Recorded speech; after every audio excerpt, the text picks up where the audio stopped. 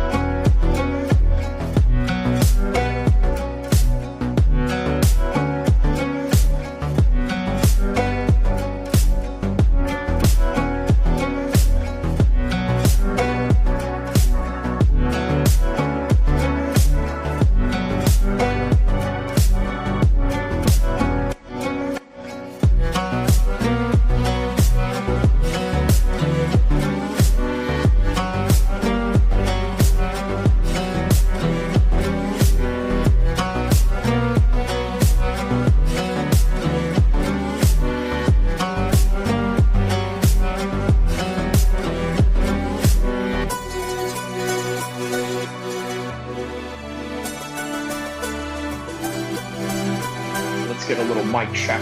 1 2 1 2 real quick. All right, good. Sound good. All right, Chattiest Gaming. LOL. Let's go, Marty Miller. Shout out to you, my man. I saw your comment. I saw your comment in the GSP. What is that? The GSP shorts. So shout out to you. Here I am. I really appreciate when people do, reach out, especially when, let's say, if I haven't gone live for maybe a couple of days or so or something like that. Yeah, I really appreciate that, there are people out there that do look out for the content and also are just genuinely concerned about me, right? I think that's a very beautiful thing. So shout out to everybody around the world, because guess what? We're about to do a full breakdown of UFC 316, right? After all of the lackluster situations that have gone on, Macy Barber pulling out. On top of that, just boring cards after boring cards of Apex cards. All of a sudden, now we got a Vegas card in front of us, Sean O'Malley versus Merab. Now, look, I know a lot of people are not happy about this particular fight. And reason being why they're not happy, Morgan Blackhead says, yes, sir. Shout out to you. And Marty Miller with the hands clapping emoji. So, yeah, a lot of people are not happy about this fight. But I'm going to tell you what. Merab, his hardest fight is actually Sean O'Malley. And Sean O'Malley may not have shown that the first time around. Here's what I think, right? I think Merab is the type of guy that you need to fight multiple times in order to understand his rhythm, in order to understand his pace, and in order to understand how to offset whatever it is that he wants to put on. Now, if there's anybody that has a good chance of beating Merab, it is Sean O'Malley, based on what he has shown in the late part of the 5th round in their first fight, if you guys remember. Sean O'Malley came a little too late, right? It was one of those Johnny come lately type of situations, right? I'll give you another example that's very similar to that. Do you remember the first time when Deontay Wilder fought Tyson Fury? It went to a draw. Now, the second time around, Tyson Fury figured something out about Deontay Wilder that for whatever reason he did not figure out in the first fight. You want to know what that is? What he figured out was that I can move forward on this guy, hit him with shots, use my size advantage, even though Deontay Wilder at the time, and still is, a scary knockout artist. He figured, you know what? I'm bigger than the guy. I can use the size on this guy. I have better footwork, even though he has better knockout power. Let's try to use these attributes in order to offset whatever it is that he has going on. Pizza roll. What do you think about Barrios versus Pac-Man? I think that Manny Pacquiao is way over his head. I'm going to tell you, right? If this was 2010 and Barrios was fighting Pac-Man, there is no doubt I would be going for Pac-Man, right? There's no doubt about it. The problem is that it's not 2010, it's not 2011, it's not even 2015 when he actually fought Floyd Mayweather, right? It was a much better version of Manny Pacquiao, but that's really what it is. Who were you talking about before Pac-Man? I was talking about Sean and Merab, right? And Tyson Fury and Deontay Wilder. Why Tyson Fury was able to look as good, way better in the second fight than he did in the first fight, because similar to Merab and that of Sean, I think that you need to have multiple fights in order to, excuse me,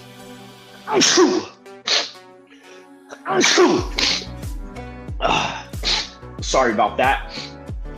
You need to have multiple fights in order to understand what Merab has going on, right? Excuse me.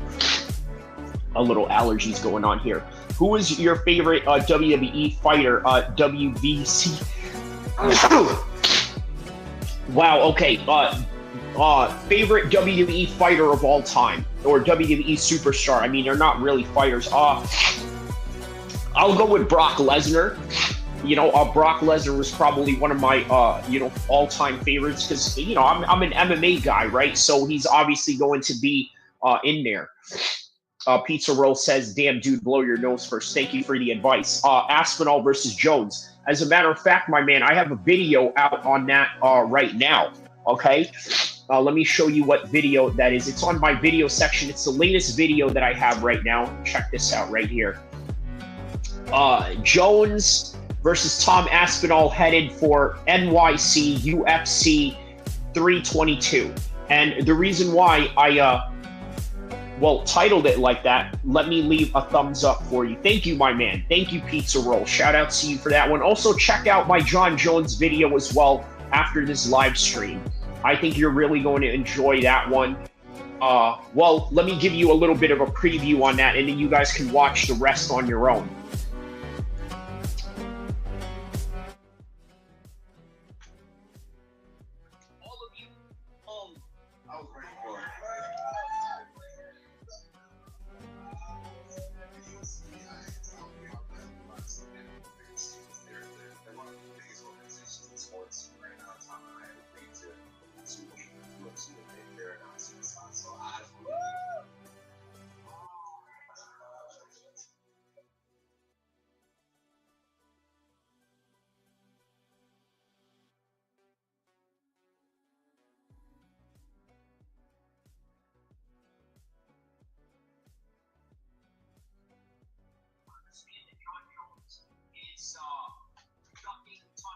Scared of Tom Aspinall. Nobody's scared of anybody in this level, and that's something you have to understand.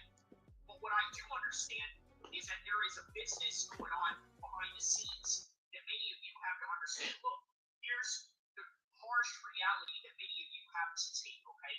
And this is going to be very harsh for a lot of you to follow. Once they sign this fight, and I have so much confidence that they are going to sign this fight, all of you who have been saying John Jones is a dog, all of you who have been saying John Jones is scared, all of you who said, let's just get on with this, we're getting tired of it, whatever you want to say, black fatigue, fatigue this, fatigue that, UFC fatigue, whatever type of fatigue you got going on. The UFC is going to display it on their countdown show, and as a result of that, many of you are going to look like the biggest fools in the world. And if you want to know why you're going to look like the biggest fools in the world, go watch that video for those that believe that John Jones is ducking. MMA Paradox, shout out to you. He says, what up, fam?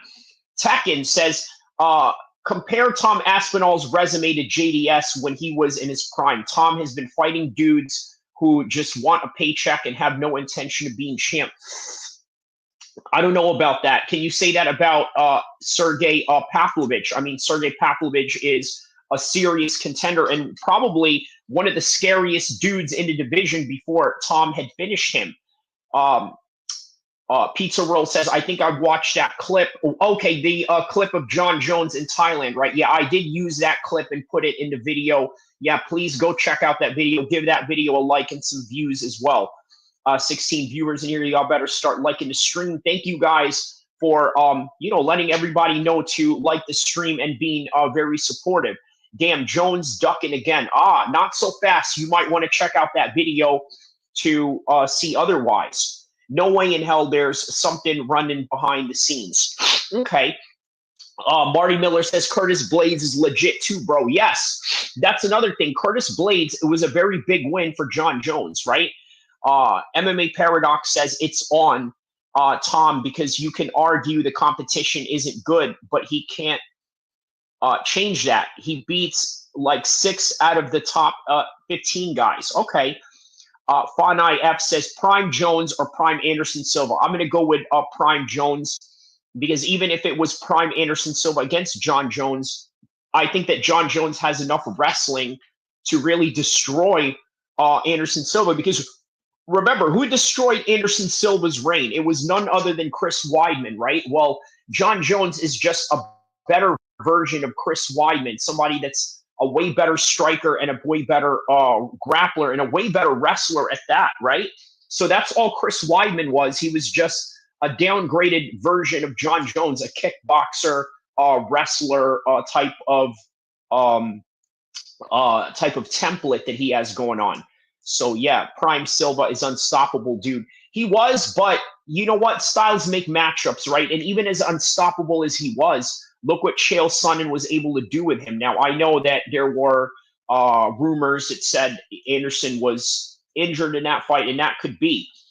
DC took him down and beat him up too. Who did? Are you talking about Anderson Silva? Yeah, he did. And that's kind of where I'm taking a guess off of the hypothetical fantasy matchup of John Jones. And yeah, Dick Scott says, I'm going to report this channel. Well, why is that? Dick Scott, I mean, you're living up to your name. I don't understand what exactly you're going to report the channel for. But on any regard, yeah, I'm going to ban you for 24 hours just for saying a stupid comment like that, right? So Dick Scott, you are up out of here. Get Dick Scott up out of here. It's not nice, Richard. Yeah, it's not at all. Michael says, I just subscribed. Thank you so much, my man. Who did pay beat that? Who did pay beat that's noteworthy before the Aspinall fight? Who did Pav? Oh, okay, who did Pav beat? Okay, that's a very good point. Let's take a look at Pavlovich's record for that matter. Okay, Pavlovich. Let's take a look at where he stacks up in the heavyweight division. Okay, so he has beaten Curtis Blades. He's beaten Tai Tuivasa. He's beaten Derek Lewis, who, by the way, is a former title challenger. Shamil Abdur-Rahimov. That's a pretty good win. Maurice Green, the training partner of John Jones. Okay. So, all right, it's not a bad thing. You know, I'm half pizza roll, just so you know. So, okay, Yokyok says, hi, bro, I'm from Indonesia. Shout outs to Indonesia. MMA Paradox says he destroyed Ty and Lewis in each minute. He did. So, yeah, man, I mean, he didn't look too bad. You know what I mean? F15, hi there. Long time no see. Shout out to F15, my man. Shout out to you.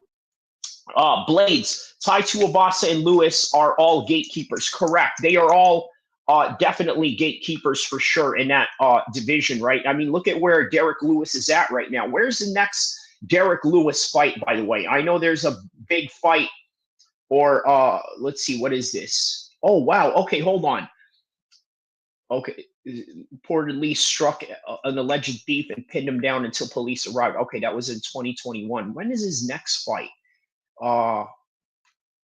Free Palestine. Shout out to you, my man.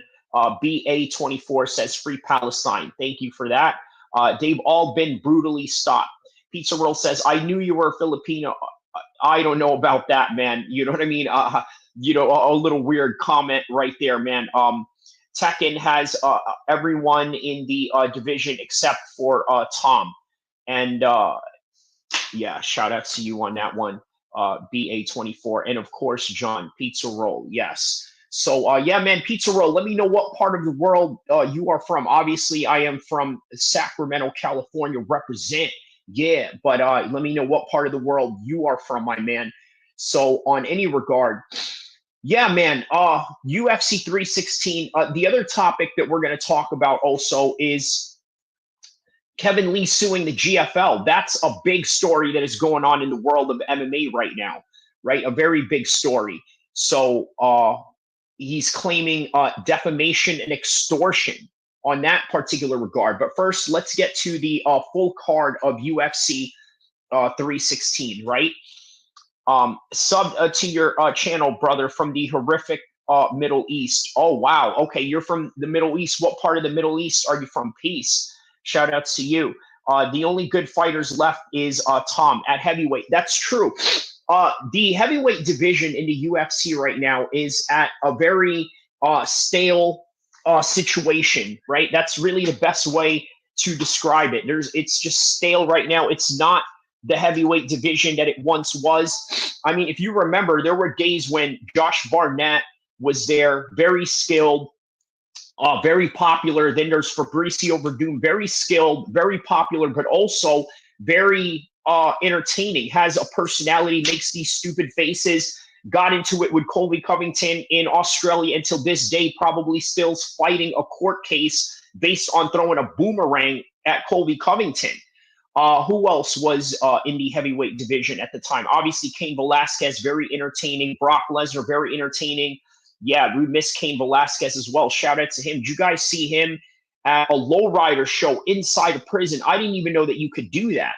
You know, I got to ask some of my homies that have been to prison before. I don't know if, you know, I don't know if they've ever seen a lowrider show inside the prison systems, but yeah, that's new. Tekken says, look at Junior Dos Santos' record. There's another one, a highly decorated heavyweight, right? To see the level of competition he faced, he is a Hall of Famer. He definitely is. Marty Miller says, Dana should swallow his pride and bring Francis back to fight Tom. This would be huge. Well, I tell you what, you know who can make that happen is the Saudis, right? Francis ain't touching the UFC. Tekken, you're absolutely right. But to the point of Marty Miller and to address Tekken, wouldn't you say that Turki Al-Sheikh could probably make that happen? Because you know what they say, right? Bullshit walks, money talks. And let me tell you, man, the Saudis are really good at handling bullshit when it comes to letting the money talk. You know what I mean? Like, we all know that about the Saudis in terms of geopolitical strategies that they've done, and also the strategies that they've implemented in boxing in the same, very similar fashion, right? The Saudis, I got to tell you, from the time that they created their state, and by the way, I know that people think that Saudi Arabia is this ancient culture or whatever. No, the Arab culture is the ancient culture. The state of Saudi Arabia is as new as the 1950s, right? So they're not much older than Israel. They're definitely much younger than America. And on top of that, when they started, they knew how to bring all these warring tribes together and say, hey, you know what? Let's get our shit together and let's get this party started. Let's do this. Let's implement these laws. Let's go with this particular thing. And yeah, so Pizza Roll says, Jones wouldn't last around with the former heavyweights. Imagine Jones versus Shane Carwin. Pizza Roll, John Jones has sparred with Shane Carwin before and has beat his ass. You know what? I actually talk about that in the latest video. I need you to check out the latest video after this live stream because, yeah, I've actually talked about how both of these guys did against each other in a training capacity. Tekken says 6 inches of death. Pause. Haha. All right. Pizza Roll says Carwin will maul the hell out of John Jones. Well, they trained together. And yeah, no way Carwin beats Jones. Fanai says, yeah, Fanai, that's absolutely correct because I just mentioned it on the video that I did, the latest video that I did. It's 16 minutes long. You guys can check it out. I do talk about how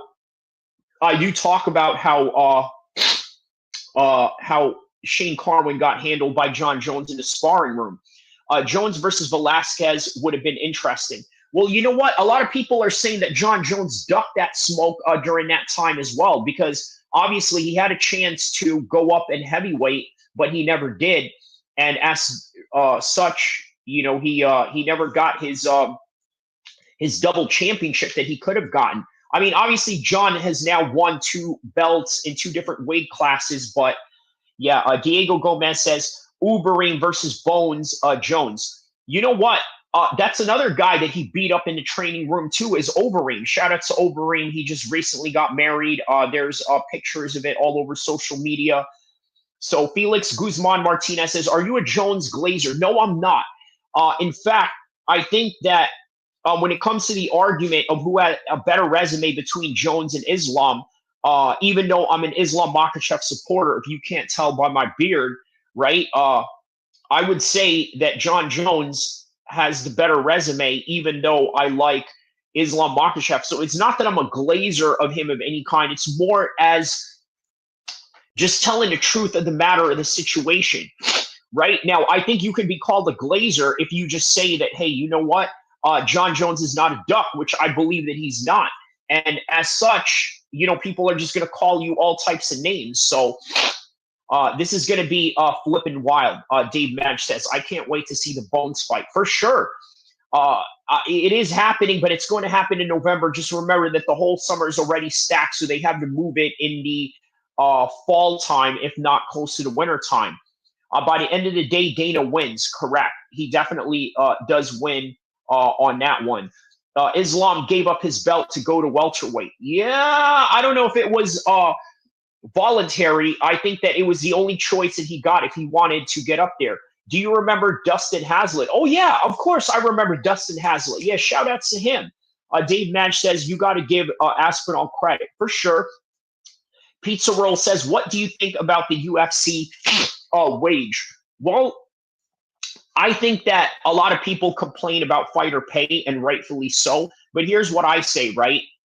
If the UFC did not pay these guys shit the way that they do, I'm telling you right now, you would not be getting the production and the weekly UFC that you get, right? So everybody's always complaining about, oh, fighter pay or this and that. But you love the production of the UFC, right? You love the fact that the UFC has fights every week. They got all these video packages going on that they can pay, web designers. They can pay media, visual people, and things of that nature. That is the reason why the UFC is as big as it is, because of the way that they take so much money out of the fighters and into their budget and war chest. And I know that sounds very vicious, but it's true.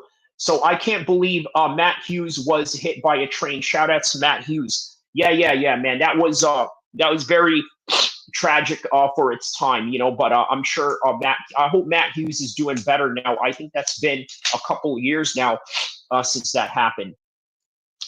Vihan says, La Bula.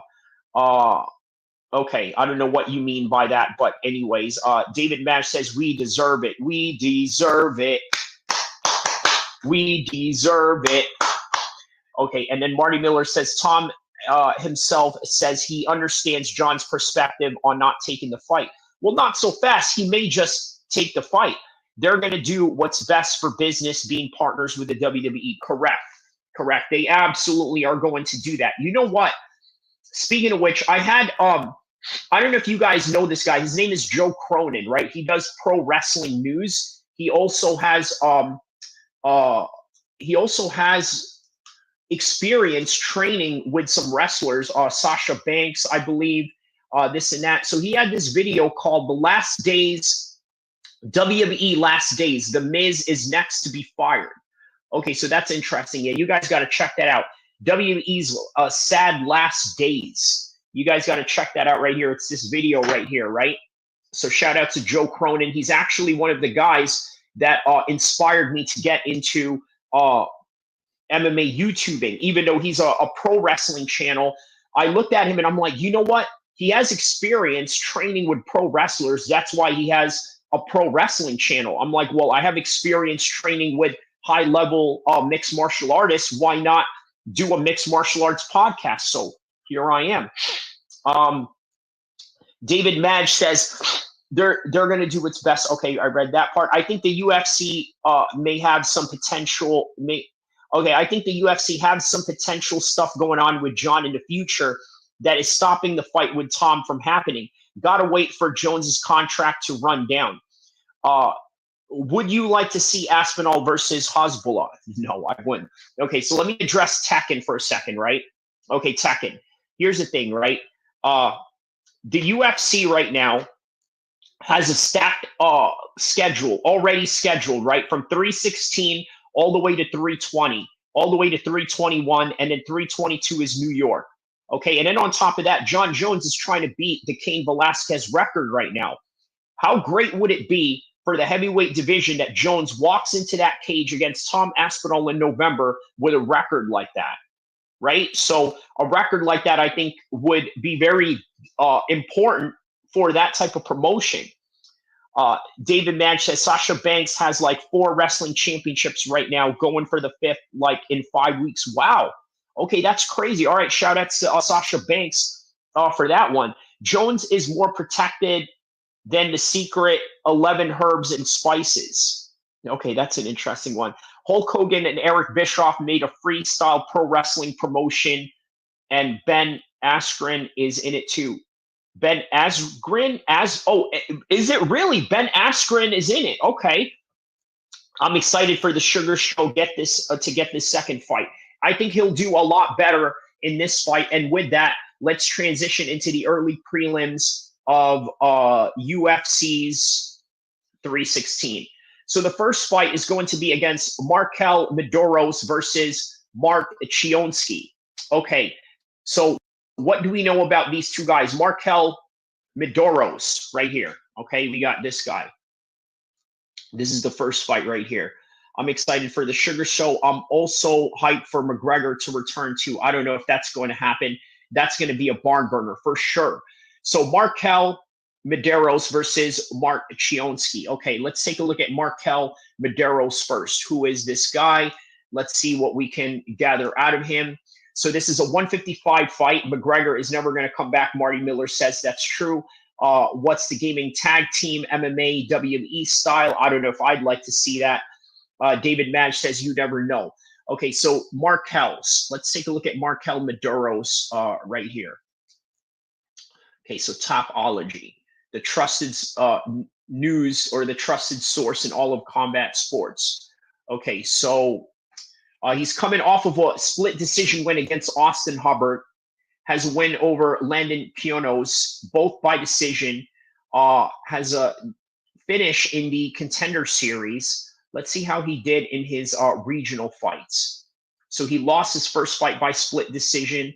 Okay, so not the biggest finisher in the world, right? I think that's fair to say, right? Not the biggest finisher in the world. Doesn't have any submissions. Most of his wins were by knockout. He's got a lot of decisions in his fights. So there's a good chance this fight right here could go to a decision as well. Okay, now let's take a look at Mark Chionski. Okay, he doesn't really have a big profile in him. Mark Chionski doesn't really have a big profile, but he is undefeated. Okay, look at that. This is the guy right here. This is awesome. This is awesome, David Mash says. Yeah, man, shout out to you. Thank you for tapping into the channel. The Shark. Okay, Mark the Shark Chionski, 8-0. Okay, so obviously has a wrestling background, comes out of Wisconsin, 2 decision wins, a lot of submissions in his fights, has 1 knockout.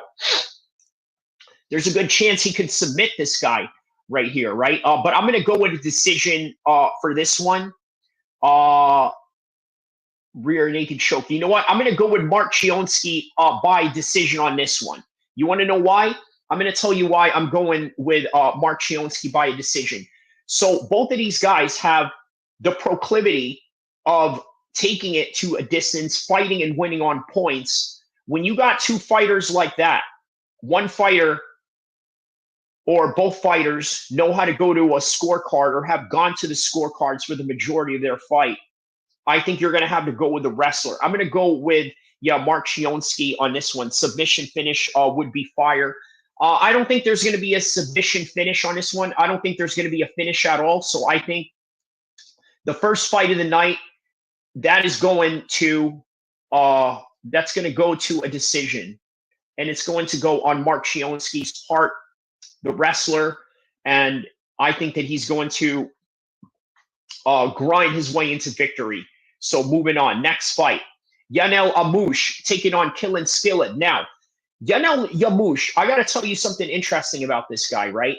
So Yanel is an Arab, okay? But he has an Israeli passport. He's also Muslim, by the way, right? Many people think that just because he has an Israeli flag on his stats that he is from Israel. He's actually of Palestinian descent. Let's take a look at this Palestinian Chad right here. Right, so Yanel Amouche. So coming off of Trevor Peek, a unanimous decision win. Oh, let's get rid of that right there.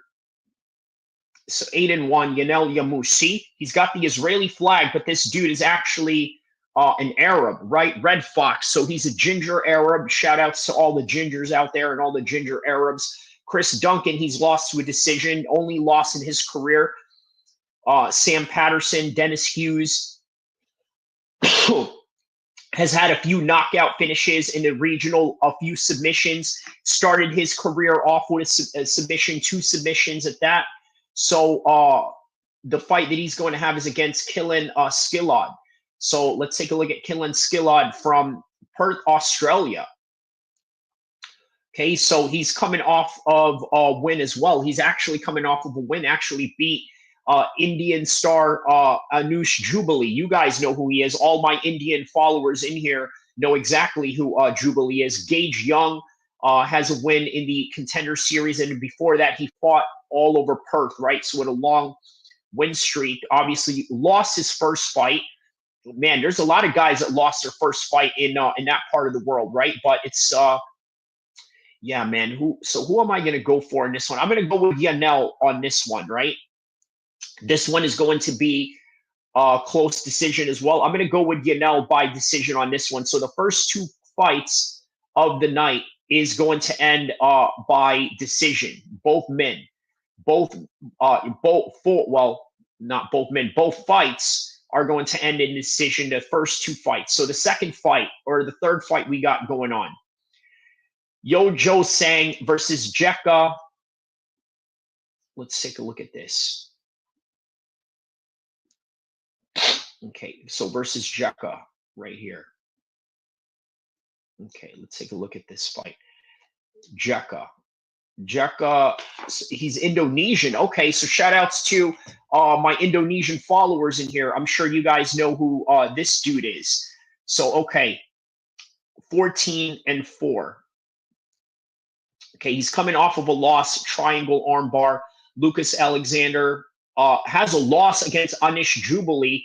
Oh, that's not a good sign. Okay, so let's take a look at his opponent.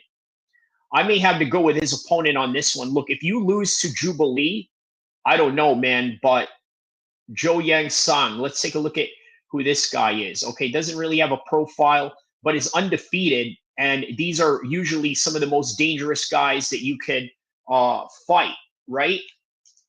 They're dangerous, they're unknown, and you don't know why they're dangerous. But let's take a look at the South Koreans' stats right here. Okay, so has a decision. This is his UFC debut as well. UFC debut. Yeah, I'm going to go with him by knockout. I'm going to go with him by knockout on this one. I think that, yeah, he'll win this one by knockout for sure. Zhou Sang Yang is going to win this one by knockout. So, okay, next fight. Next fight. So we can get to the good stuff, which is Kevin Lee and the lawsuit that he has going on. Okay. So Ariane Lipsky taking on Wang Kong.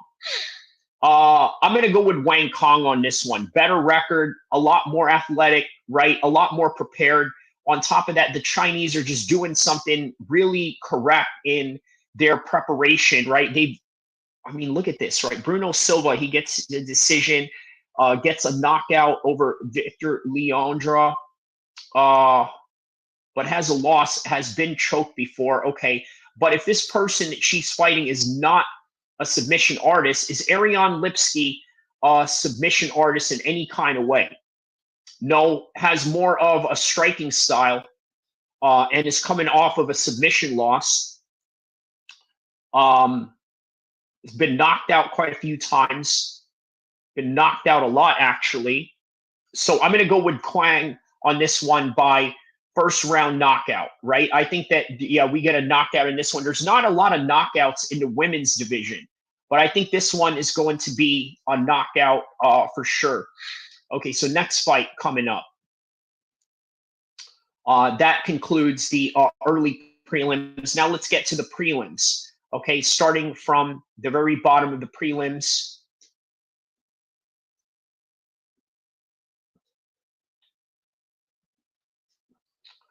All right. So we got Killian Williams versus Andres Gustafsson. I'm going to go with Andres Gustafsson in this one. Okay.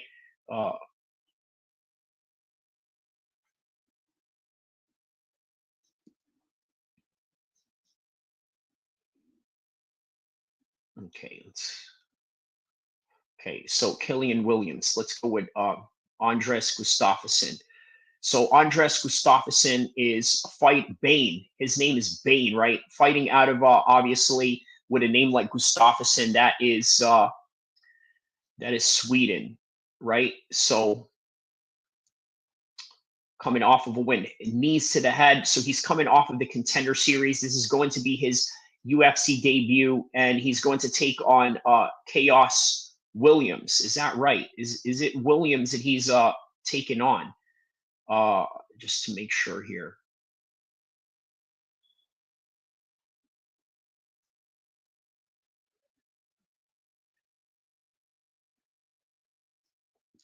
Okay, it is Chaos Williams. Okay, I forgot that is his name. Yeah, so Killian, it's Chaos Williams.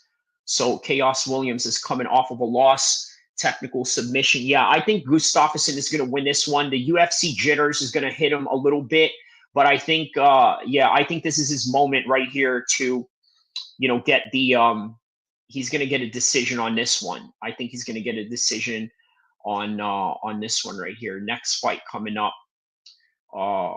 Sergey Pavlovich versus Waldo Cortes Acosta. I'm going to go with Waldo Acosta on this one. I'm going to tell you why. I'm going to go with Waldo Acosta on this one. He's got better boxing. I think he also has better wrestling, and I think that he's going to implement that against Sergey Spivac. Now, this is going to be one of these heavyweight fights where it's actually not going to a finish. This one's not going to get a finish at all. Sergey Spivac is not going to be able to finish Waldo, and Waldo is not going to be able to finish Sergey. Sergey is definitely not going to finish Acosta. Okay, I'm going to tell you why. Okay, so let's take a look at some past fights for Sergey. Coming off of a loss against Jailton Almeida, he got knocked out. That doesn't necessarily mean that Waldo is going to knock him out. Waldo, let's take a look at the fight that he's coming off of. Waldo Acosta, Salsa Boy. What an interesting name. Okay, knocks out Ryan Spann, gets a decision win over Robles, who, by the way, is no longer in the UFC, now in karate, in the Karate Combat League, has a unanimous decision win over Andrei Arlovsky.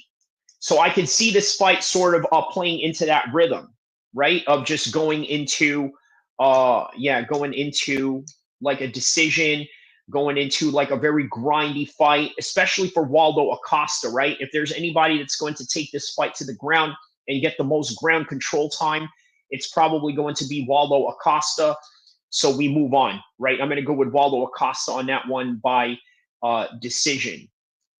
Okay, so moving on, we have in the light heavyweight division, Azmat Murzanov taking on Brenson Robeiro, undefeated, 14-0. I don't think this is going to be any different. I think that Azmat is going to finish him probably in the second round, if not probably get a decision at most. I think he's going to get a decision. He's just so small at light heavyweight, but very effective. He's doing something right. Okay, so moving on. How about this? One of my favorite fighters right now in the flyweight division, Joshua Van, a very natural talent, very good striking, also very good wrestling, developing his overall mixed martial arts game. Bruno Silva, more of a journeyman type of fighter.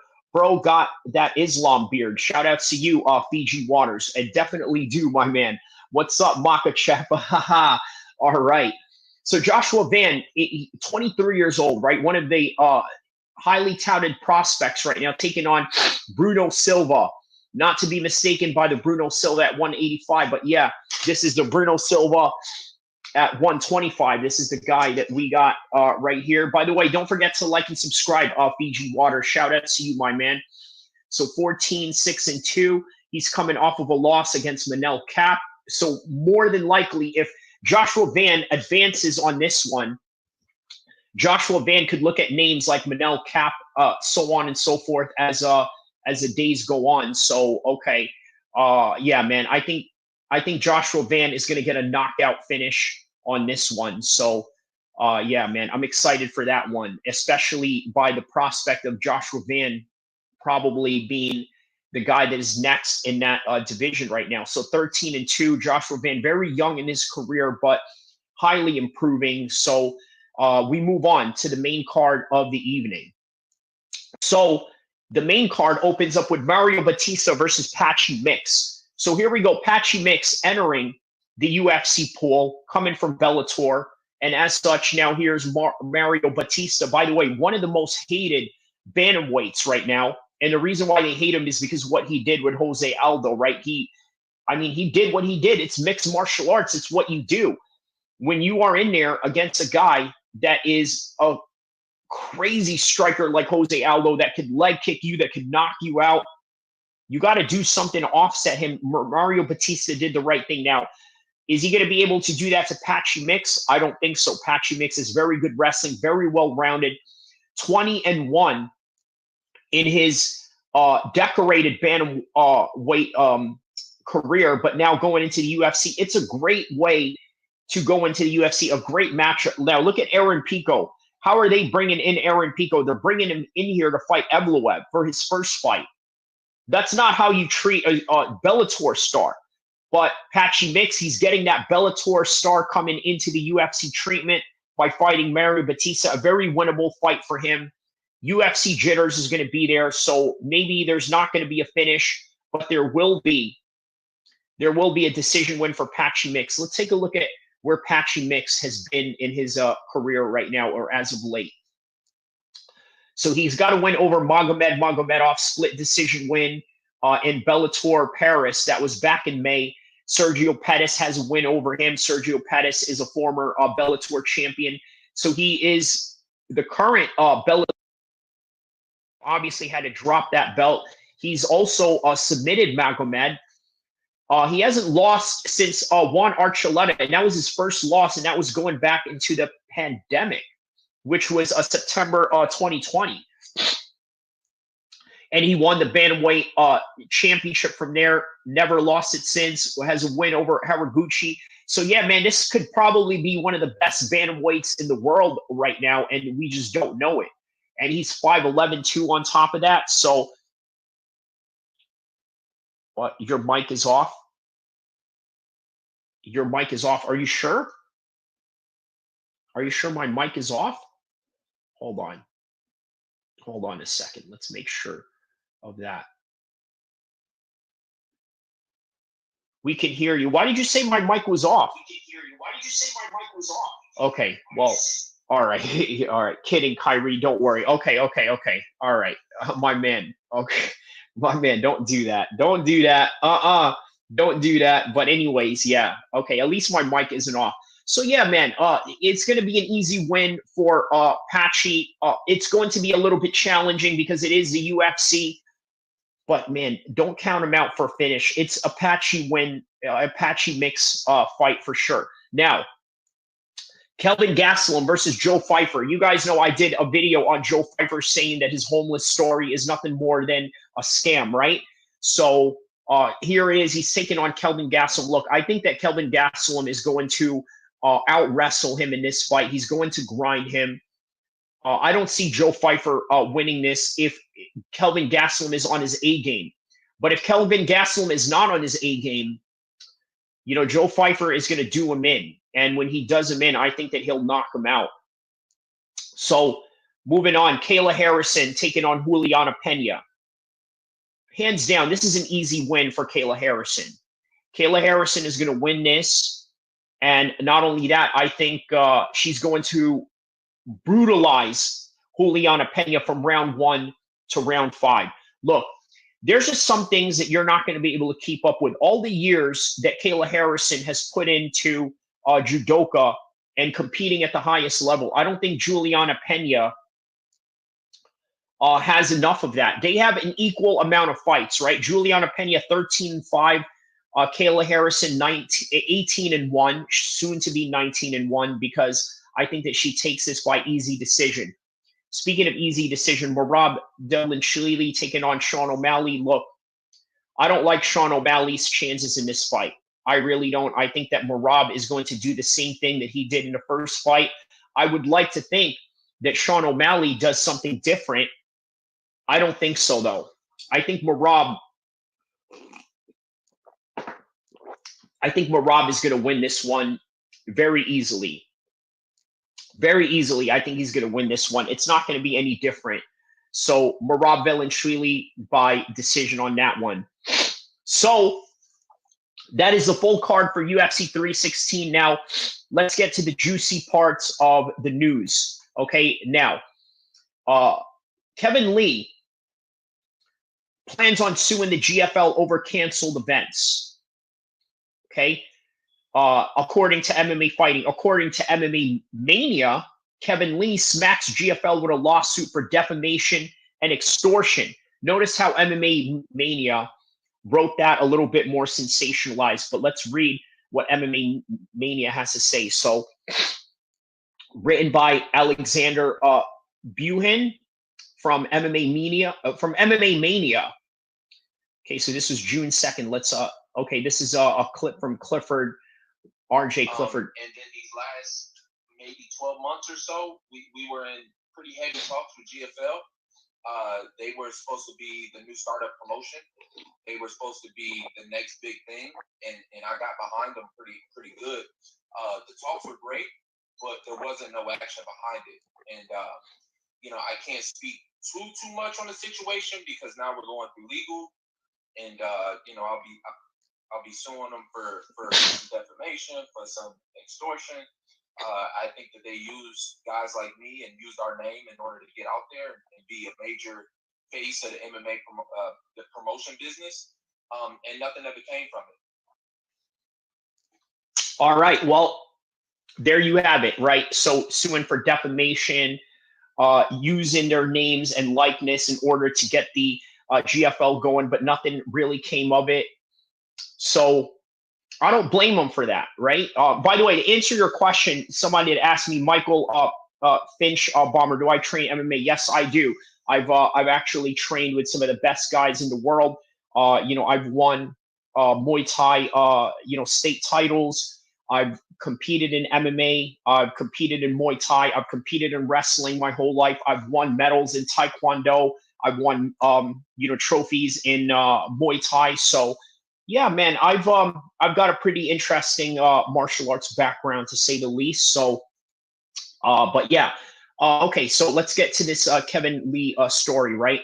So, Global Fight League was supposed to hold a 2-day event 2 weeks ago, but the upstart promotion, which promised huge contracts, revenue sharing with its fighters, collapsed months earlier when investors pulled out, leaving the fledgling promotion with no funds. All of the fighters were released and were told that you could sign with other promotions, which many have. For example, the UFC interim lightweight title challenger, former lightweight title challenger, Kevin Lee recently signed with PFL to compete in their world tournament. However, Lee is not getting GFL off the hook for using his likeness and promising a lucrative contract. He revealed today that he will be suing GFL for defamation and extortion. Now, he says, and I quote, they were supposed to be the new startup promotion, the next big thing. I got behind them pretty strongly, Lee said to Sirius Radio MMA Today. Talks were great, but there wasn't any action behind it. I can speak too much on a situation because we're going through a lot of legal proceedings, and I will be suing them for defamation and some extortion. They used guys like me and our names to get out there to be a major face for the MMA promotion business, and nothing ever came of it, Lee had concluded. So as a non-lawyer, I'd argue that defamation and extortion are tough to claim here, okay? Defamation requires false statements that harm reputation. Also, extortion involves illegal coercion. Both seems like a stretch without clear evidence. Perhaps a case might come of a breach of contract. Now, GFL made a formal or implied agreement, written or oral, to compensate Lee for promotional work for his likeness. Their failure could pay him some entitled damages depending on the terms. Even if the promotion tanked, Lee might still deserve compensation for services rendered. The catch, even if Lee wins, the GFL's empty bank account means any settlement could be uncollectible. So good luck for him on that one. LOL says, do you want to see a tree grow? Or I'm not going to say that at all, because even though I'm a little bit older, I'm still young enough to understand internet lingo, and you're not going to catch me on that one. So LOL to the LOLs to the LOOOOOLs of the world. Shout out to you. I'm not saying that, my man. You can read it. I'll leave it up because it's not illegal or it's not against standard rules for you to have that. But I can't say it out loud. And you know why. So nice try. Okay, at least give me a like and subscribe for that one. By the very least, what you could do is go watch my John Jones video, by the way. So that's what we got with Kevin Lee. Okay, haha, you good, bro. Shout out to you. What part of the world are you from, brother? Let me know what part of the world you are from. So we'll yeah, so we know what part of the world you are from, and we can shout you out, and we can put a name and a face and a place to it all. So okay, let's see here. Oh wow, okay, we had actually quite a few people subscribe to the channel as this live stream was going on. All right, so shout out to everyone around the world. And okay, let's see here. Okay, so all right, so the next topic at hand obviously is Mobland, right? Mobland is the next topic at hand that that we would like to talk about. You guys seen Mobland by Tom Hardy and Pierce Bronson, probably one of the best roles that he's ever did. So Mobland review. Let's react to some Mobland review things right here. Okay. So the brain plot. And by the way, for those that have seen the show, please, I'm telling you right now, skip over this. Okay? Skip over this if you've seen the show and you don't want any spoilers. Shout outs to Brain Pilot, okay? Because we're gonna react to Brain Pilot's show right now. Listen, let's go for that. That's an interesting screen name, okay? Because I'm not going for that. Would you rather watch a tree grow? Come on, bro. You literally just copy and pasted LOL. Please be original. Okay, please be original if you're going to try and set me up or this and that. Come on, man. Like, again, I said, you're entitled to write that because it's not bad to read it, but it's bad to say it. You understand? It's bad to... Okay, look, you're spamming now, okay? But all right, let's get to Mobland.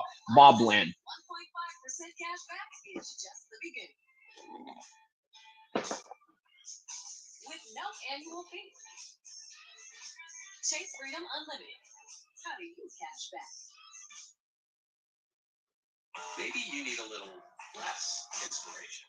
Valspar Ultra, starting at $29.98 a gallon. I don't go for that. Let's go for that. All right, so here we go. Mobland stepped in and ascended the position. One could say that Gangs of London is the Conrad of this story, and Mobland is the Kevin, with an ending where we saw the resolution of the battle between the Harrigans and also the Stevensons. Broforce says Marab is going to win. Yeah, that's what I predicted. Shout out to Broforce. That's literally what I had predicted earlier on. So yeah, you might want to check that out. But yeah, well, let's get to this Mobland review right here. Was double-crossing, betrayal, explosions, death, and Harry showing that he's still as loyal as they come. So with that, sit yourself down and tune right in as I break down the finale of Mobland. Just to let you know, this video will contain spoilers. The ending explained.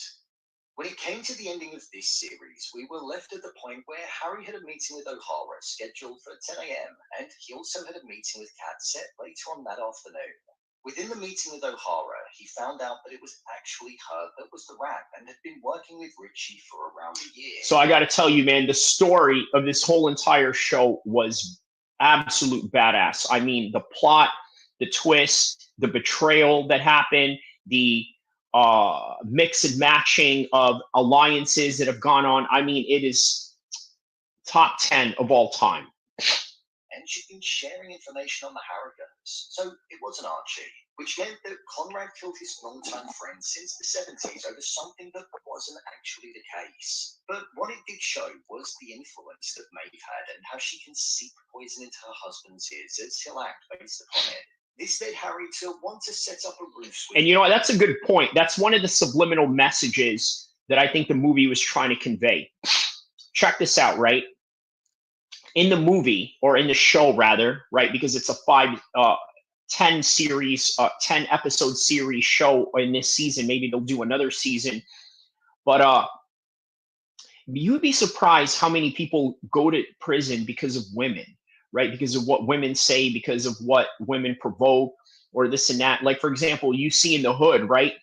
You know, somebody, you know, gets, let's say a woman, right? Whatever, you know, some dude starts talking smack to her, whatever. Next thing you know, she goes and brings her brothers along, or this and that, or her family. And the next thing you know, they're crashing out and fighting a whole bunch of people that they never should have been fighting in the first place, right? So who do you think is going to win Money in the Bank? Herberto Perez says, you know what? I don't know who's in Money in the Bank, actually. I think people ask WWE questions because of this belt. They assume that I know what's going on in the world of WWE, but we can talk more about that as time goes on for sure. But yeah, I'll take a look and see who is in Money in the Banks for you know, for the future, for future's sake, if the conversation ever pops up. But let me know in the comment section below who's going to be in Money in the Bank, and maybe I could give you my own prediction on who that is. And I don't know how accurate that prediction is going to be, because if I haven't been keeping up with the storylines, then yeah, then maybe perhaps it would be harder for me to give an honest analysis on that, because usually whoever has traction usually is projected to win in these WWE matches. But yeah. Richie and used the fact that he trusted O'Hara to be able to wipe him out for good. O'Hara spilled the location of the safe house that the Harrigans were staying in following Conrad and Maeve being arrested, and Richie sent all of his men round there to wipe every one of them out. Plus, at the same time, O'Hara made out like she was going to meet with Harry at her office with Richie. But Richie sent... Yeah, here's the thing. This show had a lot of setups going on, right? Like, you thought that this was going to go one way and then it went the other way. It's, wow. Very, very, very fascinating stuff. With his men round there as well to wipe out Harry and Kevin when they walked in. This was all a part of Harry's plan, and instead, Richie's men were killed because Harry and Kevin weren't heading there. They were actually heading towards Richie's office. Richie grabbed O'Hara and was using her as a way of protecting himself, but we saw Harry didn't care and he killed her anyway, even though she worked with him on the plan. This was because she showed her true side and showed that she was a traitor. In the world that they operate in, you can't have a weak link and somebody that you can't trust, because that causes a weakness and it can come back to get you. Because what's to say that they won't do it again? Loyalty is Harry's biggest trait, as we know, because he's never strayed to the other side, despite being offered it when Conrad... And this is one of the things that I really appreciated about the show, the fact that Tom Hardy's character really stood on business when it came to loyalty. I'll tell you who his character reminded me of in this show. It reminds me of Tony Yayo. If you guys don't know who Tony Yayo is, he's 50 Cent's right-hand man. He was loyal to 50 Cent from the time that he got shot to the time that he wasn't a superstar, all the way to when 50 Cent was a superstar. And as a result, he got rewarded handsomely for being 50 Cent's right-hand man. Loyalty gets you somewhere sometimes, and this particular story really explained that. Yeah, man, loyalty over everything. It was looking questionable. So that's why he was so quick to kill O'Hara, because he lost all respect for her. Kevin said the final words to Richie, which was the Harrigans say hello, before sticking him with the final bullet, showing that the Harrigans now sat on top again.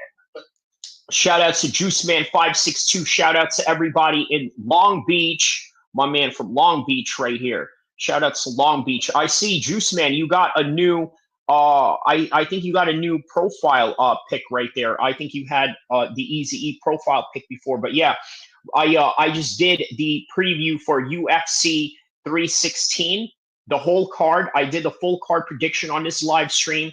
And then we talked about just a wide range of things from the very beginning. And also we talked about what else did we talk about here? Well, right now we're talking about Mobland. So yeah, new PFP. That's Alexa Grasso. Love my bay. Okay, okay. So that's Alexa Grasso on the profile pic. Okay, awesome.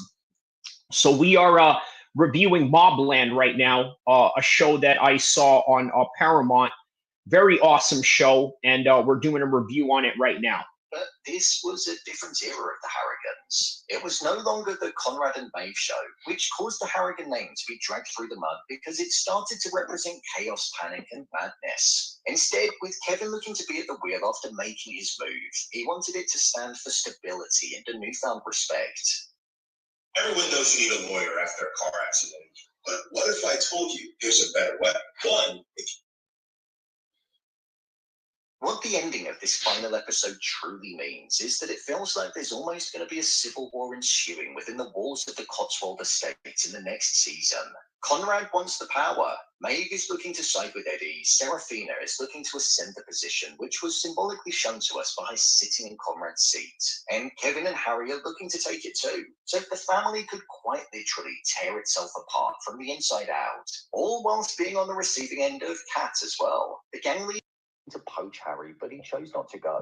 So it's going to be interesting for sure, as there's going to be battles on all fronts.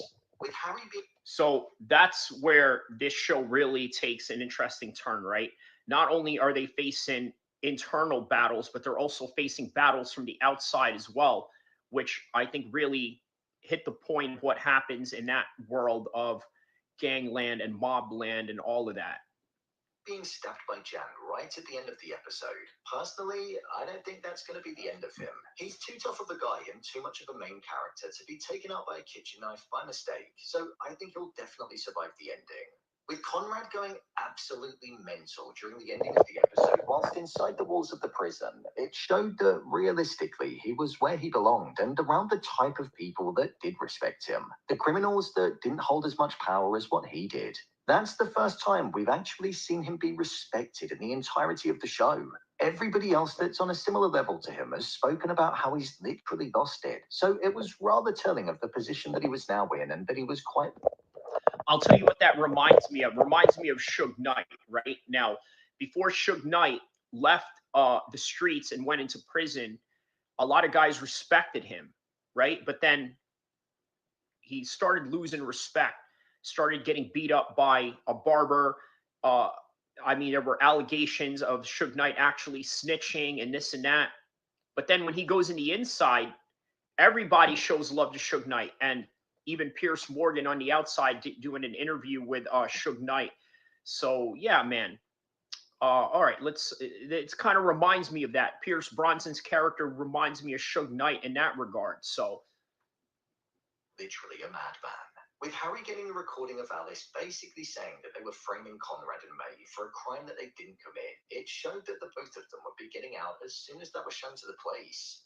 What I thought was interesting about the ending as well was that Alice ended up being killed by Tattersall because of her involvement in the corrupt capture of Conrad and Maeve, and he couldn't trust her.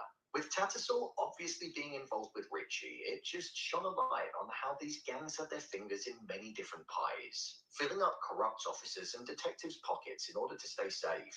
So even the people investigating aren't out of reach from the criminals. Oh, yeah. And this is another interesting thing about this show. There's a lot of corrupted cops that are involved in this show as well. And the twists and turns that go along with it. I mean, it is just like unbelievable. It's absolutely unbelievable.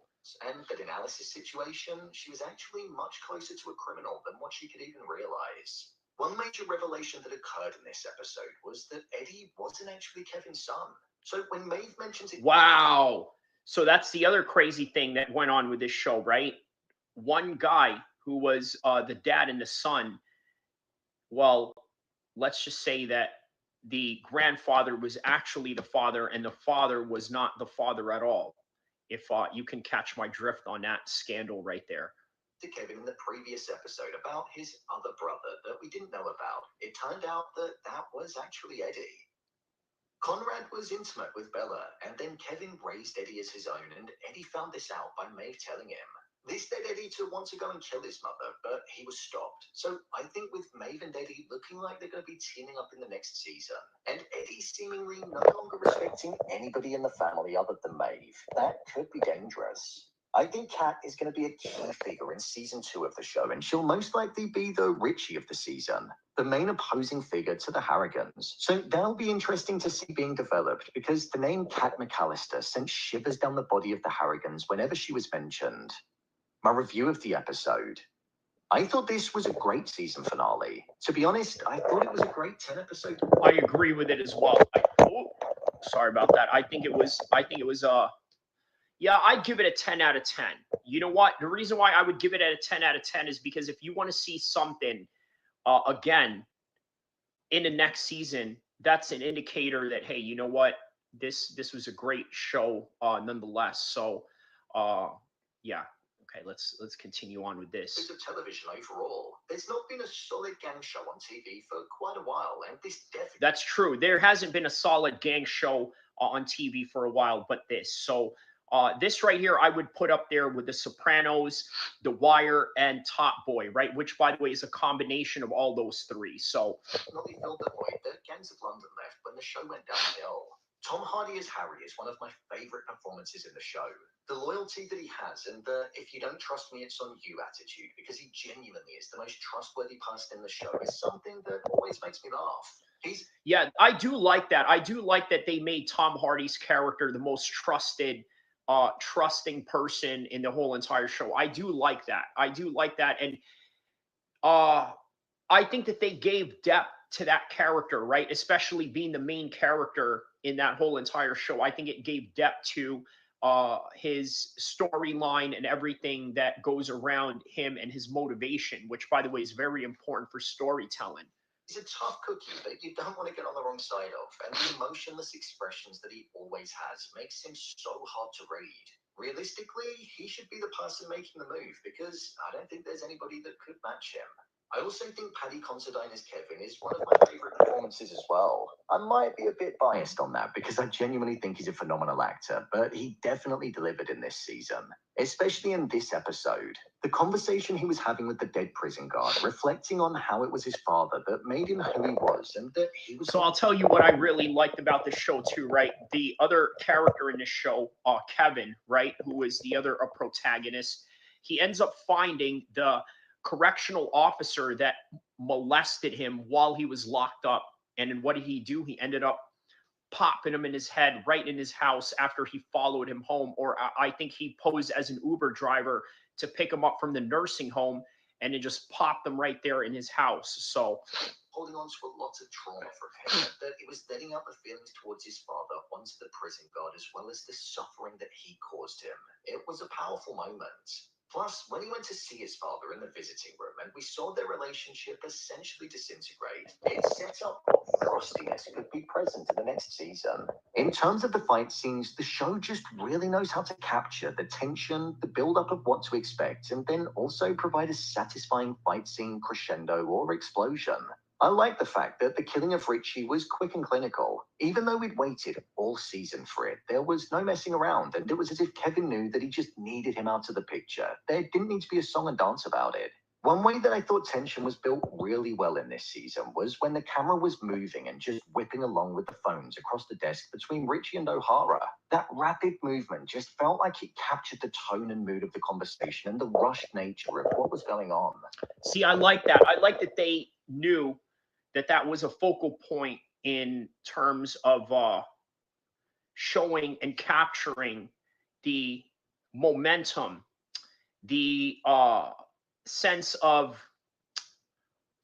urgency that is happening within these scenes. Very brilliantly done, right? These small little details that they're talking about, only people that have been in production or people that have been in arts and theater would really understand. So The Beast in Me by Johnny Cash was a song that was used a lot throughout this episode, and I thought it was the perfect song choice. We saw it after Harry and Kevin dealt with the prison guard, but it then played again before the ending, where there were just bodies littered all around the safe house and the office. With the innocent people in all of this, Jan and Gina, looking on, it showed that they didn't have the beast within them because they looked so out of place with all of that chaos and death surrounding them.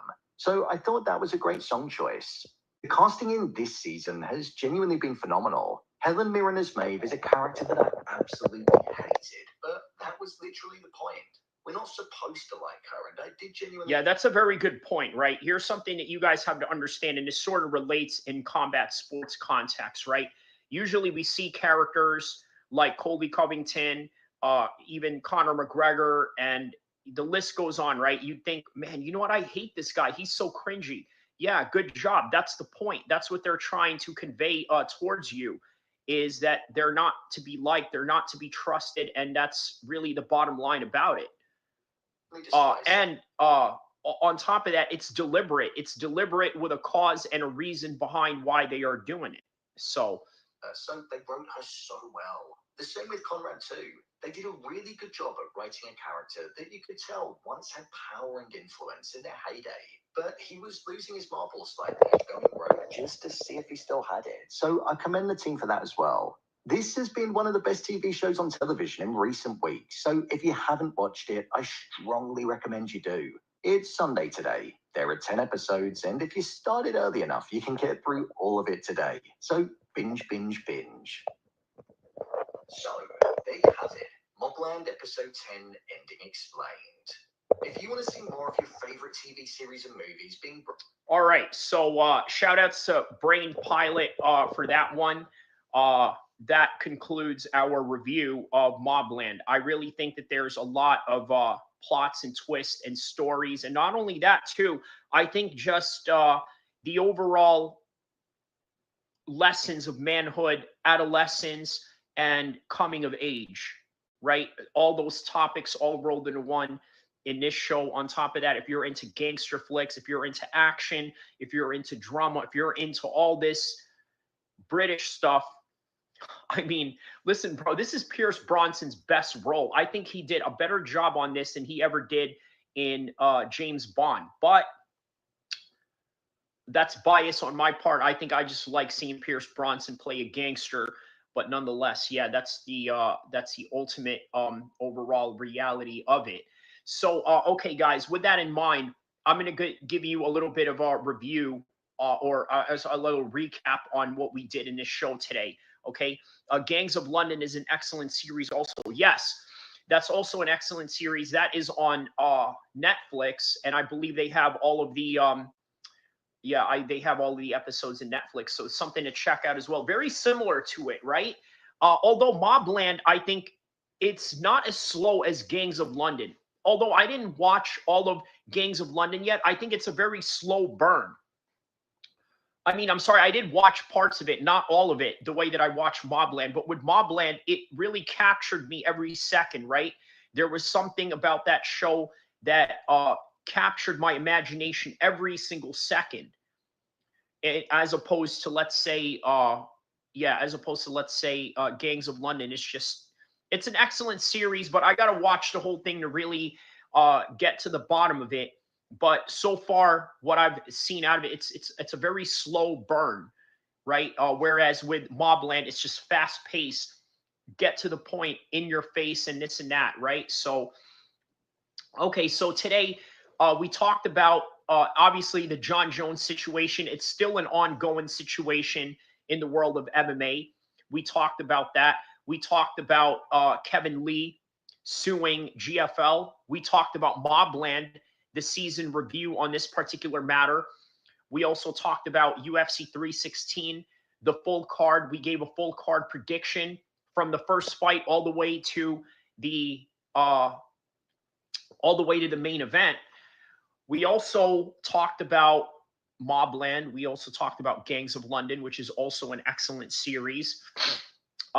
Give us some special shout outs to everyone that has commented on the comment section below. So as always, Chattiest Gaming, shout out to you. Marty Miller 65, Morgan Blackhand, Pizza Roll, Tekken, WVC, Pizza Roll again, Tekken as well. MMA Paradox, the Chad or the YouTuber formerly known as MMA, Chad the Paradox, but now is shortened it to MMA Paradox. Probably better for marketing reasons. Obviously, a lot easier to find. But in any regard, shout outs to MMA Paradox. Shout outs to Funai. Who else here? Michael Finch Boyer. Shout outs to you. Yoke. Shout outs to you. F15. Haven't seen you in a while in here. Shout out to you. BA24. Shout out to you. Free Palestine, he said. BA24. Also, Fanai. Tekken. Diego Gomez. Shout out to you. Felix Guzman Martinez. Shout out to you. Dave Maj. Shout out to you as well. Vihan. Shout outs to Vihan. Also, shout outs to What the Gaming. Very interesting name. What the Gaming. Who else was here? Fiji Water. Shout outs to Fiji Water. Shout outs to Lucky Bag. Shout outs to Ivor Rex RL. Sort of trolled me there a little bit, saying that my mic was off. Michael Finch Boyer as well. Shout outs to you. LOL. Let's go for that. Shout outs to you, Bro Force. Herberto Perez, shout out to you. And of course, Juice Man 562, my Long Beach partner, shout out to you. And Fresh Melon Juice. Talk about the drone strike on Russia and why Trump was kept out of the loop. Okay, so that's very interesting. You know what? Let's go on with a little bonus stream right now. All right, you want to talk about Russia and the drone wars and all of that going on? All right, let's get to it right now. Let's get to it. Shout out to Fresh Melon Juice just dropping in. So in the request of Melon Juice, we're going to react to the Russian drone strikes that have happened here. So let's check this out real quick.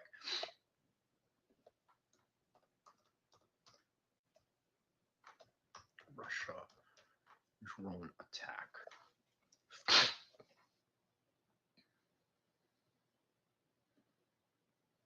You know Harbor Freight for affordability, but... All right, so for those of you that are tapping in right now, we're going on a bonus stream. We're going to talk about Ukraine targeting Russian airfields with drone attacks. And staging a major attack on Russia. Incredible video coming in, capturing the large-scale special operation, Ukrainian drones and missiles targeting 4 Russian military airfields across the country, destroying some of its nuclear-capable bomber fleet on the ground. Overnight, Russia attacking Ukraine with 479 drones and missiles, marking one of, if not the largest overnight aerial attack of the war.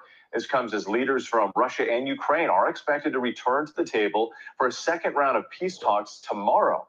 Presidents.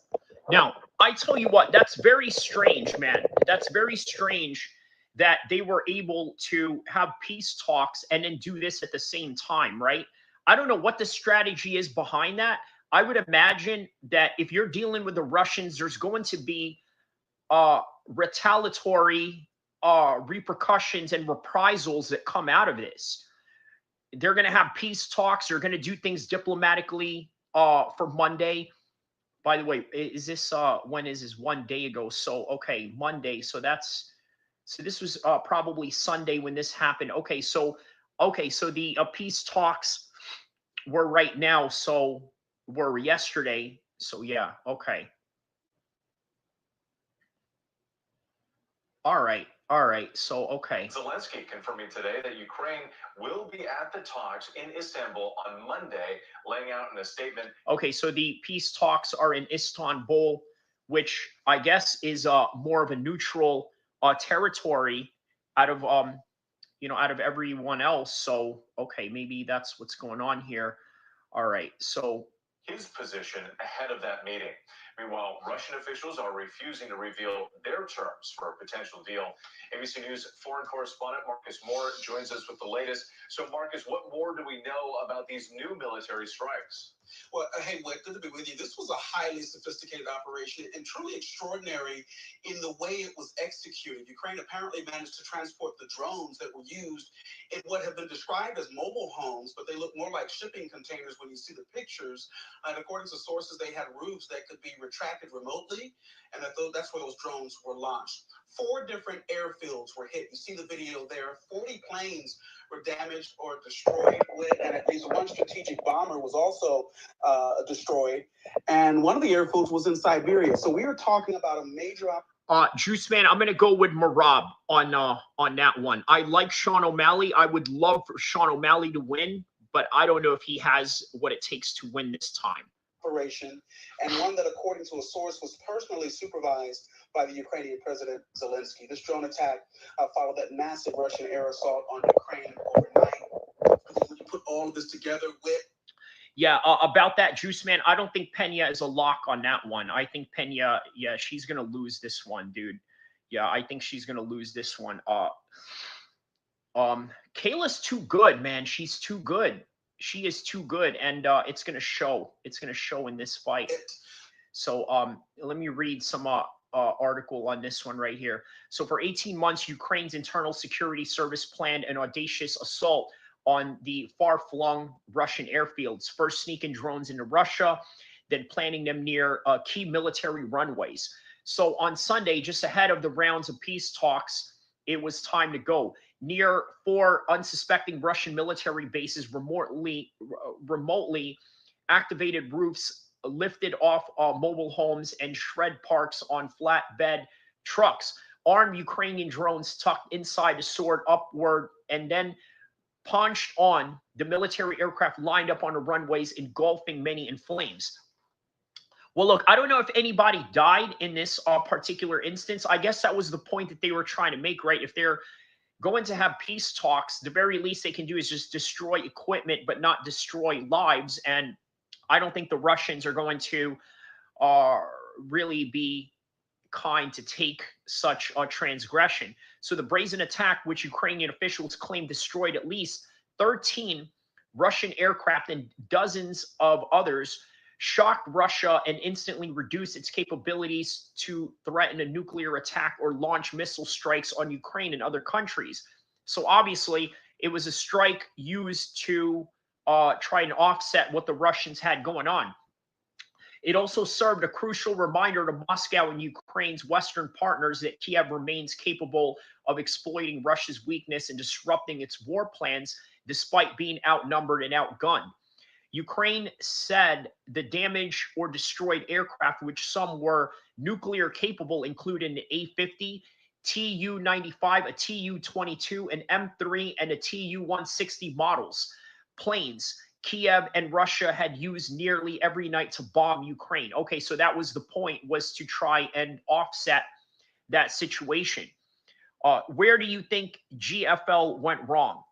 Well, reformed racist says GFL trying. Okay, so I think where they went wrong was going ahead of themselves, right? Trying to rush whatever it is that they had going on, thinking that they were going to create something out of it.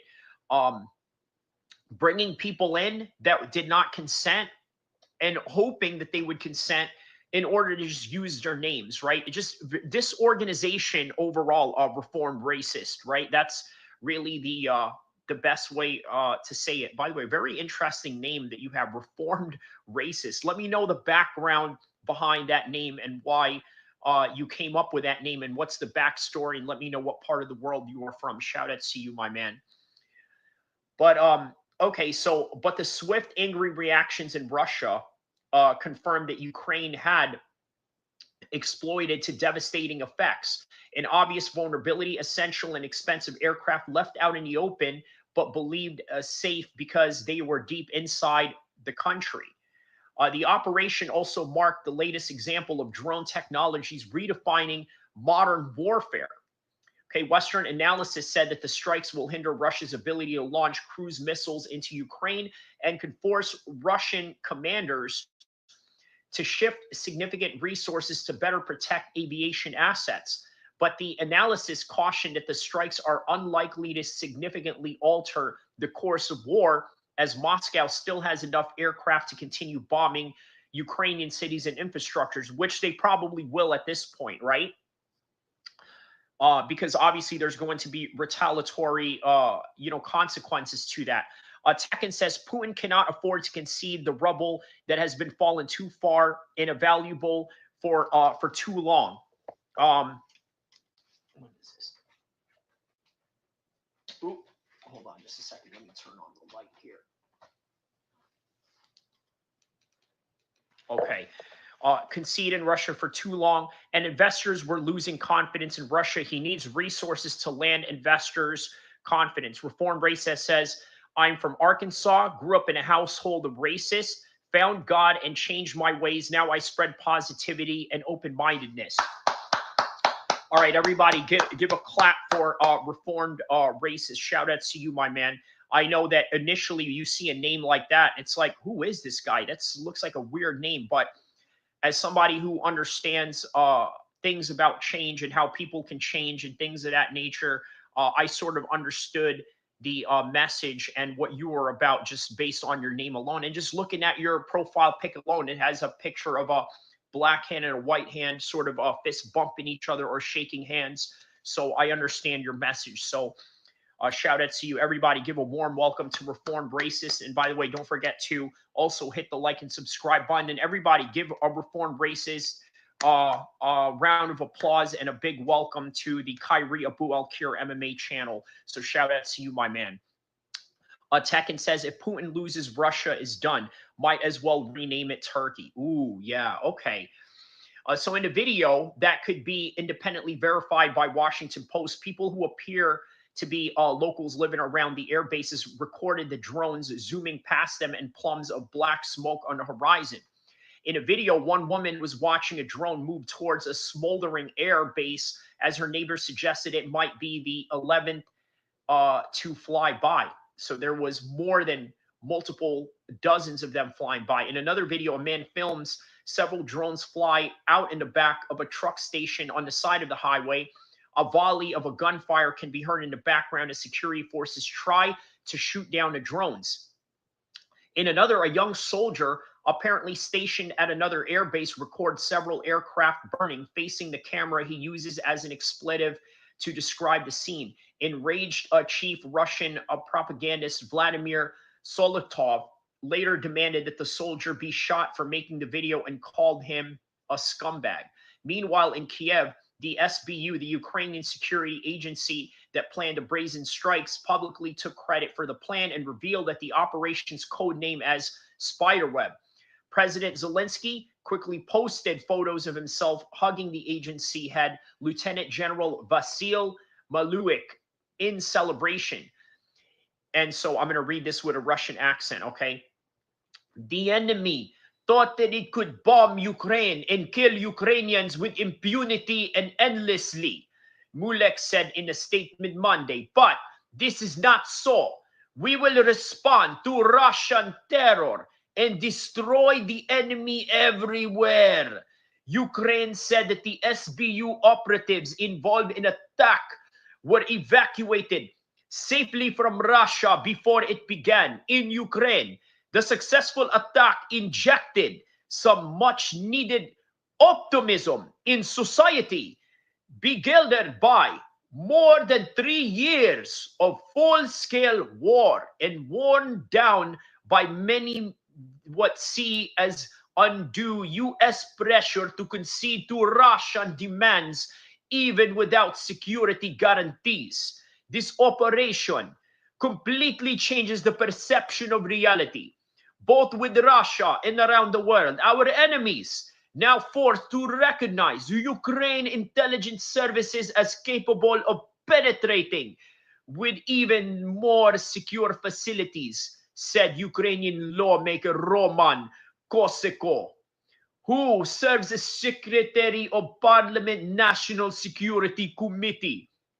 When enemy loses dozens of strategic bombers, it's not just technical loss, but it is blow to ability to blackmail the world with missile strikes. Former Ukrainian Defense Minister Oleksiy Rezadov said Ukraine had transferred its 2 bombers to Moscow as part of its 1996 agreement to give up its nuclear capabilities in exchange for security guarantees from several countries, including Russia. In June 1st, 2025, Ukraine began removing those very aircrafts from one memorandum from main guarantors. The guarantor had shamelessly used against peaceful Ukrainians, he said, describing Sunday attack as peculiar from all military legal sanctions. One former Ukrainian official said, who spoke to conditions of enmity to discuss a sensitive political movement described as the attacks providing an immense inspirational push for Ukrainian society and its soldiers, that he may fear he may inspire more resistance to compromise that could lead to real ceasefire. We're less likely to compromise in nearest future, and some forms of compromise seem to be the only way to pause the war, he said. Still, he added, the attack dramatically improved SBU's reputation and deserves to be described in his history books. The vulnerability of aircraft has been a point of criticism among Russian military bloggers who have called for better defenses as hardened covers, hangars, said Samuel Bennett, a drone expert and advisor to Russia's study program at the Center of Naval Analysis, a think tank in Arlington, Virginia. Air defenses on the bases were probably honed to detect bigger Ukrainian drones that operate at long ranges, and probably not looking for FPV drones that literally snuck under the radar, Bennett said. The FP drones are small aircraft guided by pilots using a camera with first-person view. A big question is how Russia built the bruised components of its nuclear arsenal, he said. Among the destroyed or damaged planes were aircraft that have been modernized but no longer in production. Would not make sense to rebuild propeller-driven Tu-95s, Bennett said. Through Russia, it has to acquire the next generation of bombers to expect it to replace them. Another question is how Ukrainian ultimately steered the drones. The sophistication of launching the drones after one points to capabilities such as drones pre-programmed to fly towards their targets, analysis said. Pilots may have been involved in the latest stretch of attackers' run, Bennett said in one video. A drone slows down and hovers above the wings of bombers, then targets vulnerable positions of wing fuel and engine, he said. Such precise attack is a hallmark of FB drones, which carry relatively small payloads but pack a big punch. All right, so quite a long article here. So, okay, that's basically what's going on here. You guys can read the rest of that in the Washington Post, which was written yesterday. So, all right, guys, I think that is all that we have for this particular topic right now in this particular time. Don't forget to like and subscribe. Thank you for everyone that has tapped in, including our new member on the chat right here, our reformed racist. Shout out to you, shout out to Tekken, and shout out to everybody that I shouted out earlier. That is all that I have for you guys right now. I will be back doing a live stream sometime today, maybe one more time, maybe the second time around, maybe the third time. That was a good Russian newsman. Yeah, shout out to you, Fresh Melon Juice. You like that, huh? The little Russian accent. I had to, right? I had to put on some Russian Ukrainian accent for that one. But on any regard, guys, thank you for tapping in. I will see you in the next one. And shout out to Fresh Melon Juice, because you are the one that brought up this subject, and it's good that I talked about it. So with that in mind, I'm going to put this on the description down below as well as one of the news topics that we talk about. So the Russian drone strikes on Russian air base. There we go. We'll put it like that. Okay. Okay, Ukrainian. Not Russian, but Ukrainian. All right. So on any regard, guys, like and subscribe. I'll see you in the next one. And getting punked by Jorge Masvidal. Now, I didn't know anything about this news. As a matter of fact, with another one. And we're going to talk about Wes Watson getting punked by Jorge Masvidal. Now, I didn't know anything about this news. As a matter of fact, there was a time where I never knew too much about Wes Watson until now, okay? Wes Watson is obviously a social media influencer. He's also part of the prison genre in YouTube. Now, what's interesting about the prison genre Wes Watson is not exactly the first guy that I ran across in that particular genre of YouTube. I know some people that are in the prison genre in one way or another. I had a homie who's a Crip OG, had a book about his prison time in Solanos. Now, obviously, that book that he wrote was fiction, obviously loosely based on certain true stories, but one can never tell what is true and what isn't, and that's for the purposes of protecting all the people that are involved in the book. As a matter of fact, let me show you the book that I'm talking about right here, right? This is from my homie Tony Lewis, Only at Solanos, right? So if you want to talk about prison genre, and we're talking about like prior to that's him right there, prior to 2005, I'm sorry, prior to the YouTube era. Okay, this is my first what do you call it, consumption of content when it comes to the prison genre. Now, obviously, YouTube had came out, and after YouTube blew up, then a whole bunch of different people of different genres and niches started coming about. The other person that I know in the prison genre, obviously, is Dubs, right? Shout out to Dubs, always giving me a shout out, always, helping out with the channel, and also promoting me in some kind of way, right? So whenever there is some sort of, let's say, chats or whatever, right? He always shouts me out, always gives me, a positive reaffirmation in terms of YouTubing and things of that nature. OMG, it's the bull. Balls. I don't understand what you mean by that, but shout out to OMG, it's the bull. I think it's your first time here on this chat. Let me know what part of the world you are from, my man. I'm very happy and welcome that you are here. So let's get to this Wes Watson story, right? But first, obviously, Wes Watson. There's a lot of interesting what do you call it, dynamics that we can sort of pick up on this particular story, right? Obviously, the biggest lesson to learn of all is humility, and knowing that whenever you see these types of guys, the Colby Covingtons of the world, the Conor McGregors, all the arrogant guys, right? There's always a downfall of some sort, right? Like, it looks great from the very beginning. Oh, this guy, what do you call it, is very confident. He expresses himself in full confidence, sometimes borderline arrogance, maybe even borderline NPD, narcissistic personality disorder. And somehow this is attractive to many people. For one, I think when you're at a certain age, you're attracted to certain dark matters that are out there in the world, right? So you're going to tend to go for the bad guy, or the guy that, speaks the loudest, or the guy that is the most obnoxious guy in the room, right? That's sort of what you get from people like this. So, okay, with Wes Watson, I didn't know much about this guy until Dubs, one of my favorite YouTubers out there, and a YouTuber that goes and shouts me out.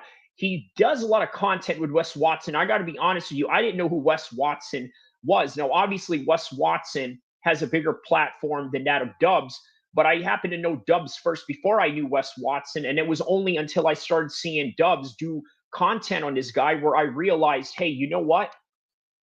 Who is this guy? But there's a reason why Wes Watson was never on my radar. He's not exactly my type of guy, not exactly the type of person that, I would like to hang out with, or the type of person that I aspire to be, or any kind of way. So he never really came into my radar. It's just not my thing. But when he came into Dubs' radar, I started thinking to myself, you know what? All right, this is interesting. To be honest with you, I never really paid attention to the Wes Watson videos of Dubs, not because I didn't think that it was good or anything. In fact, I watch most of Dubs' videos all the time, just not the Wes Watson one, because it never really registered to me about how this guy is, I guess, relative to my life in any kind of capacity. But now when he started saying, hey, you know what, I can go and beat up a bunch of MMA fighters. Well, now, all right, bro, you got my attention, because I've been seeing a lot of guys like this over the years, right? Guys that don't know how to fight, guys that have never trained martial arts, guys that just do nothing but lift weights all day and do nothing else, and somehow they think they're God's gift on earth because they can lift weights. And here's the thing about that, right? Guys that can lift weights, I'm telling you, they're very dangerous people, not to people like me who know how to fight or know how to defend themselves, but they are dangerous towards people that don't know how to fight, are not in shape, or don't even have a martial arts background of any kind, right? They are absolutely dangerous to them. And with that same perception of danger that they carry, it somehow makes them translate this false sense of security, this false sense of confidence that they can do it to everybody else. And that's not entirely the case. That's not entirely the truth of the matter.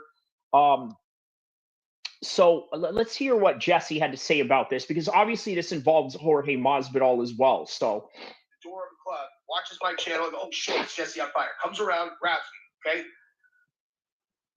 I am going to be stoked and flattered that the guy likes my channel, and I'm going to walk into the club, I'm going to thank him, you know, tip him, whatever, and I'm going to go about my day. And if anything related to the people who are still waiting in line, I'll feel a little bit guilty, okay? Like, I'll be like, fuck, man, like, you know, I'll feel a little bit weird and uncomfortable and guilty that I got to skip the line, okay? Because I don't like thinking about them being envious and feeling bad. The person with the ego will bask in the fact that those people were jealous that you got to skip the line, okay? If you try to invoke... That's right, Marty Miller, shout out to you, my man, round 2 for the day. So what Jesse on Pfyer is saying here, he's saying that a guy who doesn't have a big ego will not really care that he gets into the club first before anybody else. And somebody like Wes Watson, well, he sort of basks in the fact that, hey, you know what, look at me, I'm exclusive, I can do something that you can't do. And again, you know who thinks like this? Teenagers, right? And I told you, this is what I mean. When you're young, you're attracted to dark matters or dark traits of human beings. And when you look at somebody that does that when you're very young, when you're at a club age, at an age where you started clubbing, now you start seeing this guy pass through everybody in the line and this and that, and the dark matter inside you is like, wow, you know, this dude is awesome, or this dude is great, or this and that, right? But then what Jesse is saying here, if you're an empathetic person, you don't really like making others feel a certain way just because of, you know, X, Y, and Z. But yeah. Jealousy out of people, that's ego, okay? So in other words, what he's saying is if you like invoking jealousy out of people, that's sort of ego in its own way. Look, I think there's some truth to that, right? Look, I think it really depends on your upbringing. Look, I'm going to tell you guys something very profound right now, all right? And I don't know if I've told anyone this or have said this out loud, right? But growing up in New Jersey, I grew up with a lot of African Americans, right? And I know everyone says, well, you know, I grew up with a lot of black people, or I have black friends. No, like I really got, you know, close homies that are black and that are like family to me, right? So here's one common denominator that I found with them. Okay, a lot of them, when they move up to a certain social economic status, they tend to become a lot more arrogant. And I know this is very groundbreaking for a lot of you to hear, but yeah, if you grew up in the hood, if you grew up with a certain type of demographics of people, especially if you grew up in the hood where people tell you you're never going to be anything, you're never going to be ish, you're never going to be that, you're never going to amount to anything, all of these crazy things that people tell you, especially in the hood. And I'm sorry to say, this is not something that is so common, maybe not as common if you lived in a suburb, in particular a white suburb. People just don't put each other down like that. So of course, if you come from the hood and people constantly put you down and this and that and the other, guess what? You're going to have a certain adverse reaction when you make it. Oh, you don't think that I'm big and bad. You don't think that I'm this and that. You were saying all of these things to me. You were putting me down. You were saying that I'm never going to be nothing. Next thing you know, they start pulling out cash money, right? Kind of like the cash money back in the days with Lil Wayne and Birdman, just start throwing it around, right? Like, yeah, what you think of that? What you think of that? You know, and that's the reality of the situation. That's just how they are going to react. So, okay, that I understand. And I think, you know what, to be fair to Wes Watson, I think there's a little bit of that in him as well. I think there's a part of Wes Watson that was somehow shamed somehow was humiliated when he was a kid. And yes, is there a certain level of insecurity that comes with that? Yes. But I think that is primarily the reason why he acts the way that he does, and in turn, creates this really undesirable personality that people have to deal with. If you are just confident with how you carry it and you just want to share things with people or you just whatever, that's confidence, okay? Wanting to invoke jealousy is the number one example of the difference between ego and confidence. And that's what it is. Now, let's listen to a little bit about this this lawsuit, because he's in big trouble, man. Attacks plaintiff with dangerous weapon, and another man, an associate of Watson's, unnamed assailant 1, moved in on the plaintiff from behind with a dumbbell with a dangerous weapon in his hand. Unnamed assailant 1 pursued plaintiff and struck plaintiff with a dangerous weapon, a dumbbell, while Dallas was approaching plaintiff from the front. So another thing that got Wes Watson in trouble as of late, obviously he got into a gym fight. Somebody was provoking him. They went into the gym. They got into it. And the next thing you know, he's beating the hell out of somebody with a belt, with gym equipment and things of that nature. So, yeah, that's the extent of some of his problems that he's facing right now. That's the pig when he went to kick him. I wonder why that guy hasn't been charged with a criminal offense on this. I mean, we all know who did it. I'm not going to say his name because I'm not going to dry snitch on the guy on a video, but like everybody's seen the video, everyone knows who did it. Like, I don't know, isn't that surprising? Because Wes got arrested because he kicked the guy 10,000 times. Common sense says don't get weighed down by tribal nonsense. Yeah, that's a good question, right? Like, why is it that Wes Watson has not been arrested for this? I don't know, the crime that I would be most concerned about. Like, if it was me, if I was in that group, I'd be most concerned. Movies' friend says, yo, Kayla Harrison leaving as champ Saturday. I would say so. I think that she's in for a hard fight, but I don't think that Juliana Pena is going to go down that easily. But I do think that the skill of Kayla Harrison is going to be way too much for Juliana Pena. If I were the dude that took the dumbbell and hit him with it, I wonder if he's suing that guy, dude. During the attack, plaintiff could not effectively use his hands or arms to protect his face or head. Dallas kicks. Dave Madge says, I want Sugar Sean to win his title fight. Well, Dave, I share your sentiment. I think Sean being a champion is good for business, but this business is not always predicated on what is always good for business, but rather who is the actual winner. And I think the actual winner that could potentially walk out of here is Merab. Now, look, I've said over and over again, the 5th round of the last fight that they had, I think really gave some telltale signs of what it is that he's capable of, what Sean is capable of. But you also have to take into consideration Sean had an injury. He had, I believe, rib issues going into that fight. And as a result, he's going into this fight a completely different man, somebody that has that's a little bit more invigorated, a little bit more healthier than the first time around. So maybe it's a different result. But man, his cardio is just off the chain. So I don't know if that's the case here. Movies' friend says, I don't see Sean catching Merab. I agree, possibly, but not likely. I would love to see Sandhagen versus O'Malley, though. I think that's the next course of action to take right after this fight. So plaintiff in the face and is taunting plaintiff while the other 3 men attack and restrain and prevent plaintiff from protecting himself from repeated punches and kicks. Unnamed assailant 1 and unnamed assailant 2 also taunted plaintiff during the attacks. Watson, in addition to the punches and kicks, was gouging his fingers in the plaintiff's eyes at various times during the attack and attempted to choke or restrict plaintiff's breathing, including when plaintiff was again defenseless and being restrained by the others. Over the course of the attacks, Watson, Dallas, and unnamed assailants 1 and 2 committed multiple and separate acts of battery, including battery with dangerous weapons. So this is basically all the stuff that is getting Wes Watson in trouble right now. Led by Watson is so violent and disturbing, it's difficult to watch. Watson and Dallas and the unnamed assailants 1 and 2, especially Watson, are attempting to inflict pain and damage on dude. And they said the unnamed assailant on the guy who hit him with the dumbbell. That's interesting, dude. Because as I understand it, that guy has a tattoo across his stomach that might indicate that, like, more than the other guys, he might not be someone that you want to bring into the legal process, maybe, you know. During my live stream, I pretended I didn't know what that meant. I know what that fucking means, obviously, okay? But I wonder if that's why they're leaving him out, because you know who he is if you're that guy.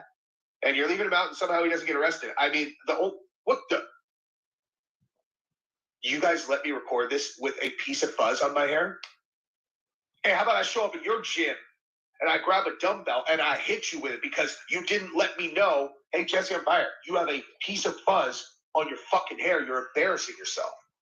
Okay? I'm embarrassed, dog. Anyway, yeah.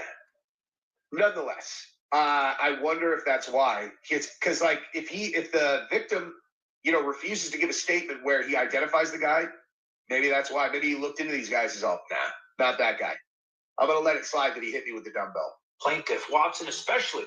Yeah, so in other words, he's saying that it's not the guy that he would rather snitch on. That's, I think, what Jesse on Pfyer is trying to imply here. Was in a violent and vicious rage with threats to kill, racial slurs, and actions that illustrate a man intent on permanently damaging the plaintiff.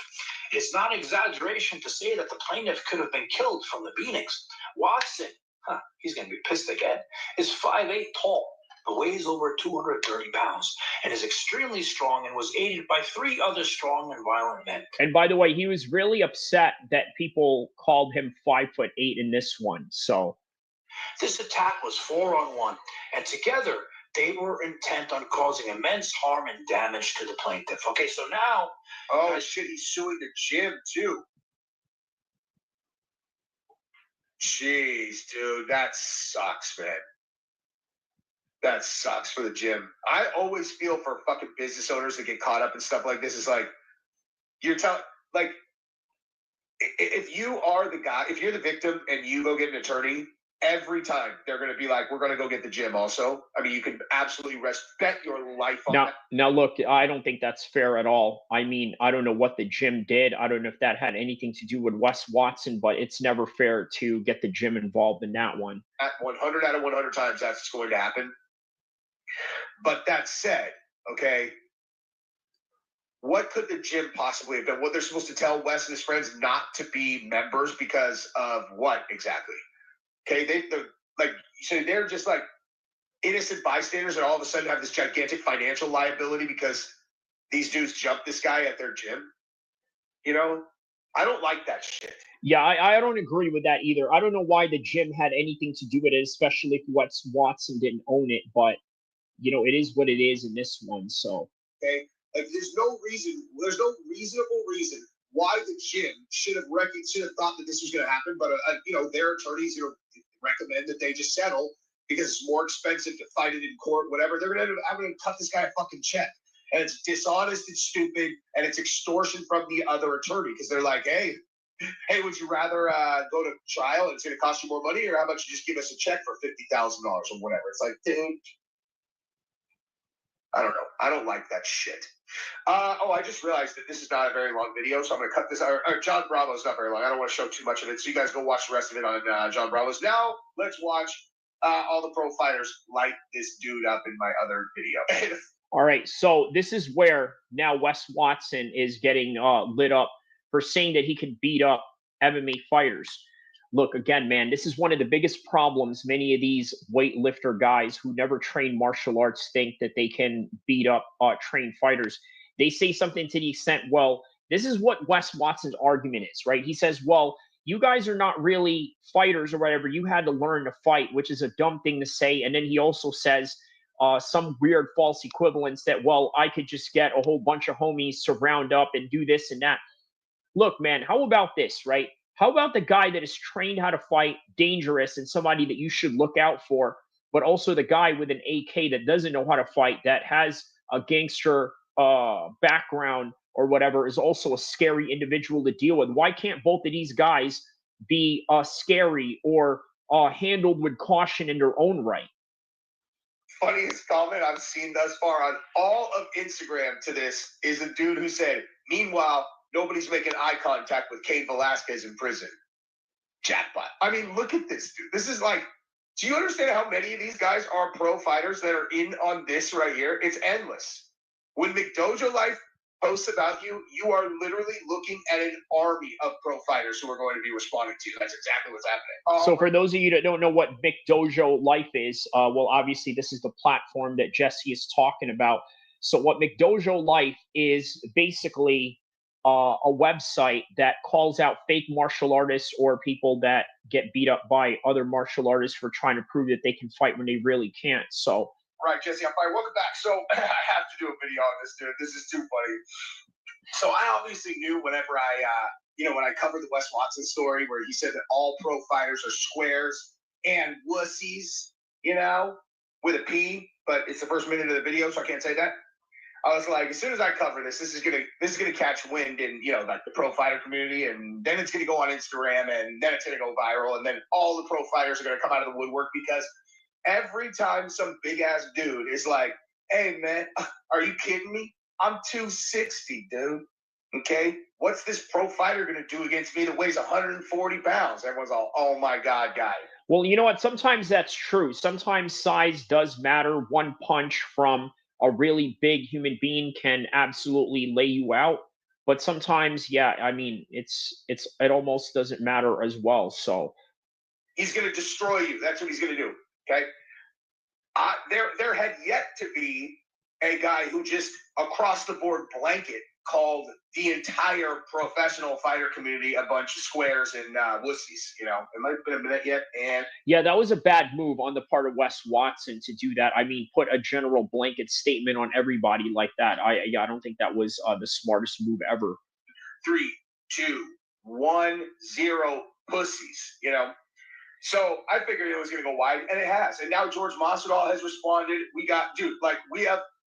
Like, everyone is in on this now. And also, this post right here from McDojo Life, who, if you're not familiar with this particular account, is a dude who posts, like, these guys who are just complete frauds. Okay? Like, it's a lot of times, like, fake martial artists. Like, the guys who have, like, the schools where they'll go, "See, you don't even need to actually touch your opponent to knock them over when you can channel your energy." It'll be like some big fat dude who's like 58 years old, and he'll have some guy who's like his assistant. He'll be like, "Watch this."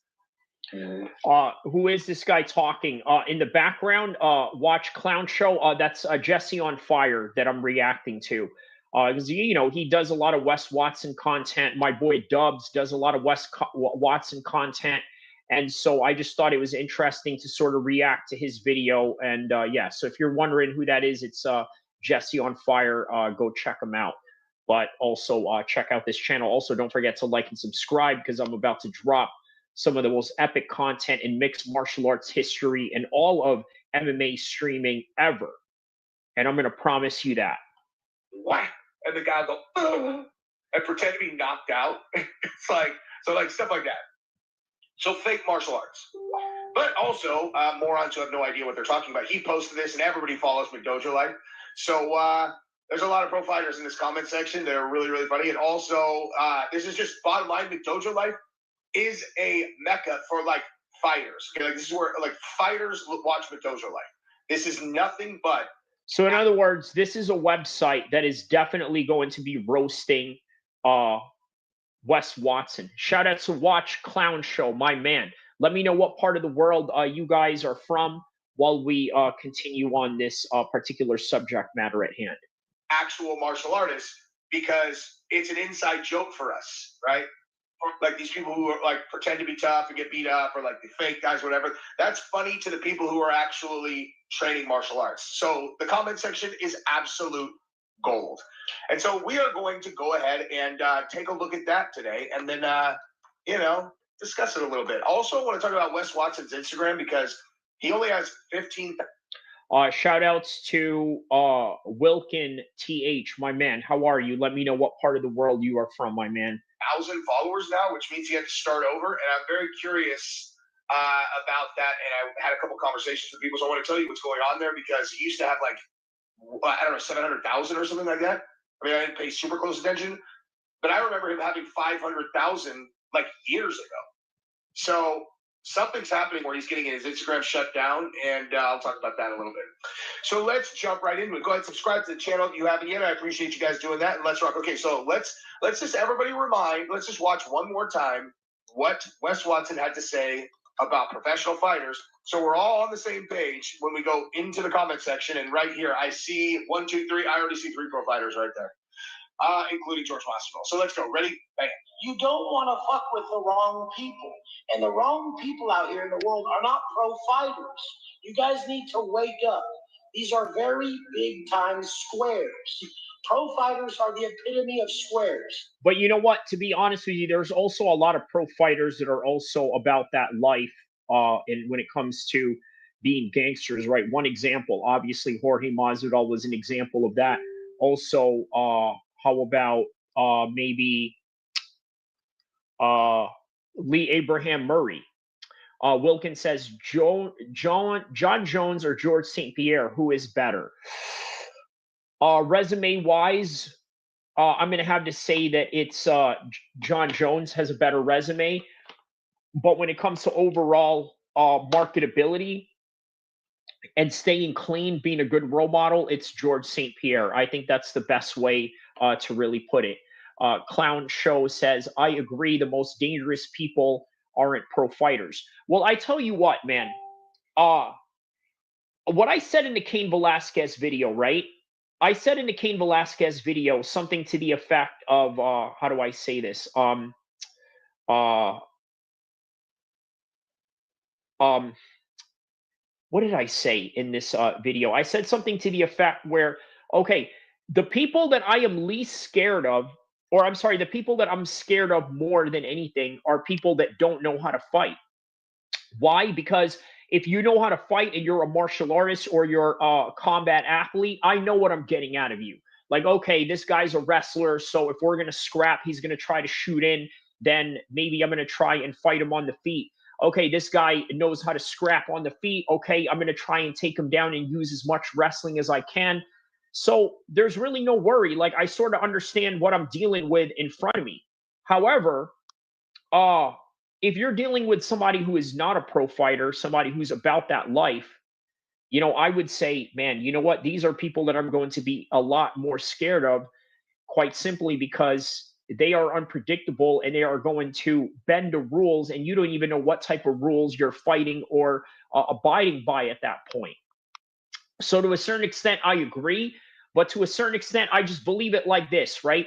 Why can't the pro fighter who's got an amazing leg kick and has knockout power and has great grappling skills be as dangerous as the guy with the, Pooh Shiesty mask with the AK-47 pointing right at your face, right? I mean, these are two equally dangerous people, to say the very least. So they're like, come in the ring and I'll fight you. The people I grew up with and went to prison with, they don't give a fuck about a ring. They don't give a fuck if they're on camera. They don't give a fuck if they have to fucking live the rest of their life in prison. You will not beat them. They will not take a loss. Hey, you know who else isn't taking losses? Yo, Crater. When it comes to shipping, Crater. Yeah, so he's right about that. There is something that I guess I can't disagree with on that particular notion. What I can say is that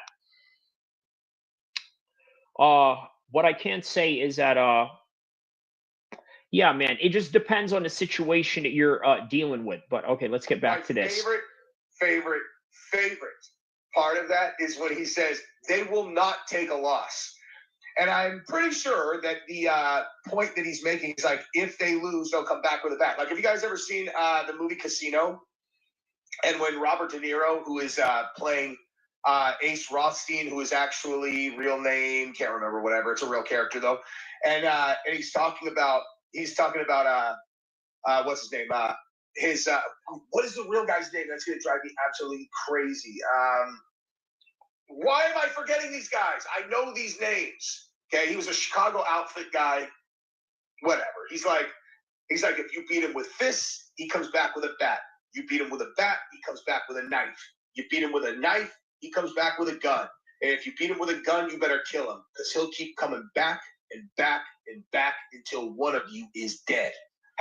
Now that right there, that's some real stuff. That is true, right? On the other side of this, you also got to understand some pro fighters really need to understand that, hey, listen, two different worlds, but you got to act accordingly to one. Okay, like if you're dealing with a pro fighter that's not gonna pull a gun on you, okay, fair enough. But if you are in a situation where people are going to bring their homies or bring guns, yeah, you need to be cautious of that as well, right? I think there's not a false equivalence of this. Oh, well, which one is better? Wes Watson is just one of those guys that's immature and idiot-minded, young-minded. He will say something to the extent of like, well, you know what? Well, okay, this is better or this and that. You say something like, okay, well, you know, I went to the moon. Well, okay, I'm Wes Watson and I went to the Mars. That's just the type of personality that he has going on. How many times have you seen Casino, Jesse on Pfyer? 100 billion times. So what's the character's name in Casino? Nicky Santoro. So what's the guy's name in real life? We've established I can't remember. Well, at least you remember the character's name in the movie. Nicky Santoro, yes, and Ace Rothstein are the two guys in the movie. You know, the guy, they call Ace Rothstein's wife Ginger, but her real name was Jerry. How do you remember the wife's name and not either of those two guys? That's really embarrassing. Sam Rothstein. God, that is going to drive me insane. Anyway, but that's his point. That's the point that he's making. It's like if you win, then he comes back with a whatever. But what's hilarious is like the way it sounds is like they will not take a loss. And it's just like, oh, no, yes, they will.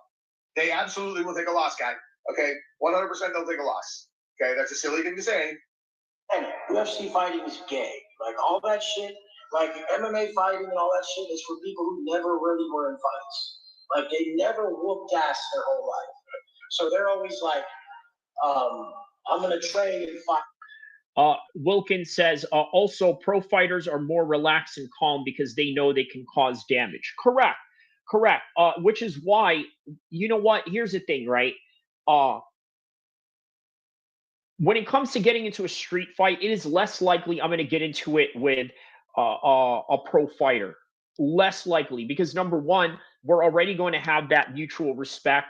No matter what level that other pro fighter is at, I still train. I still know what I'm doing, and they're going to still have a fight in their hands, and they know that. So therefore, they understand that there's going to be some resistance there. So some of them won't even bother. And why would they even bother if I'm going to come respectful? They're going to come respectful and this and that. It's only when you deal with idiots that really have never trained in their life that, well, they're going to start things like this, right? Wes Watson doesn't go out there and train jiu-jitsu on a daily basis, roll around with guys or hit the bag or anything like that. He looks so stiff. He probably doesn't even know how to strike, right? So he's not the type of guy that understands that, look, he can do damage to other people. And as a result of that, yeah, man, he's going to act accordingly based on that reality. So. Like I've always just handled shit very easily. I never had to think about fighting because I always just extinguished the problem however I had to. If this isn't one of those quintessential, well, you know what, I can't do UFC or I can't do MMA because I see red. I mean, that is the literal example of this. So the point is like that's for people who like never could really fight. They had to go learn to fight. I mean, people who just handle business, they don't have to learn to fight. There's a difference between fighters and violent people. You should really stay away from violent people because it doesn't matter how good you are at fighting. When they want to take it to the level, they'll take you out. Now, okay, there's a lot of cryptic language there. I sort of understand what he means, but for the sake of, let's say, just fighting or fist fighting alone, I don't think that works. Look, okay. If you're in a place, let's say we're in a club, obviously you get searched before you get into a club, right? You're not going to go in there with weapons. So you're going to go in there with hands. So if me and you have a problem in the club or whatever scenario where they have extra security where they check you and this and that before you come in and there's no weapons and that's a guaranteed, what do you think is going to happen? It's only just going to be me and you in there and you have to deal with that consequences and be prepared for whatever comes your way in that particular regard. And so there's a huge difference here. You guys have it all misconstrued. Fighting is some weird sports shit that is all these people do, and it has nothing to do with violence. Because a violent person will end your life. Okay. Look, okay, so he's right about that. I understand that, yes, there is an aspect of fighting that is not as violent as actual street violence, right? But still, you are capable of violence. And even though you are like Khabib, who ends Justin Gaethje with a submission because you don't want to hurt him in front of your family, there's also elements of MMA that could really hurt another human being depending on how you use it.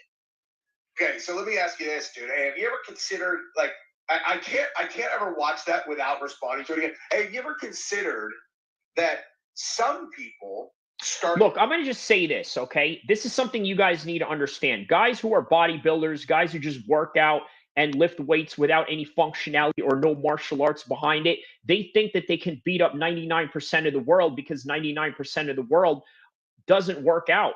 They don't have any martial arts background whatsoever. So if you're a bodybuilding type like Wes Watson, yeah, you're going to get away with beating up, a bunch of average dudes that are less than your size. But if you deal with a martial artist, you're going to have problems in your hands. Covert operator, shout out to you. First time I seen you in here. A bottle, spit liquor in the eyes before the attack. Those are other levels. Okay, so I think covert operator here is sort of speaking on a Krav Maga situation, I think, from what I understand. Hold on just a second, guys. Hold on just a second real quick. All right, sorry about that, guys. Had to communicate some text with my landscaper there. But yeah, on any regard, well, okay, I don't think you guys were supposed to hear that, but okay, in any regard, here we are.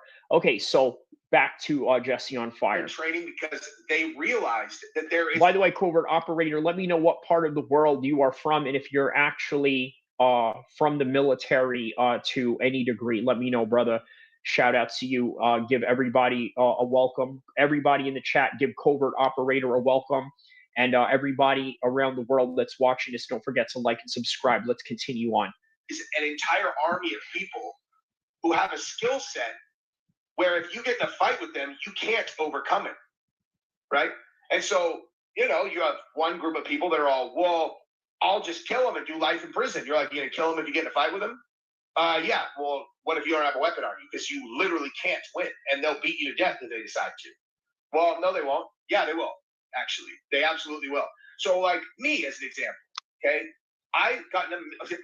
Hey, you want to know who I was? I was Wes, although without the delusion, right? Like I got in a million street fights before I started training, and I never lost one either.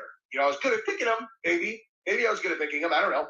All right, so that right there, that's that is perfect right there. What Jesse is talking about, right? Most guys that have been in fights that are delusional, that have never been in there with a skilled athlete or a skilled fighter, they are going to believe that, hey, you know what? I can do absolutely anything to anybody because I've done it before. These guys that claim, well, I've had 100 street fights or this and that, they sort of do that with 4 extra, the no jumper character, right? I mean, they're saying that, like, well, all right, he's in here trying to pick fights with MMA fighters. As you know, Cedric Dumas was about to line up a fight with 4 extra, right? But 4 extra wanted to do full-blown MMA and maybe get a UFC ranking right off the top right there. But what is 4 extra's, actual background? I mean, his background is that he fights people in county jail, but there is no comparison to people in county jail as opposed to real trained fighters. Marty Miller says, oh no, surprised you're a fan of this guy, Kyrie. Who, Wes Watson or Jesse on Fire? I'm not a fan of Wes Watson at all, but with Jesse on Fire, yeah. I would say that I'm a supporter of Jesse on Fire because, he is a supporter of mine. He actually dropped a super chat,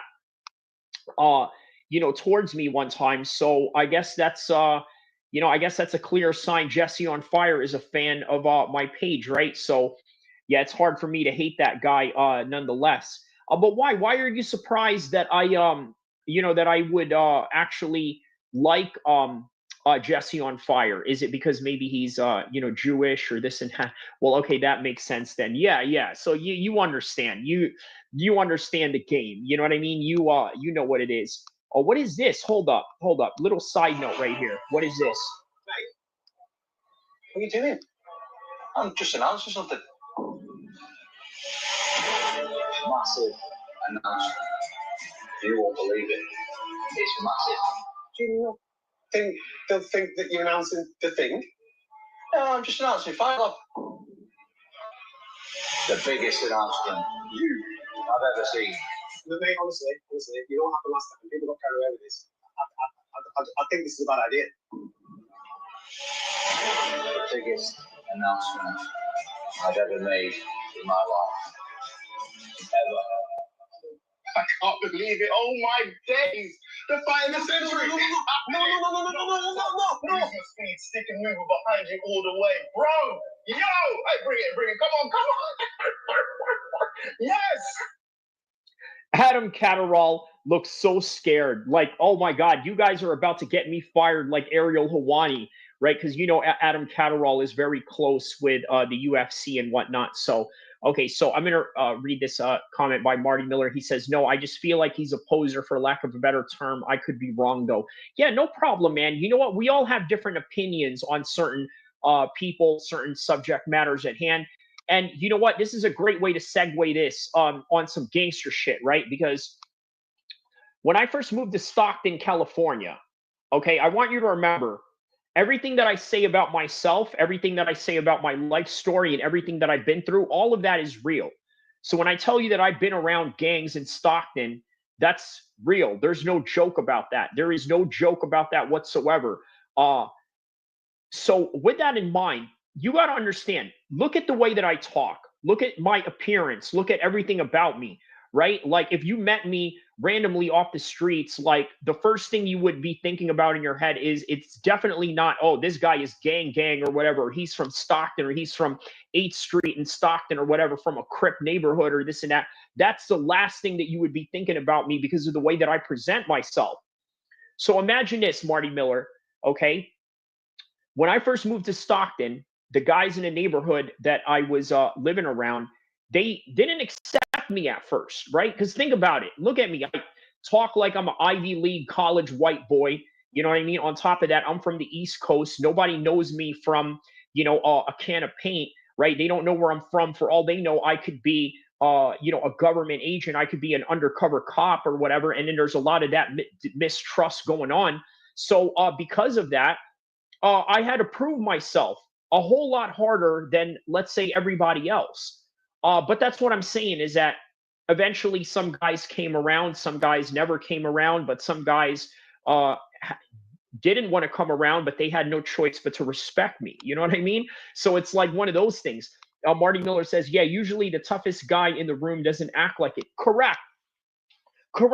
And look, here's the thing, right? I do come across as somewhat friendly. I do come across as somebody that is, you know, very kind, very understanding.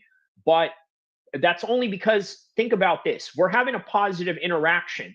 I'm doing my YouTube. I'm interacting with, you know, chat members from around the world, people like yourself from Ohio, people from Texas, people from England, people from Russia. And, you know, you've seen the people on the chat, right? So this is all positive. This is all great.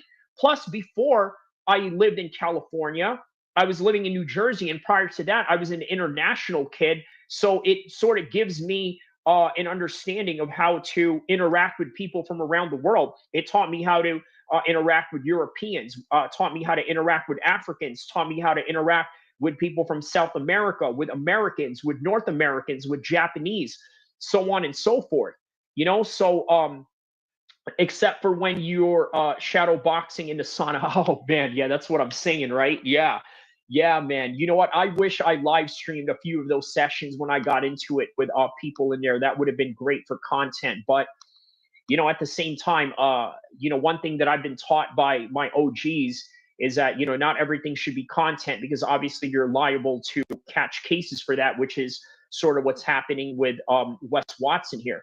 Yassine says, Ibu Aslan.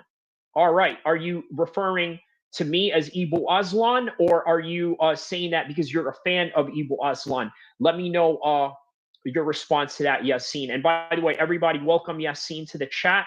Yassine, also, please don't forget to like and subscribe, and also let me know what part of the world you are from. Lost. But then when I recognize, like, oh, there's like this whole army of people out there that I would lose to 100%. I did the opposite of Wes, and I went and trained and learned how to fight. You know, kickboxing first, jiu-jitsu later in my life. But like, okay, let me rewind that back real quick. Okay, here we go. Right, and so you have one group of people that are all, well, I'll just kill him and do life in prison. You're like, you're gonna kill him if you get in a fight with him? Yeah. Well, what if you don't have a weapon on you? Because you literally can't win, and they'll beat you to death if they decide to. Well, no, they won't. Yeah, they will. Actually, they absolutely will. So, like me as an example, okay, hey, you want to know who I was? I was Wes, although without the delusion, right? Like I got in a million street fights before I started training, and I never lost one either. I was good at picking them, maybe I was good at picking them. I don't know. Never lost. But then when I recognized, like, oh, there's like this whole army of people out there and that's the thing. When you get into a lot of street fights, especially in a hood or especially in a bad neighborhood, right? Not all the time that everybody's going to know how to fight. So then you start winning all these fights. You start beating up a bunch of bums. The next thing you know, you're in an MMA gym with guys that really know what they're doing. And then you start realizing, maybe I don't know as much as I thought I did. So I would lose to 100%. Marty Miller says, that's what I'm talking about. LOL. Jesse claiming he's been in a ton of fights and never lost. Well, I tell you what, right? Okay, I know how that sounds crazy, right? But it's plausible. It's plausible. I'm going to tell you why. Just knowing Jesse's background. Well, first of all, let me tell you a little bit of the alliance that me and Jesse have going on, right? He's a Northern California guy. So before he was a Texas guy, he's a Northern California guy. And then on top of that, he's also doing now content with my man Dubs, who's also, I would like to say that he's a good friend of mine in terms of, YouTube allies, right? He's one of my allies in YouTube. I think that's the best way to put it. Yeah, he started doing content with him. He's a California guy. Jesse is a Northern Cal guy. I'm a Northern Cal guy. And when he grew up around here in these parts, there's a lot of guys out here that don't know how to fight. That's just the reality of it. Now, do we have a lot of MMA gyms in Sacramento, in Northern California? Yeah, we do. But we also got a lot of guys that don't know how to fight. So is it plausible that Jesse has been in situations where he's been in street fights with people that don't know what they are doing? And I think that is highly plausible. Now, of course, you also got to understand there's a matter of exaggerated details that we have to take into consideration. For example, he's saying that he did this well in this fight or this and that, but the reality is we don't know. Maybe he did get into these fights. Maybe there were some fights where some guys got the best of him, or maybe he got the best of them, but in his own perception, maybe he was the one who got the best of it, or maybe he just had a different memory than some other people. So there's a lot of variations that you can look at and wonder when it comes to, the reality of his story. I did the opposite of Wes, and I went and trained and learned how to fight. Kickboxing first, jiu-jitsu later in my life, but like develop those skills specifically because I didn't like the idea of there being these people who are out there that are all trained and I have no idea how to defend against it. So I went and trained. And right there, okay, now that's the right attitude to have in comparison to Wes Watson, right? Wes Watson's attitude is he knows that some of these guys are a lot more dynamic, a lot more skilled, a lot more diverse than he is in terms of their attacks that they are willing to apply on an opponent or somebody that is trying to attack them, right? Jesse's whole entire thing is, you know what? I don't want to be vulnerable to anybody, so I'm going to do what it takes to train myself and be able to handle myself in these one-on-one situations. Whereas with Wes Watson, he's not even thinking about that. He's just thinking about, well, you know what? I'm going to get the homies. I'm going to have them round up a bunch of dudes. We're going to get the straps, and we're going to go and handle some business that way. I understand that too, but you know what? In my point of view, this is what I would rather do, right? I'd rather be both. I'd rather be the gangster, and I'd rather be the skilled fighter as well. I'd like to be both because you never know who has what, right? All right, cool. You got homies that you want to do stuff with or, do stuff with me against? Cool, I got homies too. Oh, you got skills? You can fight? Cool, I can fight too. But that's just me, right? Everybody is different. Obviously, Jesse has his own experience and how he goes on about it. Wes Watson obviously has his own experience and how he goes about it. And he's going to ultimately call up his homies and go the gangster route before he goes into any route of handling things like a man one-on-one. Now, look, here's the thing, right?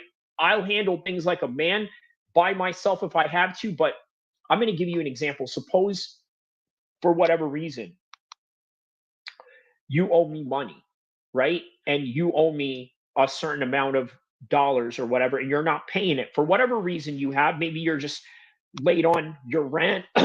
Maybe you didn't cut me on a deal. Maybe you and me were selling cars together, and you decided that you wanted to cut me out of a deal or cut my percentage that we agreed upon. Guess what I'm going to do? I'm not going to fight you as a mixed martial arts fighter or as a Muay Thai fighter or as a martial arts practitioner. I'm coming straight to your house with a bunch of dudes, and I'm going to collect what is mine. That's literally what I'm going to do, right? But there are situations where I'm not going to do that. If I see you at the mall and you're talking smack to me or whatever, and we're going to have the scrap right there in the parking lot, I don't need to call my homies, they're like 40 minutes away or this and that. I'm going to handle my candle right there and get down where I'm mad at. So, all right, before we continue, hold on a second. Take a little intermission right now. I have someone that I'm meeting with right here. I'm going to play this video real quick. I'm going to continue this in about 5 minutes. Okay, hold on. Let me just play one of my recent videos that I have right here. Hold on just a second. Okay, so all right, I'll be right back. Hold on just a second. Shout outs to Paul, my man. Oh, okay. What did Marty Miller? He says, ever heard the guy say that I see red, bro, I'll kick it? Yeah. That's Wes Watson in a nutshell. He's literally the quintessential guy for that. Sup, G? Shout out to Paul, my man.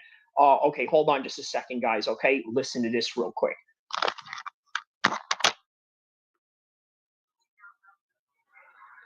On top of that, you got people calling for John Jones to be stripped. 200,000 people now petitioned for John Jones to be stripped of the title. Now, is it warranted? We're going to get to the bottom of that. We're going to give you some nuanced details on whether he should or he shouldn't. And you know what? It's not going to be a very popular opinion, but it is the objective facts. John Jones has a better resume, opinions, feelings, and things that really don't matter to the objective truth. John Jones has a better resume. All right, so he's basically living his best life, as he mentioned on Twitter and other social media accounts, right? What exactly does he mean by that? Now, look, you're looking at John Jones swimming in a pool in Thailand. Looks like a 5-star hotel with a bunch of Russians, Dagestani guys. And the first thing that you guys are thinking that he's having the time of his life in Thailand. Does anybody realize that Thailand is a country founded on Muay Thai? You know what I mean? Like that is their national sport and what they export to the world. So what do you think John Jones is training and doing in Thailand? Just a couple of things I really need you to understand, okay? Tom Aspinall's recent loss, or at least his last loss that he ever had in the UFC was against Curtis Blades. Now, why is that significant? How did he lose? Well, I think it had something to do with a leg kick. Bingo. What did they do great in Thailand? What is John Jones going to work on in Thailand? On top of that, look at the guys that he's with around Thailand. So John is out there training with a bare-knuckle boxing Russian champion. What is Tom Aspinall's #1 martial arts, other than the ground game, of course, which, by the way, these guys are obviously going to work on John Jones with, right? Well, it's boxing. It's boxing. That is one of the strongest martial art of Tom Aspinall. So what is John Jones doing right here in Russia? He's obviously working on his boxing with a bare-knuckle Russian boxing champion. On top of that, take into consideration, right? In that camp of this Ultimate Fighter show, or at least the Russian version of it, and I'm not even sure if this filming had anything to do with the UFC, okay? You got Russian boxers, you have wrestlers, you have all of these guys that are hungry to get to the top, to get to where John Jones is at, right? So he has all these training partners, and you think that he's running away from Tom Aspinall. Like, you honestly think that he's running away from Tom Aspinall? Furthermore, by the looks of it, it seems that he's only having the time of his life there, riding around in motor scooters, okay, chilling with a guy that got into a fight with Nate Diaz. By the way, that's the exact guy that you're seeing right now. John Jones pulling his hair on, pretending that the guy is a horse or whatever. But nonetheless, yeah, look, all fun and banter and this and that. It's a lot more than that, okay? I think he really is out there training. Now, look, I could be wrong, but you know what? Why would you not want to take advantage of some training when you're out in Thailand? And here's something a lot of you guys don't know about John Jones. You know what? You give him the right enough motivation, he's going to go after it. Okay, look, you know what this experience is like, him going in Russia, right? I'm going to tell you, when Rocky trained with Apollo Creed, right? What did Apollo Creed do? Apollo Creed brought Rocky over to LA. And if you remember, they walked in the gym. Paulie had something to say about it. There was a lot of racial implications by what he wanted to say because let's just say that it was not the type of demographics that Rocky and Paulie were used to back in their neighborhood in Philadelphia, okay? Let's just put it like that. But one thing that was significant about that scene is that Apollo Creed says, hey, look at these guys, Rock. You see that? That's the eye of the tiger right there. You had that when we had our fight. These guys have it right now because they're trying to fight to the top. So him training with all these Russian dudes is nothing more than him trying to get back that spark, trying to get back that feeling of, hey, you know what? I'm here to feel what these guys are feeling, wanting to rise up to the top. You guys remember that Rocky scene that I'm talking about, right? Yeah. This is where I started. That's your problem. So once again, I could be wrong, but it's not far-fetched that John Jones wants to get that spark back. And if you're going to go in there and fight Tom Aspinall and take that challenge, probably the hardest challenge of your entire life, your entire career, you really now have to buckle down and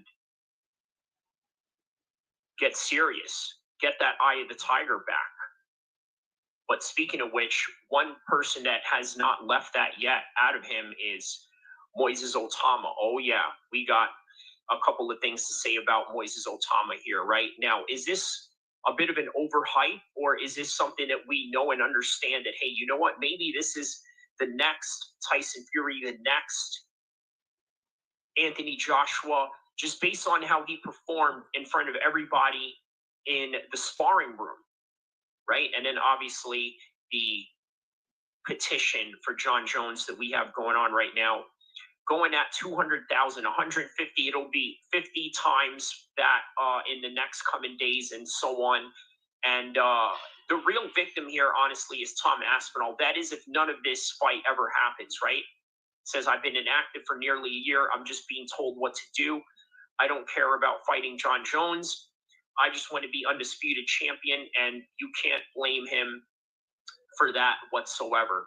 So here's the rest of the video of the heavyweight championship. And then on top of that, we're also going to talk about Moises Otama. Is he going to be the next Mike Tyson in the heavyweight division?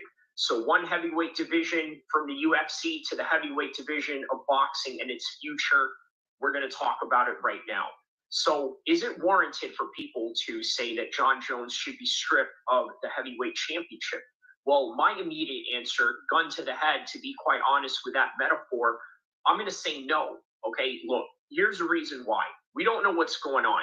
We say that we do. The reality is we don't. We don't know if John Jones really is going to retire or if it's just a contract negotiation ploy behind the scenes, or maybe everybody is in on the act with a non-disclosure act that they have to abide by in order for them to get paid for the future fight that may or may not happen. But that's the reality of the situation. It's just all speculation. Anybody that thinks or says that they know, in my humble opinion, should have their credibility checked, because every corner that you go through with research, even as far as knowing people in the industry or asking people that are of significant importance to the proximal matter that we are talking about, they really don't know what is going on. And it's not fair to say that, you know what, we should just strip him straight off the bat. I tell you what, let's say if this goes in a positive direction and Tom Aspinall actually gets the fight, well, great. Was it worth it being able to wait that long? And then on top of that, knowing that, hey, you know what? It was worth it because now here's the big money fight. Here's the big name. Here's the legendary status. And then it's for the heavyweight championship of the world. Never mind that Francis Ngannou is out there somewhere fighting a court case. On top of that, walking around as the true linear UFC heavyweight champion of the world. But nonetheless, at least we have some sort of clarity in mind when it comes to who the greatest is of all time.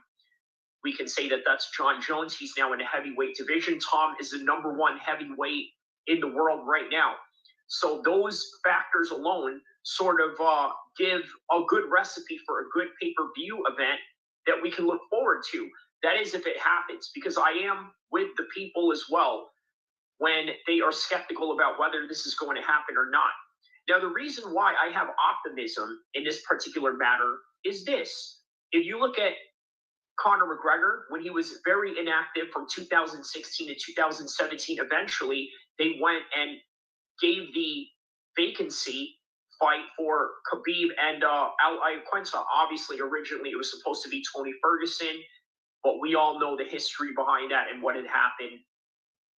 What more is there to say about that? Okay, so try and understand this.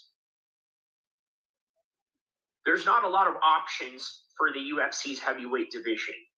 There really isn't. And the reason why there's not a lot of options going on in the heavyweight division right now is because of the lack of recruitment in MMA altogether, not just the UFC. It's not a UFC problem. It's an across-the-board problem in all promotions, from KSW all the way down to Cage Warriors, all the way down to the organizations in Brazil, the organizations in Japan, which also includes Ryzen and anything that you could think of that's within that region, ONE FC, the list goes on. It's a problem in the heavyweight division because there's not a lot of incentives for these big athletes with great attributes and extraordinary physical abilities to go into fighting with a lack of guarantee. And again, there's really no guarantee in sports or combat sports for that matter, right? But the incentive structure is absolutely broken. And as such, you got to understand that it's never going to work out in that kind of matter when it comes to recruiting for the future heavyweight division of MMA. But I tell you what, let's transition this to the next conversation at hand, right? Because it's a dead situation at this point. We don't know. We can only sit and wait and speculate and make videos about it on a daily. But the reality is that we're going to love to talk about it. We're going to love to speculate until one day we get the shocking result of one to another. John Jones either retires, they give a vacant spot for Tom Aspinall and some other name that is not deserving of that matter. I'm not even going to name any names in that particular matter because we don't know who those names would be, and we don't know what the absolute situation of this is. But one thing we do know is that it's a lot of unclarity that's going on in the UFC's heavyweight division. But there is one place that doesn't have this type of unclarity. You know what it is? Boxing. Boxing right now has a great future for its heavyweights. And we're talking about Moises Otama, more importantly. Now, why is Moises Otama an important conversation for this matter, right? Because we're transitioning from the UFC's heavyweight division and the lack of talent that they're able to pull to now boxing, where you have all these top heavyweights, right? You got Jared Anderson, you got Tyson Fury and Usyk up top. You got all these guys that are coming into the heavyweight division, such as Lawrence Okoli, Riakporhe, and then you got Johnny Fisher, got knocked off. You got David Allen, who can possibly go in there with Deontay Wilder. Deontay Wilder is still in that mix, still relatively young for a heavyweight. And then you got Tyson Fury, obviously Anthony Joshua still in there. And then you got Daniel Dubois, challenging for the heavyweight championship of the world. And then somewhere a top notch lower than that, you got Joseph Parker, but then right up there right now at 19 years old is Moises Otama. Now, a lot of people are speculating he's going to be the next Mike Tyson. Is there some truth and some reality to that? Well, the reality is we don't know. What we do know is that he is a 19-year-old kid who is now #1 in the WBO rankings. Now, you can make of that as you will. You can say that they purposely fast-tracked him. But now the record of beating Mike Tyson's record is no longer a reality. Not even close, right? So their team has now an option. Do we drive him up really slow, or do we go and expeditiously try to move him up there in the heavyweight world championship ranks? He's already #1 in the WBO. He could potentially face Joseph Parker, and then he could potentially face anybody that is holding a heavyweight strap right now. I believe he is an interim champion. Maybe he can fight for that, or maybe he can fight for the winner of Usyk and Daniel Dubois. Because I tell you what, after Tyson Fury and Usyk, I said to myself, where is this going? Where is this going in the heavyweight division? Who's going to be next? Lo and behold, here we have Daniel Dubois, who gave a great account of himself in the first Usyk fight, controversial as that may be. But now he has the opportunity to come in here and knock off Alexander Usyk, and in my humble opinion, he has a chance.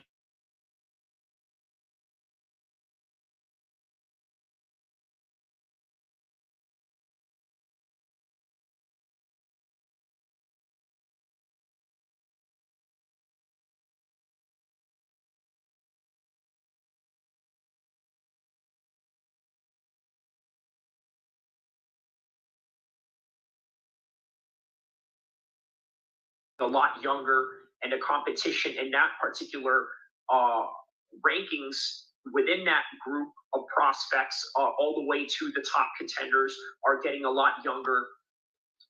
But on the MMA side, the champions are getting a lot older. And then on top of that, there's Tom Aspinall, who is sort of like the Daniel Dubois and the Moises Otama of that heavyweight division in the UFC, but is not getting that opportunity because he's waiting around for somebody to make a decision, whether that is the UFC itself or whether that is just the circumstances of the events that they have unfolding in front of them. Because remember, summer is already stacked. We already have the spring down. Spring is already finished. Now it's summer. All of the summer cards are in there, right? You got International Fight Week. You got Sean O'Malley and Marab in the beginning of the month. Then you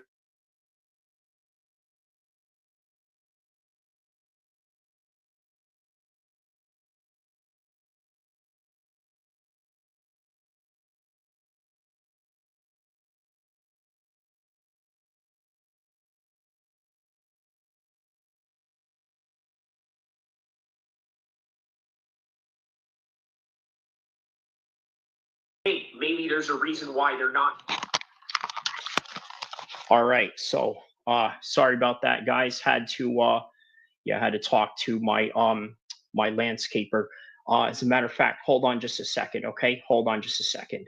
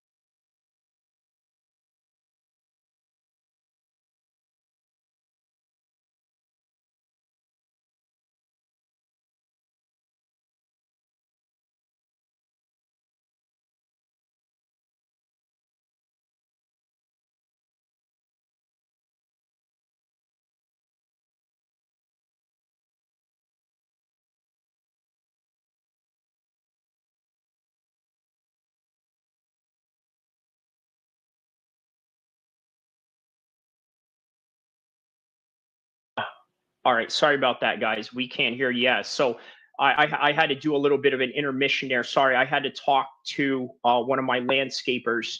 So yeah, you know, just trying to get some landscaping done in my you know, in my my property. So yeah, just sorry about that. Yeah. There was no other time I was going to be able to talk to them other than that. So, but I'm glad I got to do it for like a good, you know, 15 minutes or so. So here we are. The show continues, and let's get it on and cracking from here. So, all right, let's see. Where did we leave off with this Jesse on Fire reaction to Wes Watson? Right. Then there's guys like this, right? That are like, you know, whatever you would call this, like absolute outright laughable delusion. So anyway, let's see what some of these pro fighters said, because this is absolutely glorious. All right, so George Masvidal says the paid model can give me better fight than Jew said, and I responded, oh, well, you're gonna have to go through all of this. But what I said was, you'll never guess what city he lives in, because George Masvidal is the king of Miami. Okay, Uriah Hall. Dude, the idea, like Wes Watson fighting as Uriah Hall. It's like, and you know, you're like, all right, listen, now that's not a smoke that Wes Watson wants to deal with. I mean, you're talking about picking a fight with Uriah Hall. You know what he'll do to you? Not only that, he's got evolving boxing skills right now. And then on top of that, he can wheel kick you to oblivion. You know what I mean? And Wes Watson won't even know how to deal with a kick like that. You know, I saw a street fight video of Darren Till throwing just nothing but body kicks at some dude in Liverpool, right? And the dude just looked like he had nothing on Darren Till, right? Just Darren Till was just just throwing, you know, body kicks towards him, and you know, there was nothing that he could really do about it. It was so weird about that. Had to answer a text again, obviously. Yeah, all related to landscaping. But all right, enough of that. Here we go. The point is, like, Uriah Hall, they could fight. Yeah, so Uriah Hall would absolutely destroy Wes Watson, right? He wouldn't know what to do. I mean, he would have no answer to any of these kicks whatsoever. He wouldn't even know how to block it. Okay, that's the crazy thing about that. He would not know how to block it whatsoever. And yeah, he would cause serious problems to Wes Watson. 1,000 times, and Uriah Hall would knock Wes unconscious 700 times out of 700. Okay, like, I'm sorry, I said 1,000. Okay, whatever. However many times they fight, they can fight 1 billion times. 1 billion times Wes is unconscious. Absolutely 100%. There is no question. You can even give Wes a knife. You know, you can give him a knife. He's going to sleep because he's going to come up with that knife, and Uriah Hall's going to wheel kick him in the temple, and he's going to go to sleep. Like, he has no chance. Give him 2 knives. Doesn't matter. Wheel kick. Good night. Doesn't know how to defend anything. And so Uriah Hall, that's his meme. You see, that's exactly what I said. I said that he would not be able to defend anything here. And yeah, as a result of that, man, it would end up very badly for him. It would absolutely end up very badly for Wes Watson. Wes Watson would not know how to do anything in that regard. So, all right, let's continue on with what Jesse had to say here. Really interesting. Oh my God, dude. Hold on. So look at this one. Hey, this one's good. Hey, I don't take fighting advice from soft ears. Okay.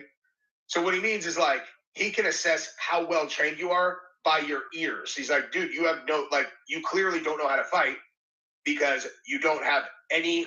Now look, listen. Cauliflower ears are not indicative of anything at all, right? There's a lot of guys that are high-level grapplers that don't have cauliflower ears. Brian Ortega is one of them. There's plenty of guys that I know that are in wrestling that don't have cauliflower ears. It just so happens that you happen to have cauliflower ears because it's just how you're built, and it's just the experience that you have, and it's just the randomness of it all. That's really what it is. Let's go for that, says Jesse on Fire was cool before he thought he worked for Fox News. When you mean that he thought he worked for Fox News, is it because he sort of takes sort of a right-wing political stance in some kind of way? Let me know what you mean by that. Shout outs to Let's Go for that. I believe one of the newer people that's in the chats right now tapping in. Yeah, man, welcome, and let me know what part of the world you're from, brother. Cauliflower ear at all, right? All right, shout outs to Wilkin with the $2 donation right there. Shout outs to you, my man. That's what's up, man. Shout outs to Wilkin, and thank you for that. You didn't have a comment or anything with that, but okay, I'm sure I'll read your comments along the way anyway, whatever comment you would like to say here. So shout outs to you for that one, my man. All right, so here we go. Thank you. Thank you for the donation on that one, Wilkin. Shout out to you, my man.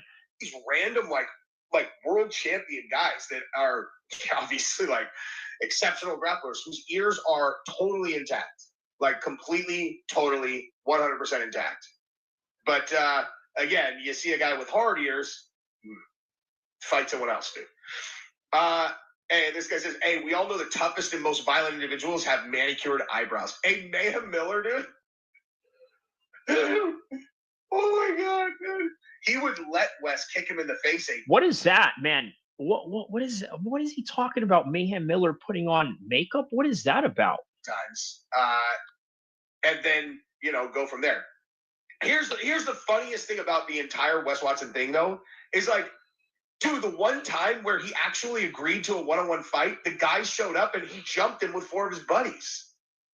Like, that's how you know, like, we're talking about, this is like different universes, dude. Okay? Hey, I just like extinguished the problem, like, however I had to. You mean like agreeing to like a one-on-one fight, and then when the guy shows up for the one-on-one fight, you jump him before? Let's go for that. Says he just talks nonstop politics like his or any opinion matter. It's all more rigged and scripted as WWE. I agree to that to a certain extent. Why would anyone think there's a voice matters? Just make MMA content, for God's sakes. Okay, well, here's where I'm going to agree with you and where I disagree with you, Mr. Let's go for that, right? I agree with you to the extent that you're right. A lot of politics, especially in America, is scripted, and that at a certain point, none of these things, you know, truly matter. I do understand that. However, in terms of Jesse making an identity about it while also doing MMA content, I think there's a market for that. Because look, here's the thing. Let's go for that, right? We may not go for that completely. Me, I'm okay with it. I like politics. Obviously, I've delved into politics in this particular MMA content of mine. In the last stream, I've had people in here have religious arguments, right? You know, so, you know, if you want to check out the last live stream that I did, yeah, there were people in here doing that. And that sort of falls into my own identity because, you know, at one point, you know, I was a very strict Muslim. I mean, I'm still a religious Muslim to a certain extent. There's just certain things that I won't do. And so I think that kind of falls in line with the uniqueness of my MMA content, right? You know, I come from an Islamic perspective. There's a lot of Dagestani fighters right now that are winning fights and that are doing good. And then, you know, me being a Muslim and having a beard of a Muslim, you know, I have a Dagestani look to me and the way that people, you know, sort of perceive me. So that helps my content in a way. It gives an identity to my content. Now with Jesse on Fire, his identity is that, you know what, I am this right-wing white dude from Northern California who moved to Texas and I love MMA. That's his formula. My formula is I'm a Muslim California guy who loves MMA, who's competed in MMA, who's competed in Muay Thai, as you see with my trophy here.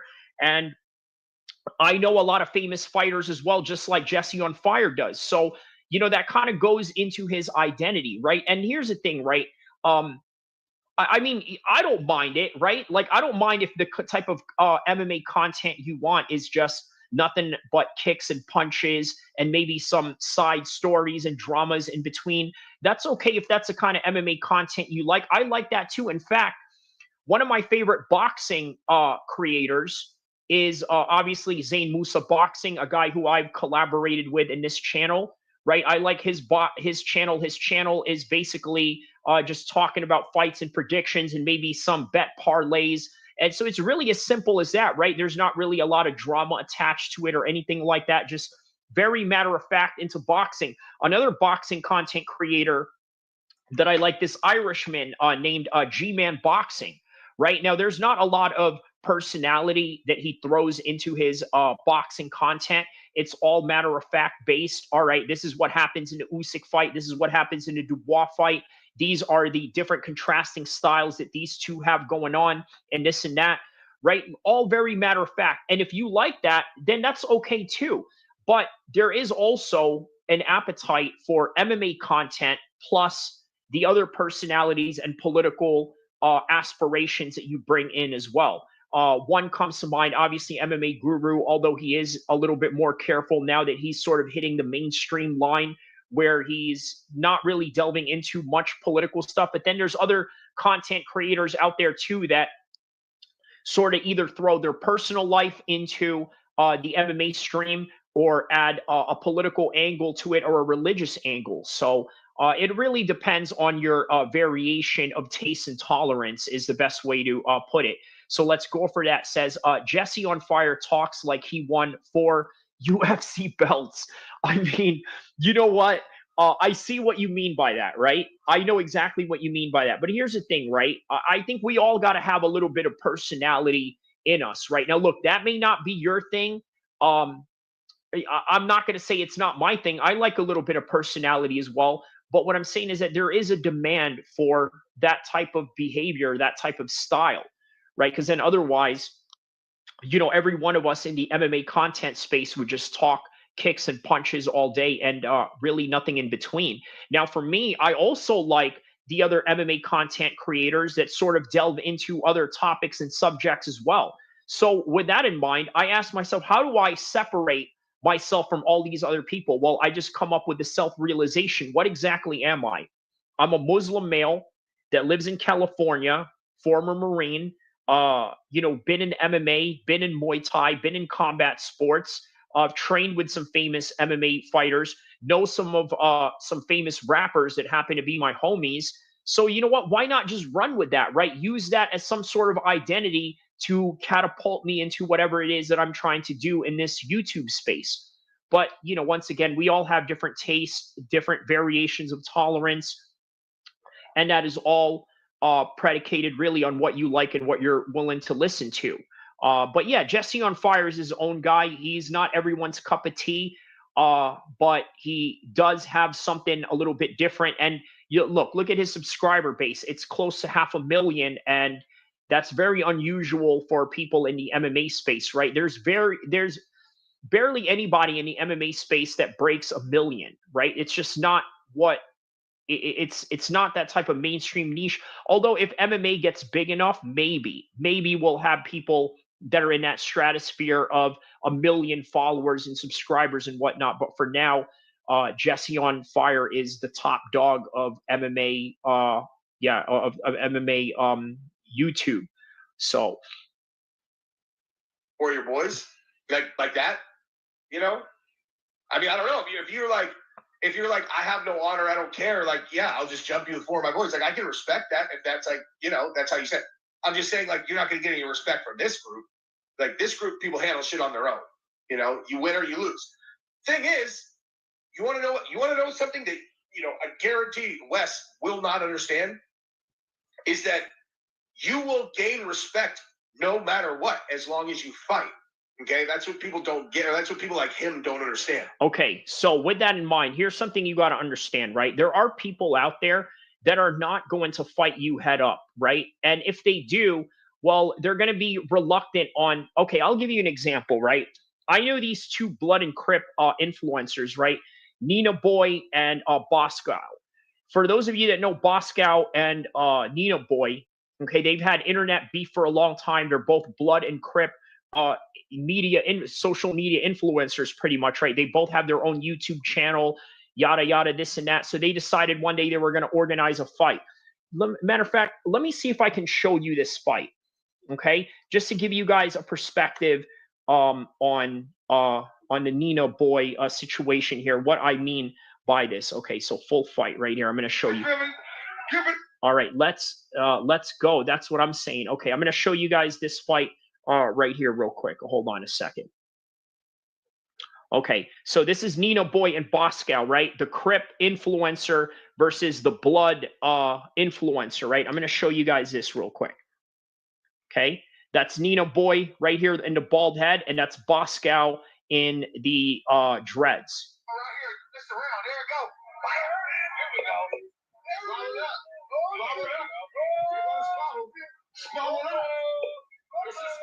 Okay, notice how both of these guys are very hesitant in trying to hit each other, right?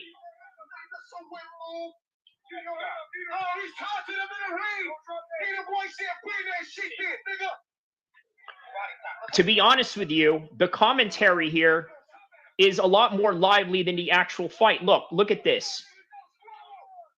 Look at this. They're very hesitant. Notice how they're very hesitant in throwing the punch to each other, right?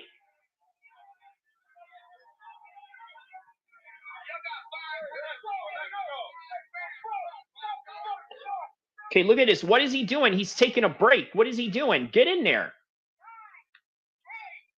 Oh, wow. Okay, so he's getting counted out. Okay, let's start from... Okay, look at this. More hesitation, okay? More hesitation. Okay, look, you guys get the point. There was a lot of hesitation in that fight. I'm going to explain why. These two guys are blood and crip media influencers, right? If they got punched or if they got hurt in any kind of way or even got a combination of punches thrown at them, people are going to look at them, oh, you know, he hit you with this or he hit you with that. And, you know, and then next thing you know, it's like, yeah, that's the reason why a lot of these gangster dudes don't take this fight. That's the reason why Chris Brown doesn't go and box Soulja Boy. That's for the same reason why Soulja Boy is not going to go in there and box Chris Brown, right? The game, I believe you guys know the game, right? You know, Jay Sean Taylor, you know, former G Unit guy, Compton Blood. He was going to box Jake Paul. Now, why is it that that never happened? You ever seen the game? He's a tall, you know, very athletic human being, right? Very big, tall, athletic human being. Why is it that he did not fight Jake Paul? Well, it's simple. The reason why he did not go and fight Jake Paul is for the simple fact that he has a reputation of being a blood, a gang member, and a world-renowned rapper. Now, he goes in there and he gets slept by Jake Paul. Guess what's going to happen? All of that gangster image that he has going on, it's going to go down the drain. So I don't know if I agree with Jesse on saying that, hey, if you went in there and you fought, that somehow people are going to give you respect. It depends. Now, look at here. Look at why these guys right here were so hesitant in throwing a punch to each other. You want to know what I see right here? I see two guys that are afraid to be embarrassed. You understand? These are two, remember, these are not boxing guys, right? They're social media influencers. One is a blood, one is a crip, and they're doing this because they're both talking trash to each other, and they decided, you know what, instead of gang banging in the streets, let's just gang bang in the boxing ring. But the problem is, while they're in the boxing ring, they don't want to look bad. You understand what I'm saying? They don't want to look bad. So this is why the fight looked like the way that it did. This is literally Francis Ngannou and what's his name? Derek Lewis all rolled into one. So you understand what I'm saying? And their arms probably feel like weigh 100 pounds each and legs like Jello. Oh, you're talking about the two guys that I'm showing box right now? Yeah, because there's a lot of nervousness going on. Obviously, this is both of their fights. I mean, from what it looks like, this is a professional level because there's no headgear or anything like that, or at best, what they call in England, white collar boxing. Yeah, they're both probably gassed. Not gassed, because you know what? Here's the thing, right? I don't know if they're gassed because they didn't throw a lot of punches. Now you got to check out the rest of this fight, right? And the backstory behind it. I mean, they were talking so much trash to each other. They were talking about how they were going to do each other's homeboys and this and that and all this other stuff. And then they got in the ring and it was absolutely lackluster. Very similar to that of Muhammad Makayev and Manel Kape, right? There was a lot of tension going into that fight. And then once they hit the ring or hit the cage, there was really not that same energy that they wanted to output. Marty Miller says maybe, but you know about the adrenaline dump if you're not used to fighting. True, that is a factor. That is a factor. But what I'm also saying is that understanding the mentality of gangsters and how they think, this is like a risk in and of itself for their reputation, right? You know what? In fact, This fight went to a decision, and it was so bad that both of their gangs decided they were going to discipline both of them for how horrible the performance was. Now, I understand they fought very carefully, right?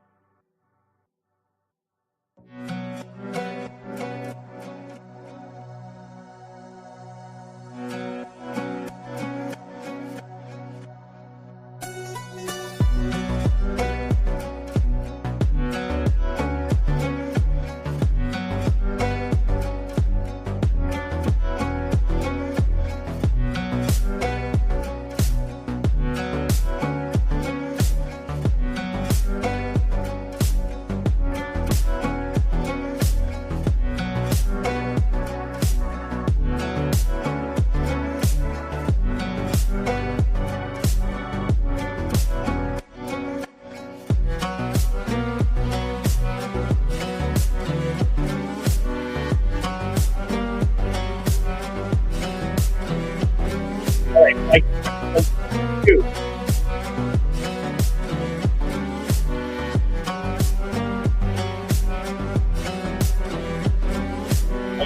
One, two, one, two.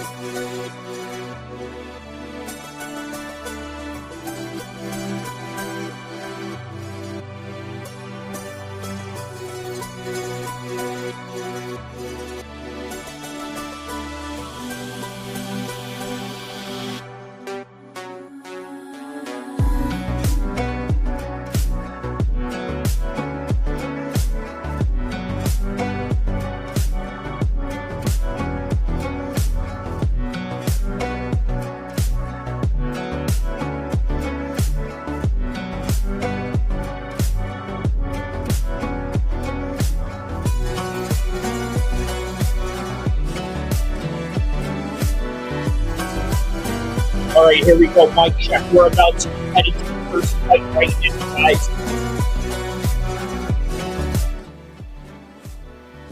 All right, music down.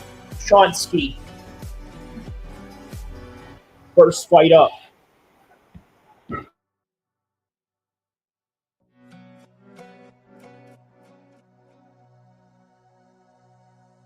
Welcome to the live stream. UFC 316, New Jersey. And live in Newark. Let's go.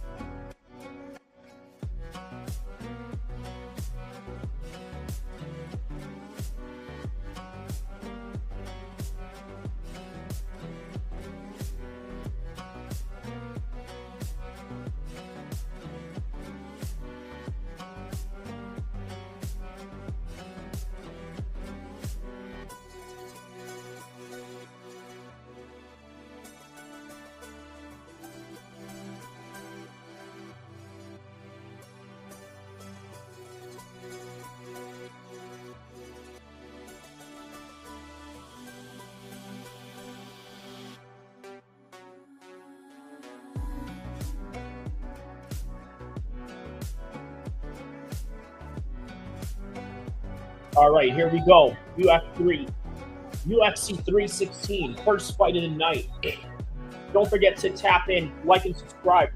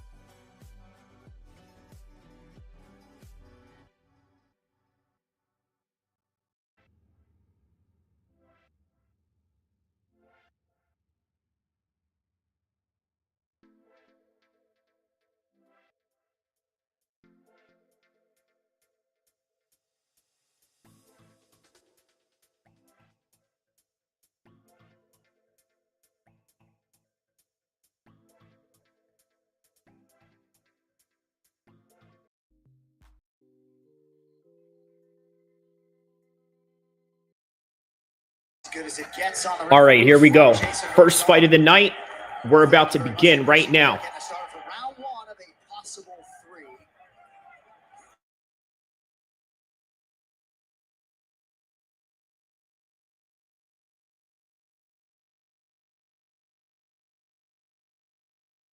All right, we got to watch the volume on that one right there. So here we go, Chionski. All right, here we go. Nice jab by Chionski right here. Oh, there's a double jab by Mederos.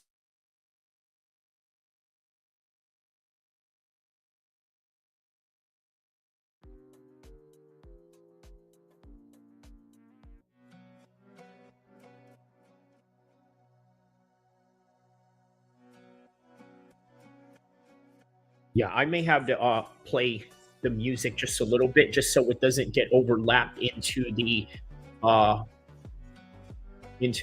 yeah, just so it doesn't get heard or whatever. But yeah, that's good. We'll do it like that.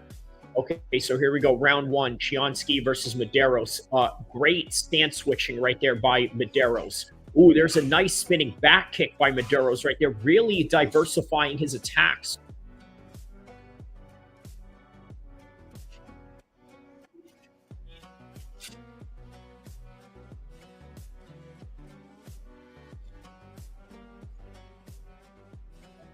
All right, so just a reminder, I don't usually play music while the fight is going on, but the reason why I had to do that is just so it doesn't get overlapped into the actual footage that we have to see. So, yeah.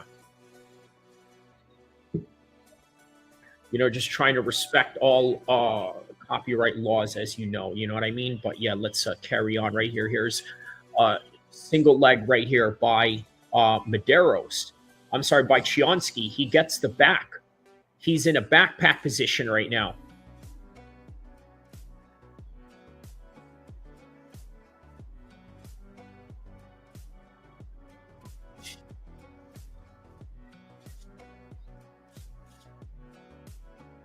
All right, he really has to try and fight off this position right here.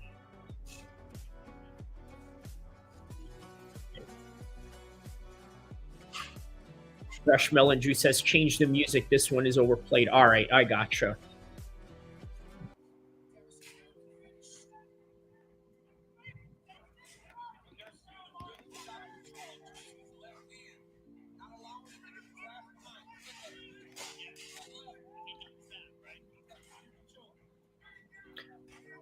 Okay, yeah. See, the commentary gets in there a little bit. I'm trying not to, get that one in there. But okay, so there's a body lock right there by Chionski.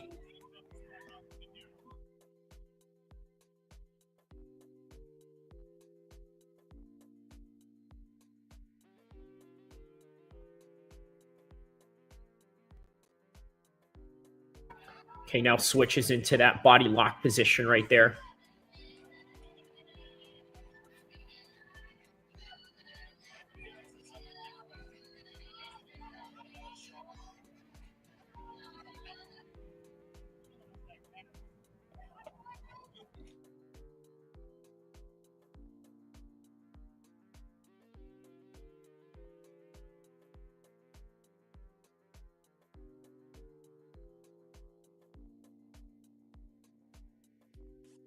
All right, there's a good jab right there by Chionski. Ooh, nice little leg kick right there. He spins right around Mederos on that one with just about 1 minute and 10 seconds left into the first round.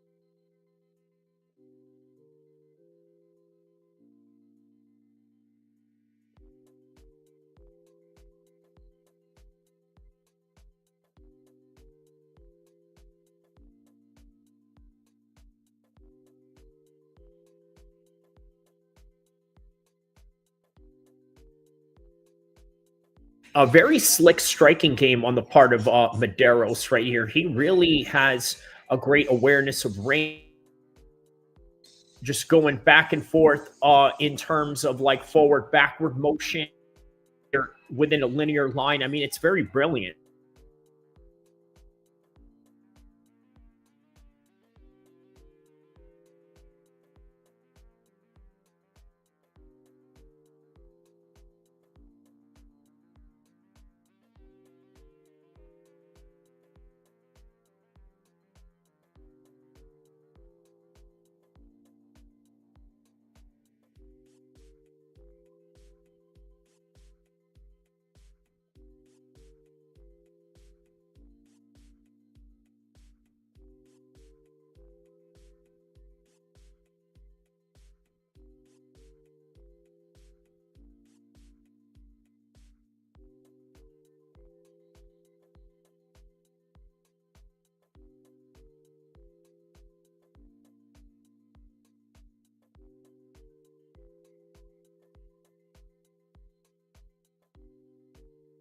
Okay, so we are now at round number 2 between Chionski and Mederos.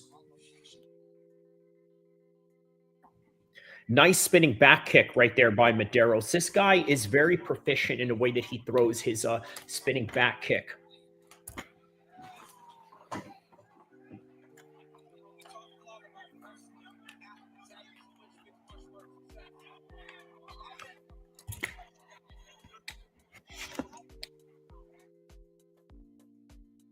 Okay, there's a double jab right there by Chionski.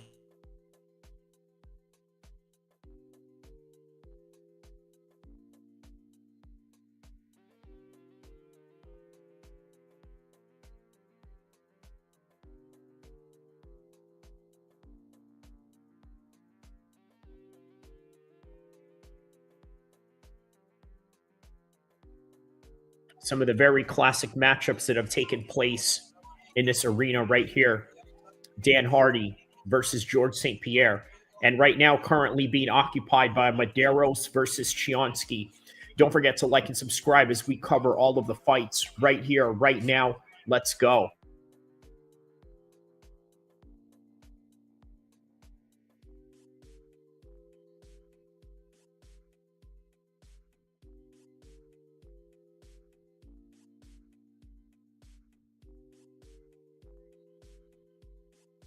Not to mention John Jones was also one of the alumni that have fought in this Prudential Center.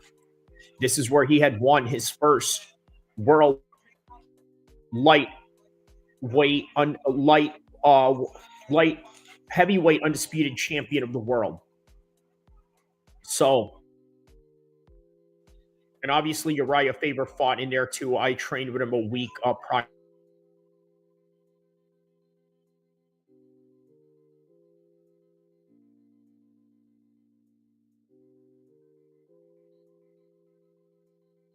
All right, so far, very good jabs by Mederos here.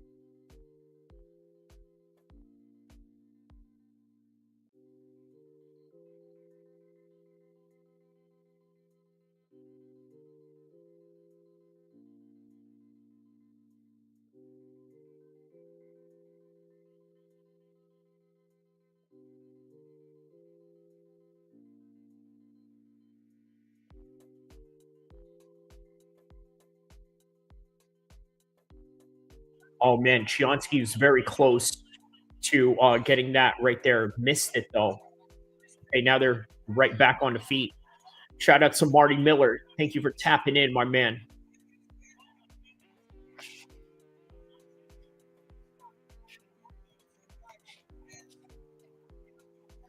Obviously, some New Jersey themed movies that we had back in the days. New Jersey Drive, 1995.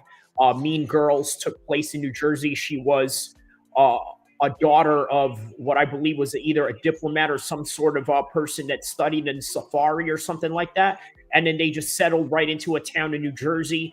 So something that I could relate to, because obviously that was my graduate year. So yeah, Mean Girls 2004 took place in New Jersey. So did Big. Tom Hanks. One day he wished that he was to be big. Next thing you know, he's an executive for a toy company. Tonight, we had Wardley versus Justin Huney, and Wardley did the damn thing, man. He had a 10th round knockout. The fight was pretty close. Huney did a good account of himself, but by the end, it was Wardley with a surprising straight shot that knocked Huney down and didn't even finish the count. The referee just stopped it right there. Great fight nonetheless that shares this fight date of June 7th, which also has, by the way, Logan Paul and John Cena taking on Cody Rhodes versus Jey Uso, Money in the Bank.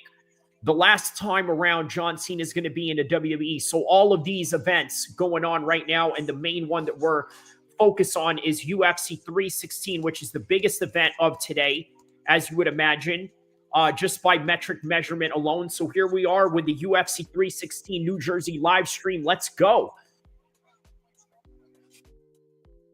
So, all right, a third and final round with Mederos versus Chionski.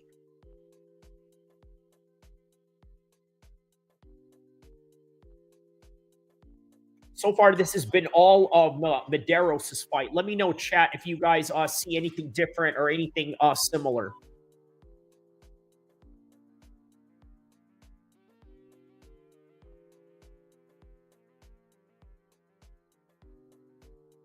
Yeah, very good level change on the part of Mederos.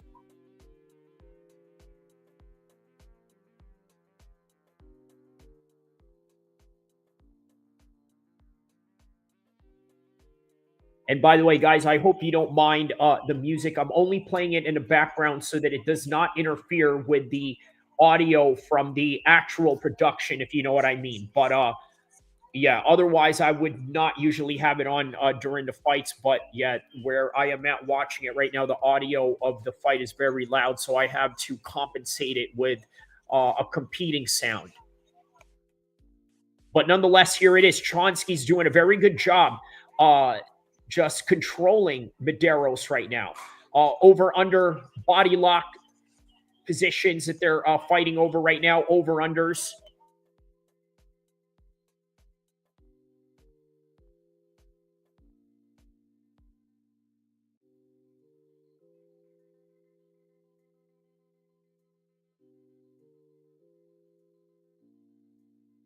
All right, very nice leg kicks by Mederos right here with 3 minutes left.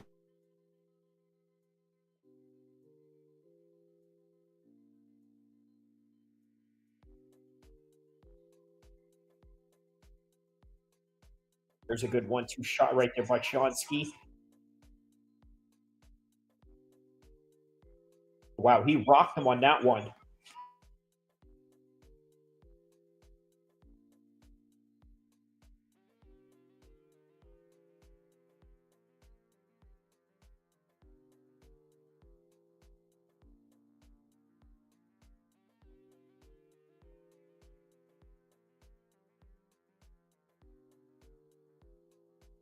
Yes, can you turn on the cam and mimic what has happened in the fights, like the charades?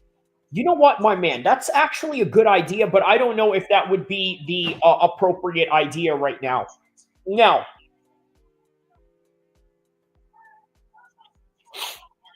Sorry, having a little allergies here. I was just okay. So what I was saying in retrospect to that, right? Okay, so I think that's a good idea on paper, and it's not something I would be opposed to. It's not something like maybe do an entire training session while the fights are going on. But as of right now, it wouldn't be the appropriate place to do so. You know, this is why I kind of have a very diversified way of delivering my content, right? Sometimes I have the cam on, sometimes I don't. Sometimes I take you guys with me to the journey that I'm at. Sometimes I just, you know, take it to the studio. So there's, you know, multiple ways that I try to put out the content. But what I can say is that right now I'm very much excited for this 316 card. And I couldn't find any other better way to spend it than with you guys right out here reacting online and, you know, having a very good time at it. The only thing, though, is that it's the best capacity that I could do it right now. And speaking of best capacity, what is the best capacity right now for Mederos, as he was just taken in full mount? Now he has his back. Chionski now has his back, looking to get the choke with just 1 minute left into this third round right now. Let's see how this fight is about to end.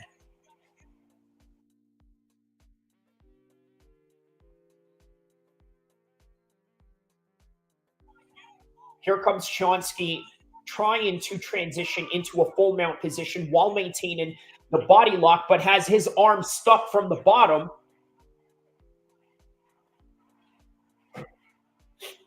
Now he's trying to get a rear naked choke as Chionski, as Mederos is trying to fight the 2-on-1 hand fighting position right here.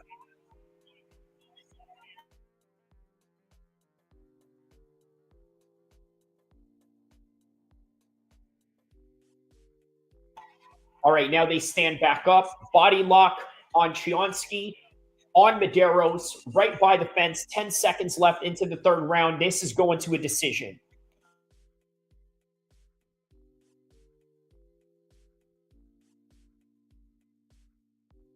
Oh, almost some back of the head shots right there as Mederos was signaling it. End of the third round.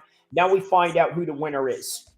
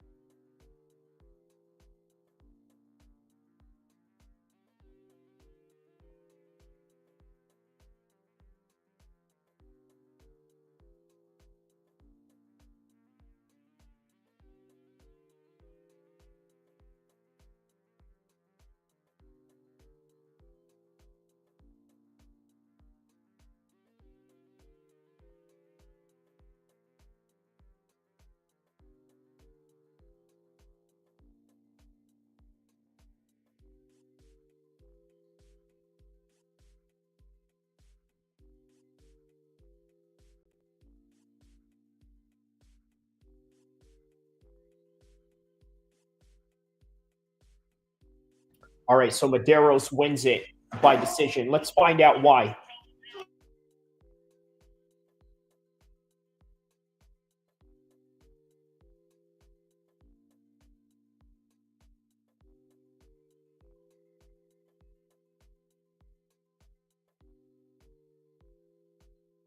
Oh, yeah, I'm live, Marty Miller, for sure, brother.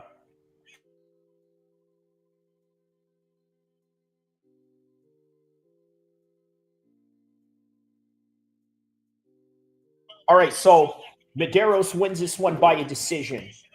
Do I agree with it? 100% I agree with this decision. You want to know why? Look, the guy had diversified attacks. He did get taken down a few times, but you know what? Striking sometimes is ultimately what wins fights, the jazz and pizzazz and everything. And then also the accuracy, the knees to the face, the leg kicks. It's what won him the fight, man. Congratulations. Ooh, and how about that low leg kick right there? Just, ooh, and then he stomps on him right after. Wow.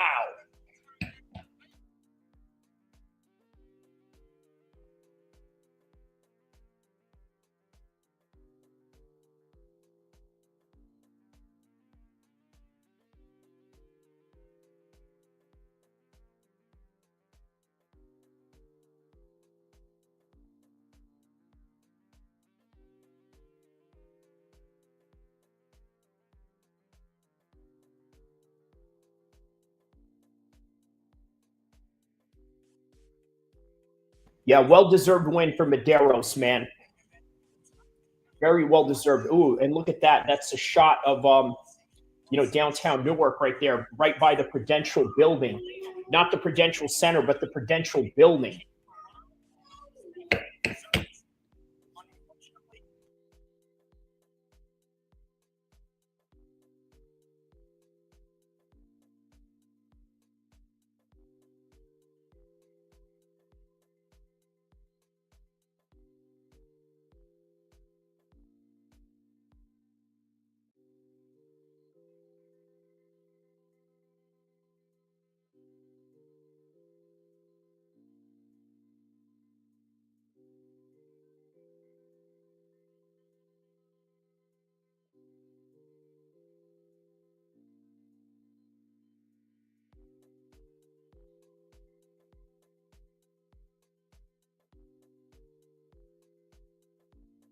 Oh, yeah, and remember, guys, if you are ever out traveling somewhere and you can't see the fights or you're just looking for the results, just remember I got all of that on my live description below. I constantly change the description to give updates on what's going on, while also trying to, I guess, get my timestamp going at the same time. So always be sure to check out the description below as the events go on. Thank you.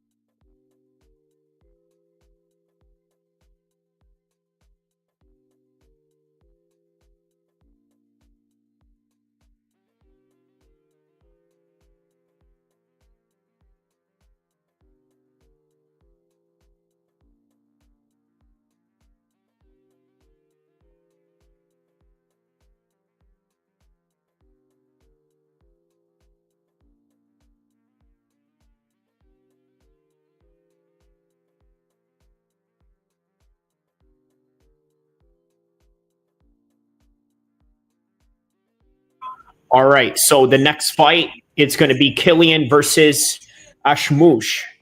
We're going to get to some live commentary on that. Right around, I'd say about 2 minutes from now, we're going to get into live commentary on that.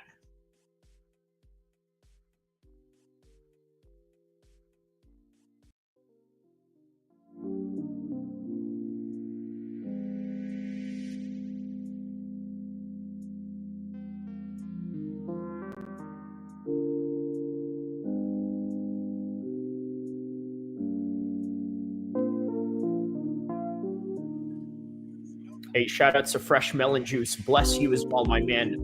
Thank you for being here. I really appreciate this as well. Ashmouz, that's right. Ashmouz. By the way, here's an interesting fact about Ashmouz, right? I'm going to say this before I get into the timestamp round of this live recording and whatnot. But yeah, Yanel Yamouche is actually a Palestinian, but has an Israeli flag because that is the official citizenship and nationality that he comes from. So Yamouche is actually a Muslim who is an Israeli. He's a Palestinian Muslim. He's a Palestinian ginger. So just keep that in mind. But yeah, there's Yamouche right now getting announced.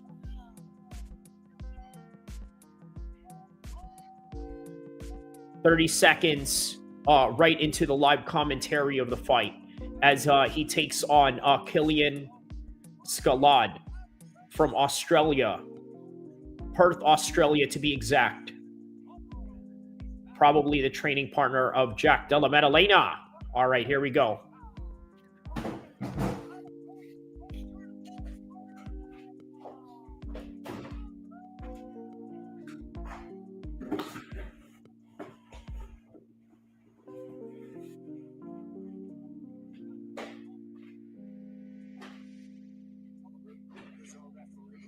All right, round one is about to commence into battle.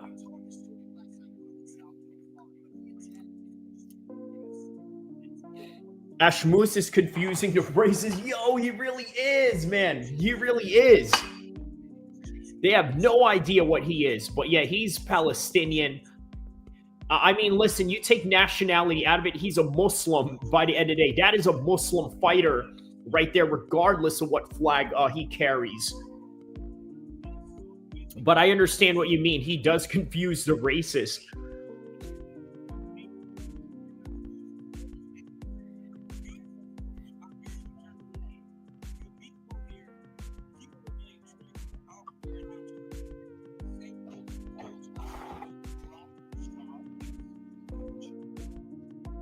Like, you really got to be up on geopolitics to understand who this dude is.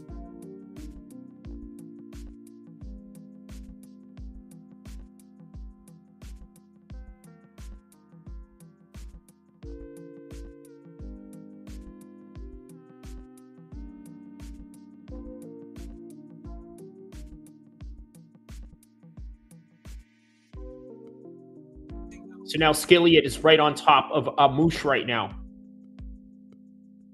Right in a referee's wrestling position. Full body lock, now throwing knees. Yamouche throwing some elbows from not really as effective as he would think. Just really fighting for position at this point.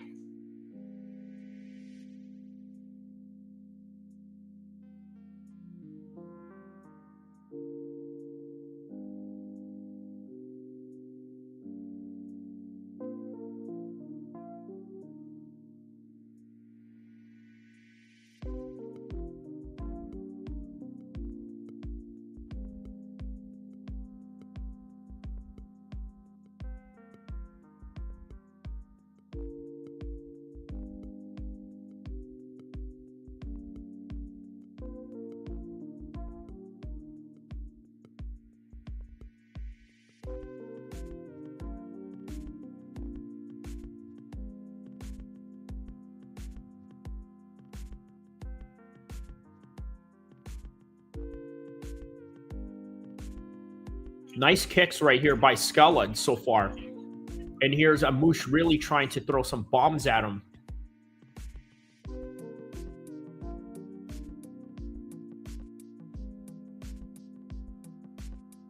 Wow, he shoots in for a takedown, and Skella gets it.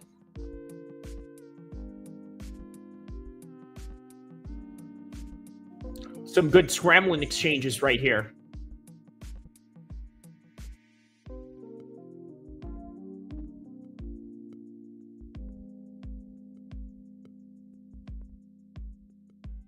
Sundal, the fight is right now.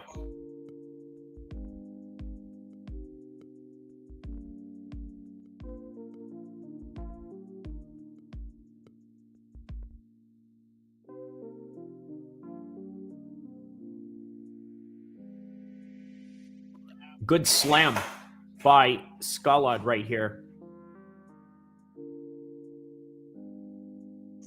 You're seeing it right here. Welcome.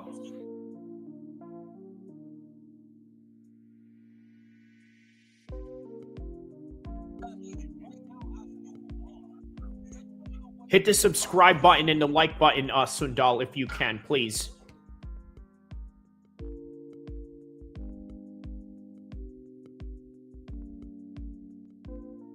Come on, Sundal. Do what you're told, Sundal. Press the like and subscribe button, please.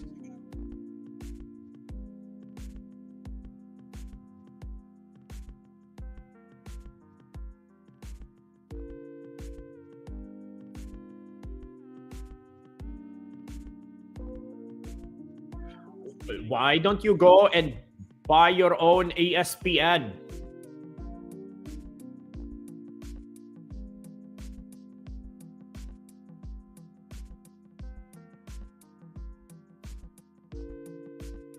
Why you not do this, Sundal?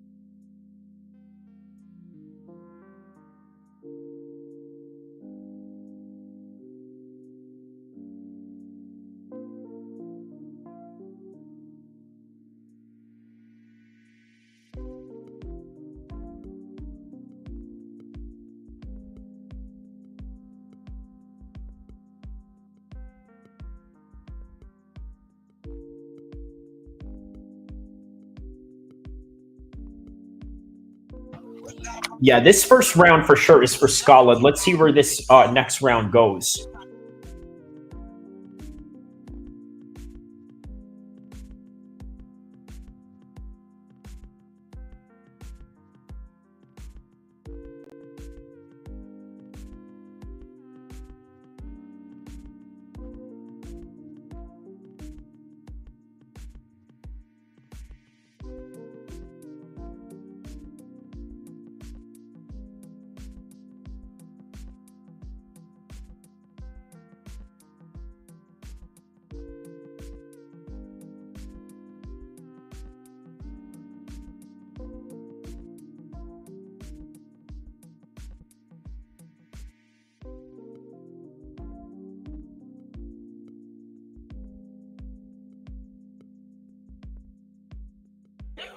All right, now round number 2.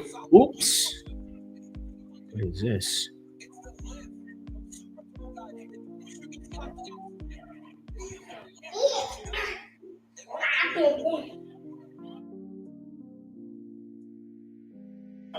Wow, okay, yeah, he's doing a very good job right now at round number 2, Ashmouz. I'm sorry, I mean Skella.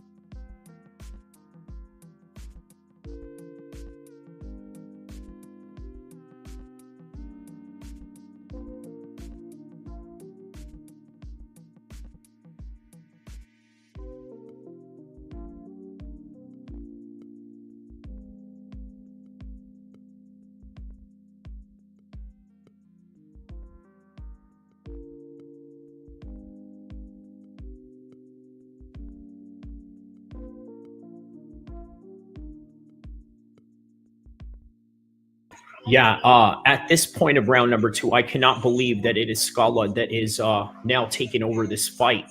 I mean, the wrestling, the striking was all on his side right now. He's winning this fight, and yeah, Amush needs to do something very different at the late of this second round, and maybe even show something way radically different in the third round, because yeah, man, Scarlett is walking away with this fight right now.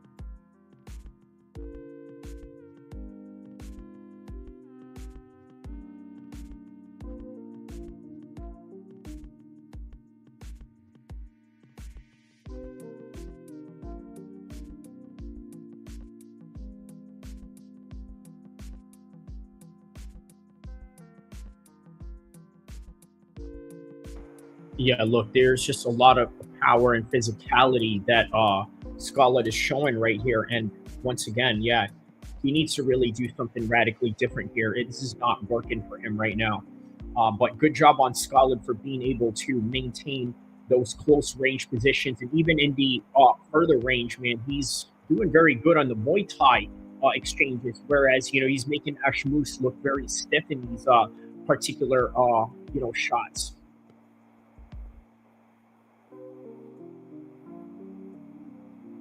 Well, what is this? Now he's looking for a Darce now, a little sudden turn of events.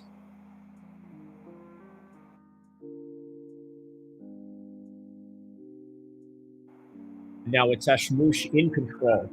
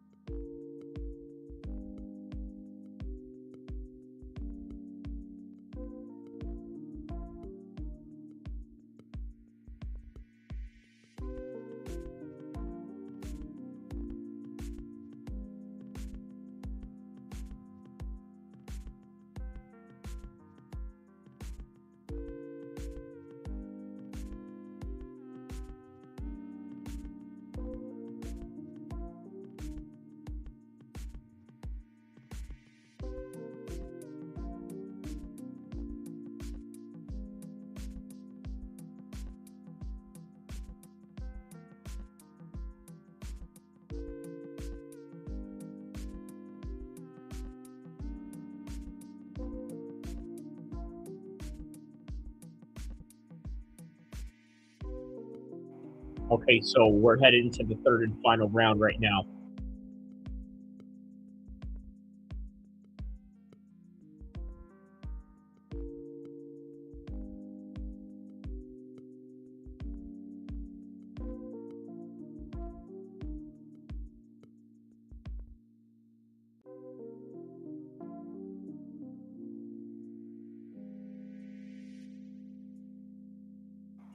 I don't know what tune that is, Fresh Lemon Juice, but I can tell you who's getting tuned up right now is Amush, unfortunately.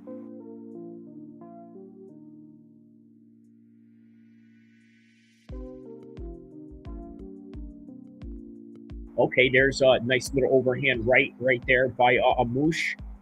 A little more of that, but you know what? Scarlett is just more of the slick fighter between the two right now.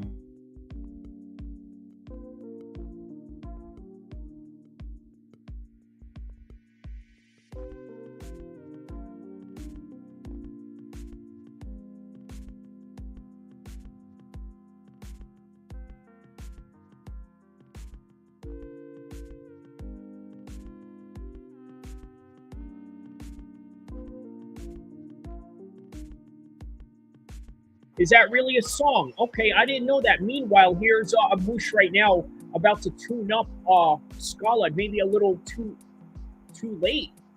Johnny come lately, perhaps. Here's an uppercut, and then Scala goes and shoots in. Very good the way that he threw that uppercut and then transitions into that double leg.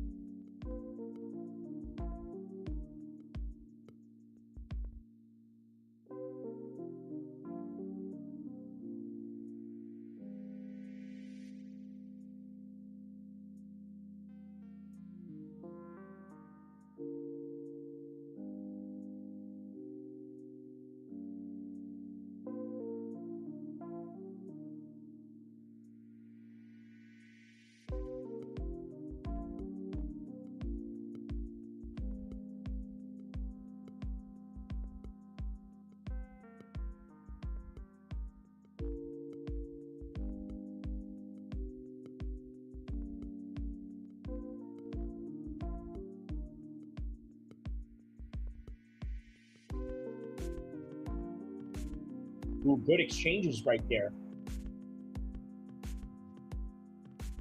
Just about 2 minutes left into the third round right now.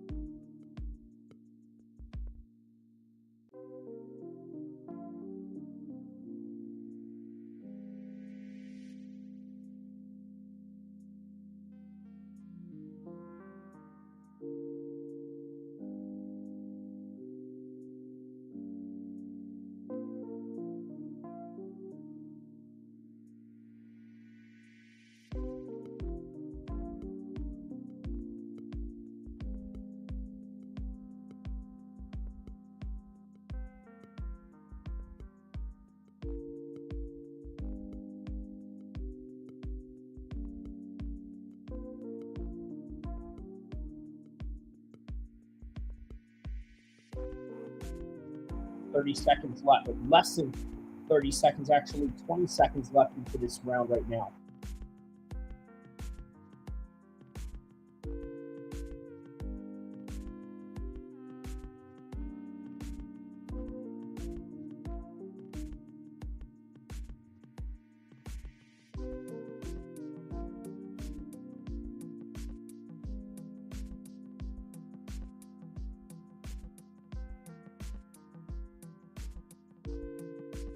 All right, man.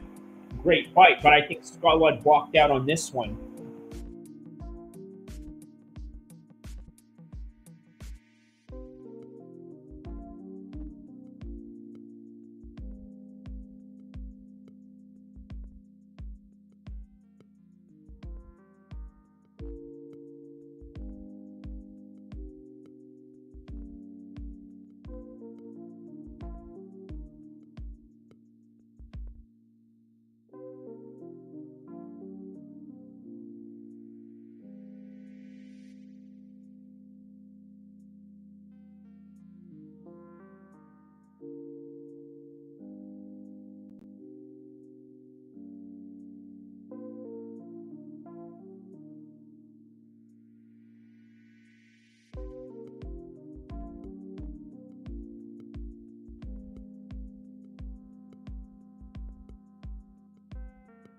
Yeah, so we're about to get the decision right now, and yeah, we're going to find out who won.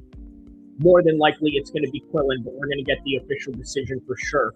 And of course, Quillan won this one, considering he had all the grappling, all the mix-ups of the different kicks, the variation of the leg kicks on top of the front kicks, and then mixing up the uppercuts while putting in shot after shot after shot, in which he was able to dominate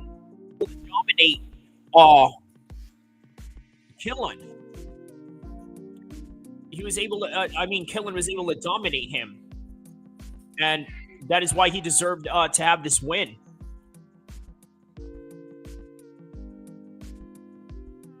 And rightfully so. So, yeah, he's about to get his Joe Rogan interview right now.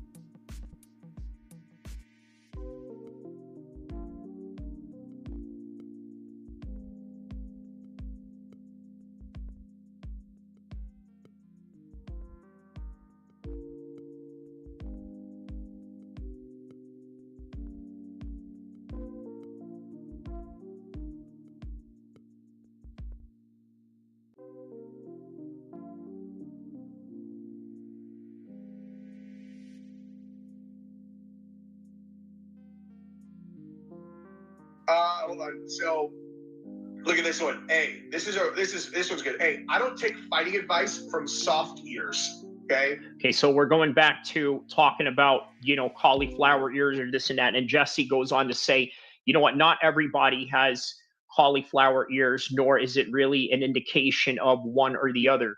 So yeah, I agree with him on that one. So what he means is like, he can assess how well trained you are by your ears. He's like, dude, you clearly don't know how to fight because you don't have any cauliflower ear at all, right?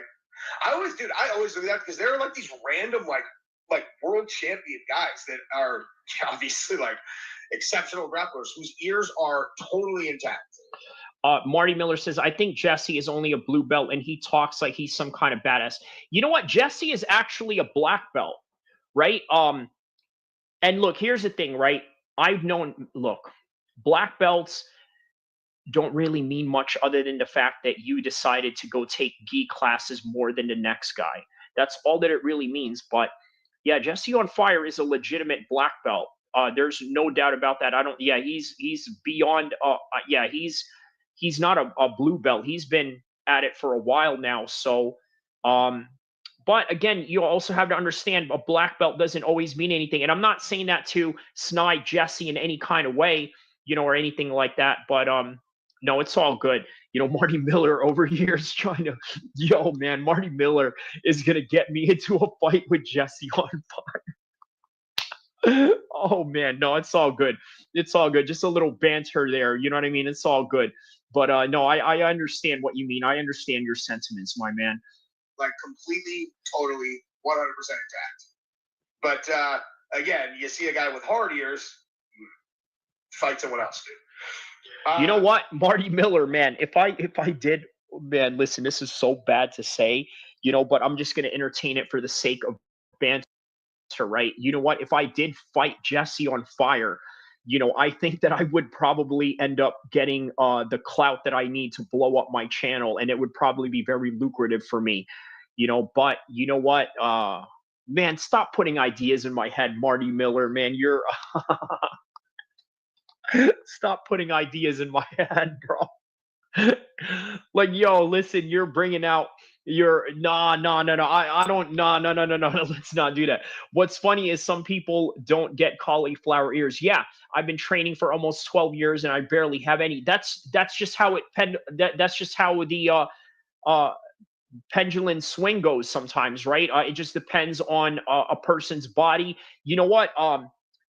Just like in COVID, right? Obviously, there were some people that, never got COVID, but were around a lot of people that got COVID. And then there are others that, caught it so easily. So everyone's body is different, right? Some people gain weight easily. Some people don't gain as much weight easily. It's all very, it's all very different. It's all very different and in the different variations from person to person, but for sure.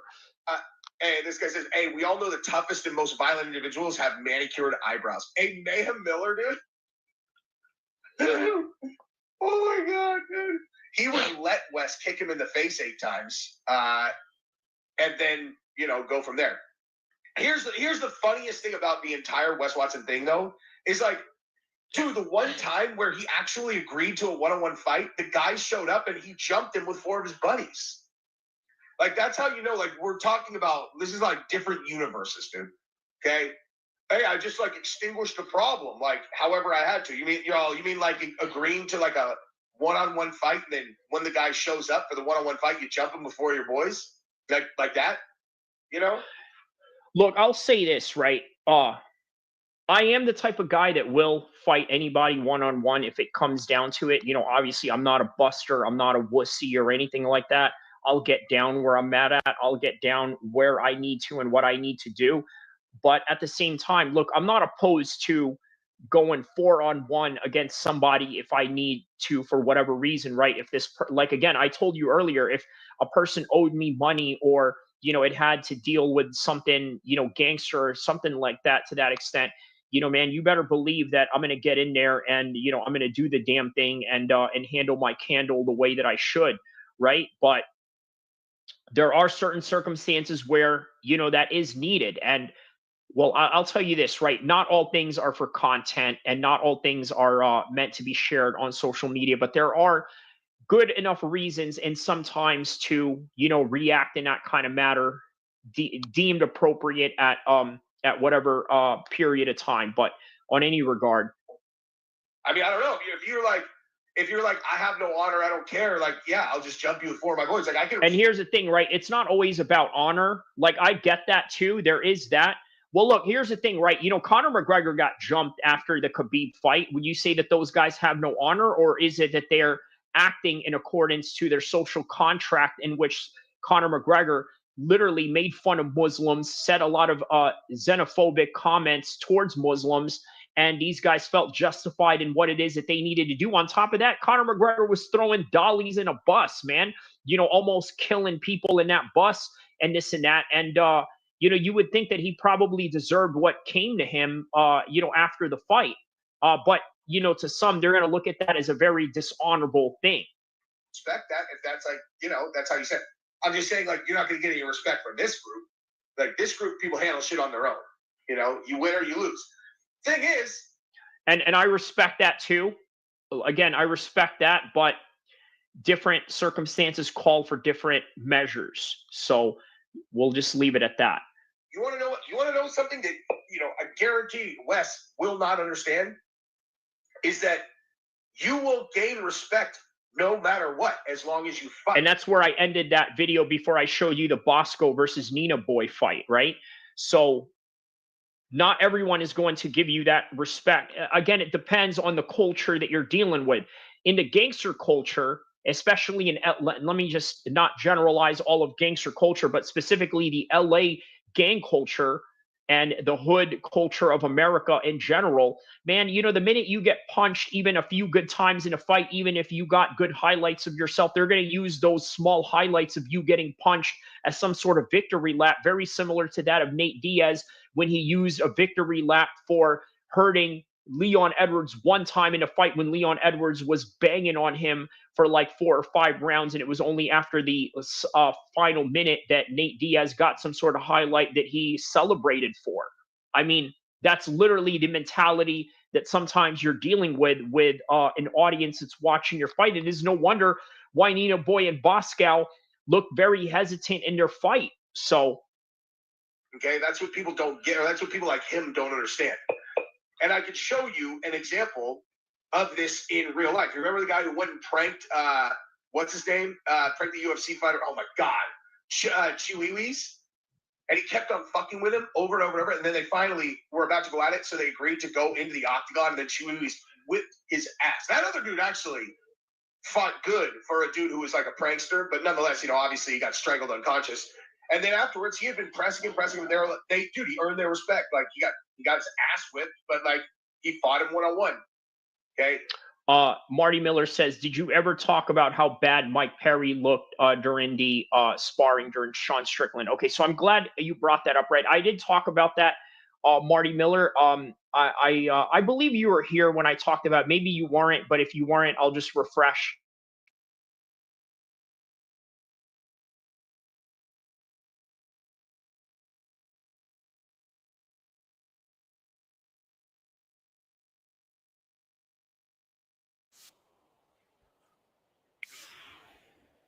Jeka versus you.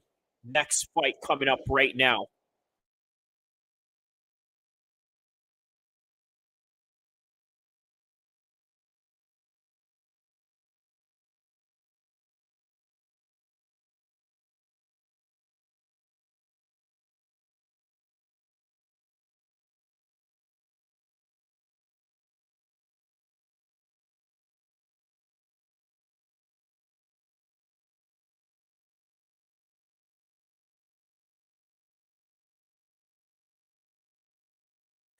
All right, here we go. Round number 1.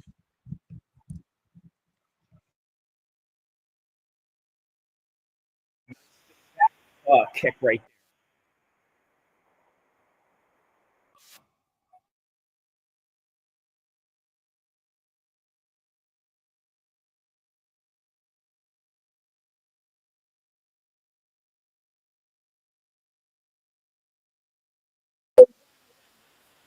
there. Wow, that was an insane knockout out of nowhere.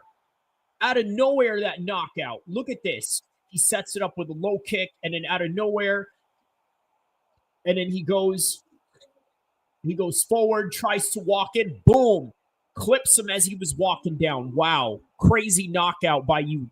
Wow, amazing job, man.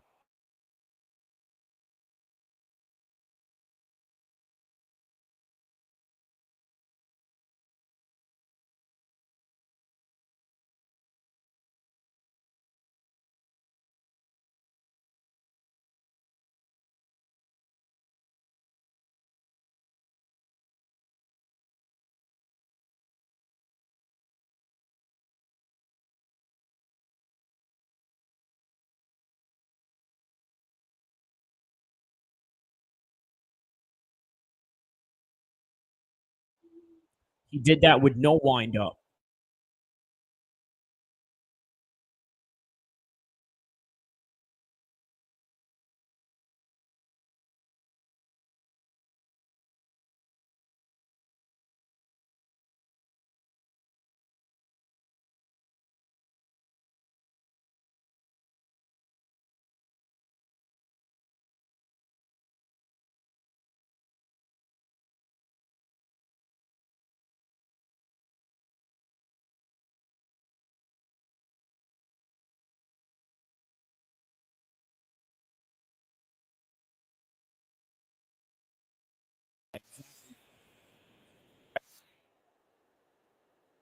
That couldn't agree more.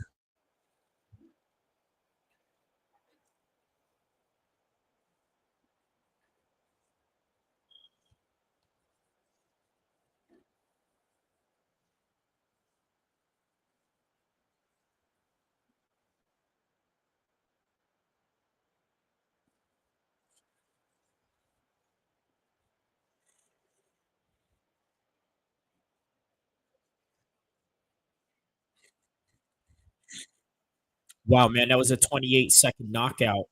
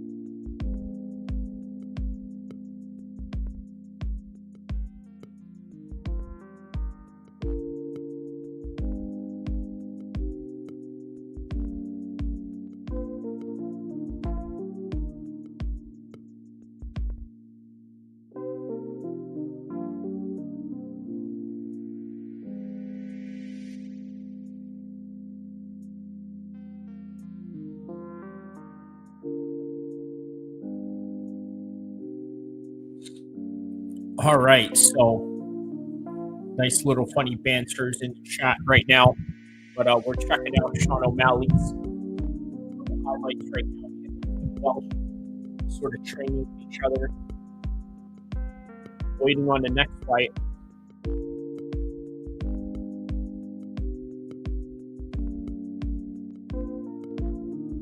I think that Sean O'Malley is going to give a better fight this time, but I don't know if he's going to win. Well, Rob seems to be in a whole nother level right now, unless he can force him to make a mistake in some kind of degree.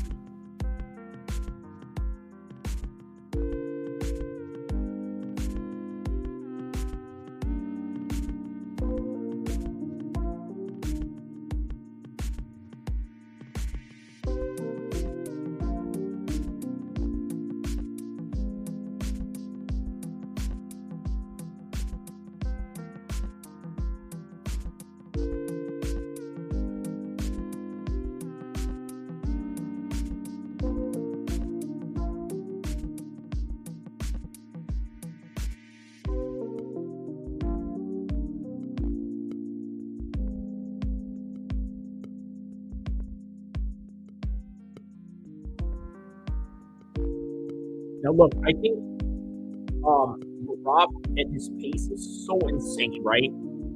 Sean O'Malley should have done something very different in order to counter that in this fight. But what that is, we don't know.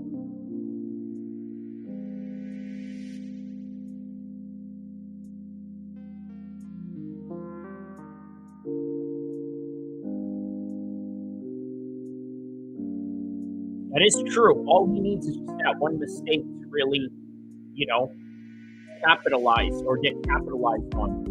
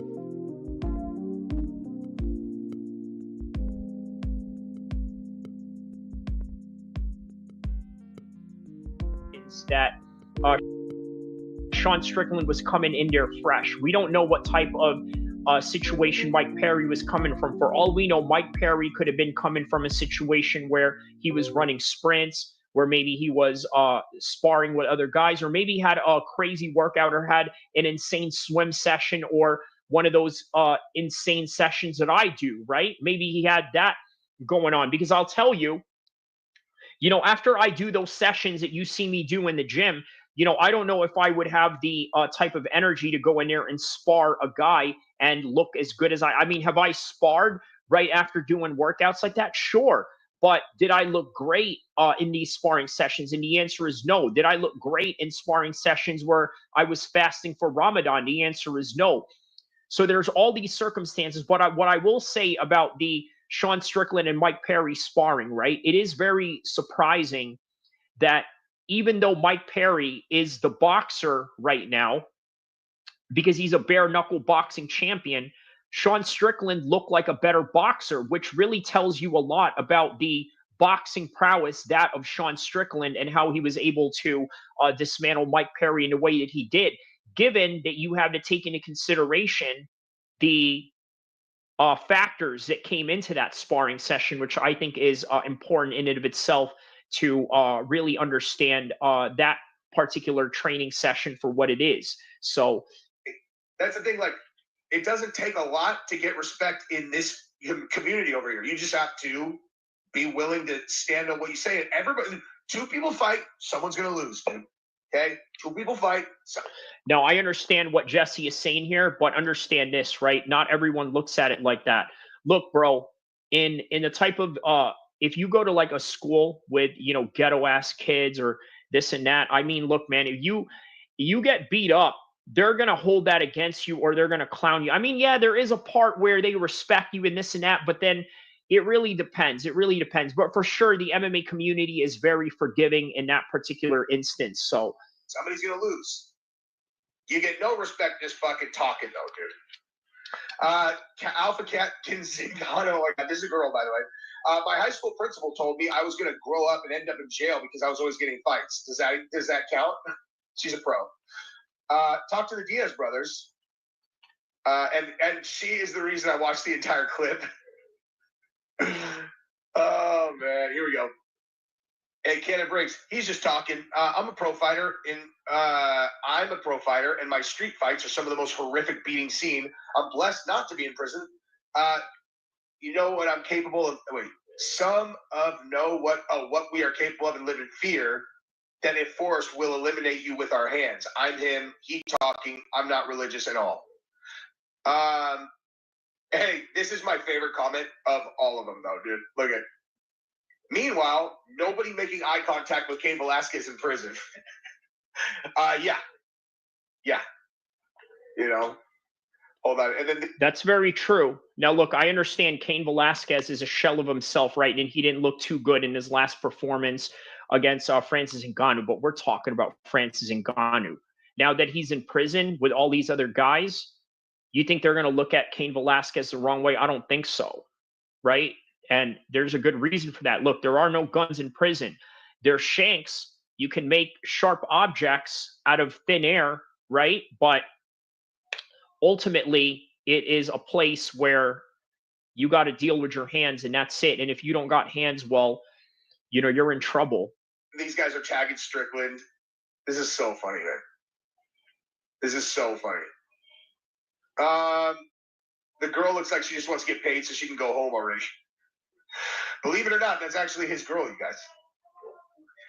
So, hold on. There was someone else who's a pro that, where is it, dude?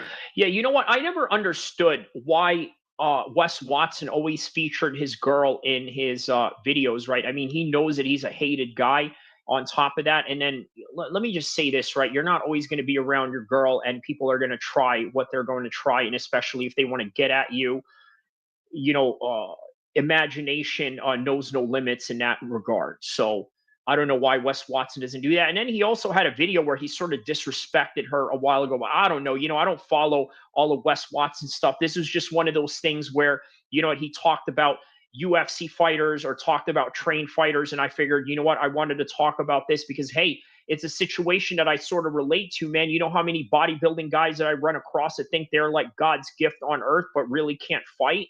I mean, that's just a reality of the situation. Where is it, man? Shout outs to Marty Miller. He says, another great live, brother. Have to get the kids to bed. Have a great night. Oh, yeah, man. It is like 10 o'clock where you're at, man. And yeah, speaking of kids, I know that a lot of people are graduating at this time right now. A lot of schools are ending right now. So, yeah, man, it is that particular time of the year right now. Very nostalgic, man. If you remember growing up, for those of you that grew up and went to school in the United States or in this part of the world, maybe even in other Western countries. So, I mean, everywhere, everyone always remembers and misses high school. I think that is the bottom line and the reality around the world. So I do MMA myself, but he got a point. Fighters are athletes, not bad guys or murderers, mafia. I never understand this, dude. Okay, so Jesse is reading a comment about saying how fighters are not mafia people, they're not gangsters or this and that. That's true. But you know what? There are people out there that are both. Conor McGregor is one of them. You know, Conor McGregor is mobbed up, bro. He's affiliated with the Irish mob. I don't think a lot of people know that, right? Conor is gangster as gangster can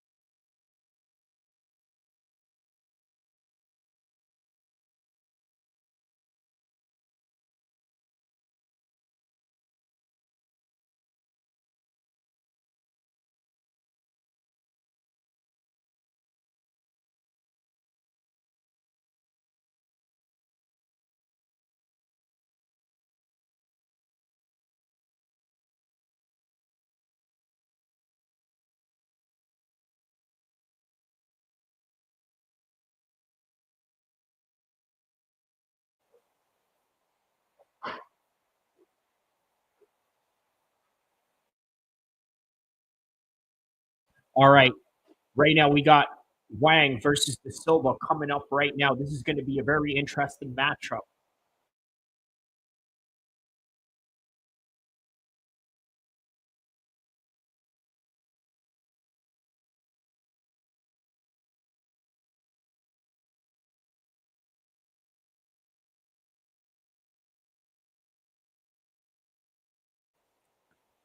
Okay. Both 5'6". De Silva really missing weight on this one, 132. There's a story behind that. 25% of the fight purse. Wow. All right. Kind of already going into this fight with a loss in a way.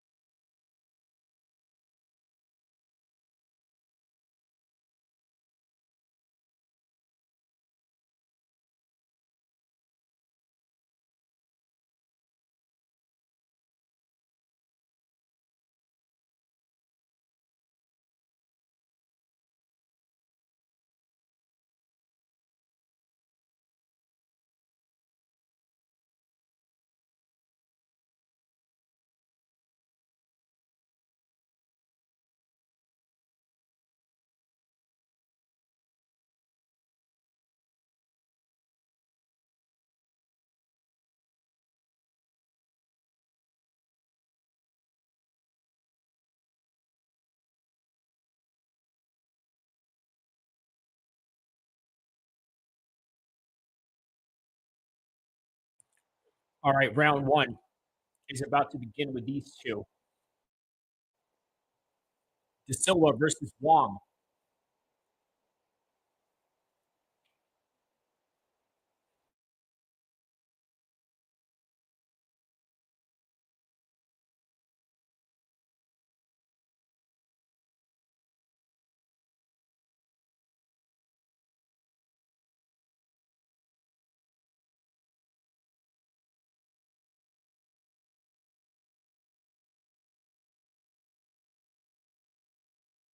Wow, man. So she's going to lose half of everything, even with the win money. That's crazy.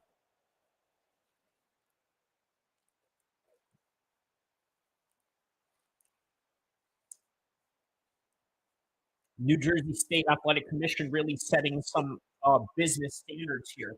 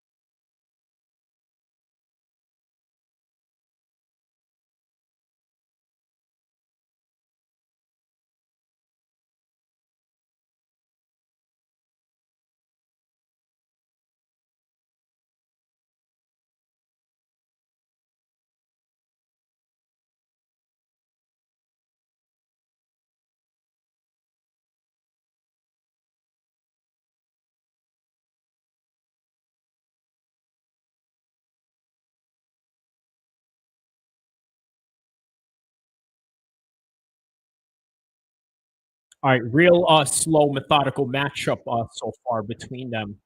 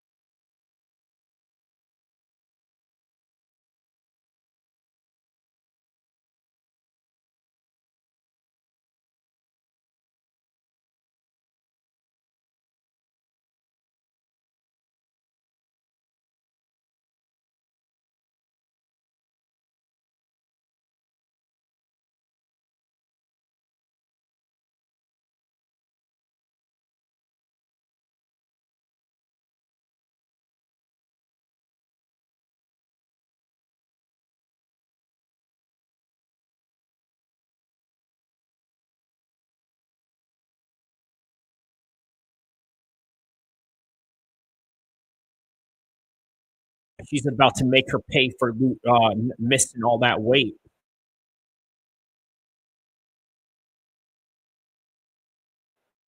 There's a good combination right there by Wang.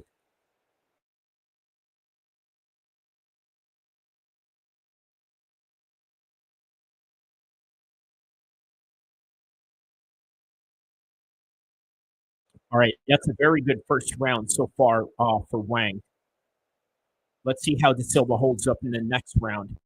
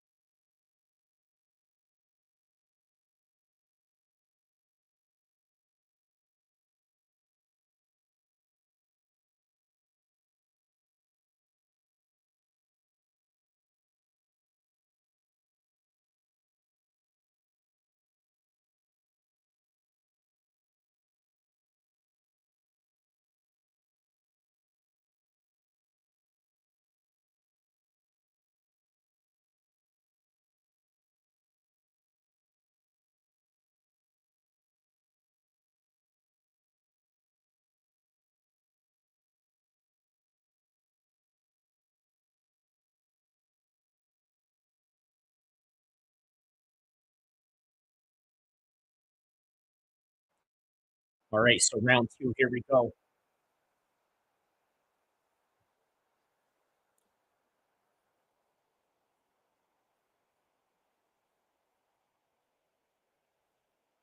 Okay, there's a low kick right there by Silva.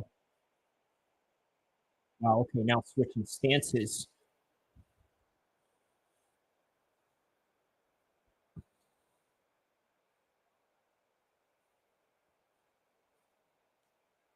Okay, there's a nice spinning back kick right there by Wang.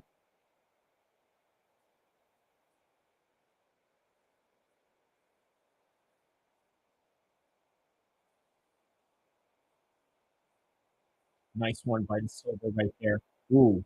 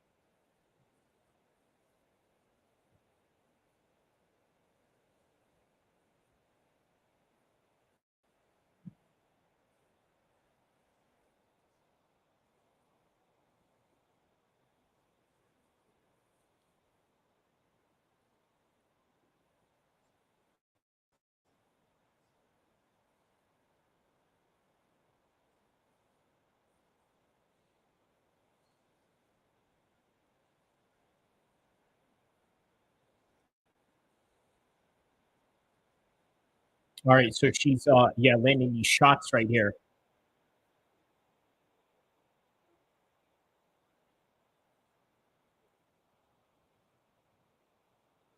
Oh wow, okay, there's some shots exchanged and landed right there with they were hooking off on each other. There's a low kick right there by Wang.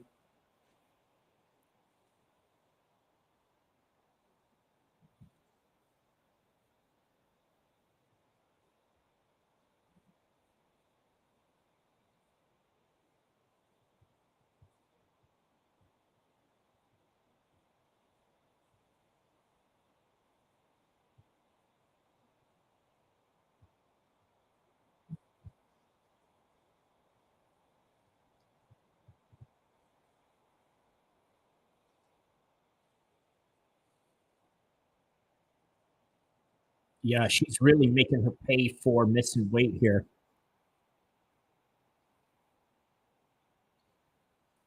Ooh, there's a nice low kick once again.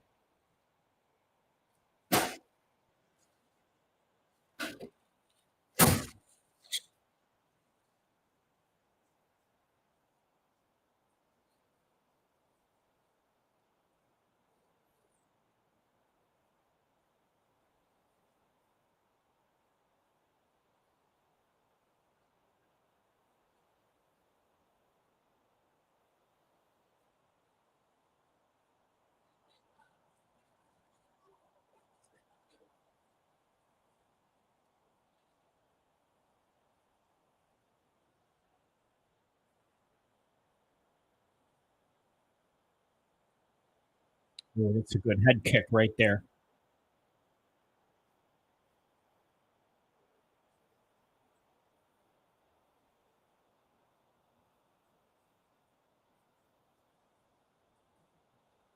Oh, wow. Oh, she just rocked her legs off. Oh, wow. That was out of nowhere. She just rocked her legs off. Now she can't get up.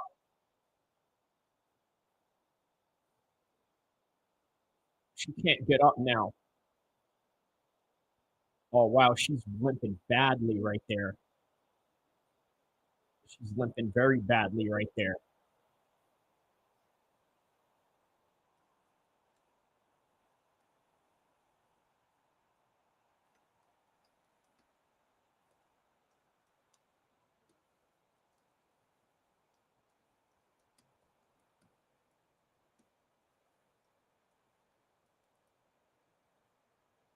Wow, man. Yeah, that's very good.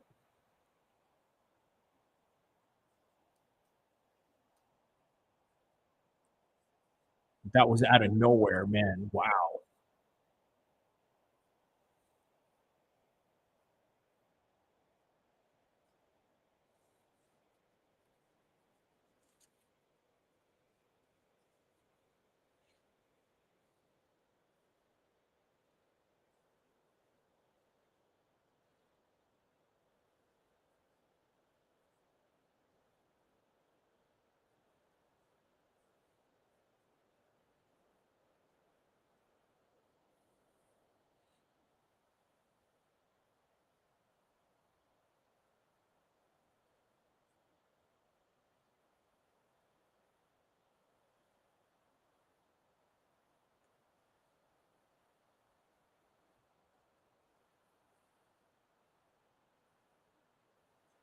Yeah, that could be a fracture right there. All right, round 3 as we move on to this fight.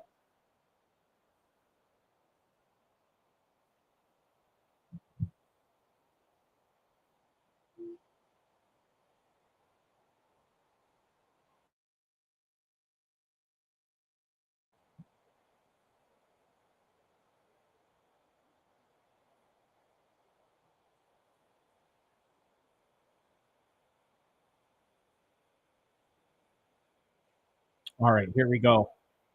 There's De Silva throwing a head kick with that same leg that she sort of crashed on. Ooh, there's some good 1-2 shots right there by Wang.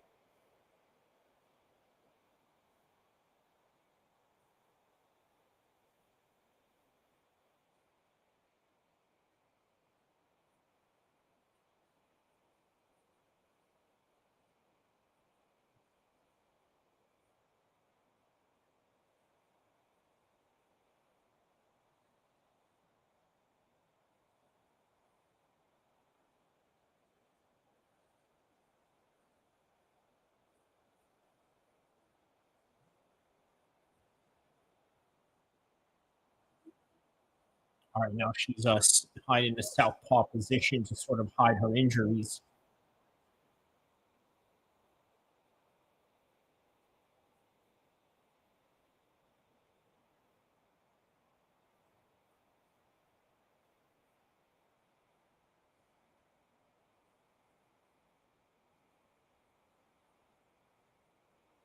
Ooh, that's a good one.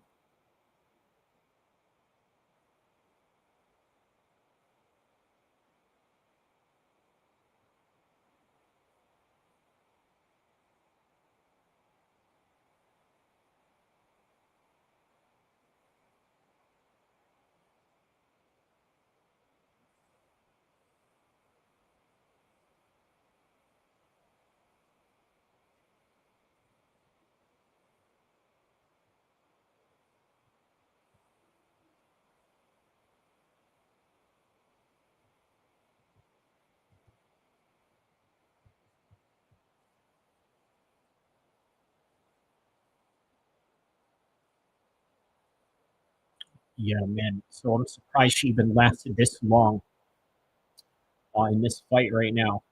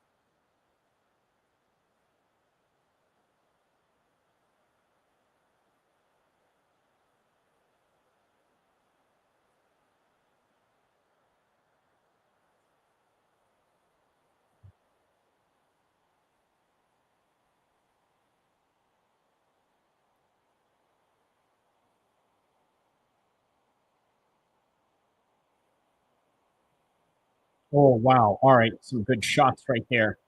She's really trying to compensate for what she was getting outstruck with the entire fight.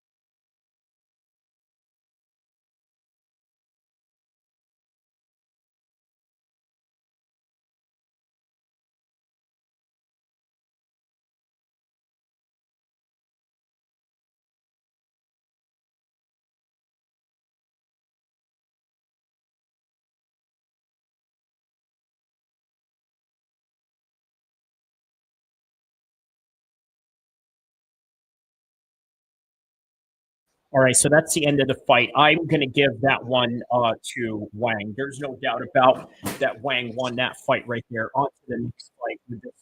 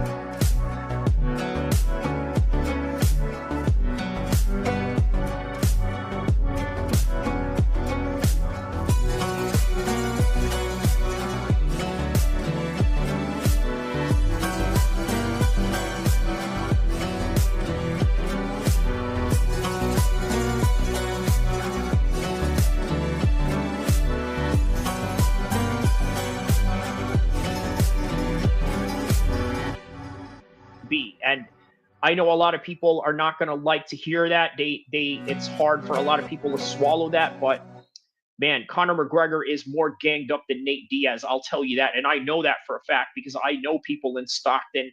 And, well, let's just say that small town, everybody makes small talk, you know? So the conclusion to that is Conor McGregor, believe it or not, is a lot more gangster than Nate Diaz in terms of actual gang affiliations or mafia and all of that, right? Like, let's keep that in perspective.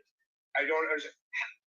What about being trained to fight do you think precludes you from also being capable of murder or organized crime? I've never understood that thinking. You're like, that's what I'm saying, right? Like, just because you are a trained fighter, it doesn't mean that you are somehow excluded from being capable of being a criminal, right? In fact, sometimes those behaviors are not that far-fetched from each other. You know, there's a study that shows there are people that were cops that have a borderline personality that matches that of criminals, people that look for adrenaline, people that are bored all the time, people that are constantly looking for action. I mean, fighters have this type of mentality as well. So I don't know. It doesn't seem that far-fetched that any fighter would somehow not be attracted to a life of crime in any kind of degree, even if they are attracted to it from the outside, right? All right, you're a normal fighter. You do your training, you fight, you compete, you go home. But then maybe when you go home, you watch gangster content, and this is just what you like and what you relate to. But on any regard, I mean, here is what's different between you guys, okay? One group, if you know they're trained, you know they know how to fight, you're probably going to lose a fight. And they also might be capable of doing what you guys are doing. Like, what you're doing doesn't require skill, you know? Oh, they'll duct tape your family. They'll do whatever. And they're willing to do life in prison. Hey, you know who's capable of duct taping a family and killing people if they're willing to do life in prison? Everyone. Everyone. Now, that is true. That's something that I think is really important, right? This is something that I kind of get into it with some quote unquote gangster dudes, right? They have this belief that somehow because they believe that, okay, they label themselves as a gangster, or maybe they are because they really are affiliated with a certain group or down with a certain neighborhood or this and that. Okay, I understand that. But then at the same time, there's also this other aspect of, okay, you know what? You pulling a trigger, that's not the hardest thing to do. It's not hard to pull a trigger. It's not hard to duct tape anyone. It's not hard to crash out and literally do something that is regrettable, that is life sentence worthy, but on any regard. Okay? I can't believe I'm going to conjure up this conversation that I had in high school, but I'm going to, okay? Now, I don't even want to, I have so much respect for the person who said this to me that I'm not even going to say their name in a stupid, idiotic video like this. Okay, but for those of you who know me, know my history, you guys can probably back into this. But I went to high school, okay, at a legendary high school with the best football program in the history of this country, okay? Like, we won like 140 consecutive games or something like that at one point. So I had a teacher who was the head football coach, again, who I would absolutely never say his name publicly connected to this dumbass story. But I remember I had like some problem with, it doesn't matter, with like weed and shit. Like, I didn't have like a problem with weed, but there had been an incident related to weed, whatever. And I talked to him, and he pulled me aside because he liked me. And he's like, let me just explain something to you, Mr. Merle. Okay? He's like, look, smoking weed or doing all that, like, seems like you're cool when you're a teenager. He's like, you want to know why it's not? Is because it takes nothing to do it. He's like, anyone can smoke weed. Anyone can drink alcohol. Okay? That doesn't make you special. It doesn't make you cool. Everyone could do it without any. That's a good point, right? We shouldn't really give too much credit on something that anybody can do. Look, everybody is capable of unaliving someone, is what he's saying. Just like anybody is capable of smoking or drinking, is basically the nutshell of what Jesse on Fire is trying to convey here. Without having to put anything into it. He's like, if you want to impress me and you want to impress people whose opinions you should respect, you need to earn that. You need to do something that requires hard work, dedication, and perseverance. Smoking weed, anyone can do that right now. Show me you can do something that you have to earn. Like, I remember that burned itself into my brain forever. Forever. And I was like, damn. And I honestly, like, he was a person of, like, such importance. You know, it's like he was that anything he said, you were just going to kind of be like, whoa. But even still, you know, it just because of who he was, it kind of had my bullshit meter that you would normally have with teachers all the way down. But when he said it, like, that mattered. Like, I remembered that forever. For the rest of my life, I remember that. So, like, when people look for, you know, I don't know, credit for things that, like, that's how I measured it. I'm like, could anyone do this? Yes? Okay. And I started measuring things by how, you know, how hard someone had to work for things. And that's a very good point, man. Listen, some things are a lot easier to do than others. And then there's just some things that everybody can do, right? And we often give credit for something that everybody can do. But here's another thing that I think a lot of people give too much credit for, right? Like being parents. Look, here's the thing. You know what I can't stand? I can't stand when people virtue signal so much about. Now, I understand there's some people out there that are, you know, exceptionally good parents or this and that, but then there's a virtual signal aspect of it, right? Like, what do you call them? Like Facebook dads or social media dads or something like that. There's a lot of that going on as well. But yeah, that's kind of correlated to this as well. It's still to this day. And so it's like, oh, you just whipped ass, huh, bud? Oh, you just whipped ass? You didn't earn that, dude. You just happen to be born athletic, and then you fought people who were weak, you know? So a person who's trying to convince me that, like, martial artists are pussies because they took the time to learn to fight, anyone who knows how to fight, it's like a level of perseverance that most people can't understand. The thing is, he could. His entire message is always about that, dude. I will be at the gym every morning, 6 a.m., and I'll be back there at 2 p.m. every day, every single day. He has the message of a martial artist, and somehow his ego won't allow him to recognize that, like, yeah, you know, when you're lifting weights like that, this group over here is training to fight, okay? So you're not going to win in a fight. Yeah, look, that's a good point, right? A lot of these dudes that are highly built, that have, you know, bodybuilding muscles, right? They often believe that, okay, because they lift this much amount of weights, or just remember, while you're lifting weights, I'm lifting weights for combat sports functionality, not trying to, you know, be Mr. Universe or something like that, right? Completely different. So just understand that, right? The time that you put in for bodybuilding is the time that I put in for fighting, and it's nowhere near even close to what is combat ready versus what isn't combat ready. Lose in a fight. It's like, anyway. Now, with that said, though, apparently people keep mass reporting his account, and he keeps getting having to restart his account. Like, that's fucked up, dude. Like, yeah, look, here's the thing. I'm not one for people reporting other people's accounts or this and that, right? You know, I've had people threaten to do that with me or this and that. I think it's just, you know, a hater type of mentality that a lot of people have. And okay, I sort of get and understand that, right? But at the same time, man, I don't know, man. It's just, it's not something that I'm into or this and that. But at the same time, you know, you kind of evoke a lot of hate from people. You know what I mean? That's sort of what Wes Watson is on, right? He invokes a lot of hate from people, and it is a reason why he attracts that kind of attention to where people mass report him. I'm not down with that at all. You know, like, I don't like that at all. I think that's fucked up. And people might push back, oh, well, he's using it for whatever. I don't care, man. Like, do you know how hard people have to work to build their social media? And it's like, for people to be going and, like, mass reporting it to try to, you know, to shut it down, that's fucked, in my opinion. Like, I will never sign off on that ever. But here's the thing. Will they actually do it, though? That's the question, is that, you know, I mean, look, people get reported on YouTube all the time. It doesn't mean that anything is going to fall through or anything is going to happen, right? So that really is why he keeps having to restart. That is super, super, super fucked up. But also, by the way, I saw Gordon Ryan posted about him, and he said, if when I see red, it was a person.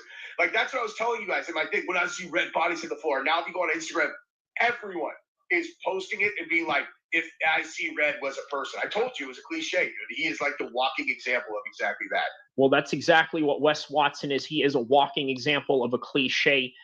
So, yeah, with that in mind, I'm going to hold up this fight until they get through all these other fights, or maybe announce it within the big events of one of these fights that they already have lined up. But either way, when it comes to the UFC's heavyweight division, you don't know.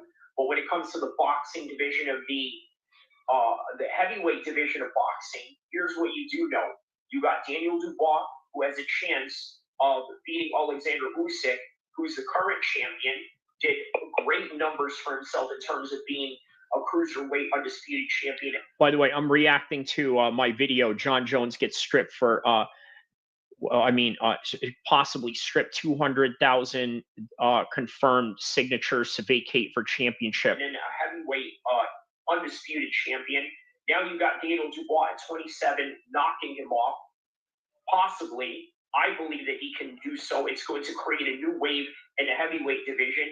And then what do you have in the process? You have Moises Otama as a fresh contender for one of those winners, and I would predict and I would love for that to be Daniel Dubois. Look at the English division in the heavyweight ranks, right? It used to be where English heavyweights were not really a thing like that, but now they are, thanks to Daniel Dubois and Moises Otama. But on the other hand, I'm going to leave it off with this John Jones situation, right? You don't know what's going on with this. I suggest that we just all stay patient, because that is all that we can do for now. But also for now, don't forget to like and subscribe. Check out all of my live streams. Check out every... So yeah, that's my John Jones video where I basically talk about we don't know what is happening right now. So just stay patient and wait until we get the full message and the full announcement involved with Tom Aspinall and John Jones. I'm fully confident that they are going to have this fight. It's just only a matter of time. So what I'm going to do right now, I'm going to go in the bonus content round. I'm going to replay the very beginning of this live stream in audio form.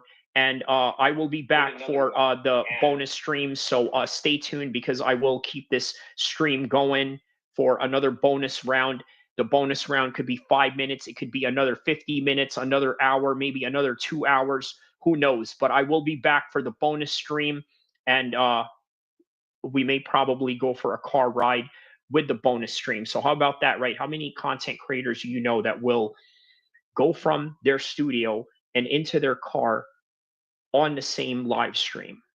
No one other than me. Stay tuned. I will be right back. Stay on the stream. This stream is going to keep on going, and we're sort of, let's say, chats or whatever, right? He always shouts me out, always gives me, a positive reaffirmation in terms of YouTubing and things of that nature. OMG, it's the bull. Balls. I don't understand what you mean by that. But shout out to OMG, it's the bull. I think it's your first time here on this chat. Let me know what part of the world you are from, my man. I'm very happy and welcome that you are here. So let's get to this Wes Watson story, right? But first, obviously, Wes Watson. There's a lot of interesting dynamics that we can sort of pick up on this particular story, right? Obviously, the biggest lesson to learn of all is humility, and knowing that whenever you see these types of guys, the Colby Covingtons of the world, the Conor McGregors, all the arrogant guys, right? There's always a downfall of some sort, right? Like, it looks great from the very beginning. Oh, this guy, is very confident. He expresses himself in full confidence, sometimes borderline arrogance, maybe even borderline NPD, narcissistic personality disorder. And somehow this is attractive to many people. For one, I think when you're at a certain age, you're attracted to certain dark matters that are out there in the world, right? So you're going to tend to go for the bad guy, or the guy that, speaks the loudest, or the guy that is the most obnoxious guy in the room, right? That's sort of what you get from people like this. So, okay, with Wes Watson, I didn't know much about this guy until Dubs, one of my favorite YouTubers out there, and a YouTuber that goes and shouts me out. He does a lot of content with Wes Watson. I got to be honest with you, I didn't know who Wes Watson was. Now, obviously, Wes Watson has a bigger platform than that of Dubs, but I happened to know Dubs first before I knew Wes Watson, and it was only until I started seeing Dubs do content on this guy where I realized, hey, you know what? Who is this guy? But there's a reason why Wes Watson was never on my radar. He's not exactly my type of guy, not exactly the type of person that, I would like to hang out with, or the type of person that I aspire to be, or any kind of way. So he never really came into my radar. It's just not my thing. But when he came into Dubs' radar, I started thinking to myself, you know what? All right, this is interesting. To be honest with you, I never really paid attention to the Wes Watson videos of Dubs, not because I didn't think that it was good or anything. In fact, I watch most of Dubs' videos all the time, just not the Wes Watson one, because it never really registered to me about how this guy is, I guess, relative to my life in any kind of capacity. But now when he started saying, hey, you know what, I can go and beat up a bunch of MMA fighters. Well, now, all right, bro, you got my attention, because I've been seeing a lot of guys like this over the years, right? Guys that don't know how to fight, guys that have never trained martial arts, guys that just do nothing but lift weights all day and do nothing else, and somehow they think they're God's gift on earth because they can lift weights. And here's the thing about that, right? Guys that can lift weights, I'm telling you, they're very dangerous people, not to people like me who know how to fight or know how to defend themselves, but they are dangerous towards people that don't know how to fight, are not in shape, or don't even have a martial arts background of any kind, right? They are absolutely dangerous to them. And with that same perception of danger that they carry, it somehow makes them translate this false sense of security, this false sense of confidence that they can do it to everybody else. And that's not entirely the case. That's not entirely the truth of the matter. So let's hear what Jesse had to say about this, because obviously this involves Jorge Masvidal as well. So door of the club, watches my channel, oh shit, it's Jesse on fire. Comes around, grabs me, okay? I am going to be stoked and flattered that the guy likes my channel, and I'm going to walk into the club, I'm going to thank him, tip him, whatever, and I'm going to go about my day. And if anything related to the people who are still waiting in line, I'll feel a little bit guilty, okay? Like, I'll be like, fuck, and like, I'll feel a little bit weird and uncomfortable and guilty that I got to skip the line, okay? Because I don't like thinking about them being envious and feeling bad. The person with the ego will bask in the fact that those people were jealous that you got to skip the line. Okay, if you try to invoke... That's right. Marty Miller, shout out to you, my man, round 2 for the day. So what Jesse on Fire is saying here, he's saying that a guy who doesn't have a big ego will not really care that he gets into the club first before anybody else. And somebody like Wes Watson, well, he sort of basks in the fact that, hey, you know what, look at me, I'm exclusive, I can do something that you can't do. And again, you know who thinks like this? Teenagers, right? And I told you, this is what I mean. When you're young, you're attracted to dark matters or dark traits of human beings. And when you look at somebody that does that when you're very young, when you're at a club age, at an age where you started clubbing, now you start seeing this guy pass through everybody in the line. And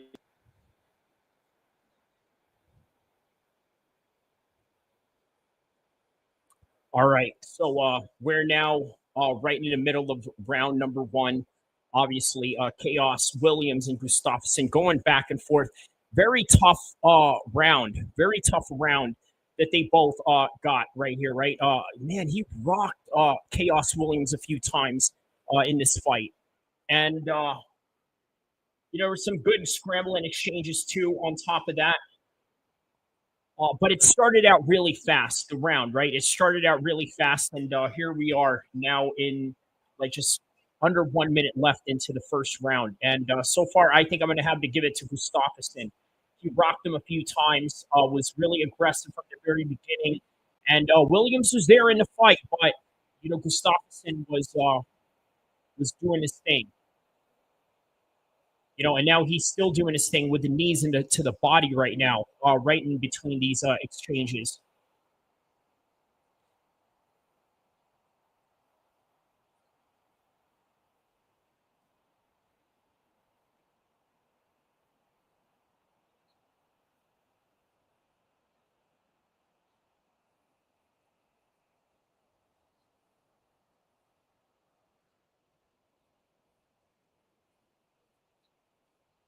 Yeah, this is a very grindy way of fighting that they're ending right now in the first round.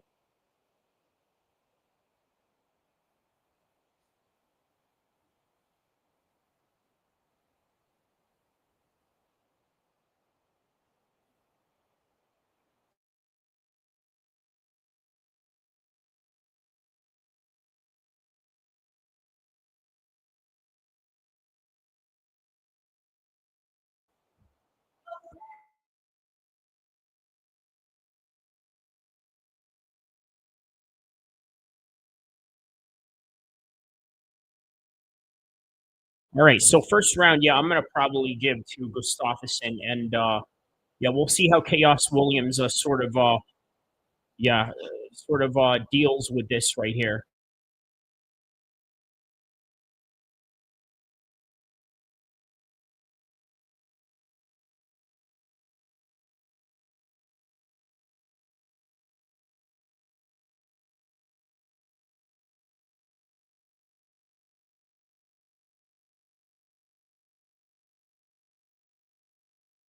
Chaos Williams' corner is telling you got to win this round by being more active, especially in the middle of the octagon. Let's see if he follows suit.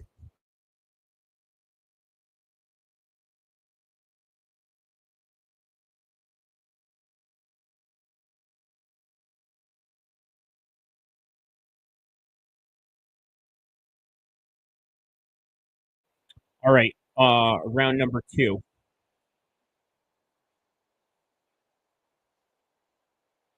Oh, wow.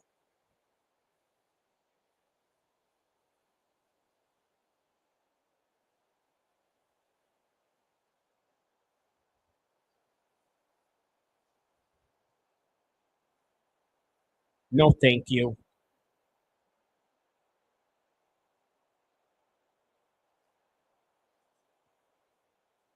All right, so here we go. Some clinches going on right here between Chaos Williams and Gustafsson. But I will break down the fight for you, though. So far, it is Gustafsson that has his press on with Williams. Williams' back is right up against the cage. They're going over and under with each other. And Gustafsson's throwing some knees right in between these clinches. Oh, there's a nice little elbow and a hook that he was trying to throw right there.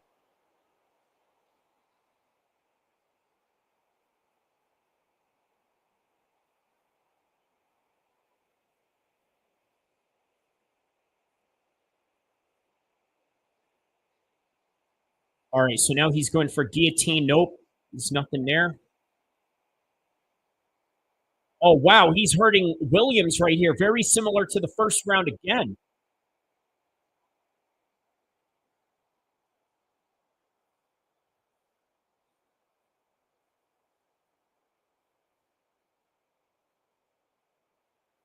Yeah, Gustafsson's fighting really wild right here. Really throwing some wild shots right here.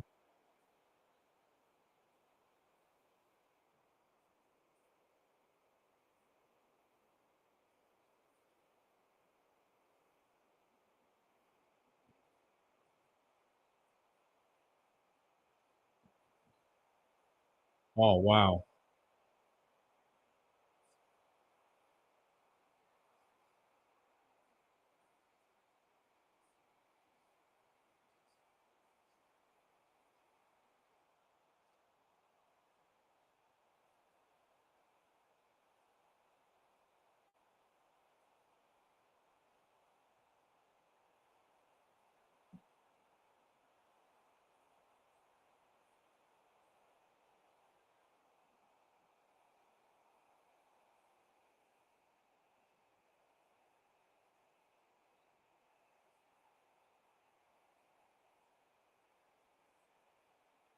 All right, so now he takes him down right here from that body lock position.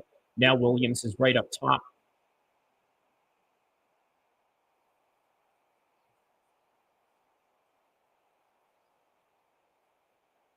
Oh, yeah, he's mauling the heck out of Chaos Williams right now, and Chaos Williams just has no answer for it.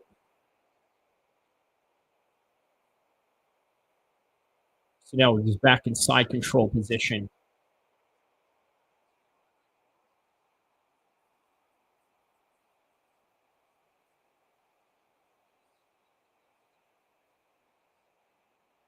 I think Chaos Williams is cut right here.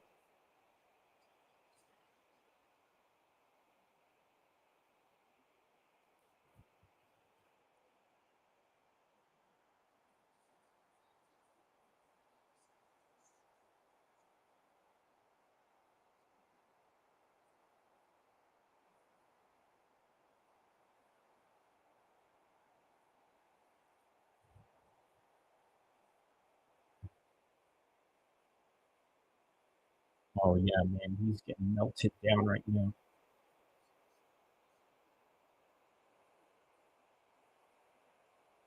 Mike Beltran breaks them up.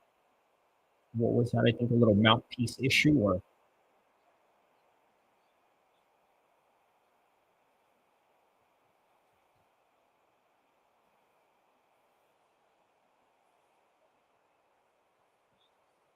All right, so now back into the body lock position, just really grinding away.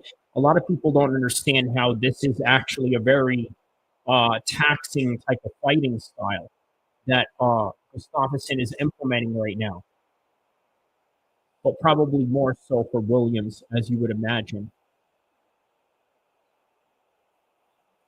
All right, and that's 5 seconds left into this second round. All right, on to the third round we go.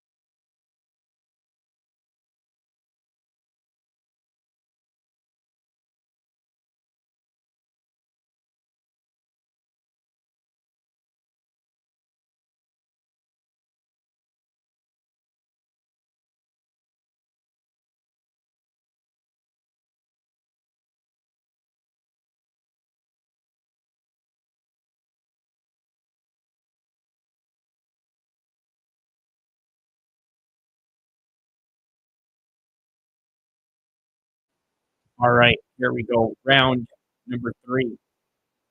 Chaos Williams versus Gustafsson.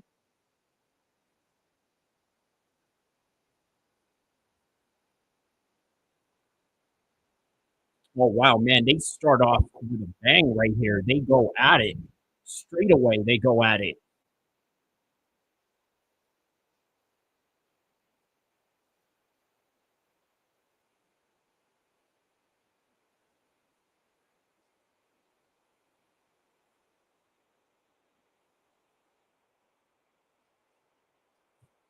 Yeah, man. It's just a really clinch-heavy fight right here.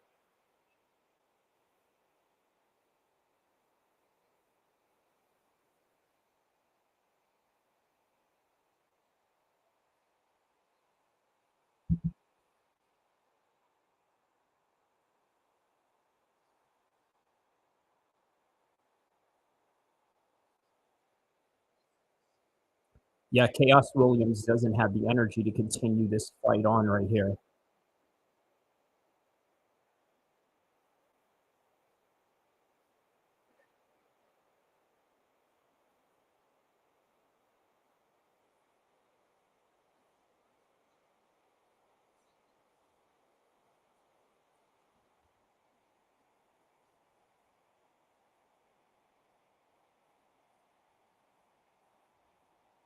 Yeah, man, this is a constant resistance, and it's a way tougher battle than what people would imagine, really.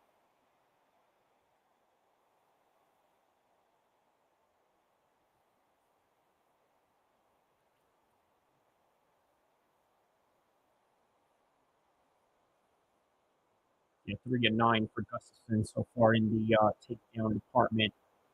and really doing a good job of these clinch exchanges right here. Now, finally, Williams breaks out of it. But as he breaks out of it, here comes Gustafsson just throwing bombs away with some hooks right in close range shots right here. And then he's back right into the clinch again.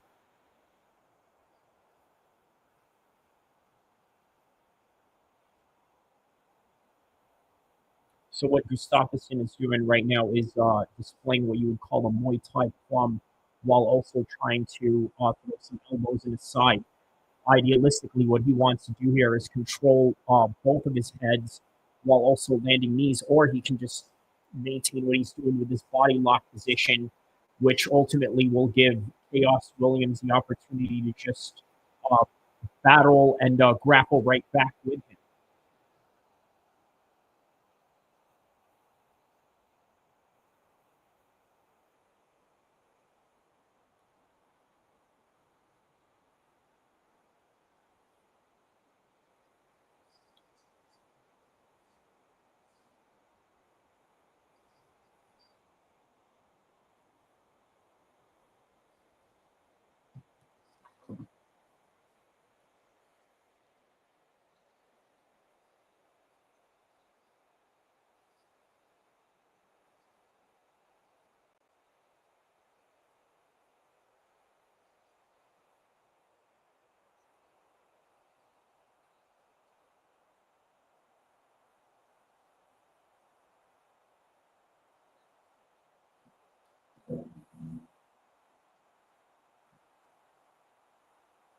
Oh, wow. Okay, now he takes him down. Now he's looking to finish him. He's got a body lock on him right now.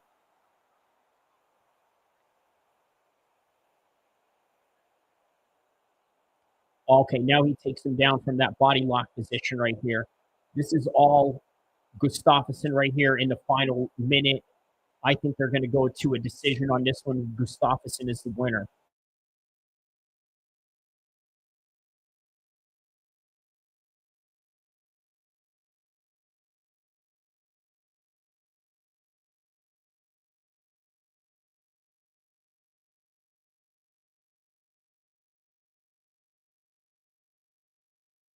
Yeah, just more knees that he's throwing right here. Consecutive knees. Now he's just getting mauled and taken down. There it is. So how this fight is going to end? This fight is going to end with Gustafsson winning by a decision. As we're watching the last 17 seconds right here of this fight, it was literally indicative of the whole entire fight. If you didn't have to see anything else that whole entire fight, all you got to do is just check out the last 15 seconds of it, and that was literally the whole entire fight. Okay, in the very beginning, they started out very fast, very careless, reckless, and just throwing bombs away. And ultimately, it was the constant takedown attempts of Gustafsson and the constant grinding and clinches, which, by the way, really wears on your lactic acid and all the resistance that you had to push through. It was a very tough fight for Chaos Williams, and Gustafsson made it a very tough fight for him. So, decision by Gustafsson, and it's on to the next fight.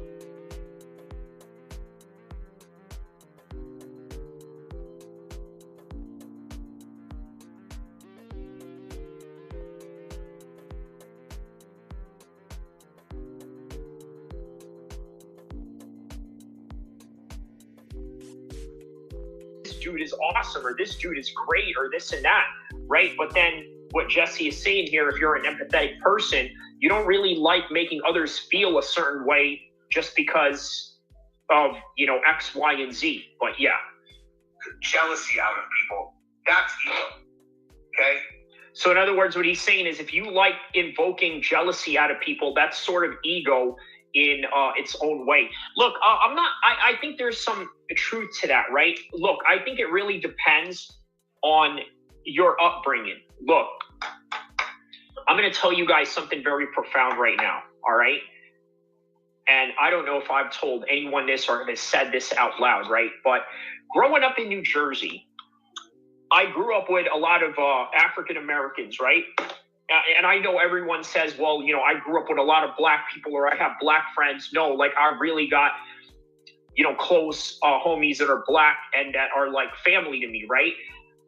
So here's one common denominator that I found with them. Okay, a lot of them, when they move up to a certain social economic status, they tend to become a lot more arrogant.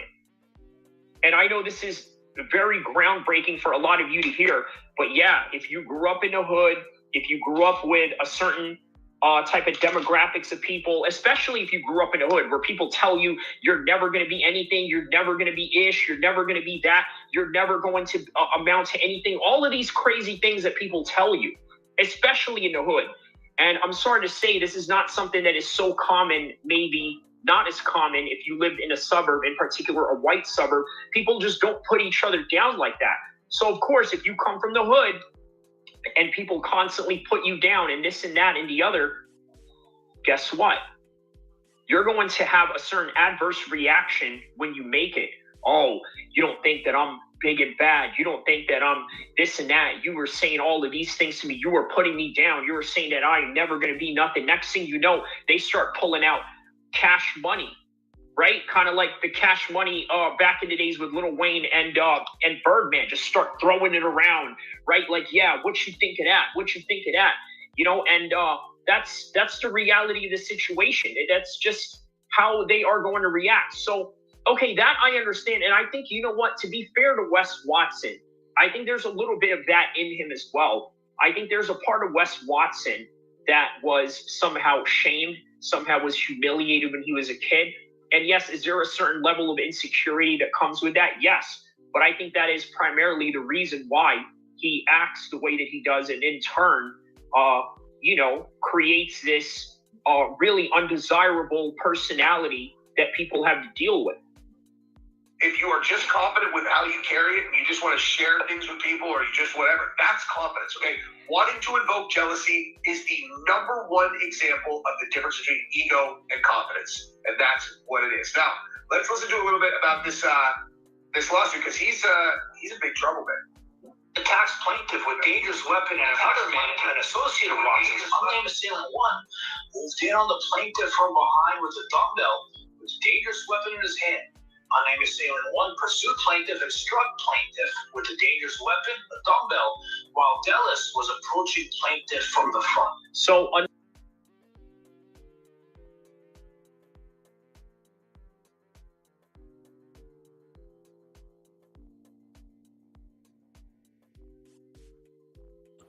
all right, here we go. Waldo versus Spivac coming up right now. Heavyweight action between these two. Oh, I cannot wait. And with the heavyweights, you can never really blink your eye because you never know what is going to happen.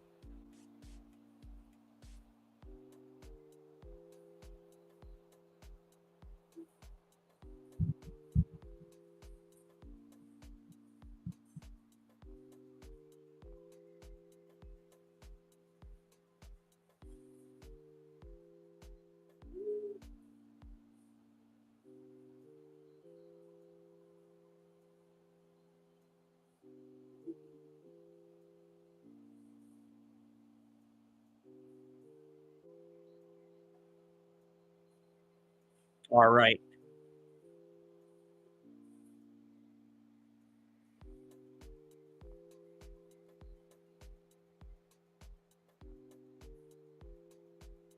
We'll let the action begin.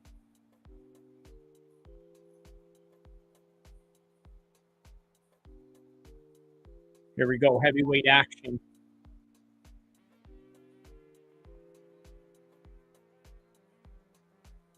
Front kick by Spivac. Opens it up with a nice front kick.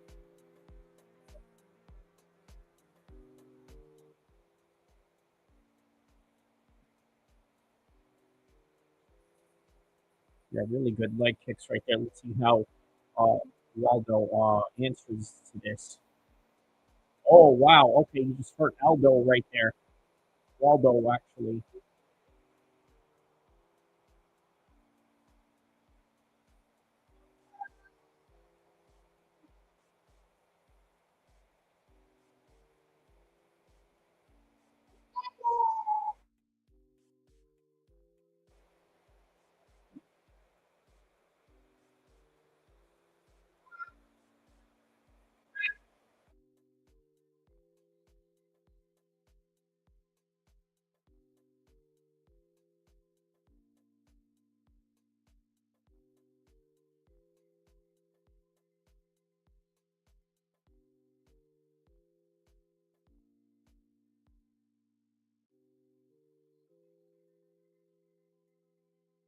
Oh, there's a low kick by Acosta and gets taken down in the process within that single leg.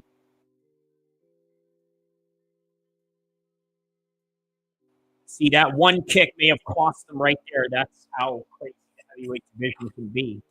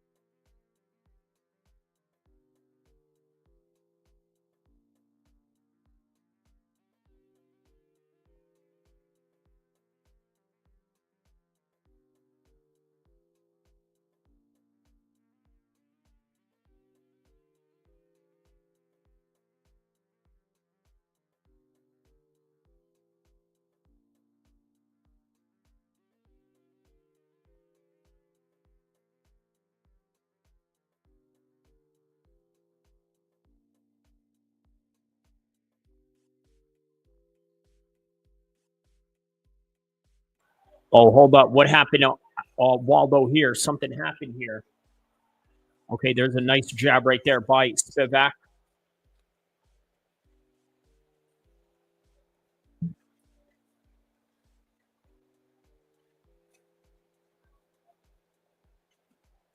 Oh, you know what it was? Maybe he might have been hit by, in the back of the ear.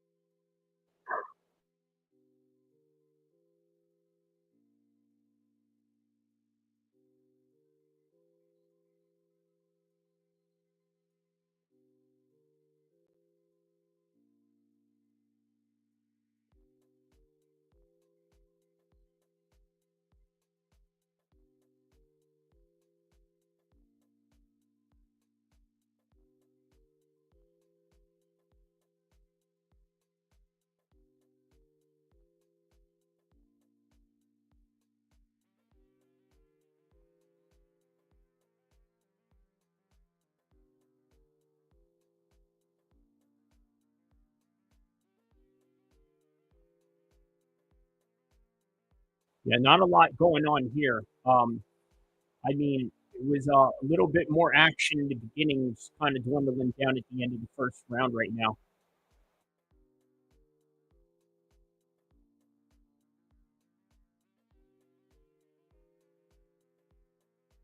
Is this how the live is going to be all night? Marty Miller asks, what do you mean? Let me know what you mean by that, Marty Miller.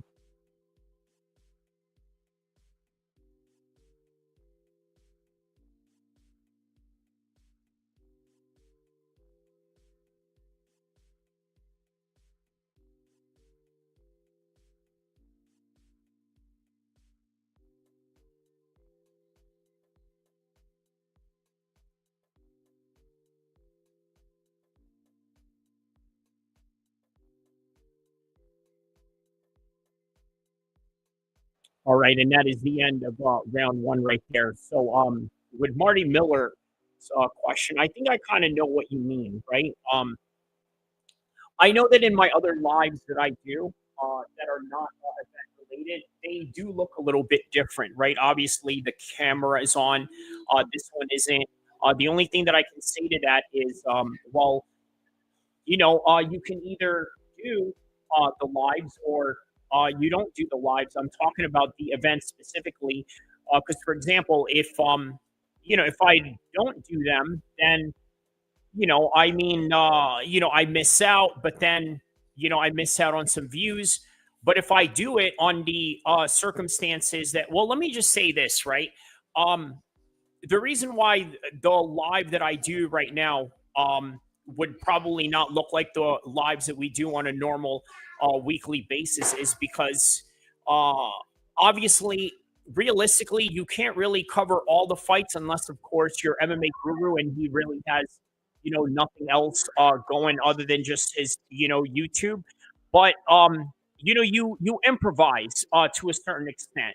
You know what I mean? Like, in other words, like, you either switch it up with a no camera or an audio or form or something to that extent. So just I guess just a variation of content depending on the day and depending on the circumstance, I suppose.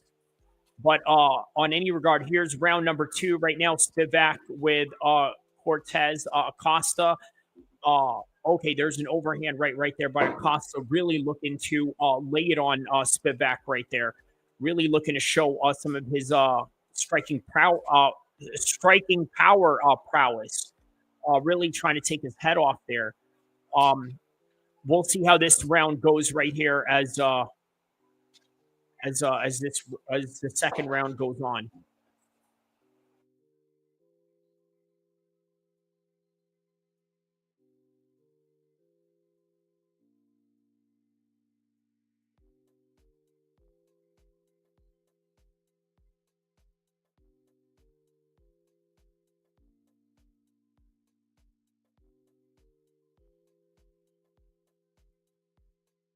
Okay, there's a good jab and a body kick right there by Spivac with 337, 336 the second round.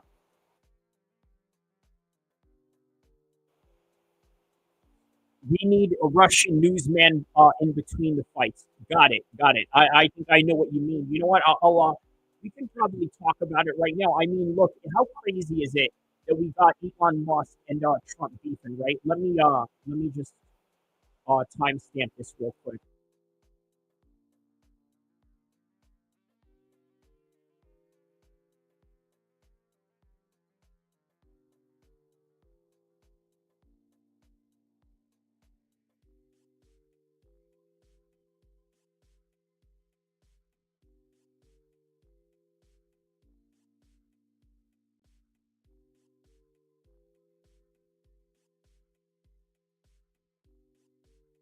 All right, so perfect timestamp in 5, 4, 3, 2, 1. Okay. Now we go with Russia newsman. In today's news with Russia newsman, why Trump and Elon Musk fight with each other? Well, I tell you why these two fight with each other. It is because they have two big egos, and these two men cannot get along. You have one man who is the shadow president of the United States. And then you have the real president of the United States, which is Donald Trump. And you know what he said to Elon? He said, Elon, I don't like the way you handle business. And Elon said, well, we'll see about that. But you know what? In reality, these two egos cannot get along with each other, and that is the result that they are now broken up and no longer comrades. Okay, duh. Okay, so what Trump must do, he must get along with Elon because he needs Elon to enhance NASA and to enhance the Star Force. If you do not have Elon, then you'll have nothing but idiots in America because of DIE. You destroy your country. And as a result of that, what you must do, you must make diplomatic efforts in order to make good friends with man who's very smart and you are president who's very dumb. So as a result, you must do this, Mr. Donald Trump. You must get along with him. And for Elon, well, you must excuse Elon because he's got this thing called autism. And as a result of that, he doesn't know how to control himself. Very impulsive man. So that is all that I have to say with Trump versus Elon Musk as we now approach Spivac versus Cortes Acosta. Oh, by the way, Spivac is Ukrainian. Bzah! Yeah, I don't like. Yeah, I only like the Russian. I only like the Khabib, the Kamzat, and all of that. Everybody, like and subscribe. Yeah, everybody. Allahu Akbar. All right, so there it is. That right there is a segment for Trump versus Elon as the Russian newsman. Thank you for that. Now we are ending the round number 2, going into round number 3.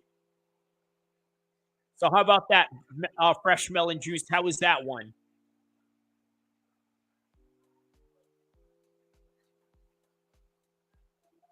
All right, so now that's the end of round number 3.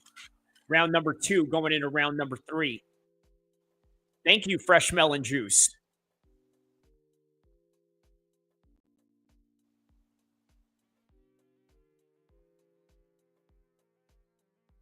Yeah, so far I got Spivac winning this fight, man. You forget how good Spivac really is.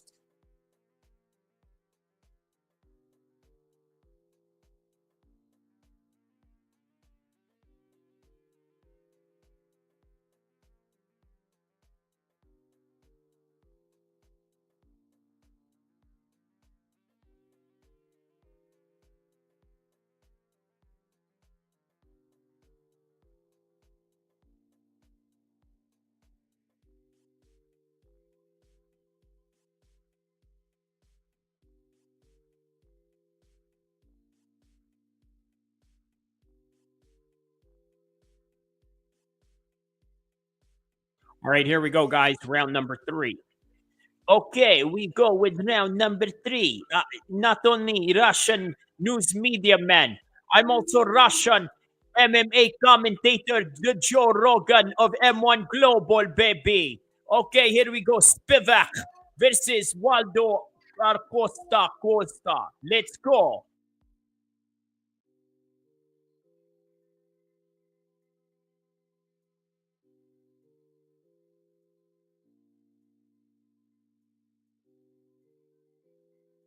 Oh, there is good jab, good punch. Good punch by Acosta. Yes, good punch. Good punch by Spivac.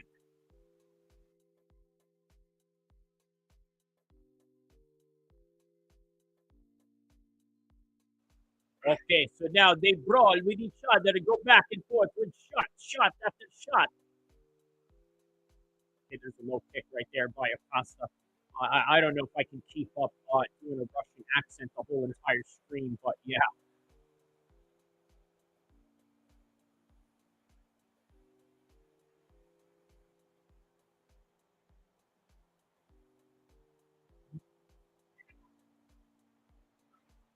Ooh. Oh, what happened there? Something happened to Acosta there. He's standing, just sort of pretending that nothing happened to him, but he got hit really hard.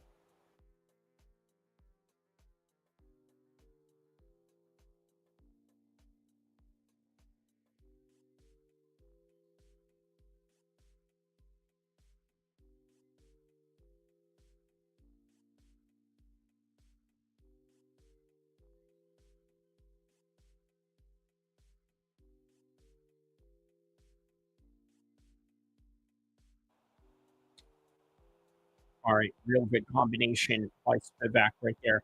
Yeah, as I predicted, this fight was going to go to a decision. I knew that that was the case there.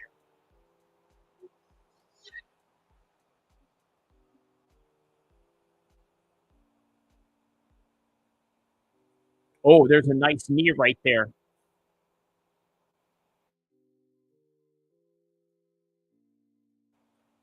Top tier accent. Yeah, thanks.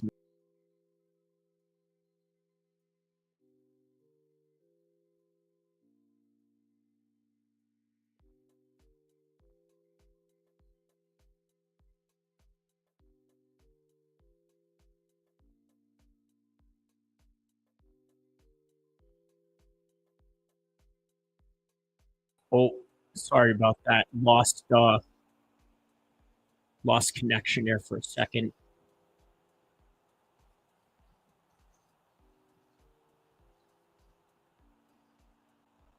All right, now we're back. Okay, here we go.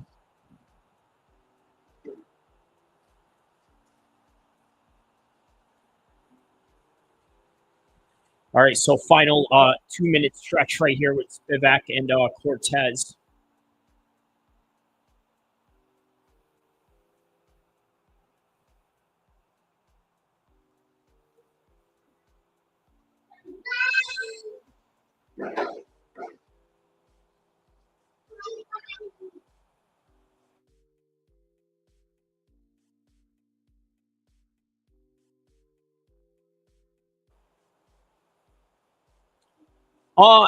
Well, I'll tell you this, Marty Miller.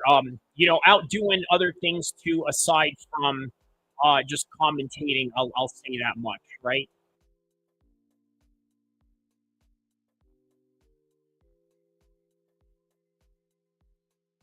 Like pretty much multitasking while trying to watch these fights and commentate at the same time.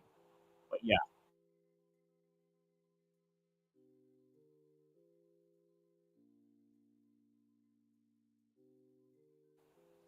No, but I will commentate. Shout out to Colin Schultz right here as we watch Spivac take Acosta down with just 50 seconds left into this third round right here.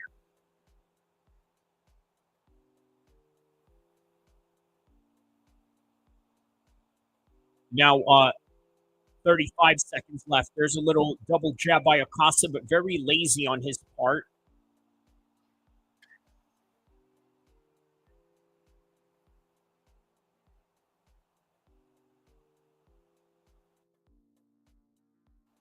Wow, yeah, man, they both really pushed the pace on themselves right here, especially for heavyweights. And as for Cortes, man, he's standing here even after taking some of these hard shots. Oh, wow, he just got rocked right there. Oh, wow. That is it. That is the end of the third round. Man, listen, guys, Spivac won this fight fair and square. You know how I know Spivac won this fight? The activity was on his side. He rocked Acosta a few times. He even took down Acosta in the beginning of the round.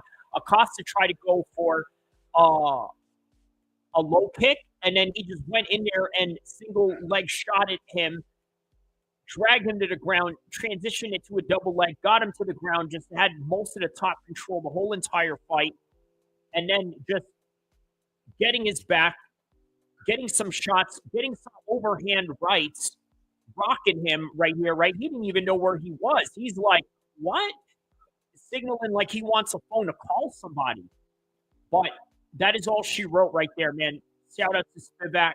And I mean, he earned this one right here. And look at this, the way that he threw that punch, like as if he wanted to hammer fist him right there. Double jab in between them. Man, we got about less than an hour till the main card starts, man. Great fight so far, and pretty okay performance by Spivac, to say the least.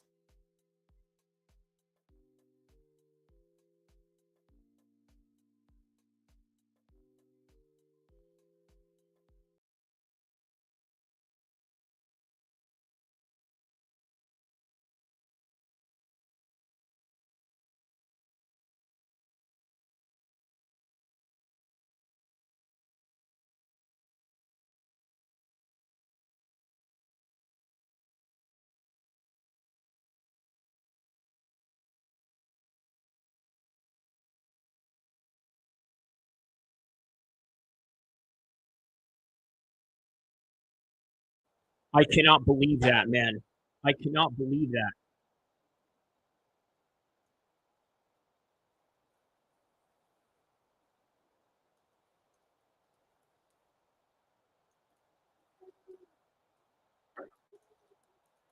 That was a robbery, okay?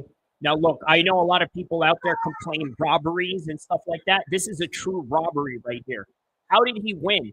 You know what? I just went on that whole entire rant about how Spivac won that fight, but in reality, it was Cortes that won that fight, man. They really need to review that fight, and they really need to take a look at those judges, but he did not win that fight. Nonetheless, there's some happy Dominicans in the crowd. It is what it is. It is the judge's decision by the end of the day, but I don't think you can really convince a lot of people that were paying attention throughout that whole 15 minutes that he won that fight. But nonetheless, it is what it is, and that's what it is. On to the next fight.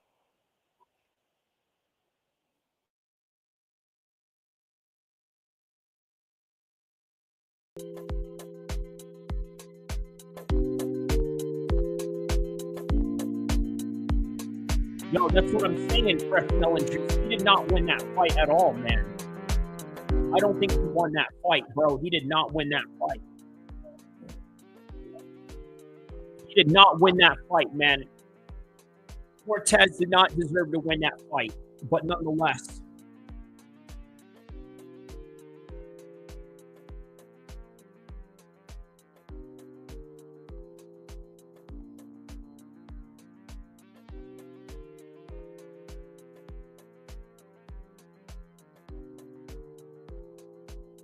Another thing that got Wes Watson in trouble as of late, obviously, he got into a gym fight.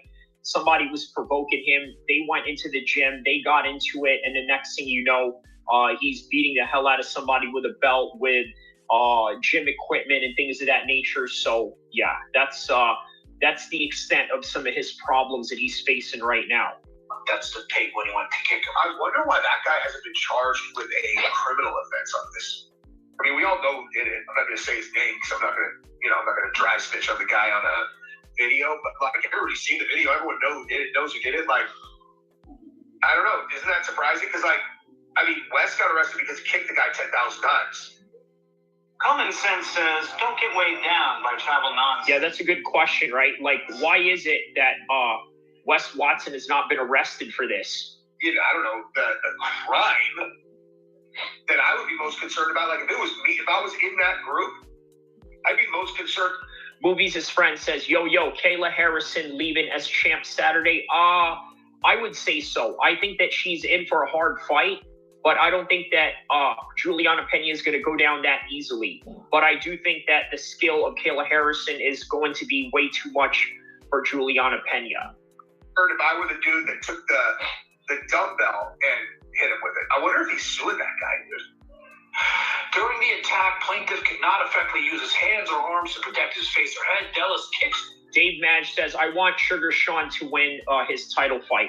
Well, Dave, I share your sentiment. I think Sean being a champion is good for business, but this business is not always predicated on what is always good for business, but rather who is the actual winner. And I think the actual winner that could potentially walk out of here is Merab.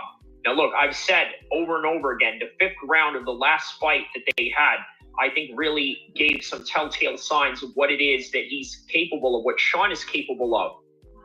But you also have to take into consideration Sean had an injury.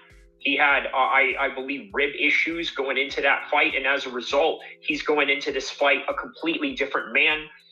Somebody that has that's a little bit more invigorated, a little bit more healthier than the first time around. So maybe it's a different result. But man, his cardio is just off the chain. So I don't know if that's the case here. Movies, his friend says, I don't see Sean catching Merab. I agree, possibly, but not likely. I would love to see Sandhagen versus O'Malley, though. I think that's the next course of action to take right after this fight. So plaintiff in the face and is taunting plaintiff while the other 3 men attack and restrain and prevent plaintiff from protecting himself from repeated punches and kicks. Unnamed assailant 1 and unnamed assailant 2 also taunted plaintiff during the attacks. Watson, in addition to the punches and kicks, was gouging his fingers in the plaintiff's eyes at various times during the attack and attempted to choke or restrict plaintiff's breathing, including when plaintiff was again defenseless and being restrained by the others. Over the course of the attacks, Watson, Ellis, and unnamed assailants 1 and 2 committed multiple and separate acts of battery, including battery with dangerous weapons. So this is basically all the stuff that is getting Wes Watson in trouble right now. Act led by Watson is so violent and disturbing, it's difficult to watch. Watson and Ellis and the unnamed assailants 1 and 2, especially Watson, are attempting to inflict pain and damage on Dude, and they said the unnamed assailant on the guy who hit him with the dumbbell. That's interesting, dude. Because as I understand it, that guy has a tattoo across his stomach that might indicate that, like, more than the other guys, he might not be someone that you want to bring into the legal process, maybe, you know? During my live stream, I pretended I didn't know what that meant. I know what that fucking means, obviously, okay? But I wonder if that's why they're leaving him out. Because you know who he is, if you're that guy. And you're leaving him out and somehow he doesn't get arrested. I mean, you guys let me record this with a piece of fuzz on my hair? Hey, how about I show up in your gym and I grab a dumbbell and I hit you with it because you didn't let me know, hey, Jesse, I'm fired. You have a piece of fuzz on your fucking hair. You're embarrassing yourself. Okay? I'm embarrassed, dog. Anyway, yeah.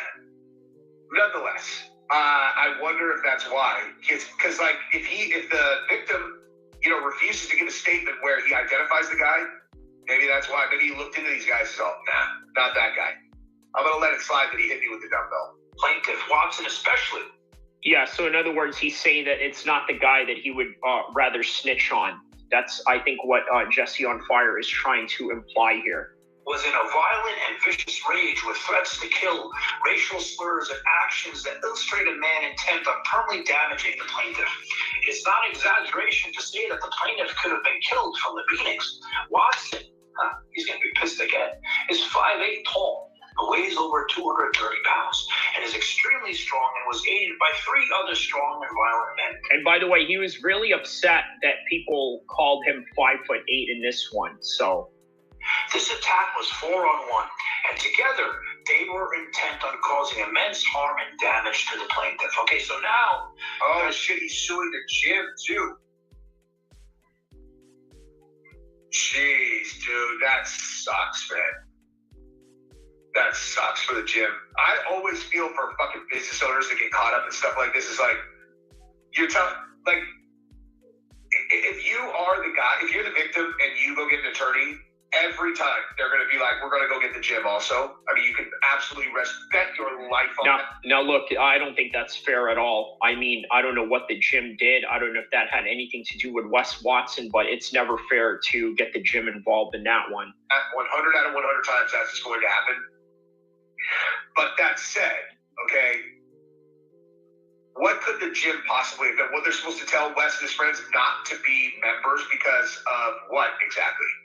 Okay, so they're just like innocent bystanders and all of a sudden have this gigantic financial liability because these dudes jumped this guy at their gym.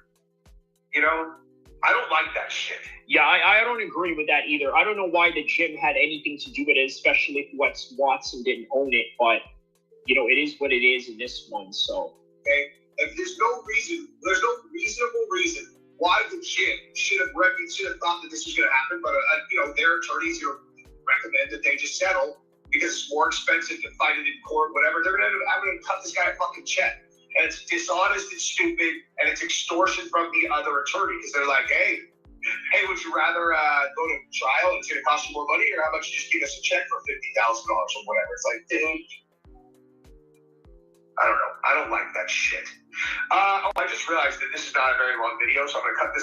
John Bravo's not very long. I don't want to show too much of it, so you guys go watch the rest of it on John Bravo's. Now, let's watch all the pro fighters light this dude up in my other video. All right, so this is where now Wes Watson is getting lit up for saying that he could beat up MMA fighters.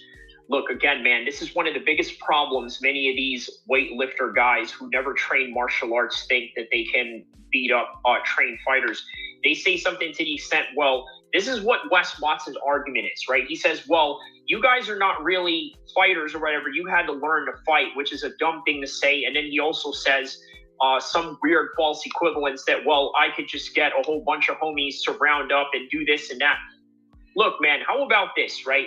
How about the guy that is trained how to fight, dangerous, and somebody that you should look out for, but also the guy with an AK that doesn't know how to fight, that has a gangster background or whatever, is also a scary individual to deal with? Why can't both of these guys be scary or handled with caution in their own right?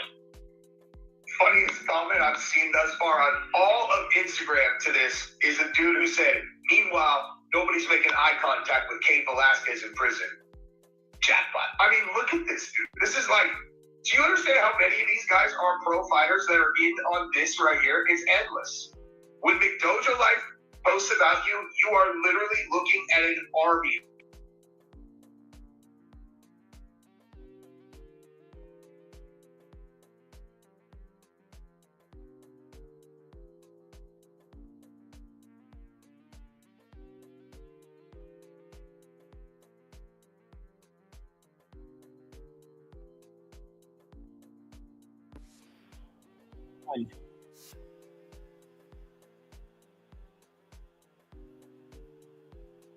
Packs a lot of punch, so be on the lookout for this guy for sure.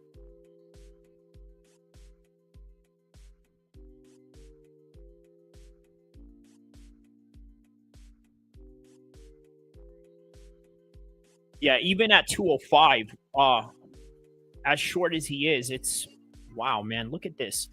It's almost the main cards. There's barely anybody in the front row right now. But yeah, no, he's very powerful for his height, Azmat, as I was saying. Whereas Robeiro looks every bit of him as a light heavyweight.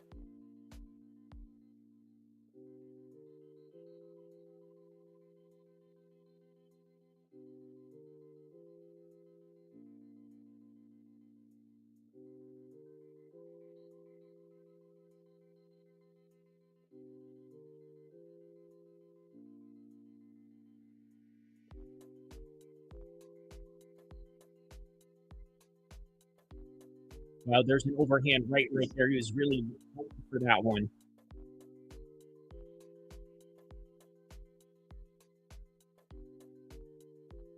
Okay, there's a nice high kick right there by Robeiro.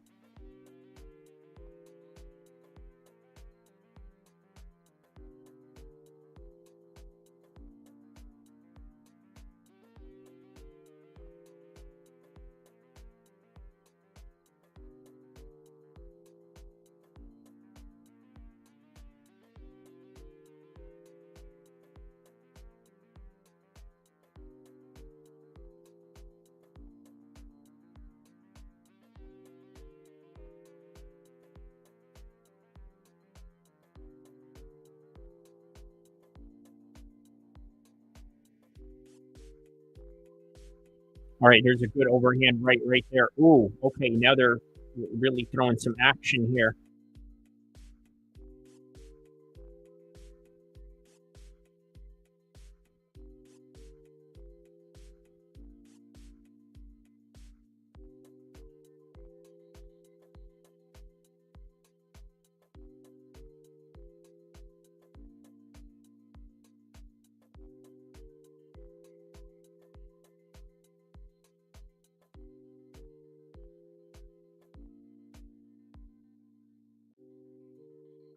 Oh, wow, he just rocked him right there. Oh, my goodness, he just rocked him. He's about to finish him right here. Azmat is about to finish him right here. That was a good shot out of nowhere. Oh, wow, he's not responding.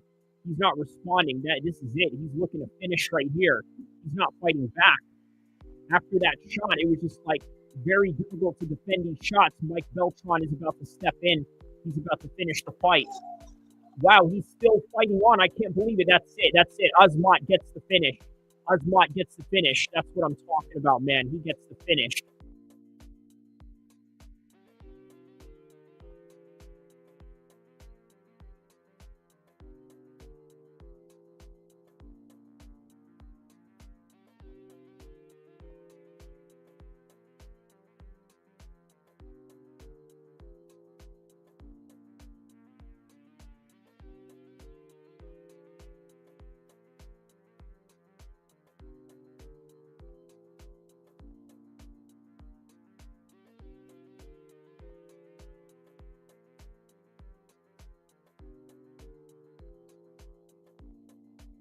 Yeah, take a look at this knockout moment right here. Let's see this.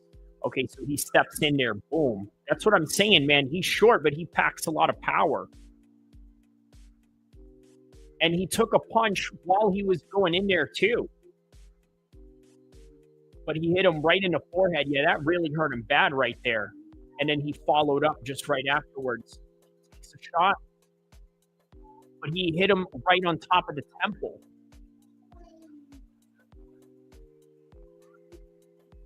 That was it, man. That was it.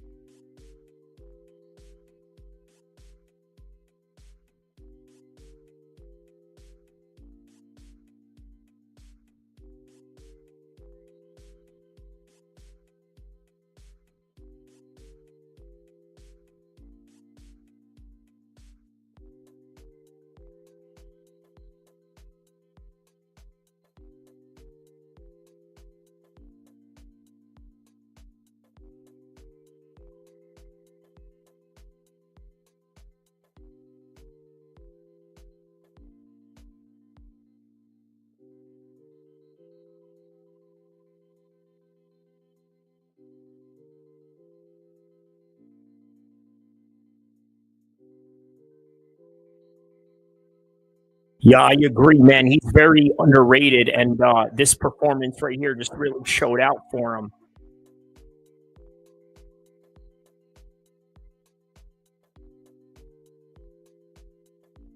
is, well, obviously this is the platform that Jesse is talking about.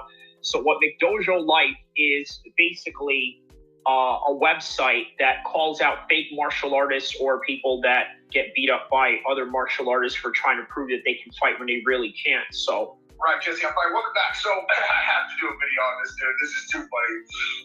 So I obviously knew whenever when I covered the Wes Watson story where he said that all pro fighters are squares and wussies, with a P, but it's the first minute of the video, so I can't say that. I was like, as soon as I cover this is gonna catch wind in like the pro fighter community, and then it's gonna go on Instagram, and then it's gonna go viral, and then all the pro fighters are gonna come out of the woodwork because every time some big ass dude is like, "Hey man, are you kidding me? I'm 260, dude. Okay, what's this pro fighter gonna do against me that weighs 140 pounds?" Oh my God. Well, you know what? Sometimes that's true. Sometimes size does matter. One punch from a really big human being can absolutely lay you out. But sometimes, yeah, I mean, it almost doesn't matter as well. So he's gonna destroy you. That's what he's gonna do. Okay. There has yet to be a guy who just across the board blanket called the entire professional fighter community a bunch of squares and wussies. Am I that yet? And yeah, that was a bad move on the part of Wes Watson to do that. I mean, put a general blanket statement on everybody like that. I don't think that was the smartest move ever. 3, 2, 1, 0 pussies. So I figured it was going to go wide, and it has. And now George Masvidal has responded. We have everyone is in on this now. And also this post right here from McDojo Life, who if you're not familiar with this particular account, is a dude who posts like these guys who are just complete frauds. Okay, like it's a lot of times like fake martial artists. Like the guys who have like the schools where they'll go, so you don't even need to actually touch your opponent to knock them over when you can channel your energy. He's like some big fat dude who's like 58 years old, and he'll have some guy who's like his assistant. He'll be like, watch this. Who is this guy talking? In the background, watch Clown Show. That's Jesse on Fire that I'm reacting to. He does a lot of Wes Watson content. My boy Dubs does a lot of Wes Watson content. And so I just thought it was interesting to sort of react to his video. And so if you're wondering who that is, it's Jesse on Fire. Go check him out. But also check out this channel. Also, don't forget to like and subscribe because I'm about to drop some of the most epic content in mixed martial arts history and all of MMA streaming ever. And I'm going to promise you that. Wow. And the guy will go, and pretend to be knocked out. Stuff like that. So fake martial arts. But also, morons who have no idea what they're talking about. He posted this, and everybody follows McDojo Life. So there's a lot of pro fighters in this comment section that are really, really funny. And also, this is just bottom line. McDojo Life is a mecca for fighters. Okay, this is where fighters watch McDojo Life. This is nothing but. So in other words, this is a website that is definitely going to be roasting Wes Watson. Shout out to Watch Clown Show, my man. Let me know what part of the world you guys are from while we continue on this particular subject matter at hand. Actual martial artists, because it's an inside joke for us, right? Like these people who are pretend to be tough and get beat up, or the fake guys, whatever. That's funny to the people who are actually training martial arts. So the comment section is absolute gold. And so we are going to go ahead and take a look at that today, and then discuss it a little bit. Also, I want to talk about Wes Watson's Instagram because he only has 15. Shout outs to Wilkin TH, my man. How are you? Let me know what part of the world you are from, my man. 1,000 followers now, which means he has to start over, and I'm very curious about that. And I've had a couple conversations with people, so I want to tell you what's going on there because he used to have 700,000 or something like that. I mean, I didn't pay super close attention, but I remember him having 500,000 years ago. So something's happening where he's getting his Instagram shut down, and I'll talk about that a little bit.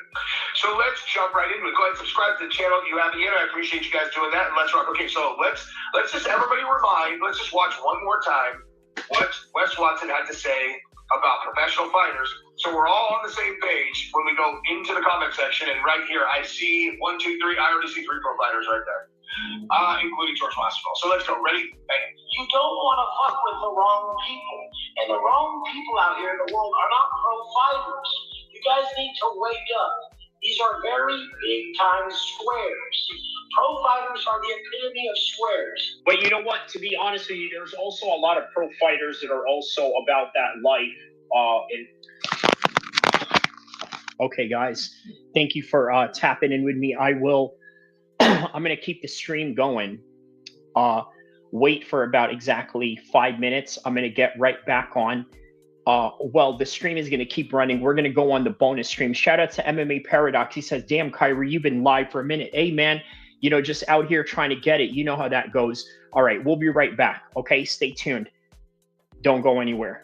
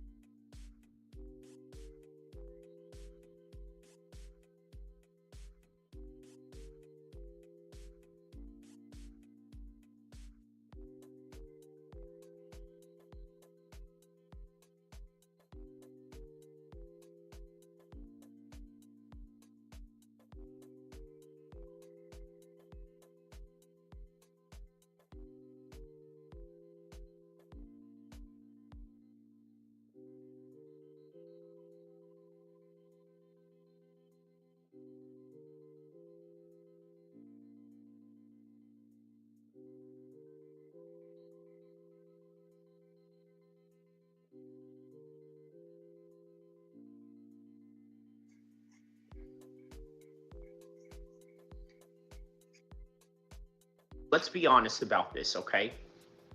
Dana White has mentioned that this is not a career, it's an opportunity. Now, that means a wide range of things. I sort of talked about this yesterday on the live stream when I was at the Garden, right? I was at a Garden in the area, was talking about fighter pay. I even showed a few people some helicopters that were sort of flying by or whatever, but that's neither here or there. The topic at hand in that particular matter is fighter pay and why a lot of fighters are complaining about it. Look, here's the thing. The reason why fighter pay is so low is because it is a lot easier to get into the UFC than it is to get into the NFL. Okay, that's why it's a lot harder. That's why the pay is a whole lot more. And the reason why fighters can't get over that is because, well, I'm going to say this right now, but I'm going to say this again as the stream goes on. Most fighters believe that they are superior to other athletes. And this is a fact, right? You ever met a fighter? You ever met a fighter when he comes across other athletes of different sports? For example, you ever met a fighter when he comes across somebody that is, let's say, a basketball player or a football player or a soccer player or this and that? What is the first thing that they think of in their mind? They think, this guy is a wussy compared to me. Every fighter thinks this. I guarantee you for a fact that every fighter thinks this, including myself. Okay, I would think that as well, right? Oh, who are these guys? They think that they are hot-ish or whatever, right? Because they play a ball sport. Well, guess what? I'm here and I fight, and because of that, I'm the most superior guy in the room. Look, here's the thing. There's some truth to that, and then there isn't, and I'm going to explain why, okay? Most fighters understand that they can beat up other athletes of different sports, but it doesn't mean that you have the same influence as the athletes such as LeBron James or Ronaldo or Messi or even Tom Brady, right? But those guys, they have influence based on the fact that they play a sport that not only is it harder to get into, but also a sport that is, how do I say this, a lot more mainstream than fighting ever will be. And that's the problem, is that most guys who are fighters are never going to understand that, right? Because they live in their own world. And as such, because they live in this world of, I am the man, I can beat everybody up, they think that it translates to people caring. And the truth is they don't. Let me tell you, George St. Pierre once said, this is what George St. Pierre once said. He's like, man, you know what? I get very nervous when I go fight because I'm a very nervous person. I don't really like to fight, but I like to fight because it brings me money. It gives me freedom. But really, I don't like to fight. And the reason why I don't like to fight as George St. Pierre is because every time I go in the cage, I get very scared because people are going to think something very wrong of me if I get knocked out. And then he said something profound after that. What did George St. Pierre said? He said, but you know, when I go into supermarket, I see a grandma and I think to myself, hey, she doesn't even know who I am and blah, blah, blah, blah, this and that. That's a reality too, right? That reality is that there's a lot of people out there that don't care about fighting in the way that me and you do as hardcore mixed martial arts fans. It's not the same. It's not the same at all. Like, even fight fans, I think, have this same delusion as much as fighters do. So why am I going off on this tangent about fighter pay and things of that? Solid GSP, shout out to you for that one. Yeah. So there you go, right? You know, I can do impressions. I just have to get put in the right spot in the right time to do so. But yeah, that was not a bad GSP, imitation there, right? So why did GSP say this? Because the truth of the matter is there's a lot of people that really don't care about fighting. And just as I was saying, even the fans are probably a lot more delusional than that of the fighters. But at the same time, the fans also, what they want to do is they want to keep these fighters in a low pay. Believe it or not, that is in the best interest of the fans to keep these fighters at a low pay. Because right now, Sean Strickland, $4 million net worth, okay? You think he's going to go out there and take a fight that is unreasonable to him? You think he's going to go out there and take a fight that may not be as lucrative as what he already has, or a fight that he just doesn't want to do? Marty Miller says, yeah, I don't think the majority of the fight fans are hardcore. Most have no idea about the history of the sport or how hard it really is. This is very true. Yeah, they have no idea how hard or how difficult the sport of MMA is, right? And then here's the thing, right? Most people that come watch MMA, I'm talking about the people that are on the front row. And this is something that a lot of the British fans have actually told me. Most of them that go to these UFC London shows, Cage Warrior shows, or this and that, most of them go there just for a status, just to go there and say, hey, look, check me out. I went to a UFC fight, or I went to a Cage Warriors fight, or I went to an MMA fight. It's a sense of status, right? So the hardcore fans are not out there spending money on $7,000 tickets just to be in the front row or something like that. They're not doing any of that. That's not what they're doing at all, right? Because the hardcore fans, even if, let's say, a hardcore fan has a lot of money, they're just not going to do that. Standard replicant says facts. A lot of people go to be on camera and show their wealth. That's really what it is. Yeah, that's really what it is. Now, obviously, that's not exclusive to just fans in England, but I'm sure there are Americans that do that as well. Obviously, celebrities, right? You see a lot of celebrities, they show up and they turn up and this and that. Just like Drake, obviously, he turned up for the Khabib and Conor fight, only to find himself in a dangerous situation with Khabib flying from the cage and into the crowd going after Dylan Dennis, right? With Drake being a part of that, him draping up the, what do you call it? The Irish flag during the fight week of Conor and Khabib. So he didn't understand the implications of what was going on. He didn't understand that this was more than just a fight, that there was a war going on inside and outside of that cage. And he just came because, you know what, at the time in 2018, it was the biggest fight that the UFC could have made at that time, similar to John Jones and Tom Aspinall right now, which probably is a story and a side story all on its own. So everybody that's in here right now, please don't forget to like and subscribe, because I'm about to drop some real epic mixed martial arts content that you've never heard before.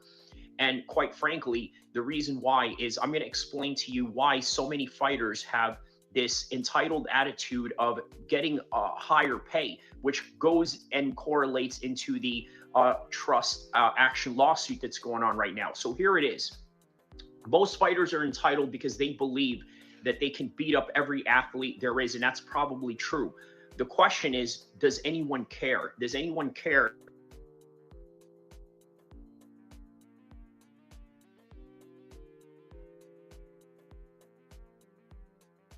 All right, here we go.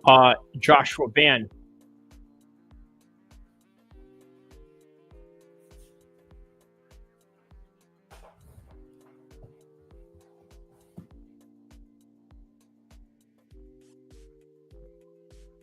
Versus Silva. Whoa, there it is. Early knockdown right there.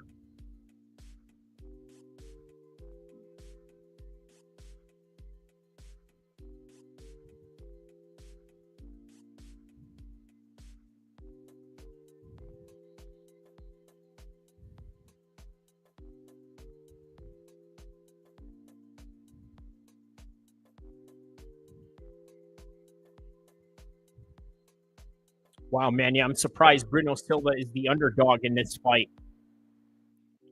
Really looking forward to Joshua Van here, right? Very interesting story that Joshua Van has. He said that when he first came into MMA, it was in 2017 when he watched Conor McGregor fight Floyd Mayweather in a boxing fight. If you could imagine that, that's what it's.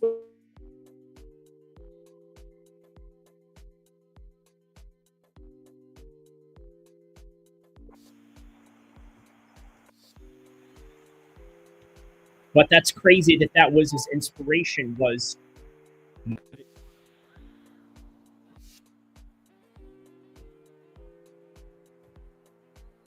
And then now here he is, UFC New Jersey 316 in the prelim main event and what have you.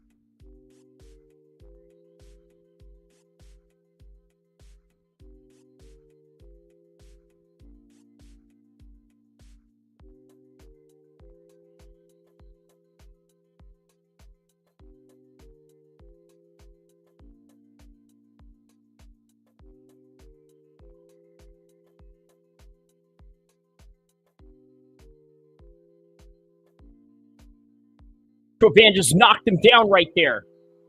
Out of nowhere, man, Joshua Van was about to go for the finish on that one.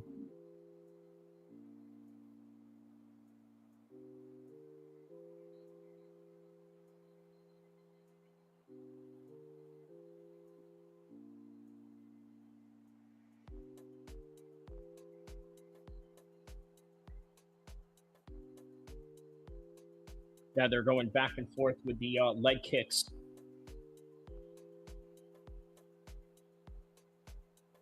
Oh, wow. He just snapped his head back right there with that punch.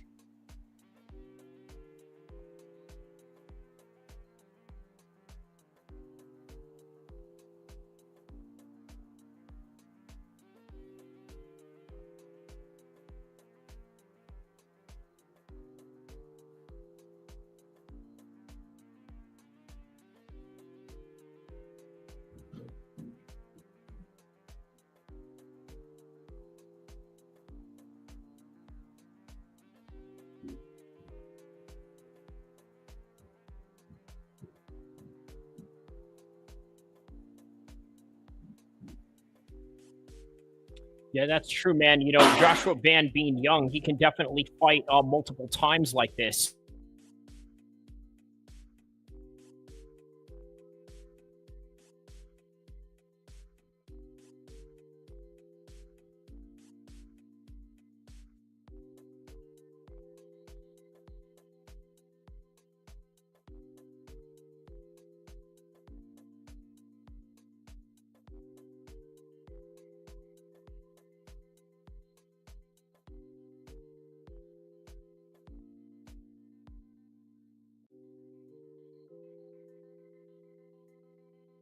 Yeah, Van has insane levels of speed, man.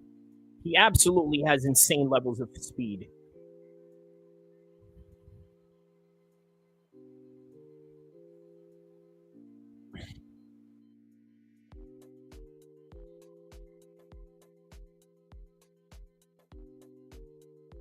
All right, well, that's the end of the round right there. I gave that one to Joshua Van. Let's see how the second round goes.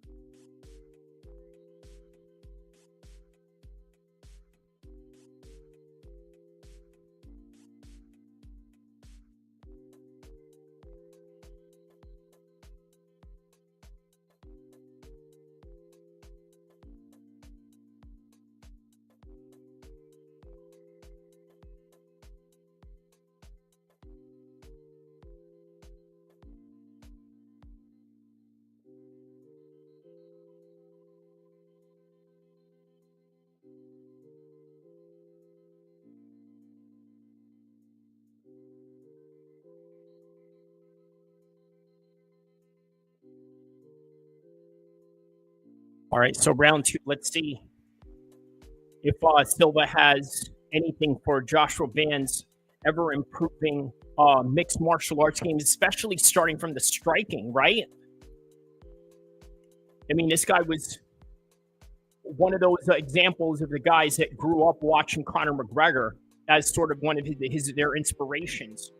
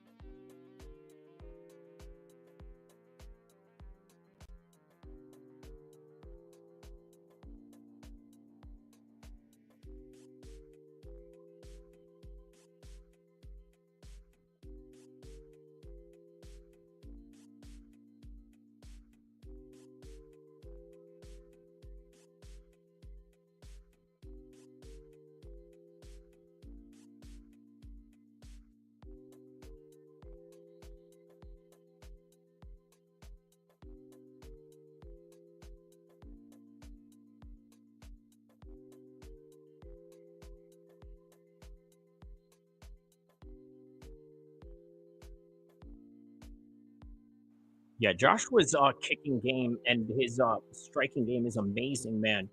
Really amazing on Joshua Van.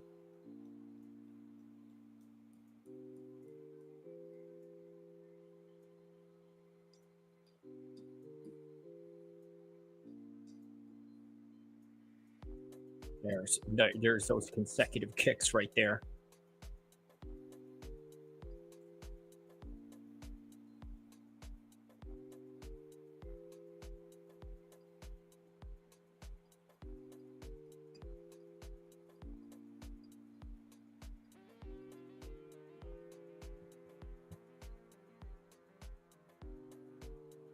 Oh, wow. He just rocked him right there. Wow. Wow. Joshua Van is looking to finish on that one. Wow. He rocked him on that one. Joshua Vans is pursuing that finish. Go ahead. Keep going. He's got him right here. He's got him locked. Oh, but he takes him down in the process. Now he's got Joshua Van's back.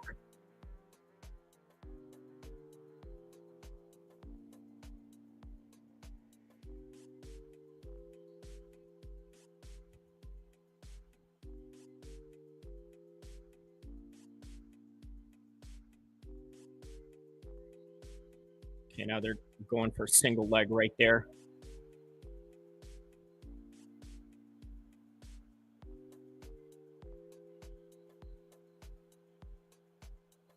Oh, wow, yeah. Andre Ward is sitting in the front row, and Daniel Cormier said he's about to ask what he thinks about Joshua Van's boxing. Oh, that was a good knee right there. Oh, my goodness, he just hit him with that knee out of nowhere. He could finish him right here with that knee. He did not expect that knee to come out of nowhere. He busted him up on that one. I think no, it's not. That's his hair. That's not blood.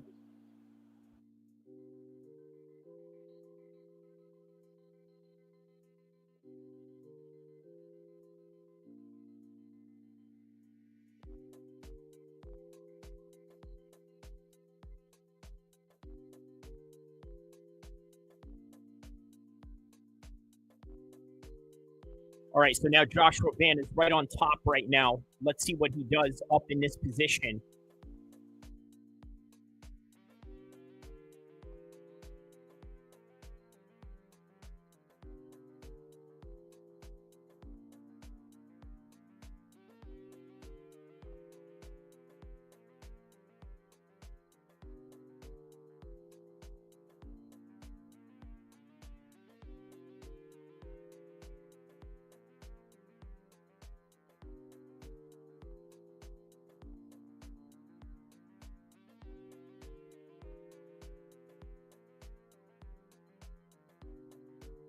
Fresh Melon Juice says, rock now, rock the night till the early morning. Rock now, rock the night. Woohoo! Oh, yeah. Is that in reference to the Joshua Van fight? I mean, yeah, this is a pretty good fight, man. I'm telling you, man, don't sleep on Joshua Van. He's, he's going to be a top dog in that division soon.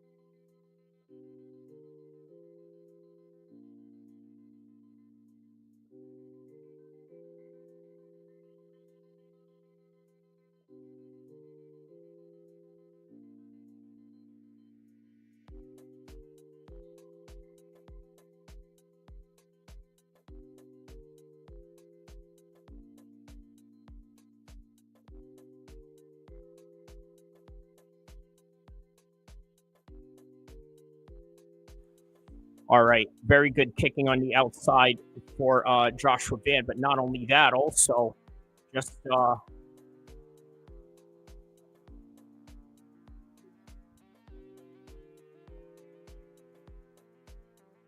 Europe 80s rock. Got it. Okay. All right, so now third and final round between these two. 7th hour into the stream we are heading into as we are heading into the main pay-per-view portion of this event.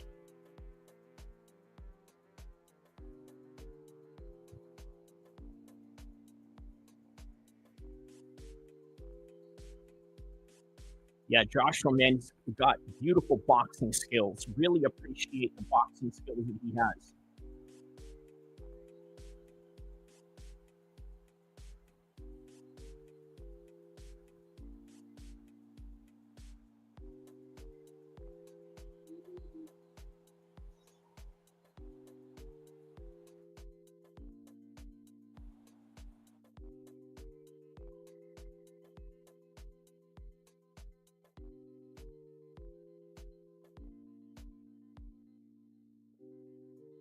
Wow, man, that straight shot, man, he just really, like, moved his head back with those shots, and you can see it too.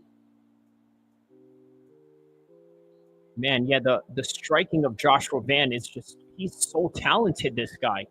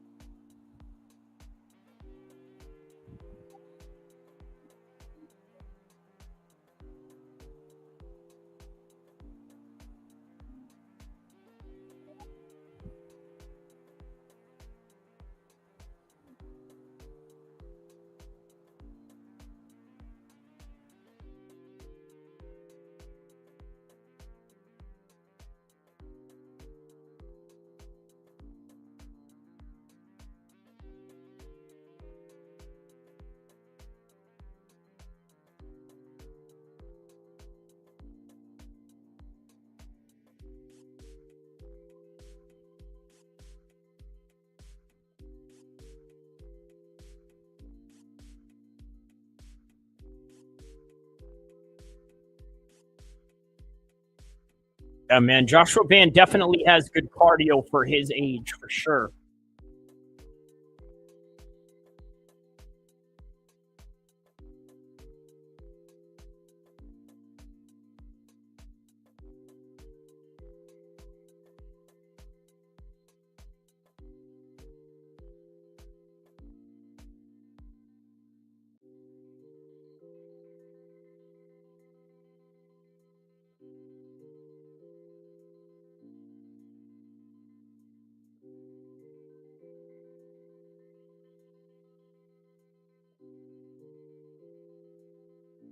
Oh, wow, he's hurt right here. Wow, Joshua Van is about to finish. I can't believe it. Joshua Van just finished him. He hurt him with that one. Look at this. Let's see how he hurt him. He hurt him with that body shot right there. So he hits him with the body. After he hits him with the body, then he goes up top. Okay, after he goes up top, now he's just all over him right there, and then he just falls. It's like,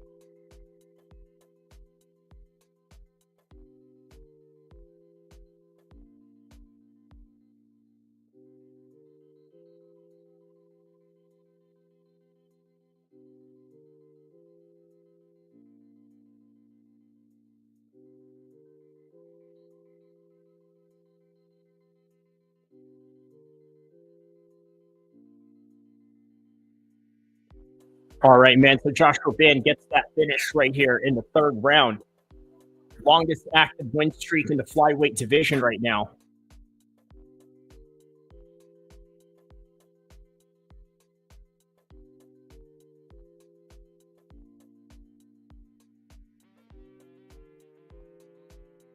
He says, I keep telling you guys that I'm going to keep getting better, and he is.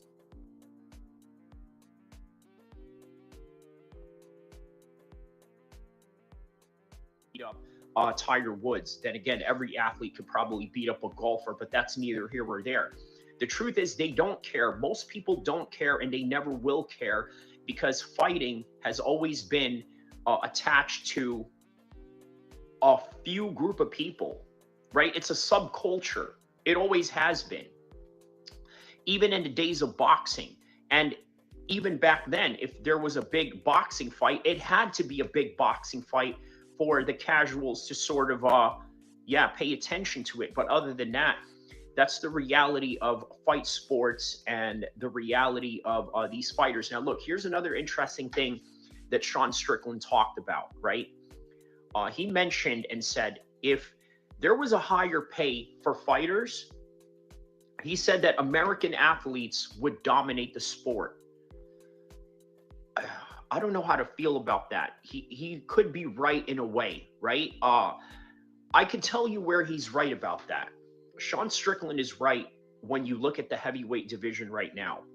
Do you see any 6'10" monsters in the UFC right now that are American? No. You want to know why? Those 6'10" guys, 7-foot guys, the size of Stephen Struge, all those guys are fighting. I'm sorry, all those guys are playing basketball or playing some kind of sport where a height of that magnitude is required or helpful.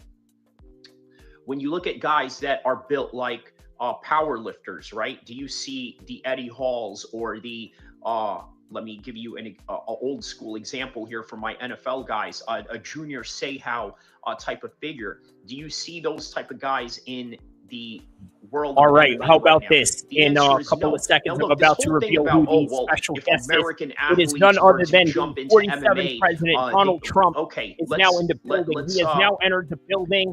Now greeting Mike Tyson, now greeting John Anik, what's his name? Now greeting Joe Rogan, Greg Hardy. Greeting, how did that work out? Daniel Brendan Schaub. How did that work everybody. out? American athletes. Yeah, American athletes or this and that. Okay, but you know, there's a limit and a ceiling. You see, it's great to have these attributes, but there's a limit and a ceiling. But I get his point, though. I understand what he's saying. And everybody going crazy in New Jersey. Most American athletes would rather go and play a sport that is less dangerous and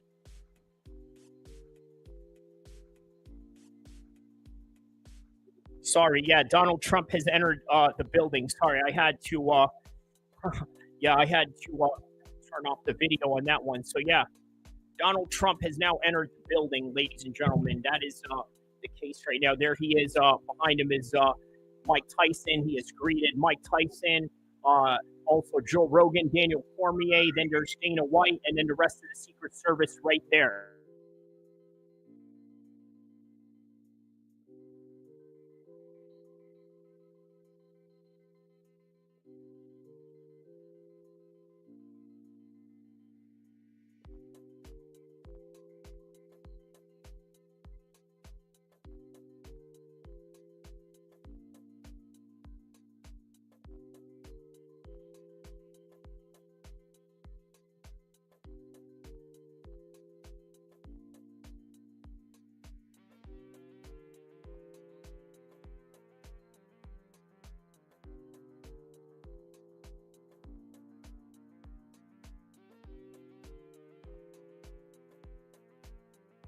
All right, so that's usually how they start off the pay-per-view portion.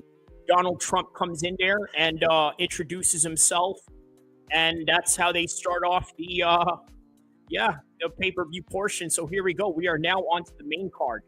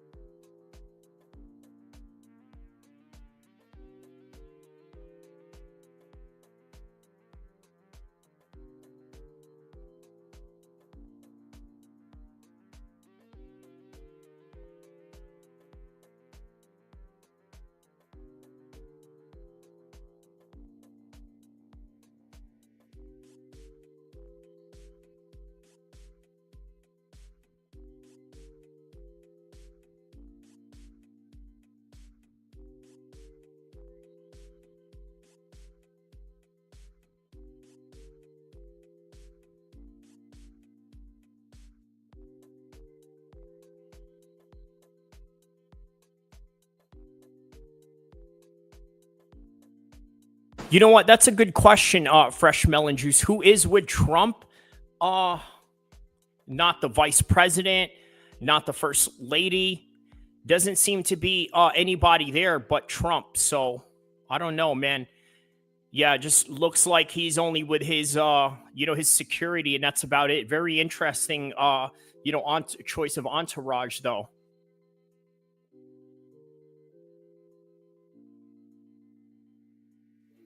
And to keep in mind, Secret Service security doesn't count as an entourage. That's like an automatic thing that is going to be there regardless, if that makes any sense, you know?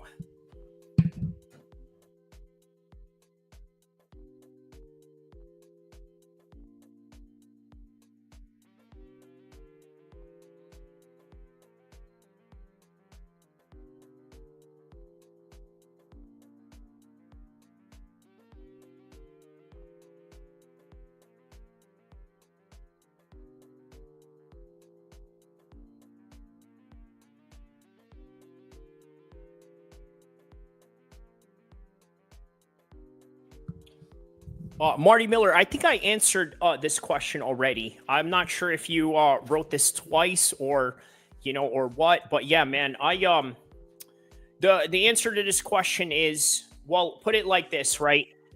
Every live stream or every pay-per-view or every fight night, I will try to catch, right? But if I'm going to catch it, I'm going to catch it in, how do I say this? I don't want to say half-ass, but more like, if I'm going to do something in a multitasking sense, I figured I'd have the screen on, have the live stream going, react to it, but also not be distracted by what I'm also doing on the side. You know what I mean? So, yeah, that's the best way to answer it. No, it's all good. It's all good. If you missed it, that is the reason why. Basically, just multitasking. Best way to put it. But here we are. We finally made it into the main card, so let's get to it. All right, there's John Anik right there. We got Joe Rogan, obviously being created by the president earlier, and then there's Daniel Cormier. And look at the way that Daniel Cormier was trying to basically get his hands on Trump and to shake his hand, obviously, while Joe Rogan was there having like a long conversation with him like he's his bro or something. You know what I mean? And there's DC right there looking really fanned out, just running across Trump in the way that he just did.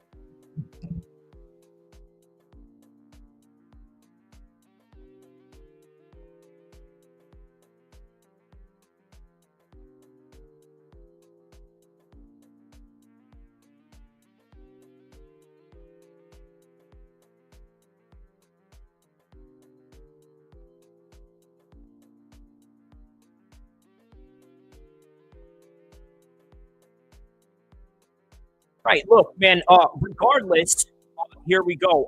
Wish I could watch it. Oh, why, you're not watching the fights live right now, Miller?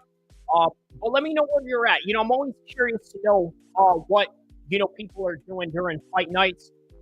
Obviously, I have my other obligations, but I do try to watch the fights as well, so here I am. There are people that actually do come in here that say, hey, you know what? Sometimes I can't watch the fights, but I'll just tune in and listen to your play-by-play commentary or your reaction. And, and I think that's cool too. No, I'm just stretching in my garage. Oh, you're stretching in your garage. Okay.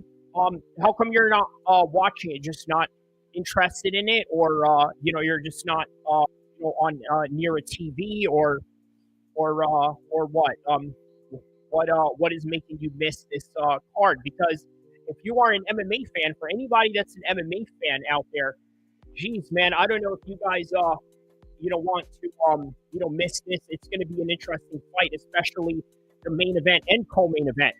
Man, I'm going to be honest with you, man. I'm not big or excited about women's fights all the time, but this fight with Kayla Harrison and Pena, I'm really excited for it just because I know what Pena can do, what she can bring, the type of upsets that she's brought before, and Kayla Harrison just looking really unstoppable and probably the best women's 135er and maybe even 145er in the world right now. She did have that one loss in the PFL, but that was against a Brazilian who was a 145er. And, well, you know what? Tonight is all about who is the best 135er, and that's going to be an interesting matchup, to say the least.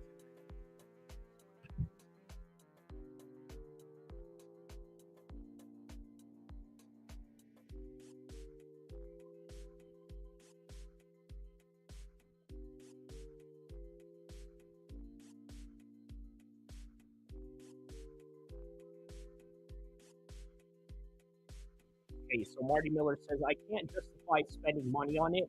I usually just watch what is posted on YouTube immediately after the fights. Okay, well, I tell you what, if that's your case, you're in the right place. I will say that at the very least, because well, I mean, obviously, I'm not going to offer highlights. I'm not going to offer anything like that, because that would be bad for the page. Which, by the way, I'm just literally getting to that question right now. Guest Usher. By the way, everybody, welcome our new guest usher. You got it bad. When you can't see the live stream and you got to get an MMA streamer to make you watch it. All right, but, you know, on any regard, I mean, Miller, you know, there are other options to watch the fight. You know, I can't reveal it on here, but I don't know, man. Maybe there's a private chat we can go into in here. I don't know how I would get you in a private chat to you know, to tell you, but let's just say, hey, chat, listen, you know, help Marty Miller out here, right? You know, don't say .com, but say the website and have him look it up on Google. Help out Marty Miller here. I got one. Hold up, Marty. I got you. You want to watch this fight? All right, check this out. Are you listening? I want you to write on the comment section if you can copy this, okay? Buff Stream, UFC. That's all I need you to look up on Google. Buff Stream, UFC.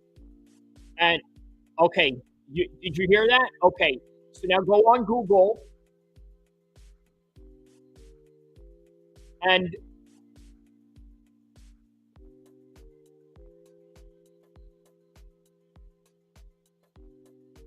you'll find the rest. Because as a matter of fact, I'm doing it right now. I'm literally doing it with you. You know, if I hit Buff Stream, if I hit Buff Stream UFC. This is what okay, yeah, it's literally right up there. It's literally the first thing that you're going to see. And then go on the category fight streams.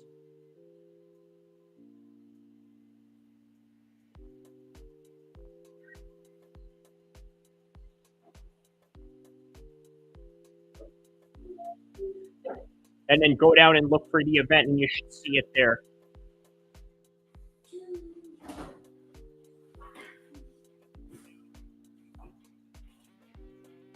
All right, so you got it, man. You'll be able to tap in with us with these fights for sure. So yeah, man, we're about to get ready for the pay-per-view opener right now. Most finishes in the welterweight division. You got Matt Brown at 15, Vicente at 14, and look at Matt Hughes, man. He's been finishing people like crazy back in the day. He's got 12. You're saying box stream? Buff stream. Buff stream. Oh, wow. Okay, there's Eric Trump and Eric Rubio. There's Uriah Faber. Hey, I got a picture for you guys on this one.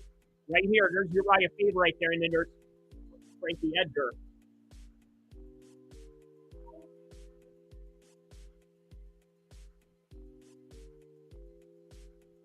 Back in the days in the New Jersey Prudential. All right, so Luque versus Holland coming up right now.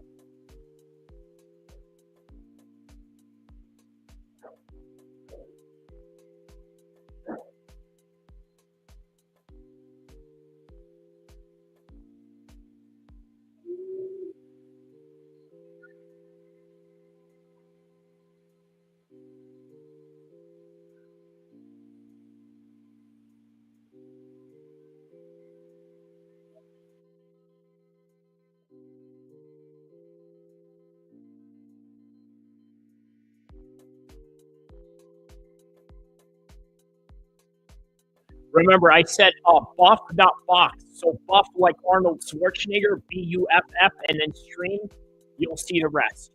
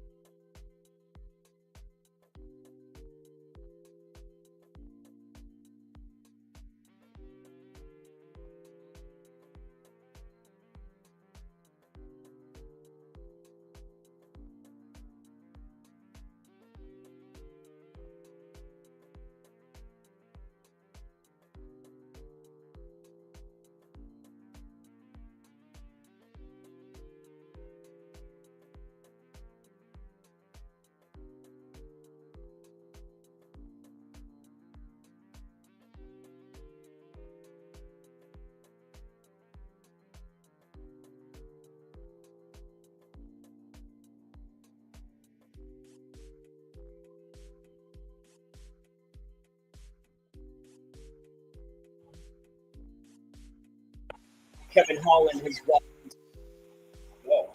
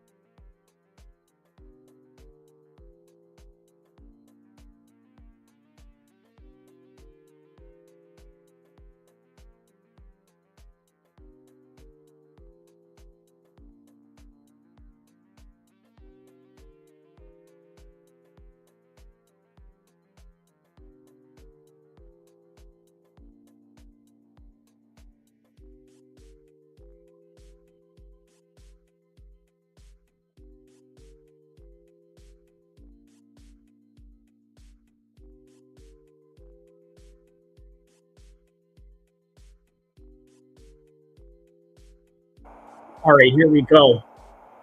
Vicente Luque and Holland are about to commence battle right now.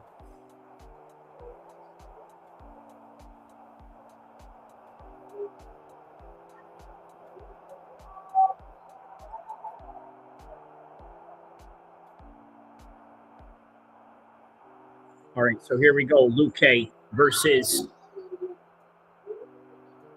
Holland coming up right now.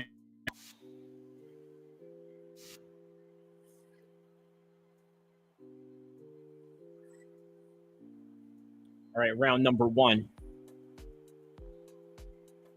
And the fight clock has begun. Holland versus Luque. Let's see how this fight plays out. And the fight has started already. Kevin is already opening his mouth, talking smack, doing what he normally does.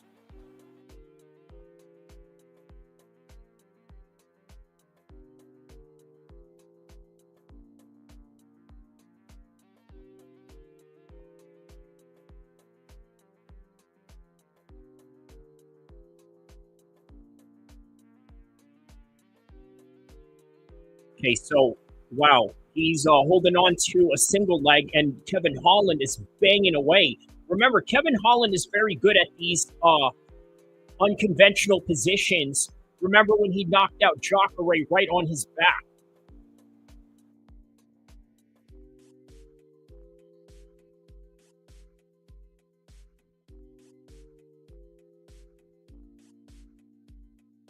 And they were hinting that this fight was not going to happen, and thank goodness that it is.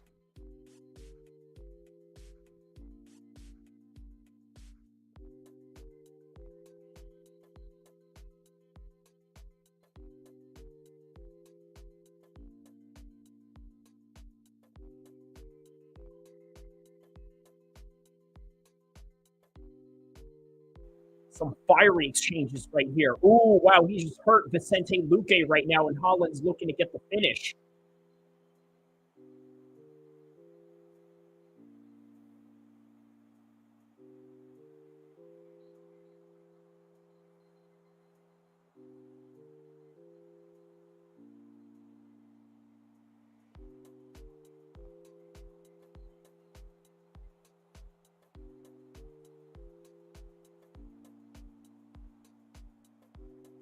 Yeah, Kevin Holland citing that he had a great training camp for this one.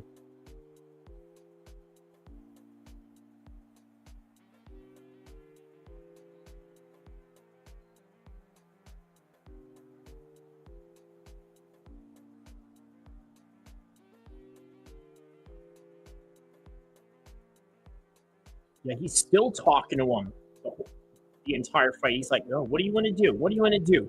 Right in the middle of the fight right now, Kevin Holland's doing that.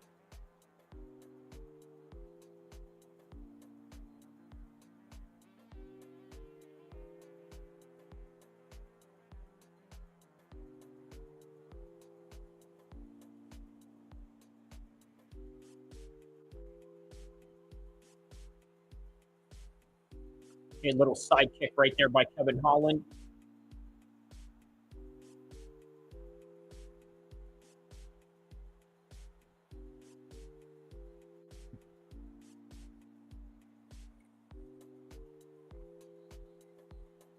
Oh, wow, he just rocked Kevin Holland on that one right there.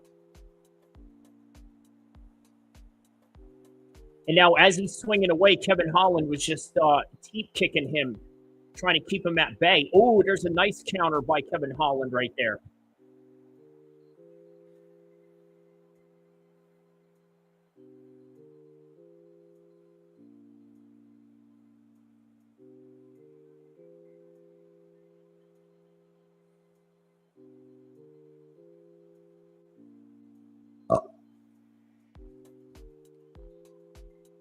One player has, what flag does this man have right here? This is the Bocafacio flag, I'm assuming, right? I think that's the flag that you got up right now. Correct me if I'm wrong. Shout outs to one player.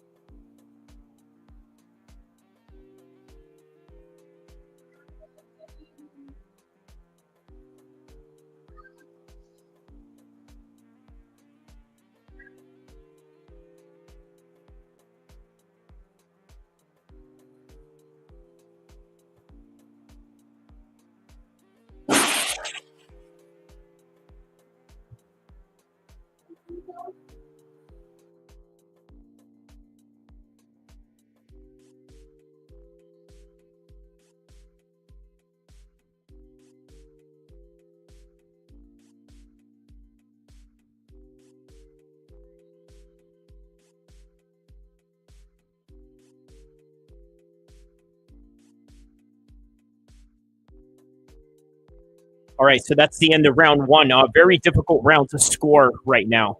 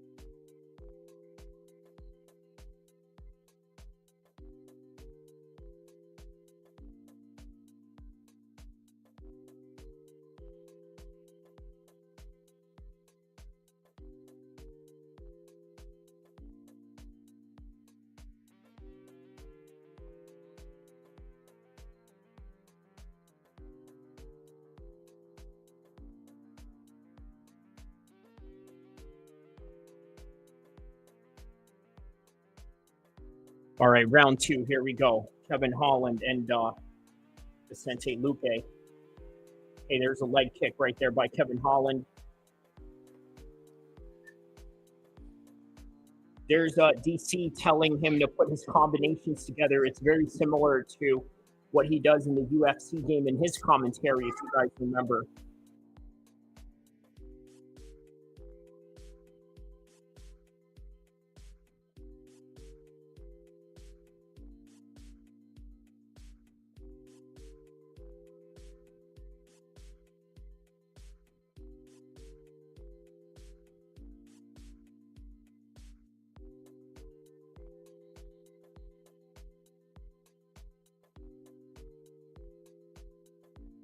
There's a dark choke right there. Oh, wow. Oh, wow. Wow. He just finished him with a dark choke right there. That was out of nowhere. Kevin Holland finished him out of nowhere.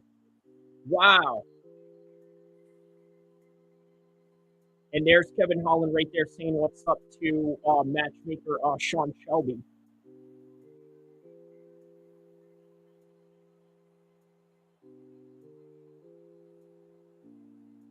And then, of course, there he is saying what's up to Donald Trump.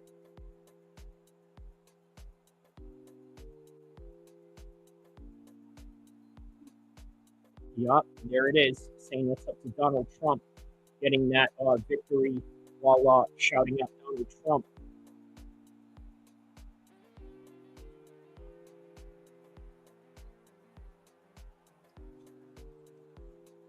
Wow, yeah. Kevin Holland saying, I love y'all, man. Really win by Kevin Holland.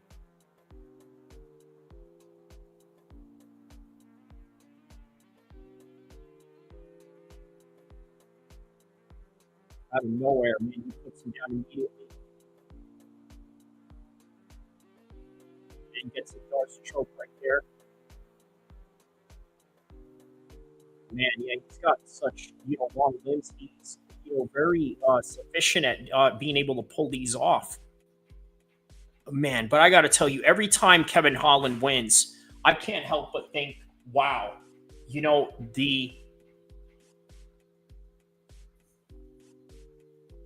insanity and the skills of Kamzat.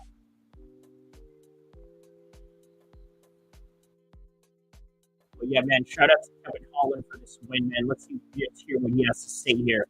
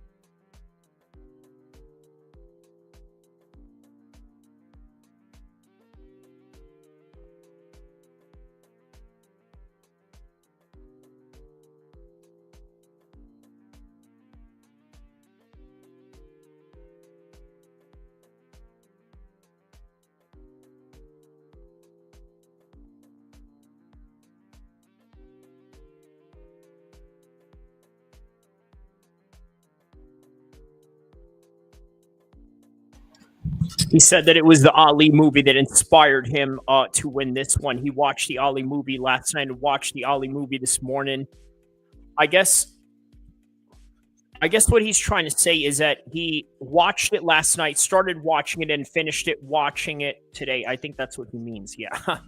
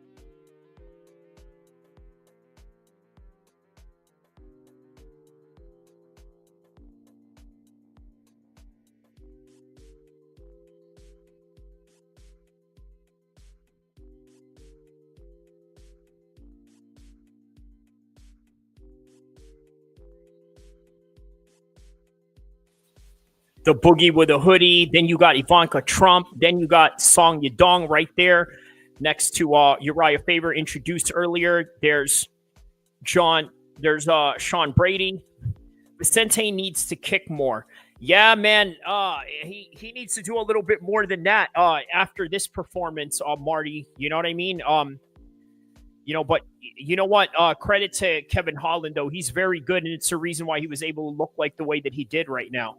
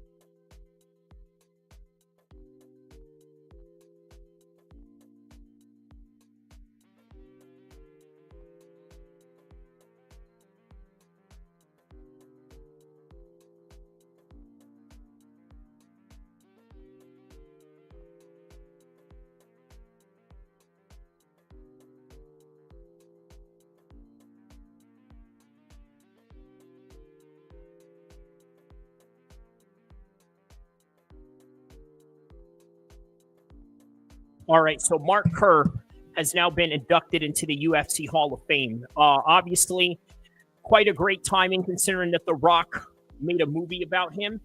And that's sort of the point, isn't it? Right? It's the movie is coming up, and they figured, you know what? We got to put somebody in the Hall of Fame every year. We got to fill in these slots. And why not put Mark Kerr as, Hall of Fame inductee? And there it is. Mark Kerr is the Hall of Fame inductee for 2025, the Pioneer wing.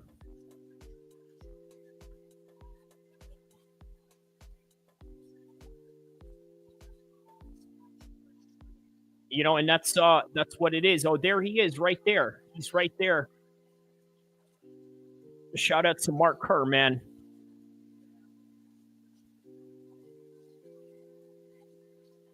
There he is hugging it up with Bruce Buffer. By the way, a lot of people don't know this. Bruce Buffer got into a street fight with what's his name? Frank Trigg. you know, who's now a referee. There's Chris Weidman right there. Shout out to Chris Weidman.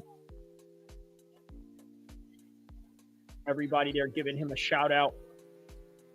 You can see Roman Deledzi in the crowd. They probably pay very few dollars just to sit there. The UFC guys that, you know, haven't really made the big spotlight yet. But all right, coming up, we got Mario Bautista. You know, the controversy that he had going on with the Jose Aldo fight, a split decision that a lot of people didn't really like him for, right? But, you know, nonetheless, here he is now taking on the fan favorite, the UFC debut of Bellator superstar Patchy Mix, 20-1. Very impressive record, to say the least, right? So here we go, man. You know, we're going to find out, is he really UFC level? And you know what? Here's the thing. I think they really matched him up very well for this one. They matched him up very well. I'm going to tell you why they matched him up very well. Look, here's the thing, right? Usually, when they bring guys in, they want to bring you to prove a point as to say, hey, you know what? You come from another organization. Well, this is the UFC, and we're going to show you levels on levels, you know, around here. Not with Patchy Mix. I think they're giving him an easy out. But you know what? Not so fast. Not really. Because what if Batista does exactly what he did against Jose Aldo and then just grinds him out the whole entire fight? That's a great possibility. That can actually happen. But you never know. Let's see what we got next. Man, that fight is coming up next right now, and I can't wait. Let's go. Let's go. This is going to be great. This is going to be a great fight.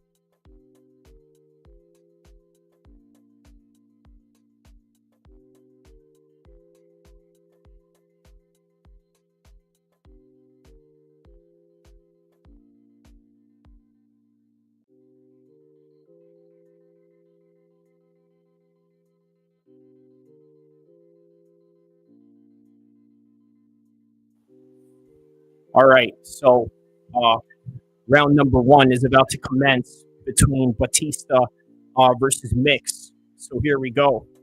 Round number one, Bautista versus Mix.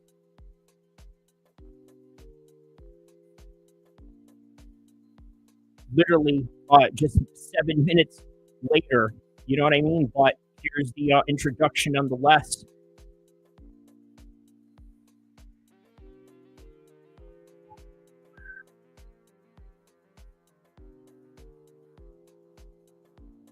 All right, here we go. So far.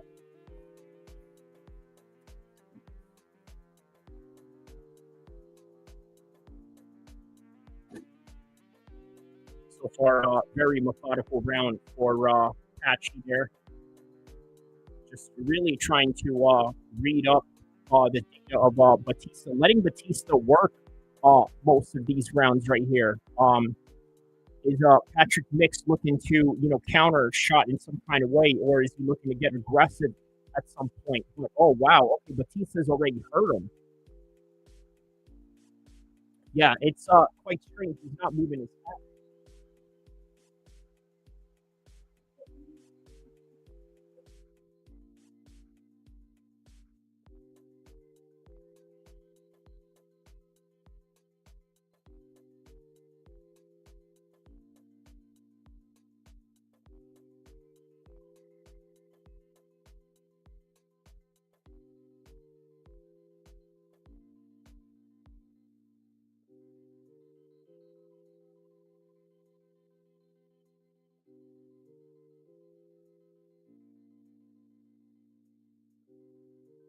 All right, so yeah, very inactive on the part of Mix right now. A little too inactive for my liking, to be honest with you.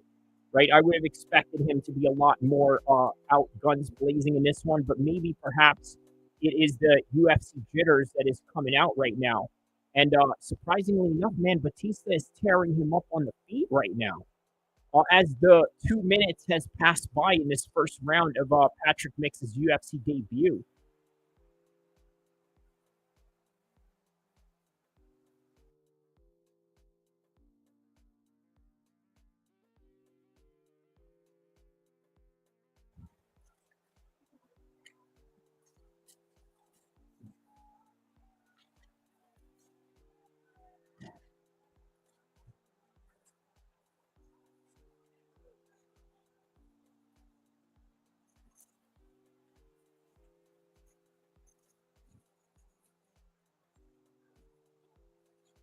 Yeah, man, Bautista looks really good in this fight. Surprisingly good. He looks really surprisingly good for this fight. I'm going to be honest with you. Right? Like, I did not expect Bautista to be looking this good. I did not expect it at all. Honestly, because I think we fell for the hype that, hey, you know what? This is Patrick Mix. He's coming in here. The Russian guy on this site can give you a Russian link. The Russian guy on this site can give you Russian link. Yes. You want to watch? DC, I watch your fight. I watch in Russian link. Yes. Man, Fresh Melon Juice, are you surprised of this performance by Patchy Mix right now? I'm very surprised of this performance.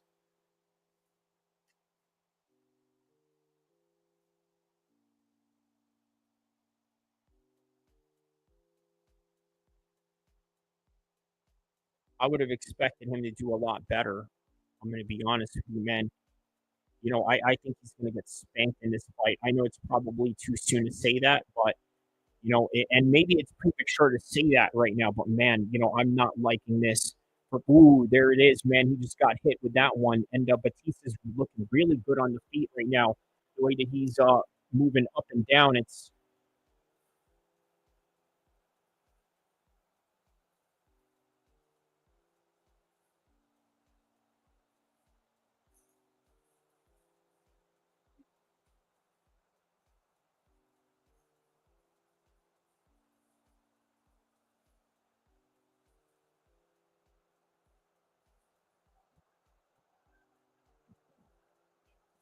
Yeah, Patchy's not moving his head the way that I would like him to, man.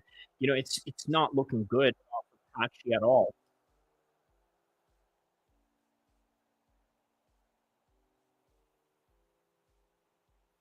Oh, wow. Oh, he's getting stunned right now. Oh, and that is the end of the fight, man.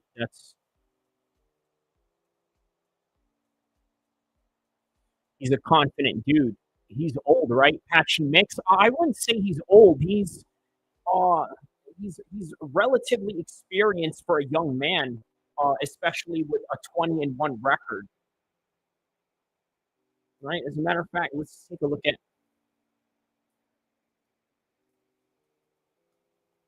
He looks like Dustin Poirier's half black brother. You know what I mean? Like if you wanted to create a UFC player, like all you got to do is just take the Dustin Poirier template and then just make him black, and then you get Patchy Mix in the 135 division. But how old is Patchy Mix? He's 31. He's 31. So that's he's still relatively young at bantamweight. But you know that just means that he has you know he's Maxwell old. He's Maxwell old. Are you saying he might as well be old? Oh, there's Jared Kushner right there with Ivanka Trump, of course. If you got Ivanka Trump, then you got to have Jared Kushner right there. Oh, there's a body kick right there by Bautista. There's another body kick followed up by Patchy Mix. Now he's going for some oblique kicks.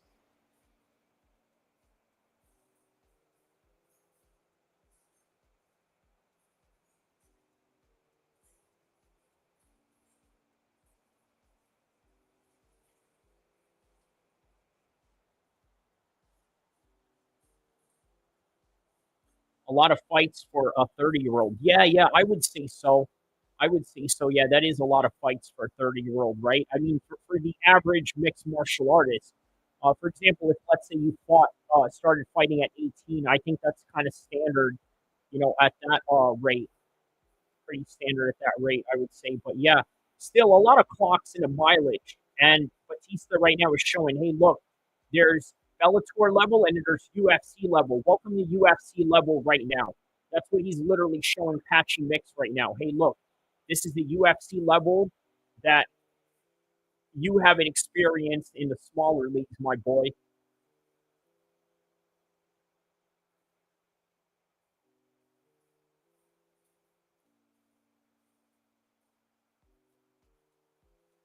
You know all the Monday morning armchair quarterbacks are going to tear a hole in Mix for this performance right here.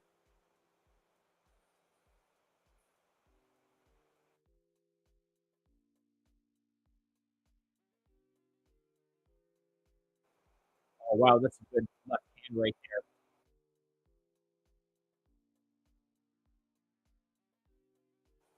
The women are the only ones doing well coming from other organizations. Well, what does that tell you about women's MMA, Fresh Melon Juice? Think about what you just said right there. And then what does that say about women's? Yeah, you know what I mean.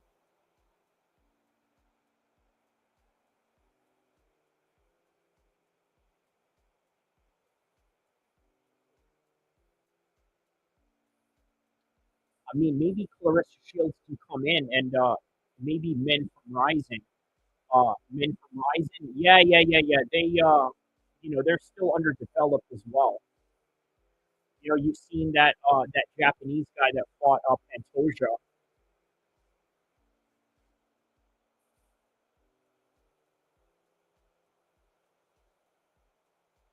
Even if Pantoja, I'm sorry, Mix was to win this one, man, there's still a lot of criticisms that you can kind of throw at him.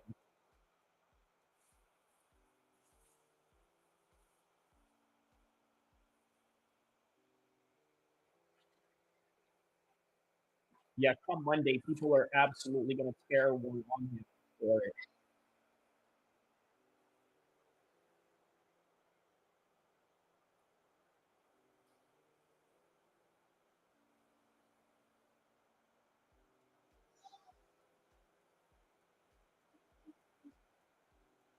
The dude who KO'd Bo Nickel is food. You think so? is good. Okay, yeah. When you said food, I thought you meant like, he's ready to be eaten. But yeah, no, he is very good. Yes, that's a great example of outer UFC organizations coming in here, just really showing a different level. But right now, it is Patchy Mix that's learning, man. UFC is a whole different level.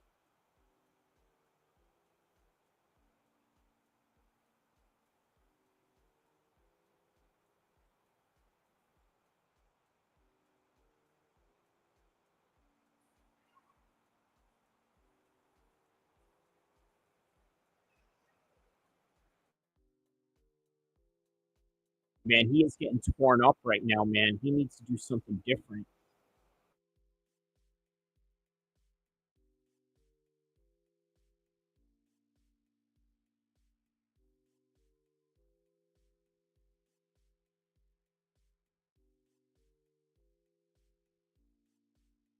Wow, just straight shots now towards a Mix. And you know what? It's there for the taking because you know what? He's not yeah, man, he's not answering the calls, man.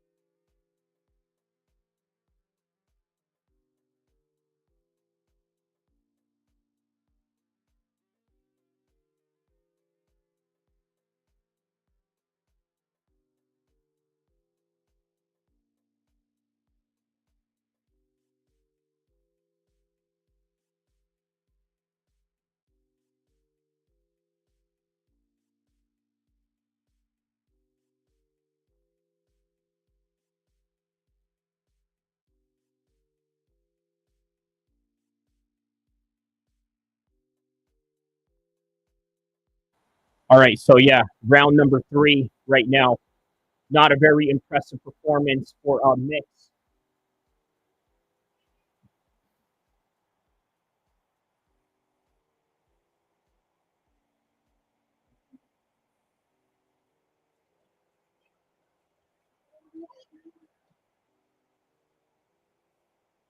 Man, every round, Bautista was very aggressive. And Apache Mix had no answer for it.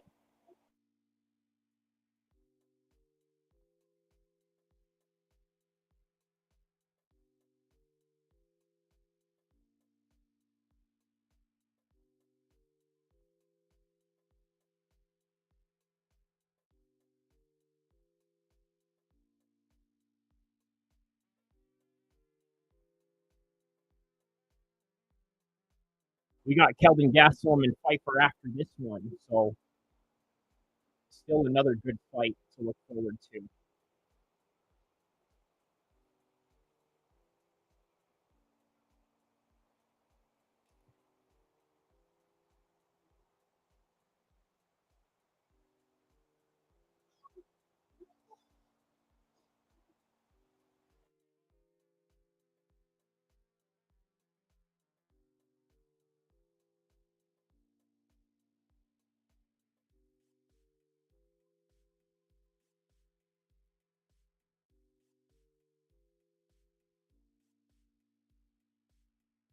Yeah, just when Batista thought that Jose Aldo win was the biggest of his career, in comes him fighting Patchy Mix, proving that, you know what, UFC is a whole completely different level than Bellator. fights like this kind of showcase, hey, you know what? This is UFC versus other organizations in the world, right? Not necessarily, I mean, obviously, because Patchy Mix is signed to the UFC, but the background and where he came from and what he's synonymously known from brand-wise.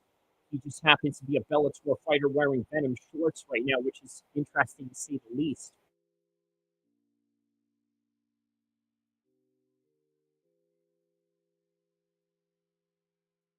And then you got what's his name coming in, Aaron Pico.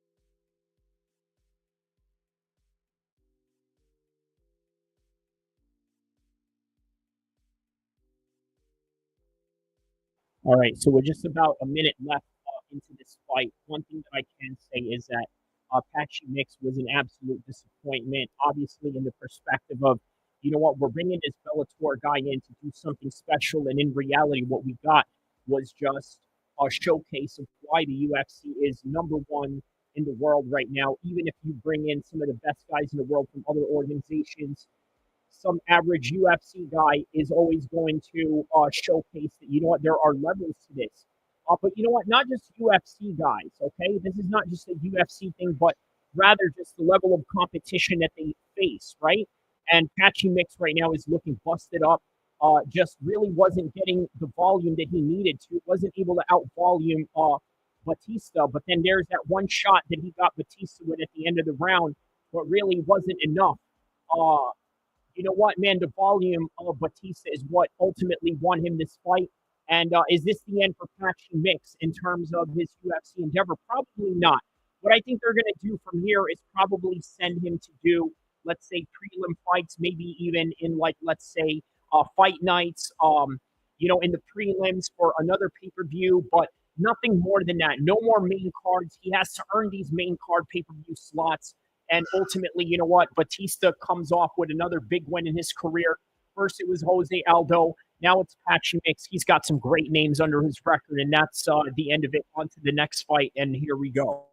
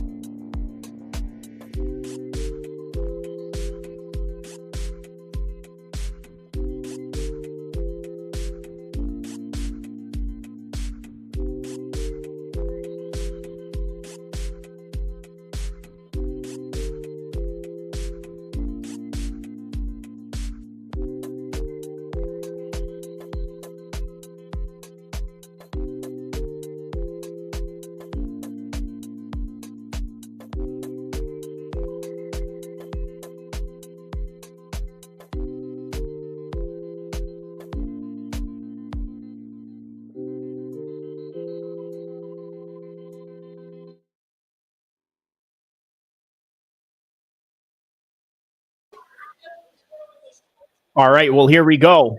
Joe Pfeiffer versus Kelvin Gastelum is about to begin right now.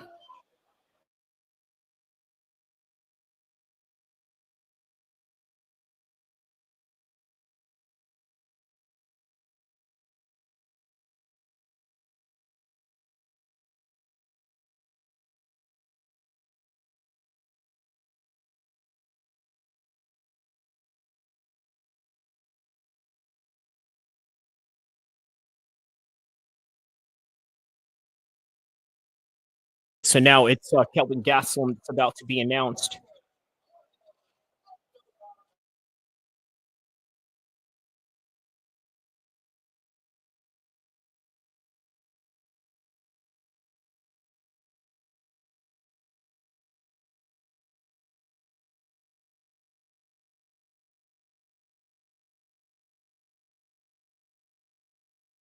All right, round one is about to commence right here. Here we go. Round one, Kelvin Gastelum versus Pfeiffer. By the way, highly anticipated matchup that we've been waiting since UFC Mexico.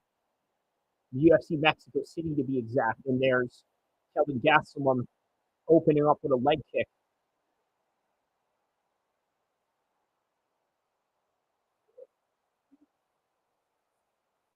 There it is, body kick by Joe Pfeiffer of his own.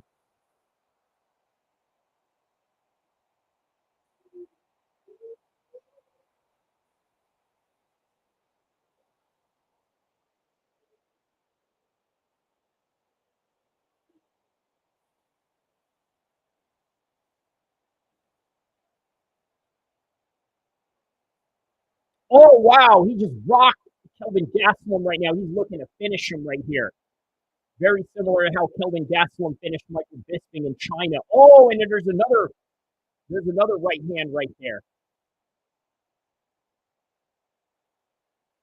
All right, now he's looking to engage him right now.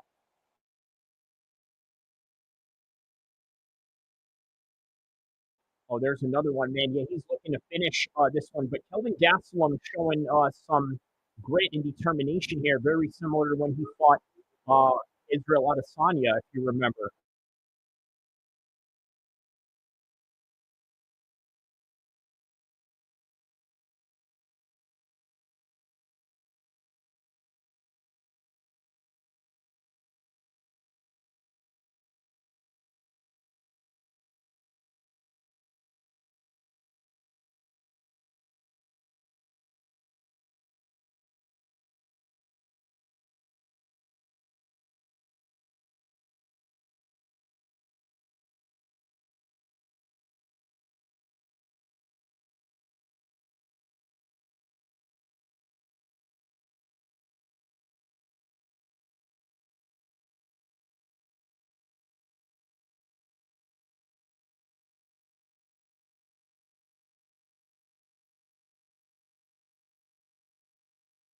All right, so now after that big shot, now they're sort of back in this chess game that they're playing right now. Let's take a look at this replay right here. Boom, there's that overhand right that he connected right in his chin. Yeah, he really rocked Kelvin Gastelum on that one. But yeah, Kelvin Gastelum did a very good job of just sort of recovering and coming back to this right now.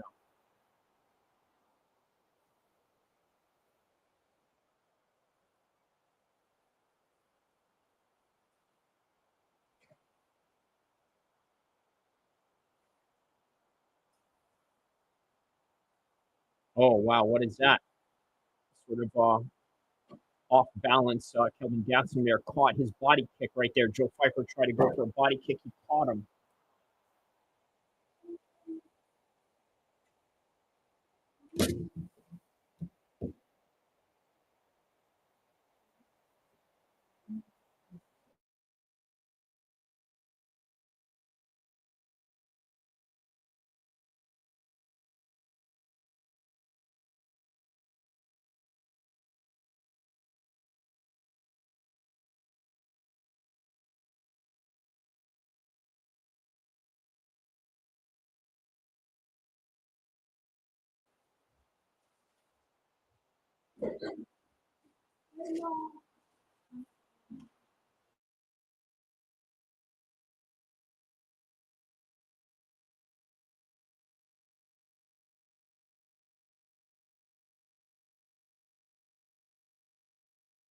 So here's Pfyer really going for some hammers here.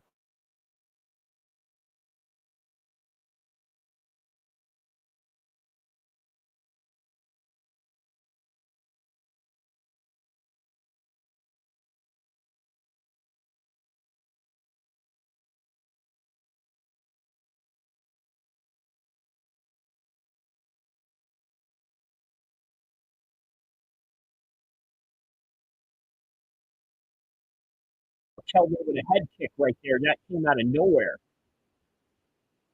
Oh, wow. Oh, he just rocked him. Oh, my goodness. He just rocked him. He's looking to finish Kelvin right here.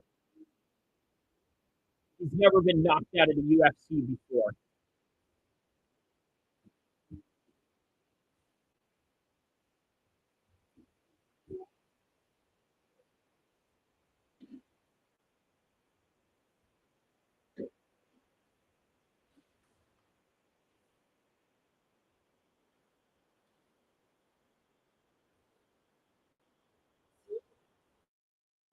All right, and that's the end of the round right there.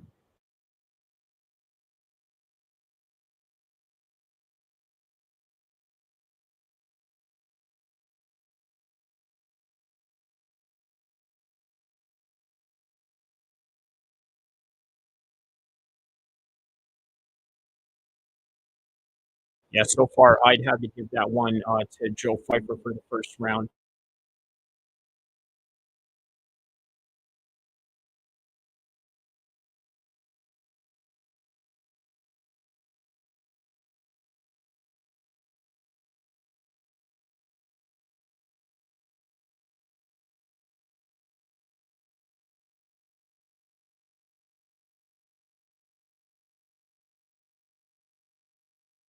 Wow, yeah, that was a very good head kick. The head kick and the overhand right and some of the knockdown shots that Pfyer has, I think, ultimately is what won him that round.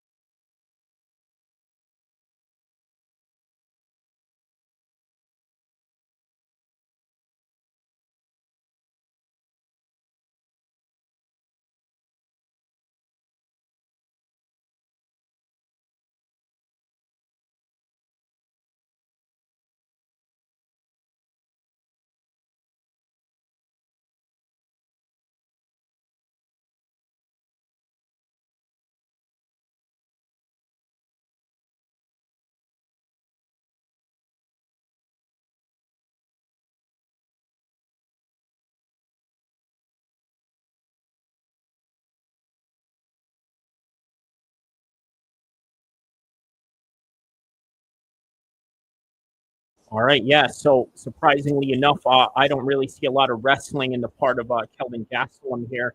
I would have thought I would see more of that, but it's Joe doing a very good job of knocking him down a few times to really make him think about that.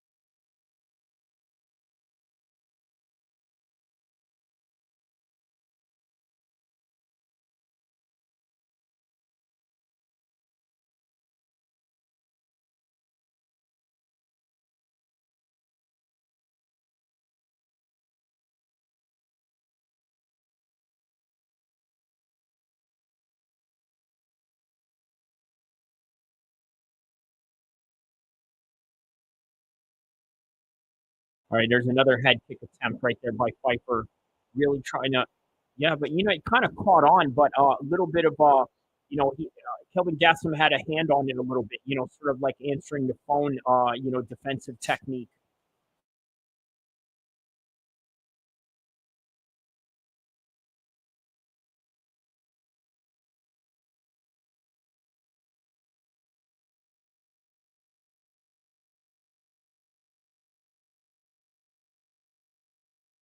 Joe Pfeiffer just seems a lot more faster than Kelvin Gastelum every time these exchanges come about. But there's Kelvin Gastelum switching stances right there, sort of trying to do something different.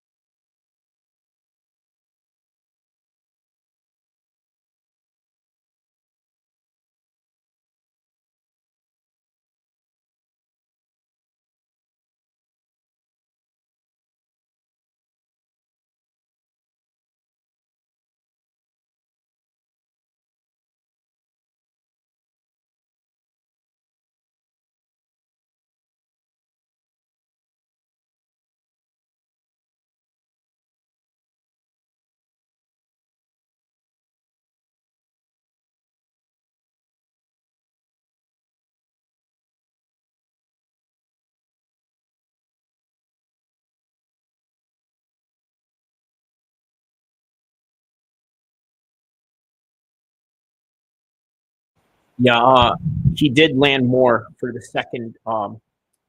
Yeah, Marty Miller, shout out to you, man. Yeah, he can crack. He definitely can. Every time they throw these exchanges, it is Kelvin Gastelum that is, getting the short end of the stick here. Yeah, so there it is, third round coming up. Even though Kelvin Gastelum did better in that round, it still wasn't enough to take on, a much more faster Joe Pfeiffer. Every time they exchange, it's Joe Pfeiffer that's getting the best of these exchanges. Using the height and reach and also the speed advantage from what it seems. He definitely has a speed advantage in these exchanges. Now, what I'm surprised by is that Kelvin Gastelum's not using the wrestling, because I predicted that Kelvin Gastelum was going to win this fight based on the wrestling, but then we're not really seeing much of the wrestling right now.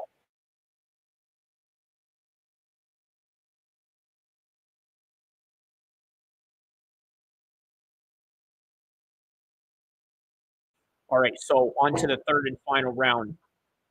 Who do you guys have on this one? I give it 2-zip to Joe Pfeiffer so far.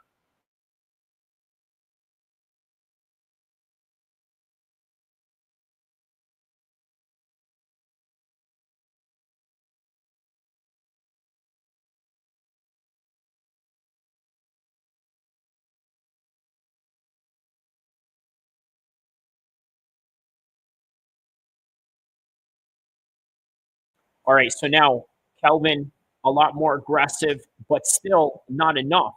And I think the aggression should lie on the wrestling and not the striking, because, yeah, man, sometimes you may think that you have a better striking than the other guy, maybe on paper, maybe just on record alone.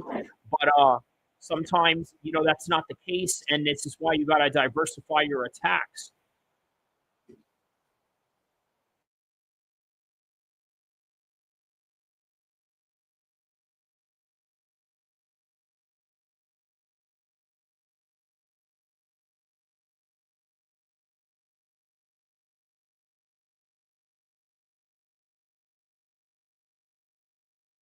There's a straight right hand right there by Pfeiffer, right down the middle. I think Kelvin Gastelum is talking to him as these exchanges are going on, sort of egging him on.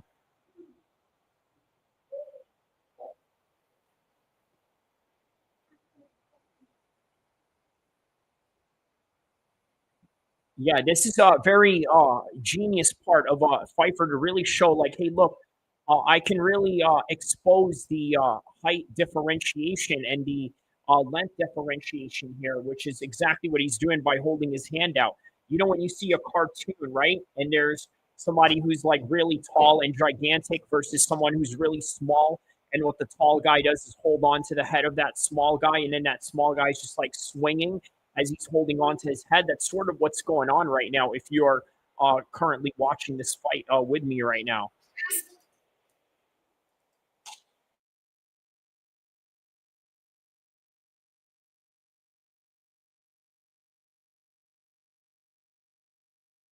Just as we were saying, Pfyer can crack here. He is getting cracked right here by Kelvin Gastelum. And at this point, yeah, Kelvin needs a finish, right? If he can finish Pfyer here, even if he was to get a takedown right here, oh man, good stuff by Pfyer. And then here's a takedown of his own, but now stuffed by Kelvin Gastelum. Trying to go for a single leg. He gets it, but then Kelvin rolls over. Gets his back instead. Now Kelvin is trying to shoot in for a single of his own. Now they're backed up against the fence. 205, 204 in the third round.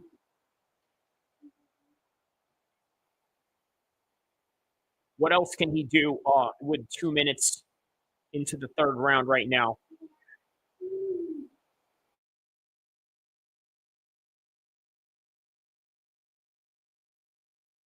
Yeah, Joe Rogan is saying that perhaps maybe Kelvin won round number 2. No, Joe, he did not win round 2.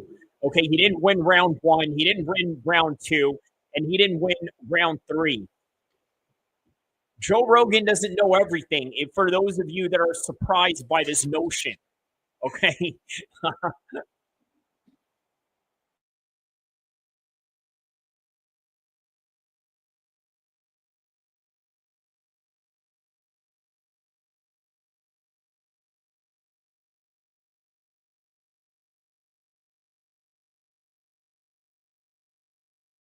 Marty Miller says, Pfyer just kept looking for that big one the whole first round.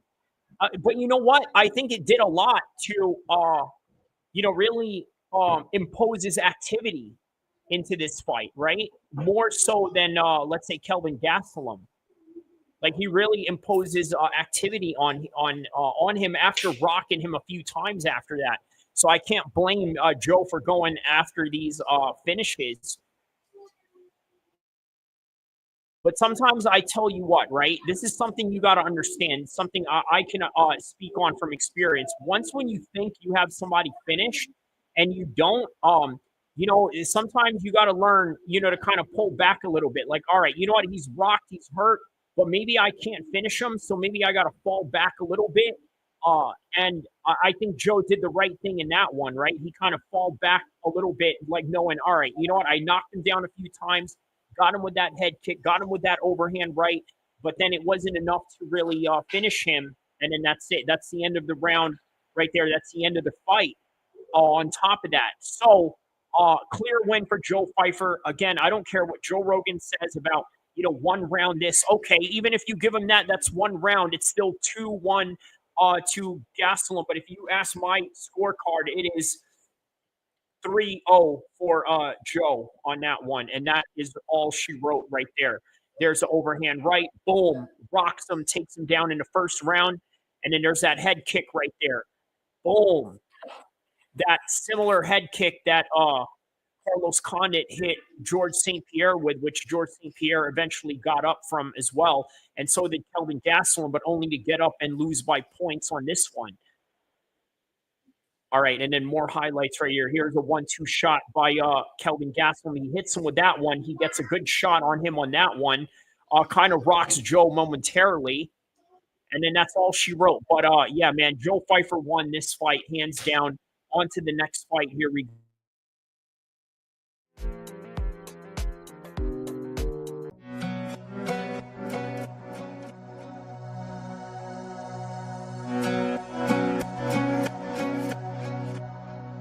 Yeah, that's going to be a fun fight right there with Guzman and Buckley.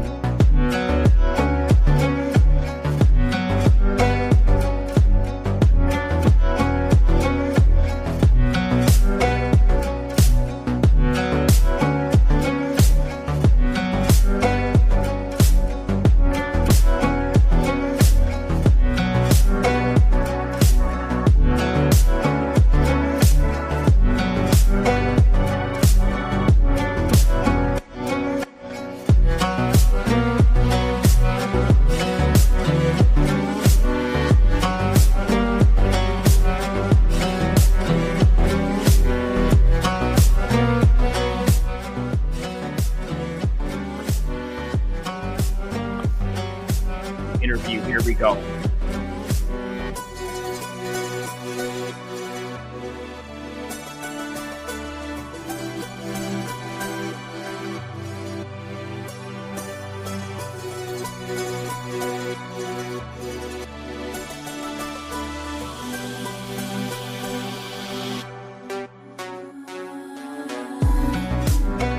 You know what? He said he was too respectful towards his chin.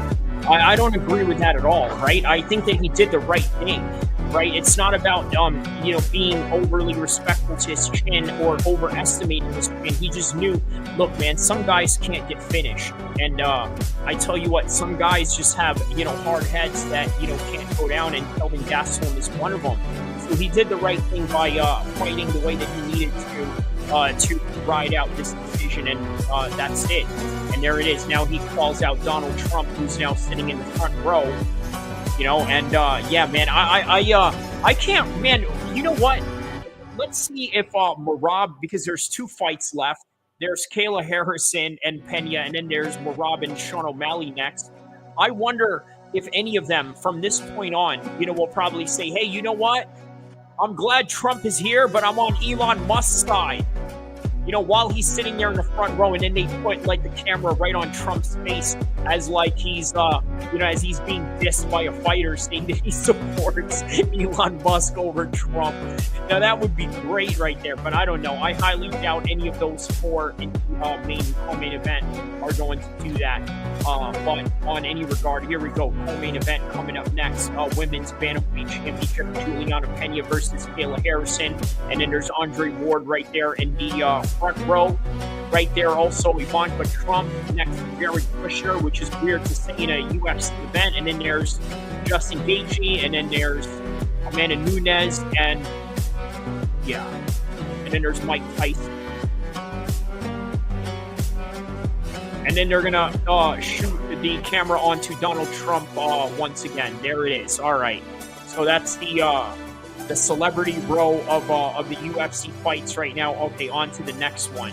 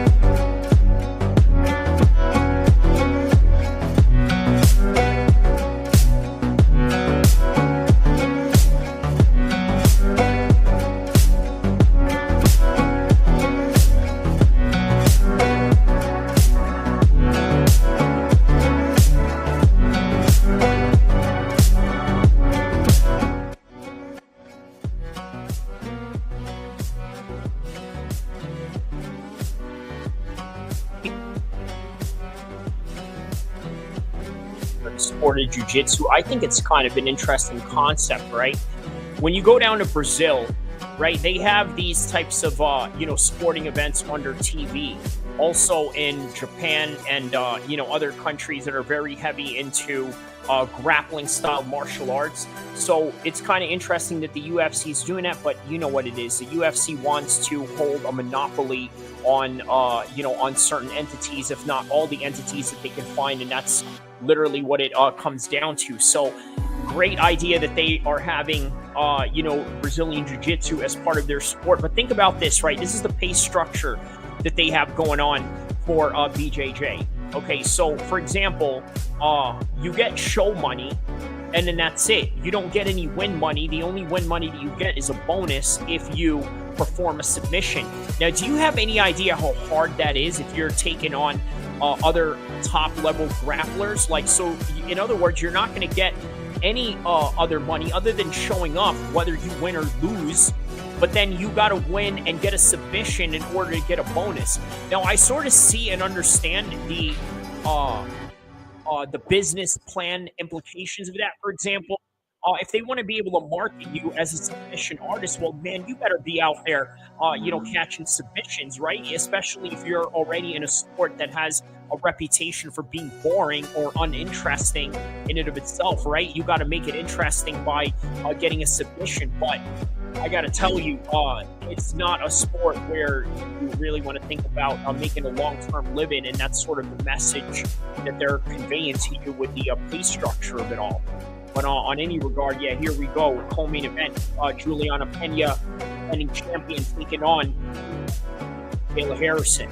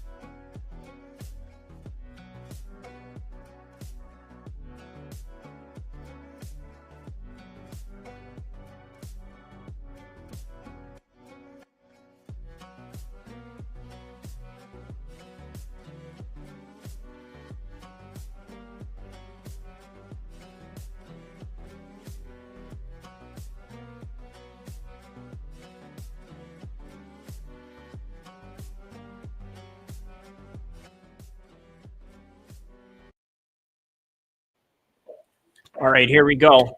Co-main event of the evening, ready to start right now. And we got Kayla Harrison walking out into the cage right now.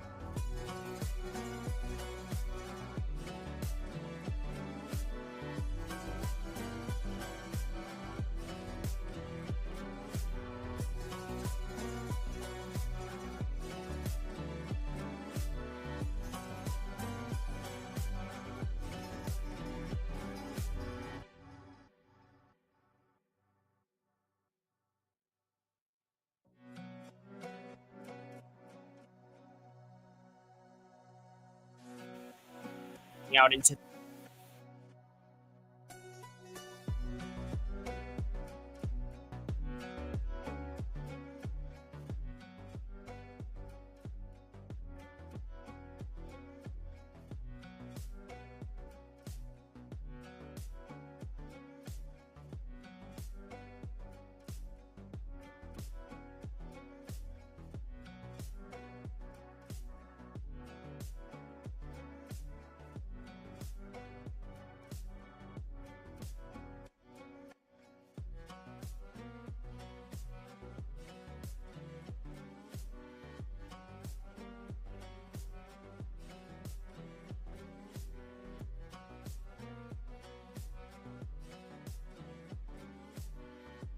probably the best judoka in the sport of MMA next to Ronda Rousey, if not probably even better, and even more decorated at that.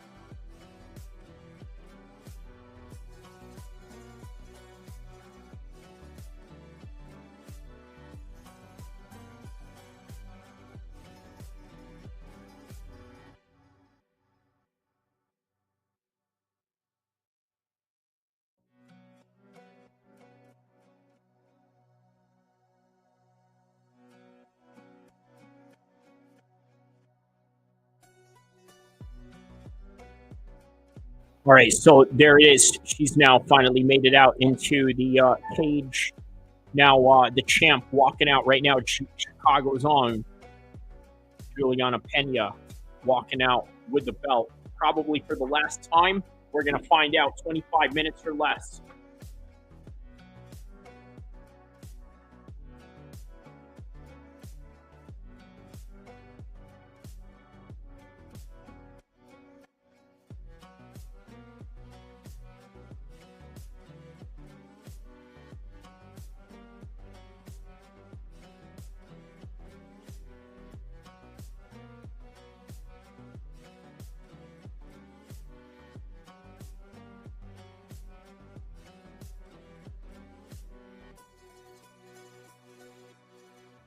All right, there's Juliana Pena with a pissed off look in her face. Like, how dare any of you think that Kayla Harrison is going to walk all over me? How dare all of you pick her as a favorite? Well, you know, maybe you're about to find out why she's the favorite. You know what I mean? She may just ragdoll you from pillar to post from round 1 till round 5, if it even makes it that far. But who knows? You know what? Juliana Pena has surprised many people before, obviously. You know, she did Amanda Nunes in when Amanda Nunes was, you know, the best in the world at her prime. And then obviously they had a rematch, but they went to a decision, which Amanda Nunes was not able to finish her.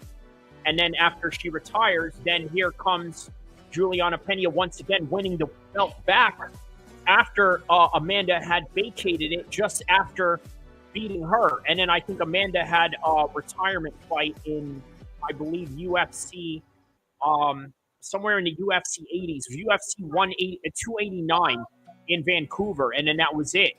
And then here it is. Then here's Juliana Pena picking up the vacant belt. And then here comes Kayla Harrison being signed by the UFC. Now we got this fight right here. And we're about to see it on and cracking right now in a couple of minutes.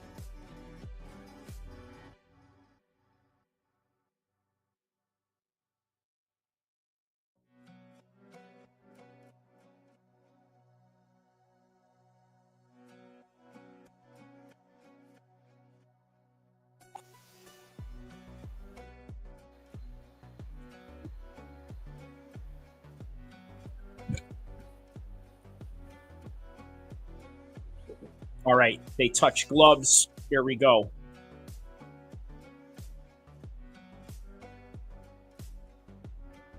Here we go. Kayla Harrison versus Juliana Pena, round 1.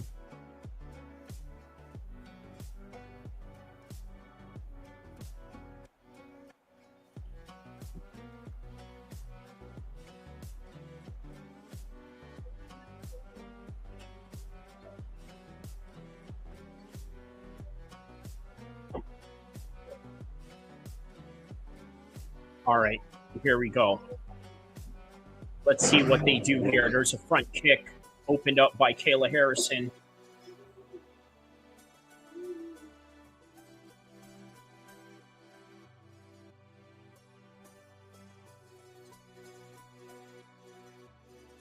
Yeah, real huge bantamweight.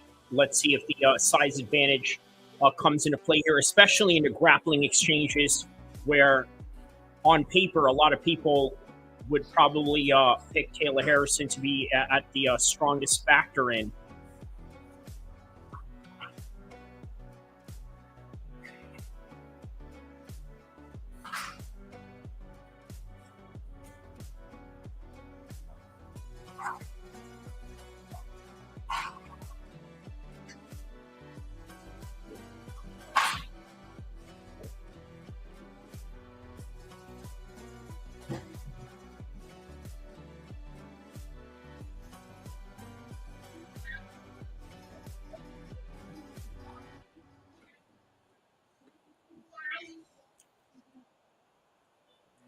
MOHD says, when is the O'Malley fight? That's coming up next, Project. That fight is coming up after this one.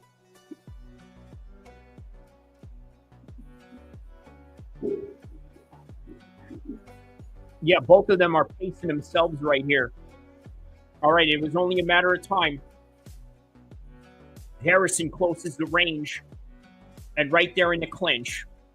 What is she going to do with this? You know what judokas do best, and that's trick you and take you down. But man, look at Juliana Pena doing a very good job of stuffing these until now.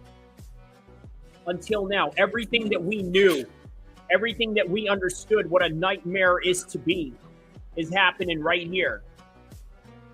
Right, this is a worst case scenario for Juliana Pena, and you got Kayla Harrison side control right now. Landing knees into the body.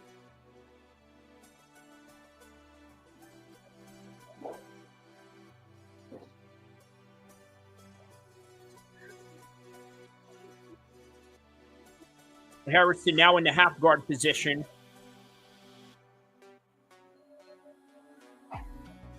Doesn't really have to do a lot. You know what? Just stay relaxed, stay smooth on this position. Just continue to score points on the ground control time that you have right now.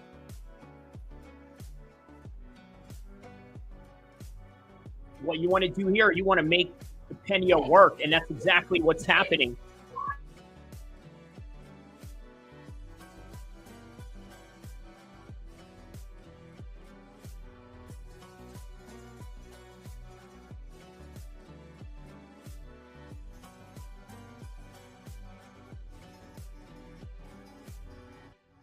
All right, so now Kayla Harrison is right on top, maintaining this position right now.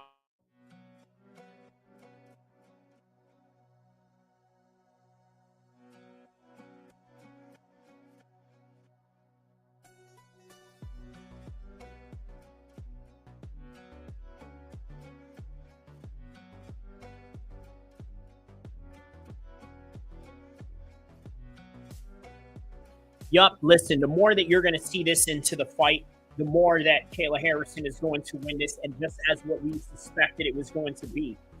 But what is this? Oh, wow, she got an illegal kick from the bottom. An illegal kick right on the up down position as Kayla Harrison was right on top. She's taking a point away. Not even a warning.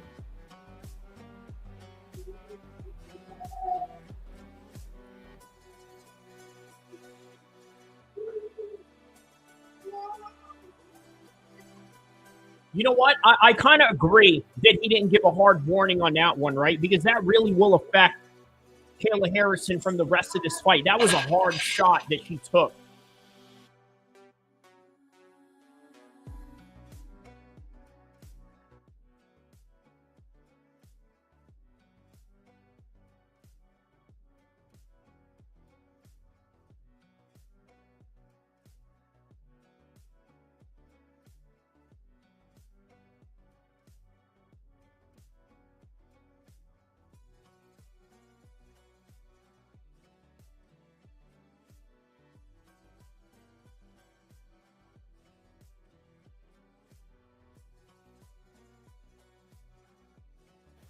All right, so that's the end of the first round right there.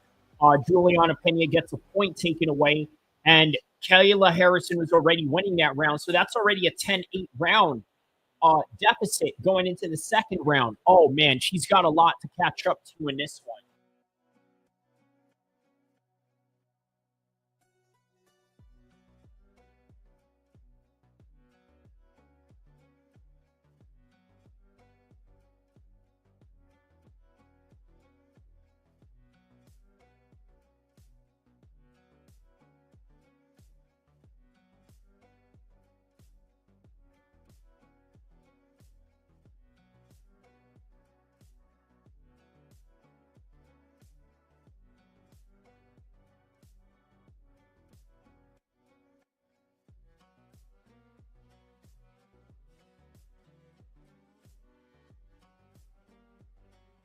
All right, round two. Let's see how this goes.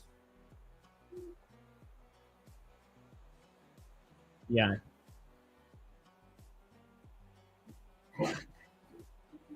All right, there's a straight shot right there by Harrison, doing a very good job, by the way, of her boxing skills, ever-evolving boxing skills.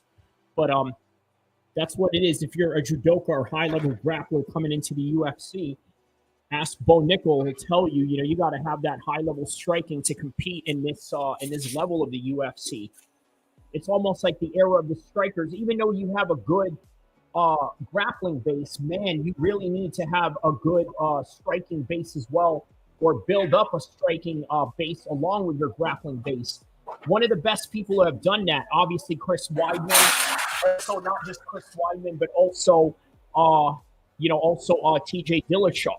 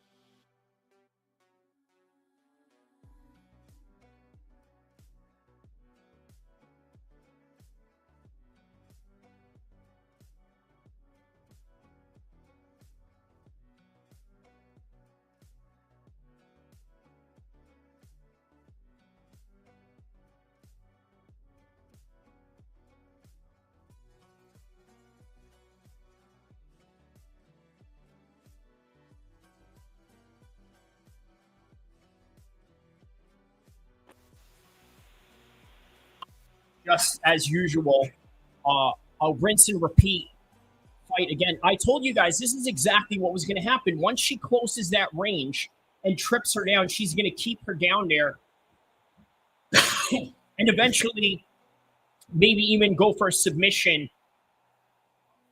if the openings are there, which is right now. Look at this. Very similar to how Khabib got Conor right against the fence right here. She's going to look for a crank right here. Wow, while she's... Okay, now she's got her right on top of the half guard position.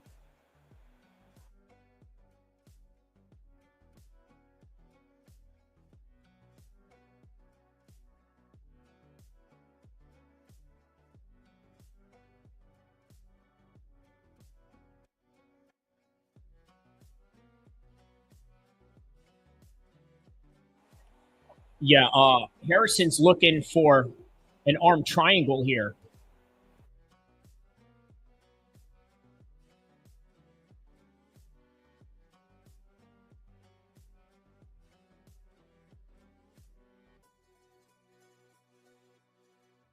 Yeah, Rogan's saying that she has to turn her clockwise in order to submit her.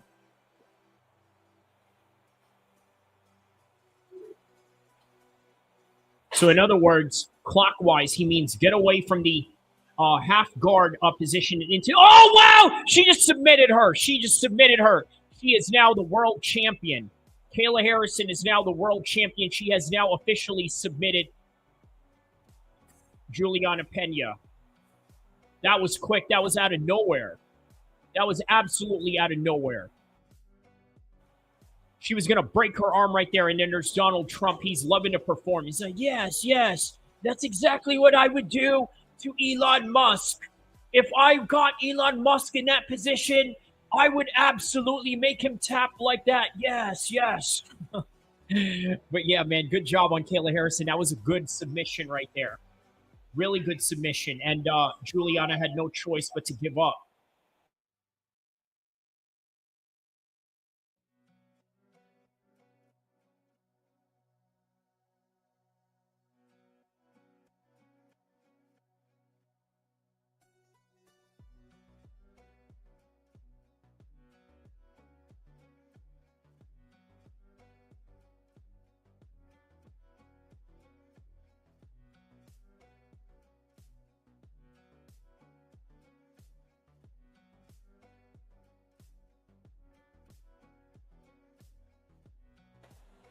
Yeah, so they're embracing right now, obviously praying and giving each other, I guess, sportsmanship and whatnot.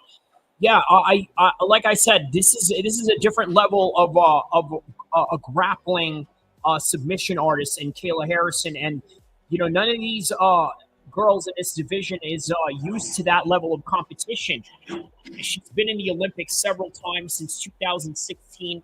She's been a judoka for over decades, been competing at a high level, is used to world-level competition. She came into MMA, the same thing. Eventually, she got into world-level competition real quick, and then that was all she wrote right there.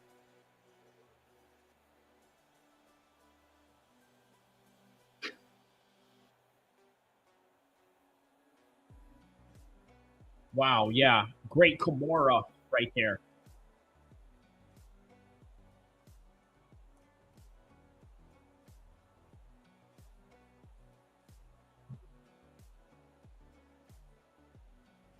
Now, she tapped wisely, but that's your arm is not meant to bend like that. But there it is. There it is, man. New world champion.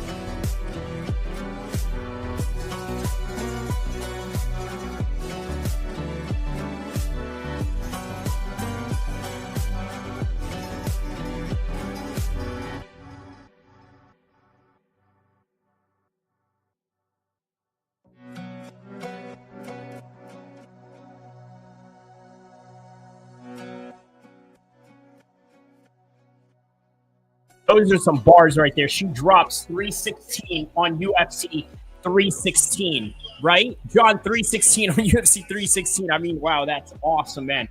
And look at Ali Abdelaziz in the background. Look at Ali. He's like, yes, man. Hey, I got another champion, brother. I got one more champion, brother. I got Islam. I got Usman in Bellator. Now I have Kayla Harrison as champion. Yes. There it is. Ali got another champion in his stable.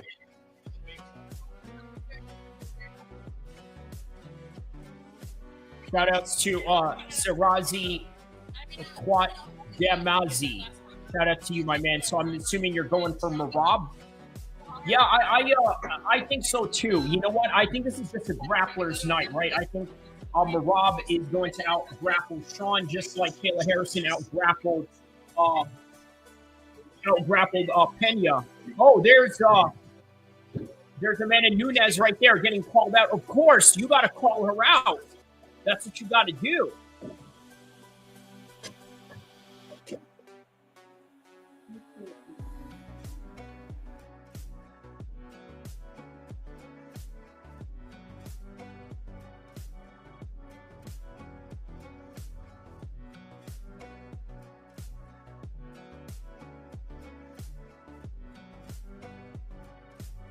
Hold up. Oh, are they going to let Amanda Nunes in the cage? Oh, wow. They're going to let her in the cage. You're going to have a face-off. Look at this. They bow at each other. They kind of give a hug.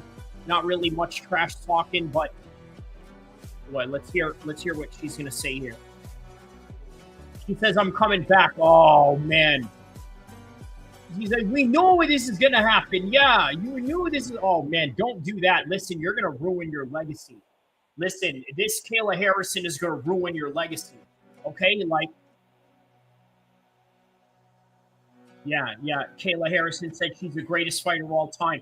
And if Amanda Nunes wants to remain that way, man, don't do it. You know, get up out of here. You know what? That would be great if they were to co-main event John Jones and Tom Aspinall. Can you imagine? Can you imagine both of them as the co-main event for Aspinall and John Jones? That, I mean, think about it, right?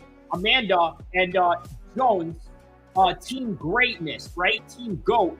And then you got Harrison and Tom Aspinall as like the possible next generation. It's a great, like, little tag team concept. You know what I mean? Like Team GOAT versus Team Next Generation. There it is. Put that on a fight poster right there.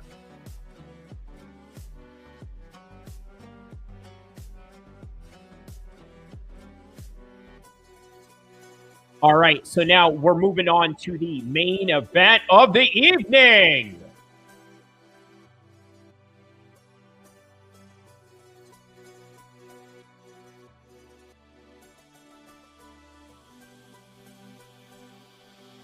Yeah, so they literally just made the fight tonight right now. There's Ali Abdelaziz.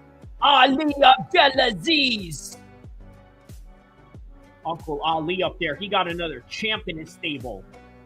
Hey, listen, brother. I have another champ, brother. I have another champ in stable, brother. Next, Islam. Gonna get the 170 belt next. Yes. And then next is going to be, who else? Who else does he have that's a champion? Evloev. He's got Evloev as another champion.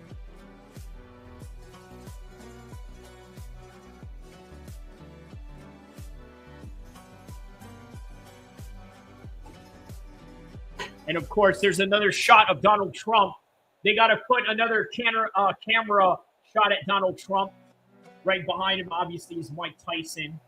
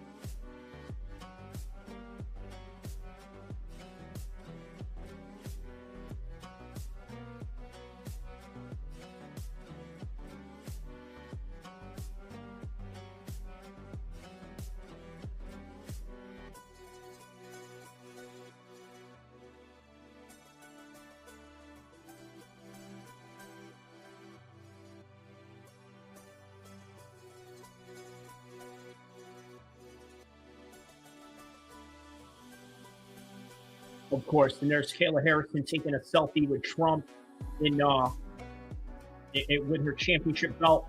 Oh, look at this. Trump is telling Eric, his son, and Ivanka to get in the picture. He's like, yeah, get in the picture with the champ. You got to get in the picture with the champ, Eric.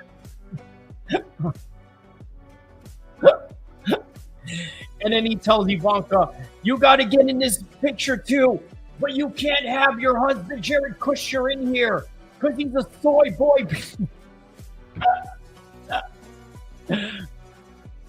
All right, man, on to the main event, man. I can't wait for the main event.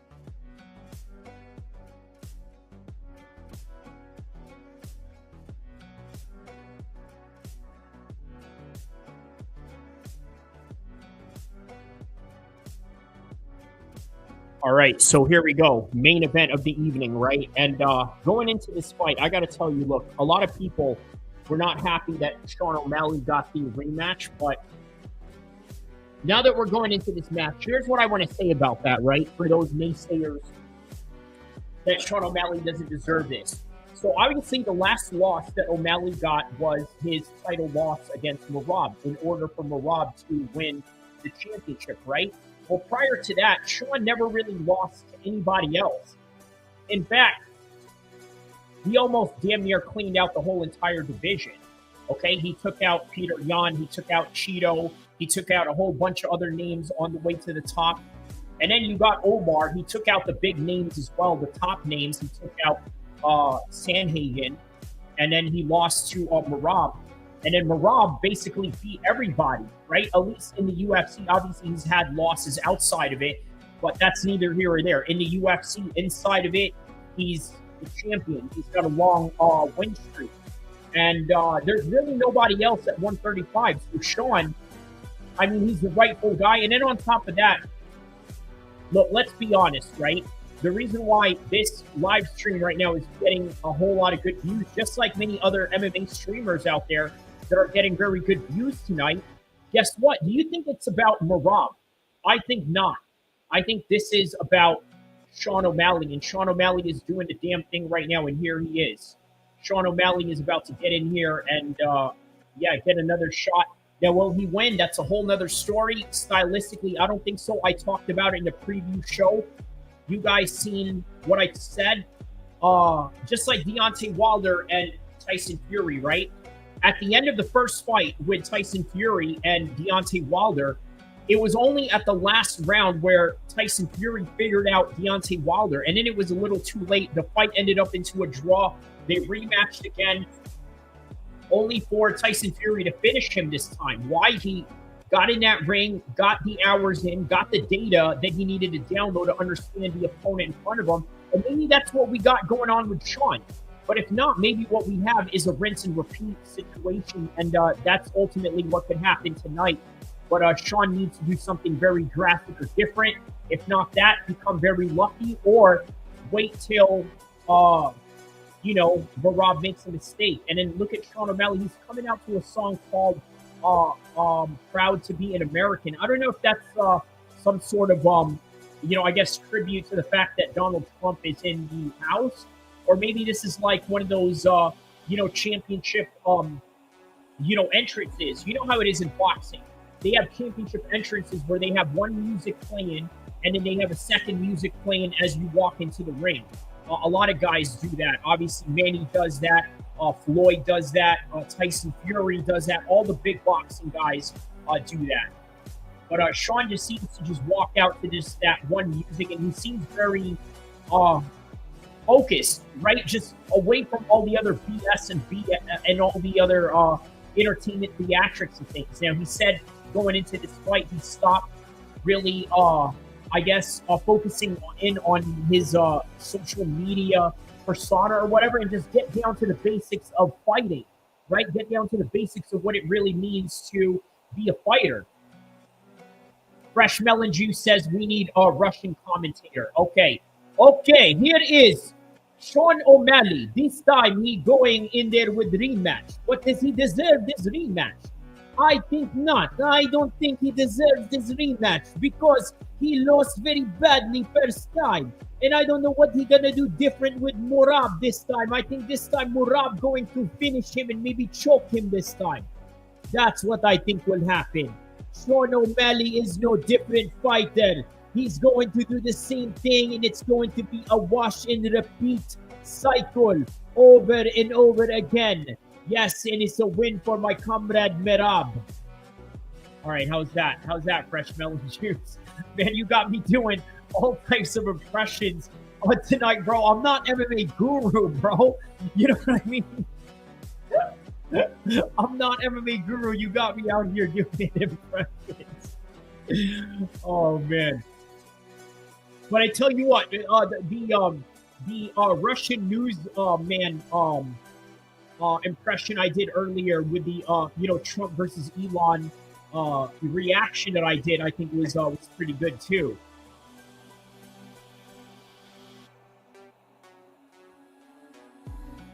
In the meantime, let us ask our expert analysts what they think of this fight. George St. Pierre, do you have an analysis for this fight? Yes, I do. I think that Sean O'Malley is going to have a very tough fight, and I don't think that he is going to have the wrestling to handle Merab. I think Merab is very good in wrestling, and there is no way that Sean O'Malley is going to get up. Oh, no. Once Sean O'Malley gets on the ground, that's it. He'll not be able to get up. I get Merab by decision on this one. Okay, what do you think of that? The little GSP, I had to bring out, the French Canadian, the Russian accent. What else did I bring out today? I think the British accent too.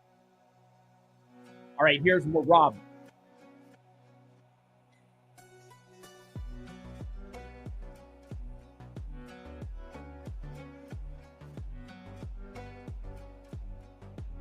Okay, what is Merab walking out to? I think some traditional Georgian song.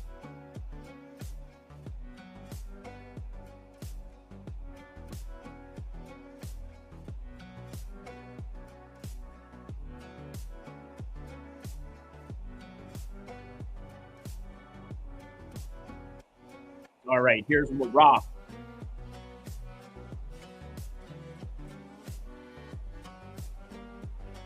And behind him is former champion Aljamain Sterling.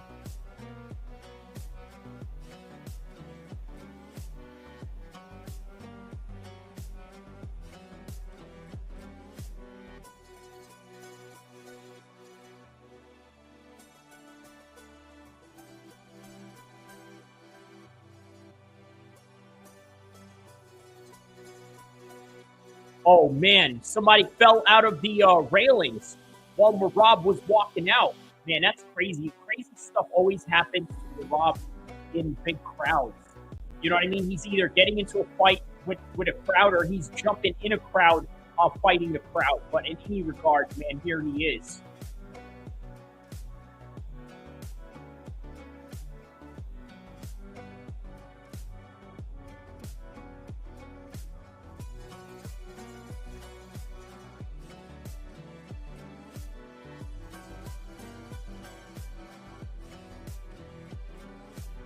Yeah, that is crazy, man.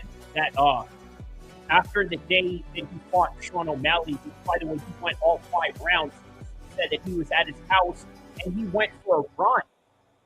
You know what I mean? Like that's how you build up, you know, crazy cardio like that, right? You already got in the octagon for 25 minutes, okay, which is a different cardio in and of itself, being in there with another human being, and then the next day, you know, you're out running for miles on out. You know, but that's according to DC, and I believe it, man. You know, Marab is a madman.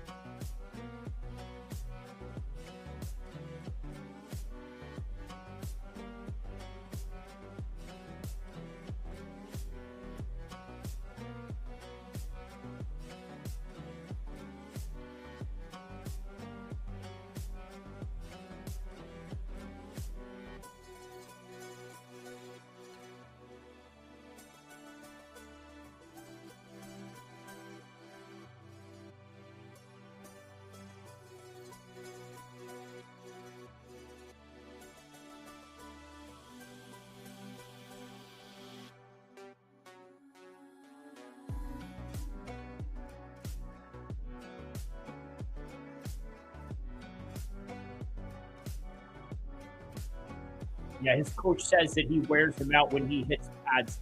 That makes sense, right? If you're a mover, if you really know how to move and, you know, that is predicated on your fighting style, yeah, you will really tire out people.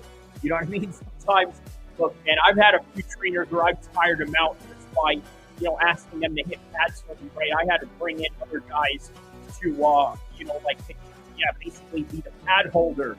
You know what I mean? And let the trainer be the trainer on the side. There are guys out there that can do that, and Marab is definitely one of them. And he's about to impose some serious pace on Sean O'Malley right now. But let's see if Sean O'Malley can keep up.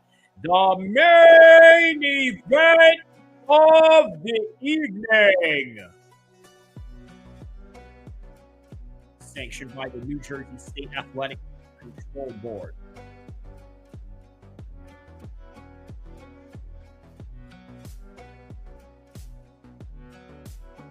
All right, Jason Herzog will be refereeing this matchup.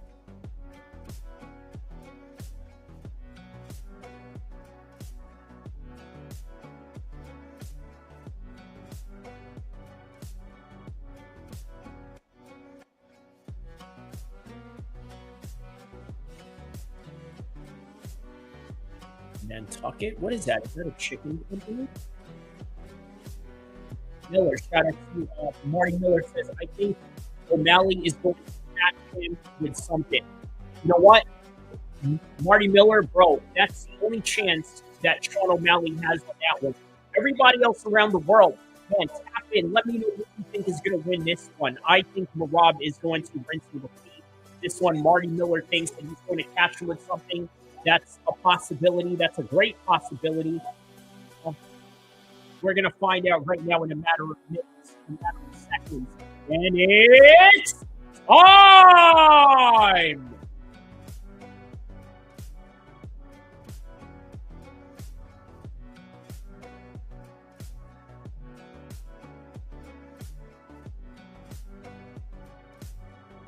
Hey, you know what, Marty? I'm going to pin your comment.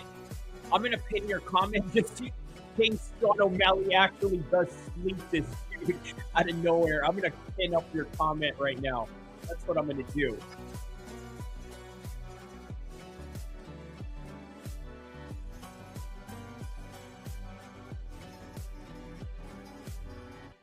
Yeah, bro. Imagine if you're right. You know, I mean, that's all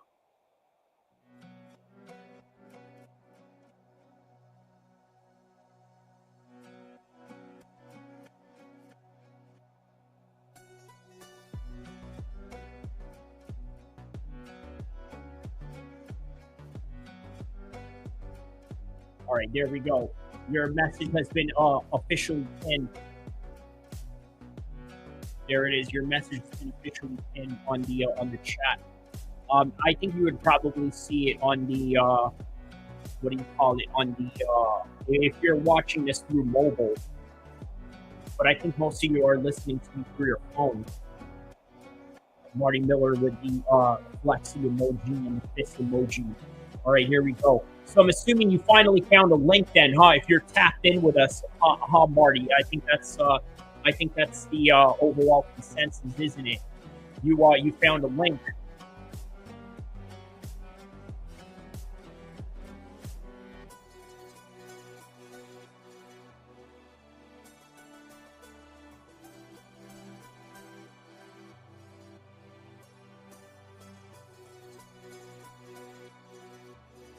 All right, straight to the point. All right, we're going to cut the music out on this one.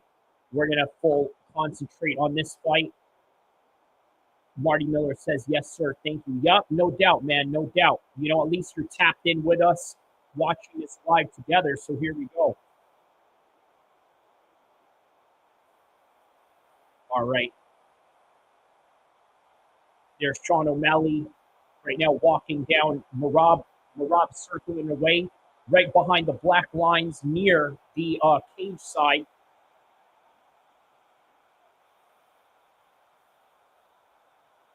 Yeah, and this time there's no spear. There's a spinning back kick right there by O'Malley, semi-connected.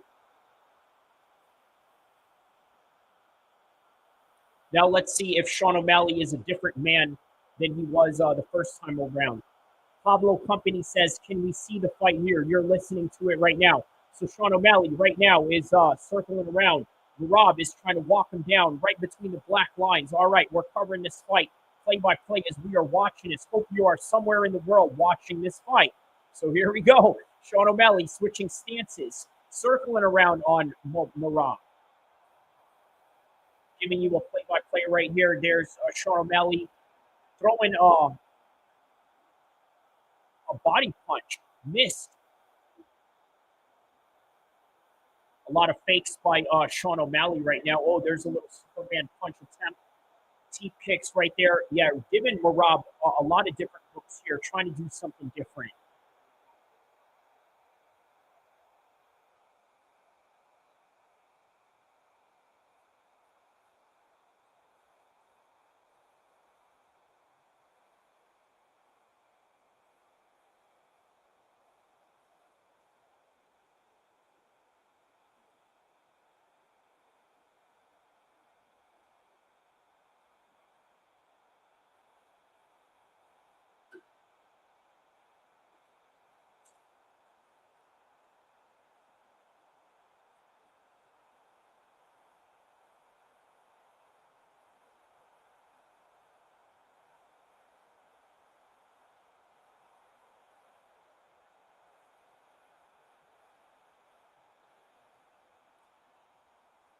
Sean is making him walk him down, just trying to make him chase him, really.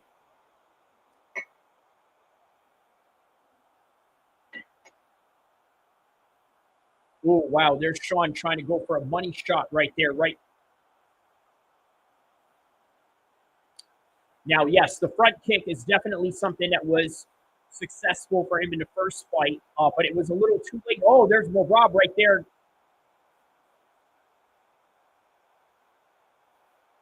And, of course, he takes him down. Again, rinse and repeat. He gets taken down right there in front of Donald Trump.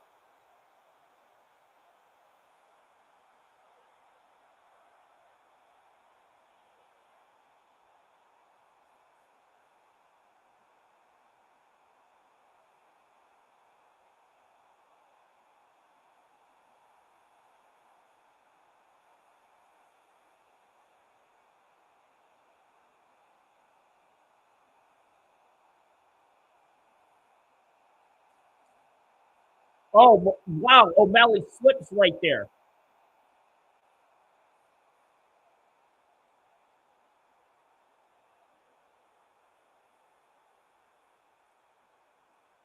Yeah, the pace on this one is insane.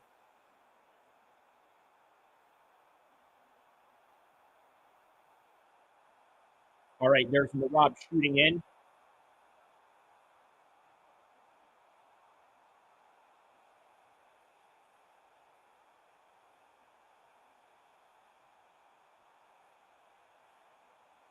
Again, Merab with a rinse and repeat.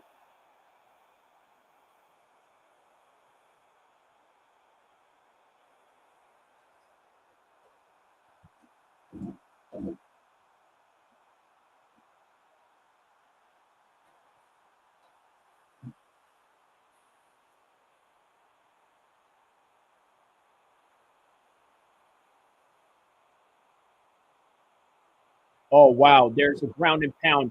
Now he's right on top. I told you guys, this is going to be a rinse and repeat. Sean, but you know what? Hey, listen, Sean has 20 minutes to make life fair for himself right here.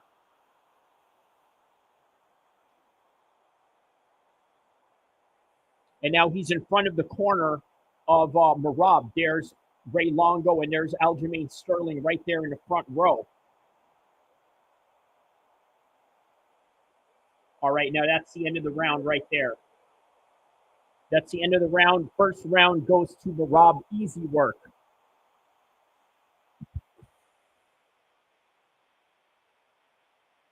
Let's hear what Tim Walsh has to say to him. He says you're getting tripped up close to the fence a little bit. You got to, just breathe out. And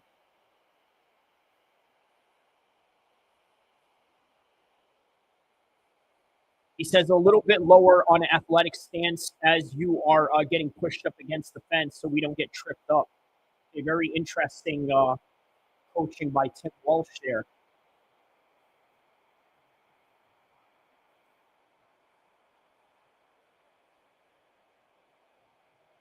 Okay, so the corner of Merab is telling him, hey, listen, shoot in unexpectedly. Don't let him know when you're coming in.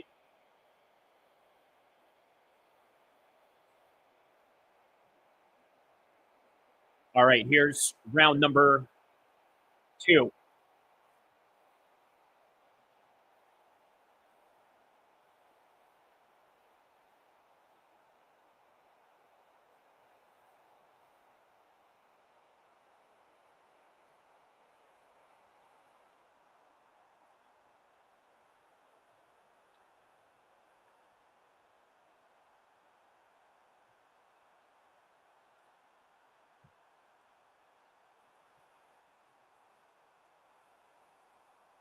Spinning back kick by Sean O'Malley misses.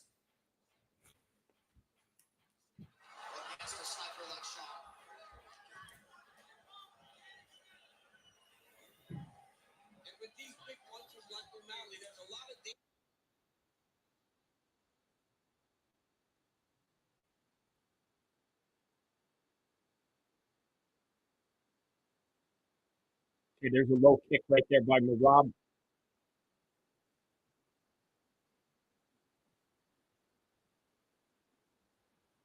Whoa. Oh, okay. He comes back with a shot of his own. Sean O'Malley hits him with a good one, but Merab comes back. There's a little spinning back fist right there. Ooh. Yeah, Sean O'Malley is really looking to crack him right now, and you really can't blame him because he knows that if he doesn't crack him, he's going to be in a rinse and repeat cycle with Merab taking him down and then just pushing his piece on him.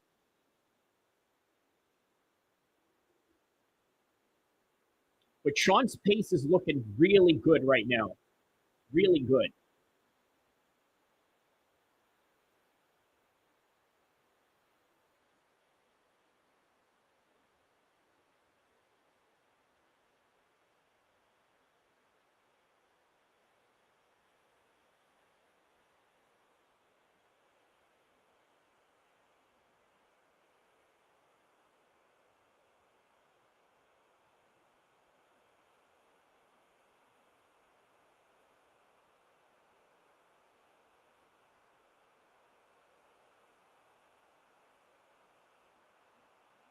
Okay, there's another low kick right there by Merab.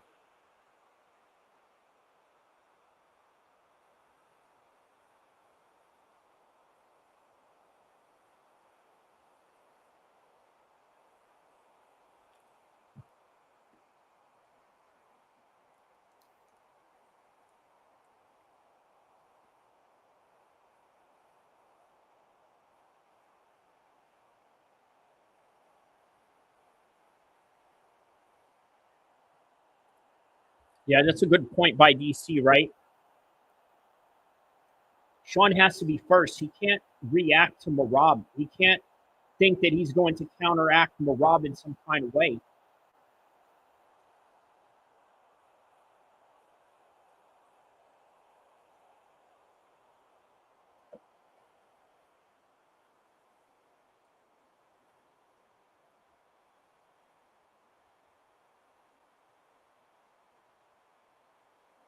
Wow.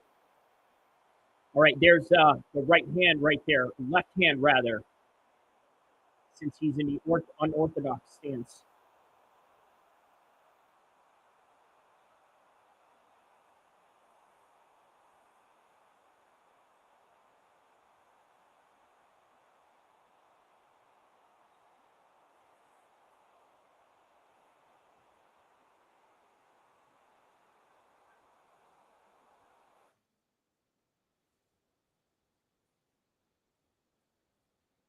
Yeah, I noticed a pattern, right? He's doing very good when he's in the center of the cage, right? I see why DC is saying that. Like Sean in that position right there is really, yeah, he's doing really good in the center of the cage, but he doesn't want to be in this position right here with Rob to grind onto him. But Sean's doing a good job of stopping these takedowns, man. Now I think he's starting to download his data a little bit. Like, hey, listen, you know what? I'm kind of understanding what you're trying to do here. Now Sean O'Malley is, yeah, definitely producing a different fight than the first time around. Maybe the rib injury that he was complaining about has some sort of warrants here.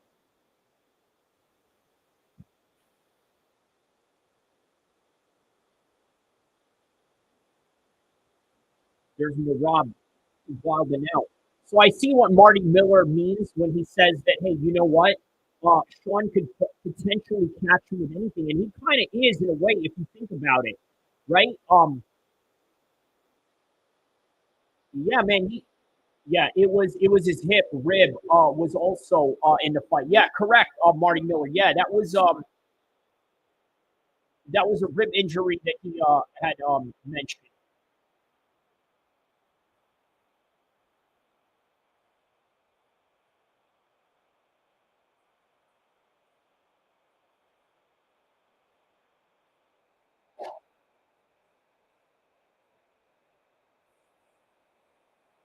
All right, so the corner of Merab is telling him you have to show the hands before we kick. So in other words, they want him to be punch heavy first and then kick heavy first. It depends on your trainer, right? Some trainers will tell you, hey, listen, go kick first and then throw the hands, right? With Merab, it's the opposite for him. They're telling him to throw the punch and then the kick right after. All right, there's Merab right now and Sean O'Malley in the third round right now.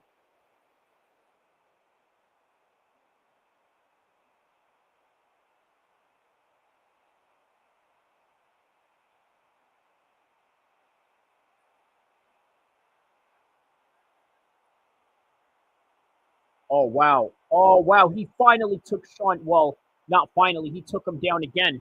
Okay, welcome to the rinse and repeat cycle, as I was saying.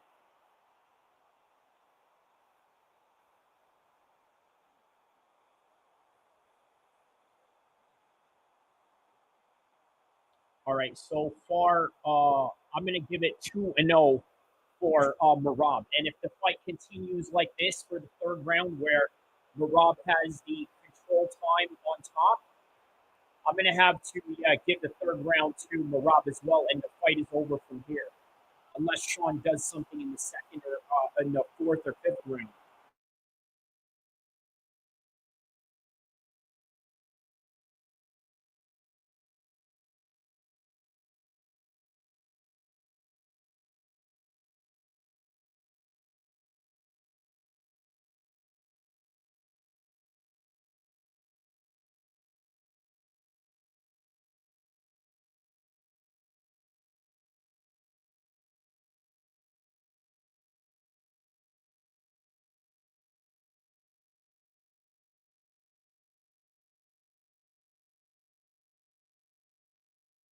All right, so Merab maintaining this top position control right now.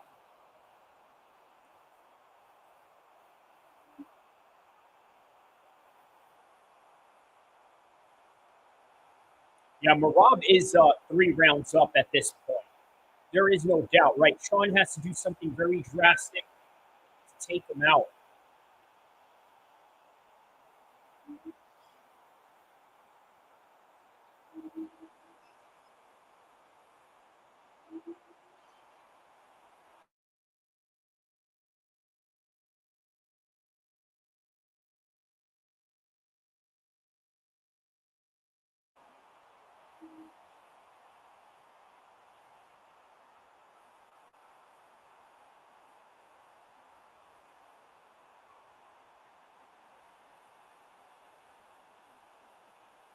Yeah, that's a good point by Joe. Joe is saying, look, you're not going to get Merab by just laying there.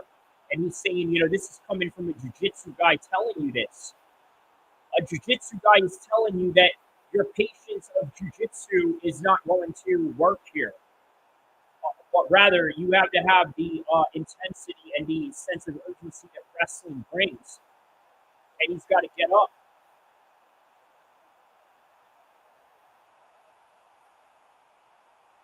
Yeah, Sean's getting right back up right here.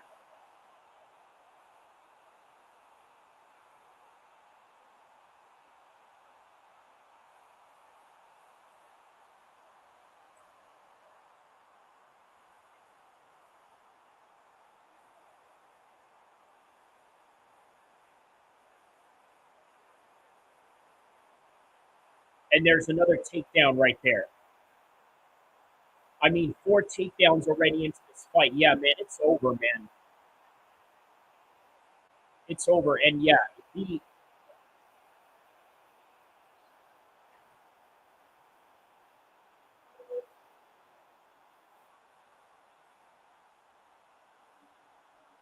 total strikes in the third round, 61 for Merab and 4 for O'Malley. And this is only the third round, by the way. There's another takedown right here. And the majority of those shots are from Merab hitting on the bottom.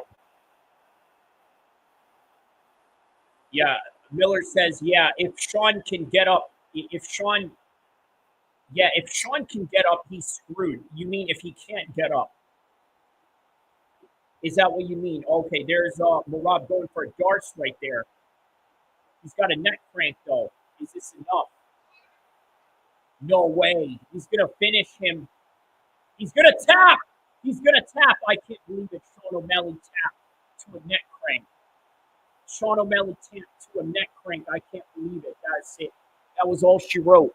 And then there he is right there, getting out of the cage, talking to Donald Trump, talking to Dana White. Dana White looks pissed, man. Dana White looks pissed that Merab won. Why are you pissed that Merab won, bro? Why are you pissed that Merab won? explain to me why you're pissed that Merab won. Dana White walked out, bro. Did you see that? He walked out. He left the area wwhere him and Trump were sitting at, and he went to the back. I don't know. Maybe he wants to get ready for.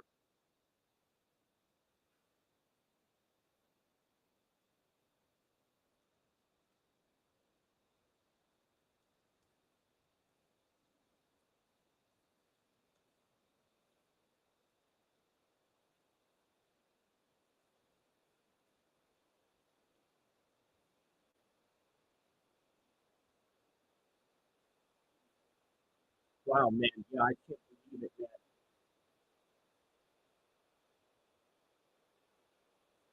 Yeah. I know what you meant, Miller. I know the grammar error that you meant. I know what you meant. Um, yeah, man. So round 3 submission.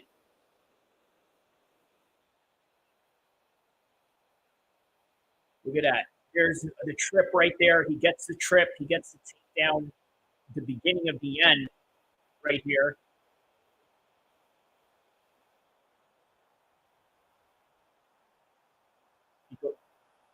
He goes for the darts right here.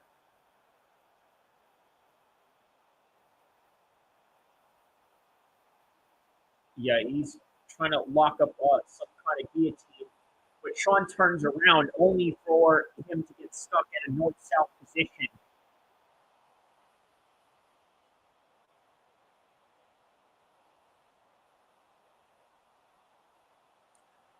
You know, Marty Miller says because they don't think Merab is as marketable, but I think he's getting much more popularity recently.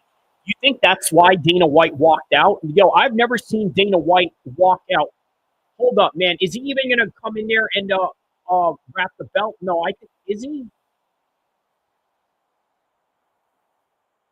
Good for Merab. He deserves it, Marty Miller says. Yeah, I agree with you, brother. He definitely deserves it. Okay, so there's Dana White right there. He's going to wrap the belt around him. It's not like the Francis Ngannou situation.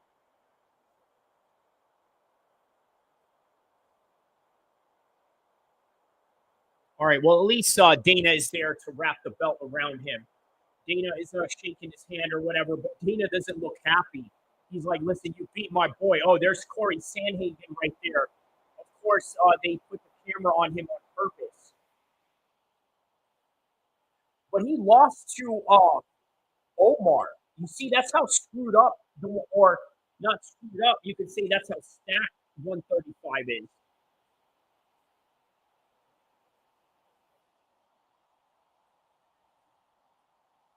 Yeah, it has to be why. Yeah, Miller says. Yeah.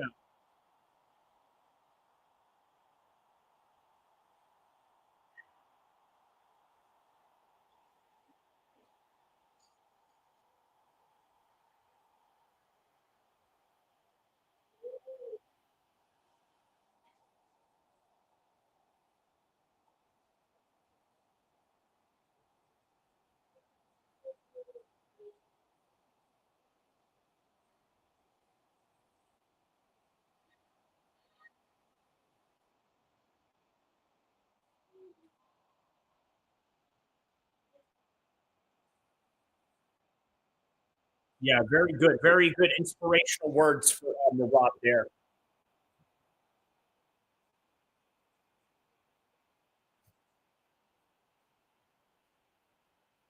Yeah, I agree with you on that, Miller. He probably does the same thing to Corey Sandhagen. But I don't know if he'll finish him, though. I think he'll grind him out. Maybe have a few submission attempts where it's close, but yeah.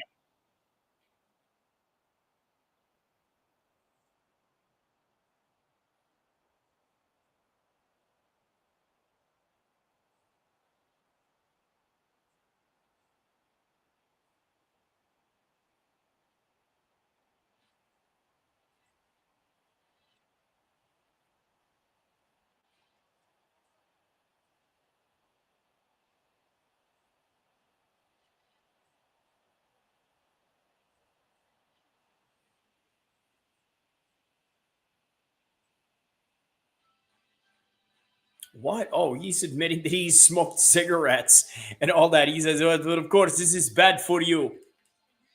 This is of course bad for your lungs and your cardio and everything. This is bullshit.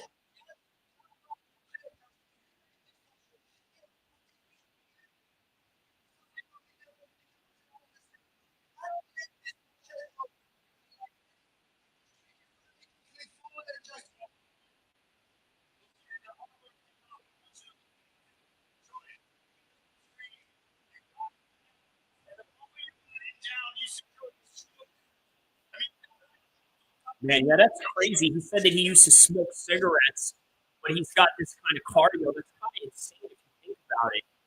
But I mean, he doesn't do it anymore. But yeah, it's just insane when I hear fighters say that they smoke cigarettes, right? I've had a few training partners that smoke cigarettes, you know what I mean? And it's like, and they'll have a full blown training session and they'll like, have a stogie afterwards, right? There's guys out there that will do that. There's a lot of Muay Thai fighters out there that do that. A lot of Thai dudes, they'll like smoke cigarettes in between their fights. Like,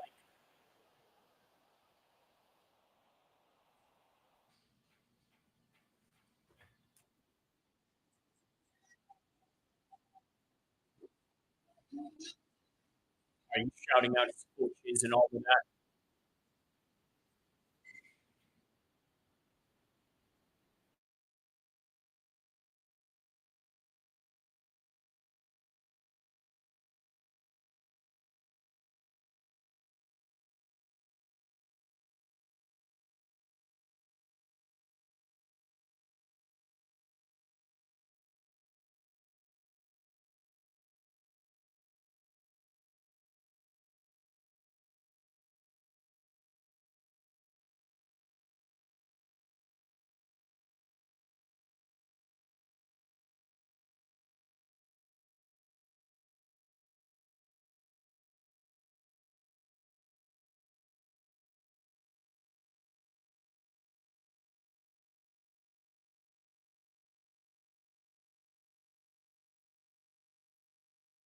Shouting out Aljo. He's saying Aljo made him who he is. Yeah, man. Aljo, the former 135 champion, fighting at 145.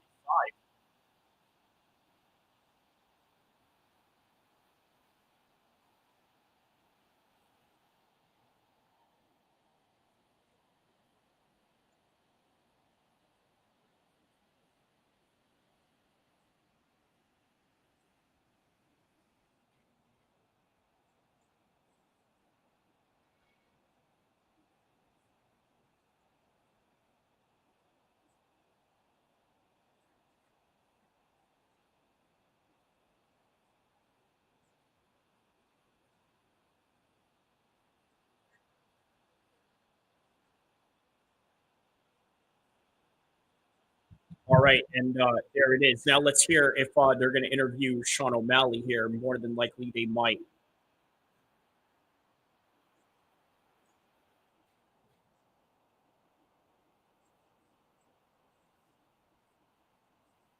Joe Rogan says, you made a lot of lifestyle changes. Give her your thoughts on this one.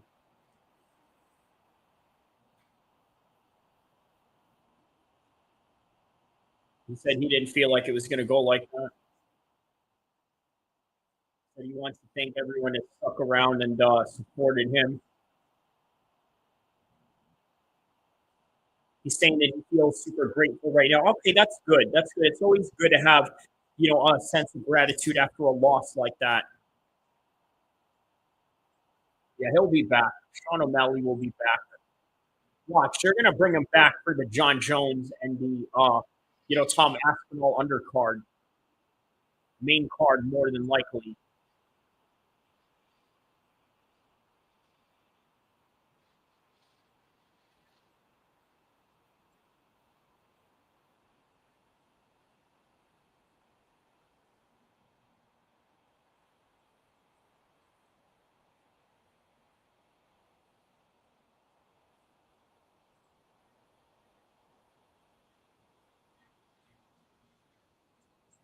All right. Well, that is it. That is it. That is it. That is it. So next fight's coming up. Obviously, you got June 14th, Usman versus Buckley. 21st, you got Hill versus Roundtree. 28th, you got Tafora versus Oliveira. Kai Kara France versus Pantoja on the co-main event. And then you got Lewis versus Teixeira. Wow, that's an interesting card on July 12th. A little heavyweight action right there in Tennessee. Well, all right, man. So everybody that was tapped in, thank you for all those that were tapped in tonight. Also, don't forget to like and subscribe. I will be back for a reaction video. I will also do a video on Francis Ngannou possibly coming back to the UFC, probably attached to the reaction of this particular event. And then probably be back for a live stream to recap all of it. All right, so with that in mind, everybody around the world, don't forget to like and subscribe. I will see you in the next one. Shout out to everybody. Let me give us some shout outs to the people in the chat. Marty Miller, Pablo Company, shout outs to you. Fresh Melon Juice, shout out to you. Cesari, shout out to you. MOHD Project, shout out to you. Who else do we have here? Got a few spam here. That's going away. Let's see. Who else here? Okay, here's another spam going away. Voodoo King, shout outs to you. Who else here? Okay. Fresh melon juice. Let's see who else here.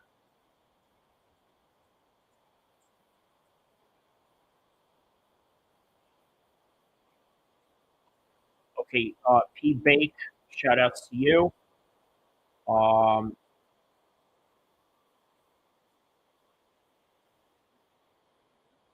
One Player, shout outs to you. Interesting screen names you guys have here. Guest Usher, that's an interesting name. Guest Usher, shout outs to you. Who else? Who else do we have here?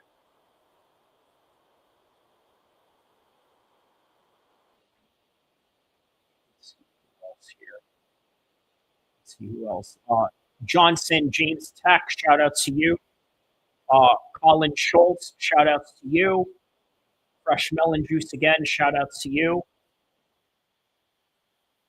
Let's see who else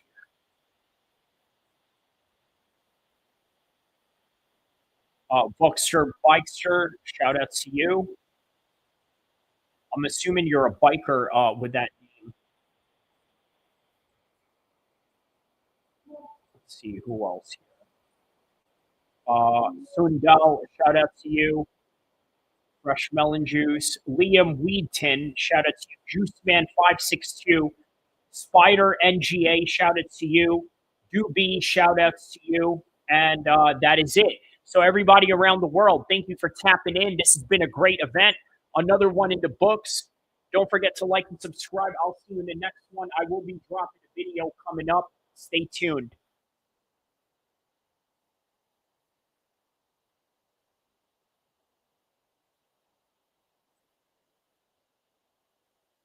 All right, guys.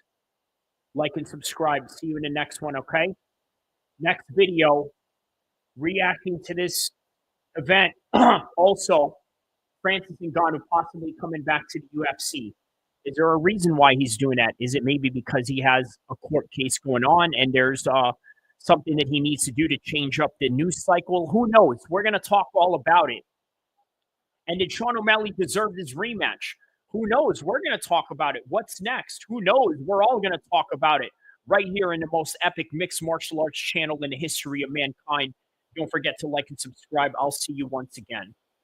Oh, yeah, and then a whole bunch of other fights that happened tonight, and they had Money in the Bank tonight in the WWE. We're going to check that out.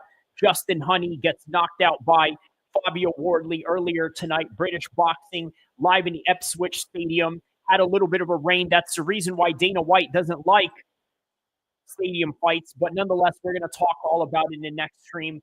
UFC 316. Let's get it. Starting off the list of good. Oh, this actually, he's going to go into neutral too because this guy's fucking, he's wild as shit sometimes. But he's a fucking, I'm telling you, Kari Bullock here, he's wild as shit. He's going into neutral for different reasons. He's fucking wild. But he's the type of guy that you would want on your side. I feel like this guy just has an immense fucking loyalty about him. He's a good fucking dude. He is loyalty over royalty, defined to the fucking max. Now we start off the good cat. Yeah, I like Kyrie below tier. Fucking so what?